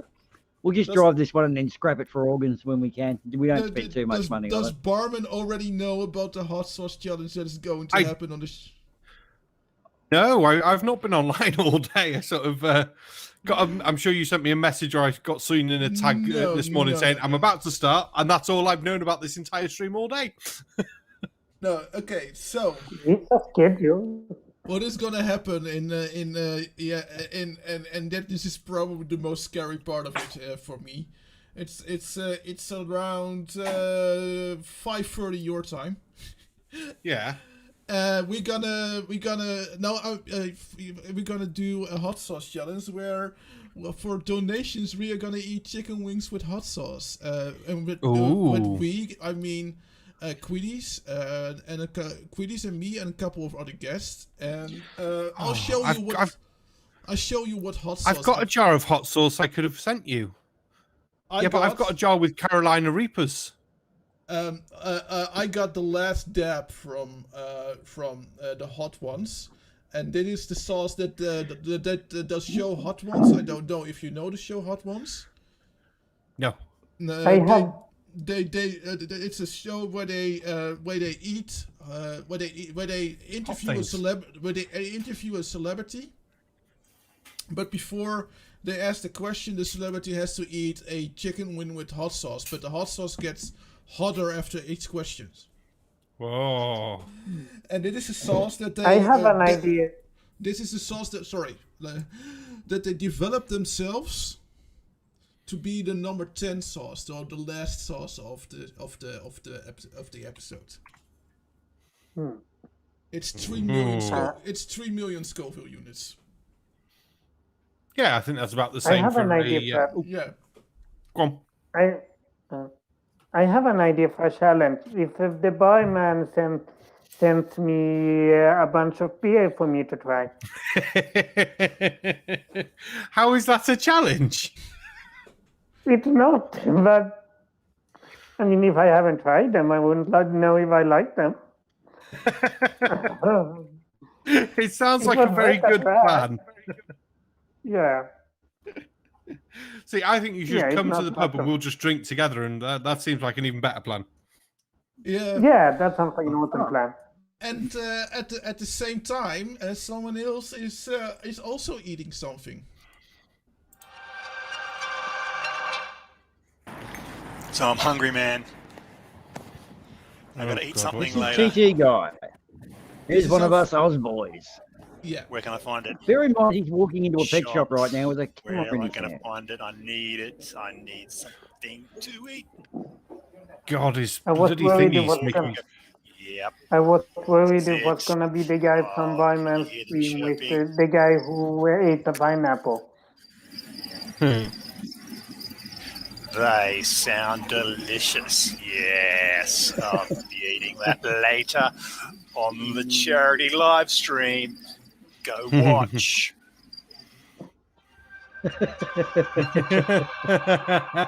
And if I'm even more hungry, I'm going to eat some maggots. Here they are. Lovely. Oh, they look tasty. I love how they, look at them wriggling around in there. Oh, yum. Yep, they're getting eaten on the live stream too. Now, we must point out that unless you are TT Guy or Bear Grylls, don't go eating crap you find in your garden, okay? You got that, Barman? No eating maggots, right? I know you're thinking about it. Now, don't do it, all right? Remember last time. My idea is much better. My idea was much better. What was your idea? I think I missed it. The one with beer. That you Oh, can- yeah, the that beer you can idea. I thought there was together. another one. Yeah.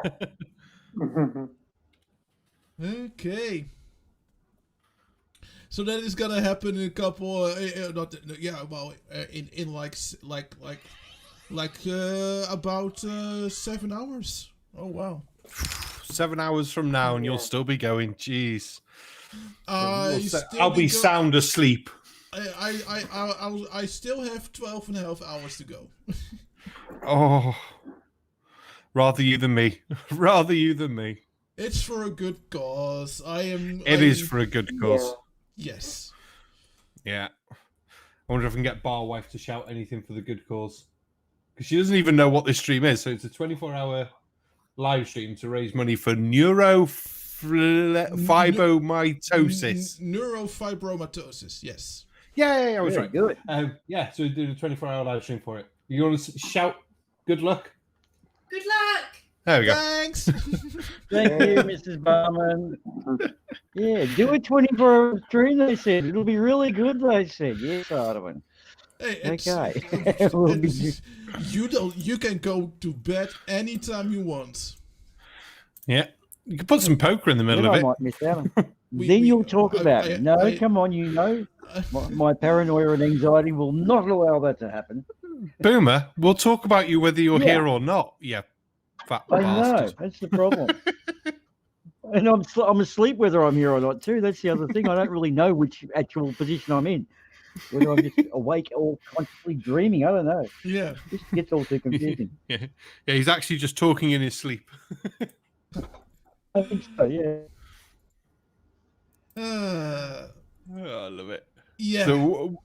So what else have you been up to today on the stream? What's kept you going, or your best memories? Considering we're like halfway through, I can do a little. Let's ask you what you've enjoyed so far in the last 12 hours. Well, we had plans falling through, and Oh no! No, it's actually been cool. We still have our awesome guest Michael Raptor going on, and we had Flint. We hang out with Flint. It's always fun. Always fun to hang out with Flint. Did he tell everyone when the heists were on? He didn't want to. No. Oh, how rude of him! Yes, I was so ready for it. I actually started the heist with that in mind too. And look, I tell you, he better not invoice us for it because he's just not getting paid for that sort of stuff. Yeah, you set these standards and they just don't come to the party anymore. We've also been shown how cats can be real arseholes too. Aussie Man introduced us to a bit of that. And what other interesting, we've had some fantastic stuff. It's not just too numerous to. You'll have to go back and watch the stream. You get some hours up for us, won't you, Mr. Parlin?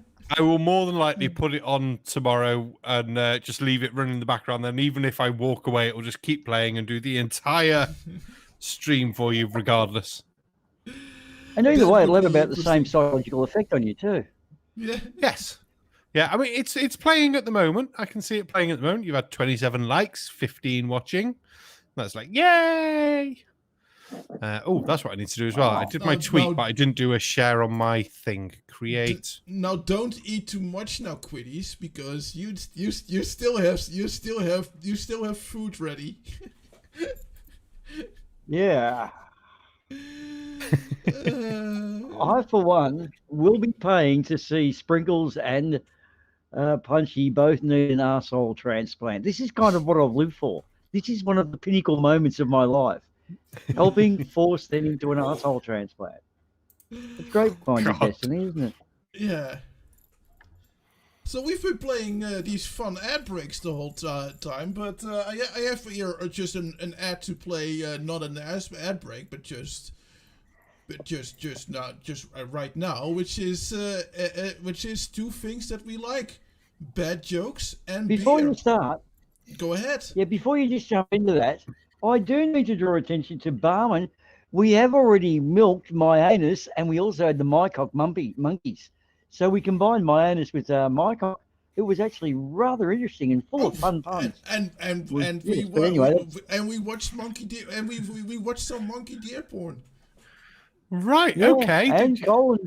And Colin turned up. Oh no, Colin turned up and we played it for him. So yeah, that's Colin turned up, so we had to play Monkey Deer Pony. You know how it is with Colin. And Colin shows up, you have to play Monkey Deer Pony. It's kind of the thing. Ran away. He actually ran away. It was so sad. I'm and I've also not got some other good news surprised. you might like. Yeah, I've got some other good news for you, Mum, which I'm quite happy to tell you. But I've joined a D&D gang. We're going to start playing a few games, and based loosely on the Holy Grail. And we are actually the dyslexic knights who say "in." Oh, that's terrible. That's absolutely terrible. Cricket-worthy, I feel. It was. It was. I think even the crickets were like, oh, Jesus Christ, let's just be quiet. Tiga ate them all. Yeah, well, you wait till we turn up in your pub, mate. You'll discover it's a problem, won't you? I shall put you on the list now. You've made the list. No, don't stop me. But the thing is, Boomer, I think that Tiga ate all the crickets, so that's why there's no cricket sound. So he has an extremely good use. That's good. All right, That's roll good. the tape.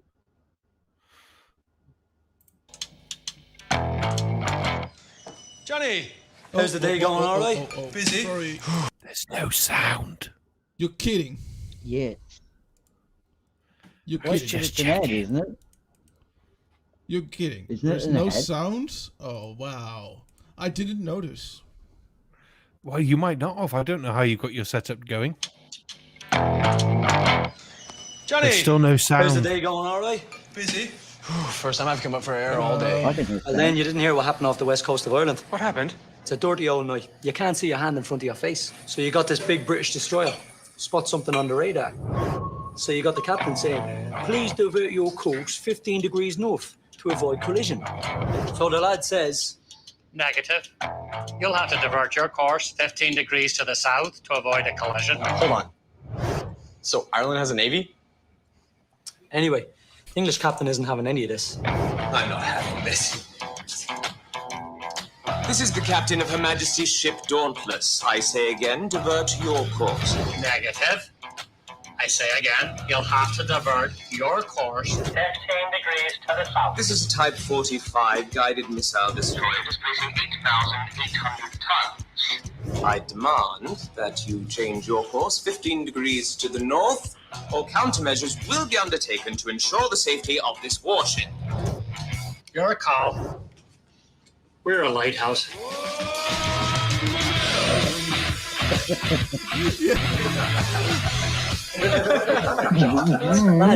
Now, the funny thing is, that's actually a true story It as far as is. I've seen online, but it was with an American task force, It was an including an aircraft carrier. Yeah, it was an American task force, and it was also somewhere with it was somewhere like Italy or Spain or something like that. Yeah. And they're American. It actually went along, and they were actually being sort of American, like look at us, we're American. You should move out of the way because we're Americans. Sort of thing. And the dude was just have a lighthouse. Yeah. On a similar thing, there was also a island that was torpedoed, I think 6 or 7 times in the Pacific during the Second World War, because the dimensions of the way the rocks were shaped, it just looked like a ship. And of course, it didn't match anything that the Navy knew was in their books, so that must have been an enemy ship. 7 times, I think it was torpedoed. They found after the war. Oh man, Have a shot. That is. That's what we do in the Navy. That's We great. shoot things. We blow things up.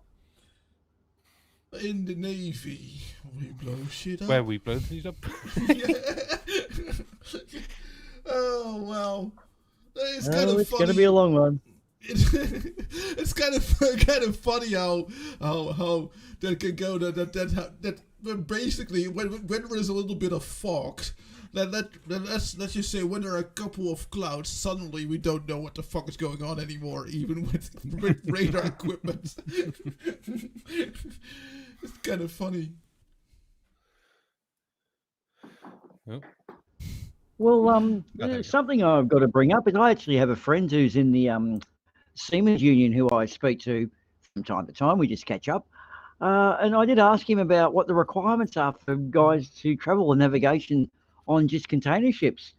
And they've actually still got to be able to navigate with a compass and a sextant in case the electronic equipment does go down. They need to know, you've got this huge ship, so you've got to have a chance of not running it into a country. So that's an interesting thing, isn't it? They still need the old skills up their sleeve. I don't know if they can do it, but they just have to do it before they sail. Yeah, because they at least they don't fail. Maybe the people fail, but at least the equipment won't fail. Yeah, that's. So we kind of have some space boners here, right? We have some people here that love space and love that sort of thing. I've pretty much got a perpetual space bonus. So what do you got for me, Arduin? It needs a bit of a space run. The vacuum of space is a very interesting thing when there's a space boner involved. So what have you got? Have you ever wondered the most probably the reason why you never became an astronaut? Why is there no cold beer in space? What do you mean there's no cold beer in space? They brought some wine back from space not long ago, didn't they? It's going up for auction and it's expected to reach about 500,000. Well, at least it's alcohol. Yeah. And it went to space. Yeah, I don't think it had anything to do with the alcohol. We might have to give it a watch. So, but I actually really like this video personally. The International Space Station recently got a delivery of ice cream from the Dragon spacecraft. But unlike me, they don't get to eat ice cream all the time. So why do astronauts only get ice cream as a treat? And why is there no cold beer in space? We'll find out in your Space Pod for today, May 6, 2015.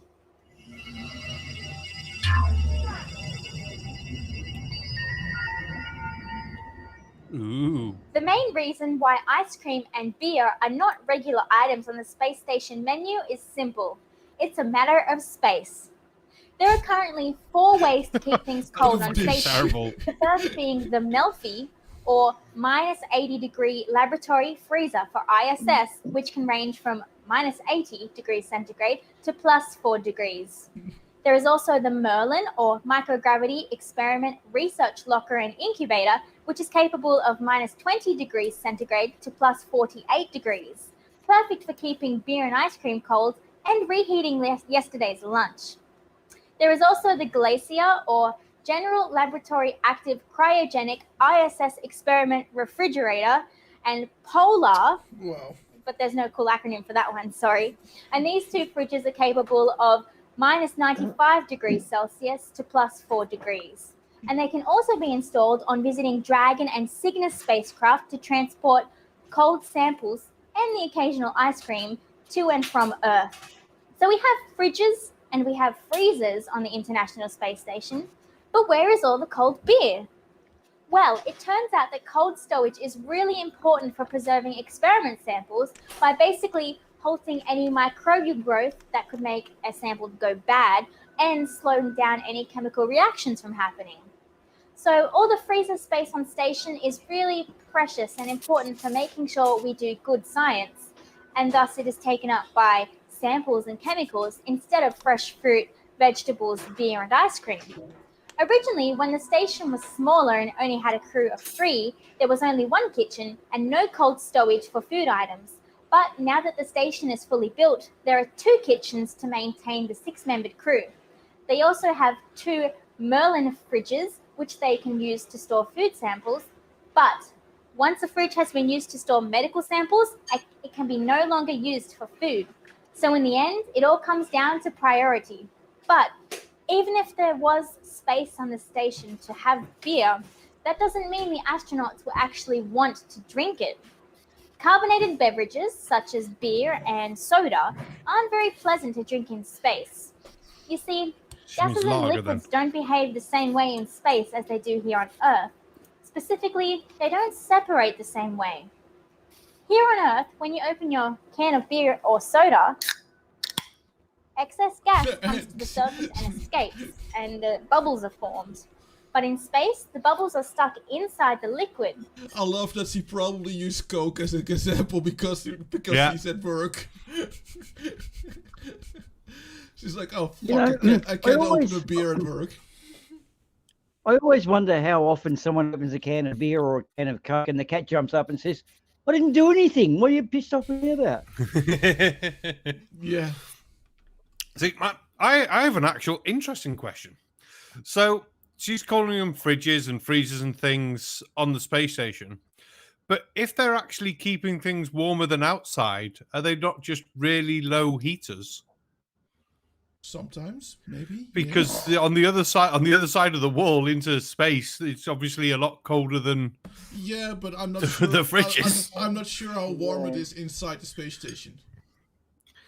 Yeah, but I'm trying to make a joke that's funny and clever too. Don't spoil it. You said that you asked a question instead of just making the joke, so I thought I answered it. When do I ever ask actually anything really serious? I'm sat here with a bowl of ice cream. That's fair enough. He's got a point there, Arnold. Yeah, that was pretty bad of you to realise Barman could have actually been serious. I mean, God, there's been no previous history whatsoever in that area. I'm also known to be ruining jokes just for the heck of it. True. No. I think the joke ruiner's got to be the TT. God, he's such a scientist. Never tell jokes about scientists. Oh, yeah, okay, that is what you missed. They just have to correct you. That is what you missed. TT guy ruining jokes for us by correcting them with science. Yes. Oh my God! You always want to kill him. At least I don't know, make a voodoo doll. I'm actually going to make a voodoo doll of him now and just jab pins into every time he does it. That'll probably last me a week or so, but I don't know. I've got to do something. Anyway, roll tape. When you take a sip of the soda, there are much more bubbles in your mouth than there would be on Earth, and this feeling can be unpleasant. Also, once all that excess gas that you've just drunk needs to come up by burping, the burp just doesn't release gas by itself. In space, burps are a combination of liquid and gas. Yep. Gross. There is one final reason why there is no cold beer in space. It's not allowed. Well, for US astronauts anyway. While Russia has officially banned alcohol in space, they have broken this rule a couple of times. Firstly, when the French astronaut Jean-Luc Chrétien visited the Mir space station, he was allowed to bring wine. In 1997, after the fire aboard the Mir space station, the crew de-stressed with some brandy. And previous to this, in 1980, when a Soyuz was trying to dock to the Salyut 6 space station, the automatic docking controls failed and the crew had to take manual control. So they drank brandy after this as well. So there might be no cold beer in space, but perhaps there is wine. But I wouldn't expect the astronauts to tell you about it. Thank you for watching, and I hope you enjoyed this video. Feel free to subscribe to our YouTube channel for more space videos at youtube.com/TMRO. We also have a Patreon campaign because we are a crowdfunded show, and you can find that at patreon.com/spacepod. Thank you to all our patrons for all your contributions so far.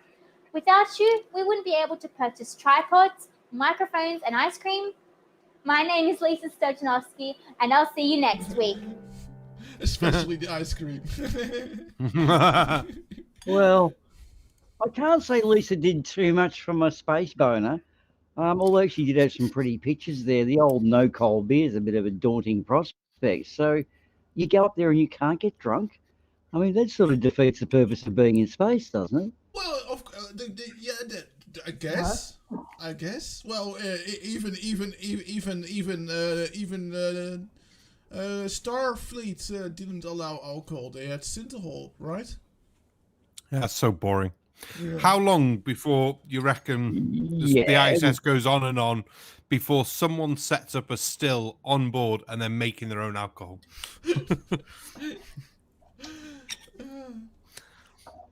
Yeah, but maybe we're talking Russians. Maybe space. Yeah. Maybe space is just not as exciting as we thought. In which case, you would then need vodka or beer or something. Yeah, that's why it's not exciting. Well, see, even though she kind of did come up with some interesting stuff there, I wouldn't say her delivery was really riveting and made you want to run. In fact, the sort of space bonus stuff I've got, I reckon I can probably deliver better and put it into lay terms. But with the gravitational waves we've been receiving over the last 2 or 3 years, it looks like what they are is a couple of black holes that a little bit over twice the length of the dinosaurs getting wiped out, so 130 million years ago. 2 black holes were heading towards each other, to which they were both pretty much thinking, I'm a fucking black hole, fuck everybody else. And pretty much when they saw it was a fuck you, no fuck you. And these two got caught not actually hitting each other, but came towards each other and spun around. And in the process of them spinning around, they gave off these huge gravitational waves, which we are picking up now. So the distances involved, we're getting, it's like the puddles radiating out from a drip of water. And basically what they think's happened now, the way the waves are coming in, is that one of the black holes has stripped all of the electrons out of the other black hole and made it what is possibly a sun composed entirely of diamonds. But they're not quite sure yet. And the other big black hole's basically saying, I'm king black hole, so fuck everybody else. And it's a big battle of no fuck you in space. And that's mine. So I reckon my story is way more exciting and even shorter and more fun than our little cold beer in space story. Anyone else got a better space bonus story there? Go on then. So in billions and billions of years' time, when the heat death of the universe has taken place and all that's left is supermassive black holes, and obviously the black holes are gobbling each other up, when the last 2 black holes get each other and then gobble each other up, and they obviously release the matter through Hawking radiation and stuff like that, could there be something that might happen when it contains that much mass that it'll explode and restart the universe?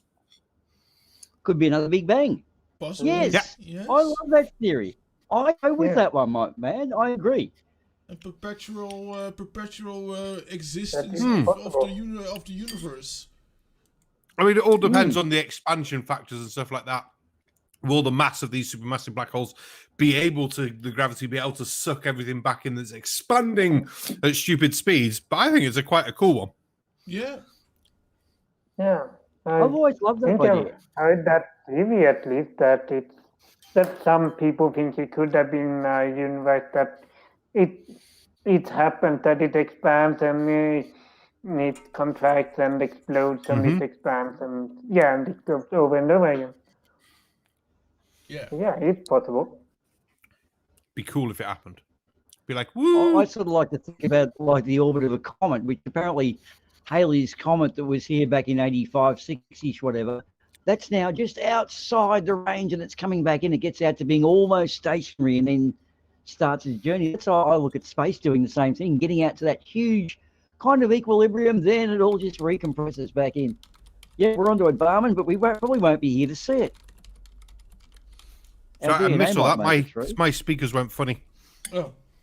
Oh, did you? Oh, okay. I've been having pristine internet today. I'm actually really happy.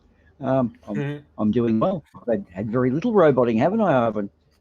It's my headphones. I'm actually pretty happy with your sound quality today, man. That's good to know. You've got to just be firm with your internet providers and tell them you're going to find another one. They seem to find the good things. Anyway, what is next on our wonderful list of things to watch? Other one knows a lot of Australians who can be replaced.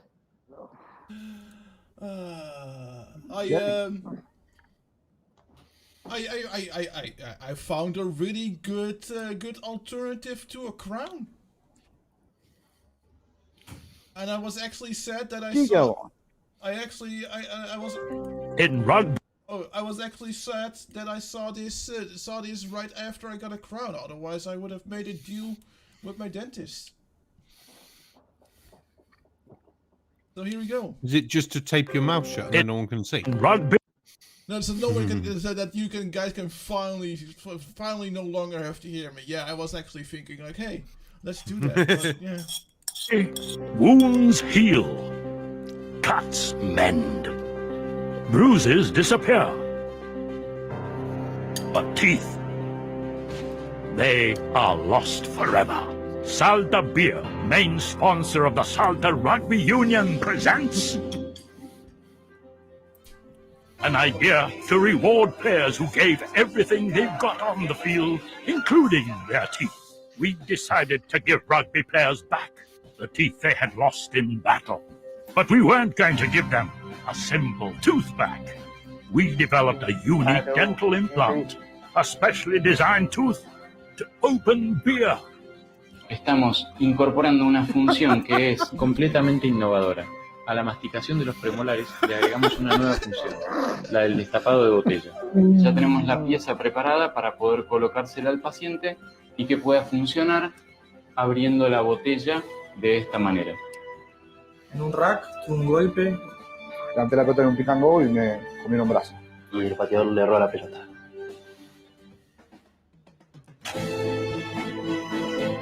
Never had a brand been so close to its target audience. In fact, Salta Beer was getting into its target audience, literally. They said And for you after description 2 is months, advised. they were ready for their implant.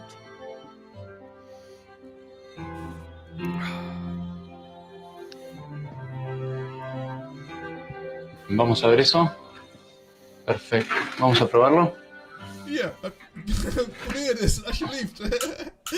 An absolute success. They were ready to jump into action. They gave everything they had for their team inside the field. And now they can do the same in the third halves. For the love of rugby, we designed something that will change third halves forever. We give them so much more than a simple tooth back. We made them want to smile again. That's quite funny. I love that, yeah. So I literally just got a crown after I found that video, and it was kind of sad. It was like, oh,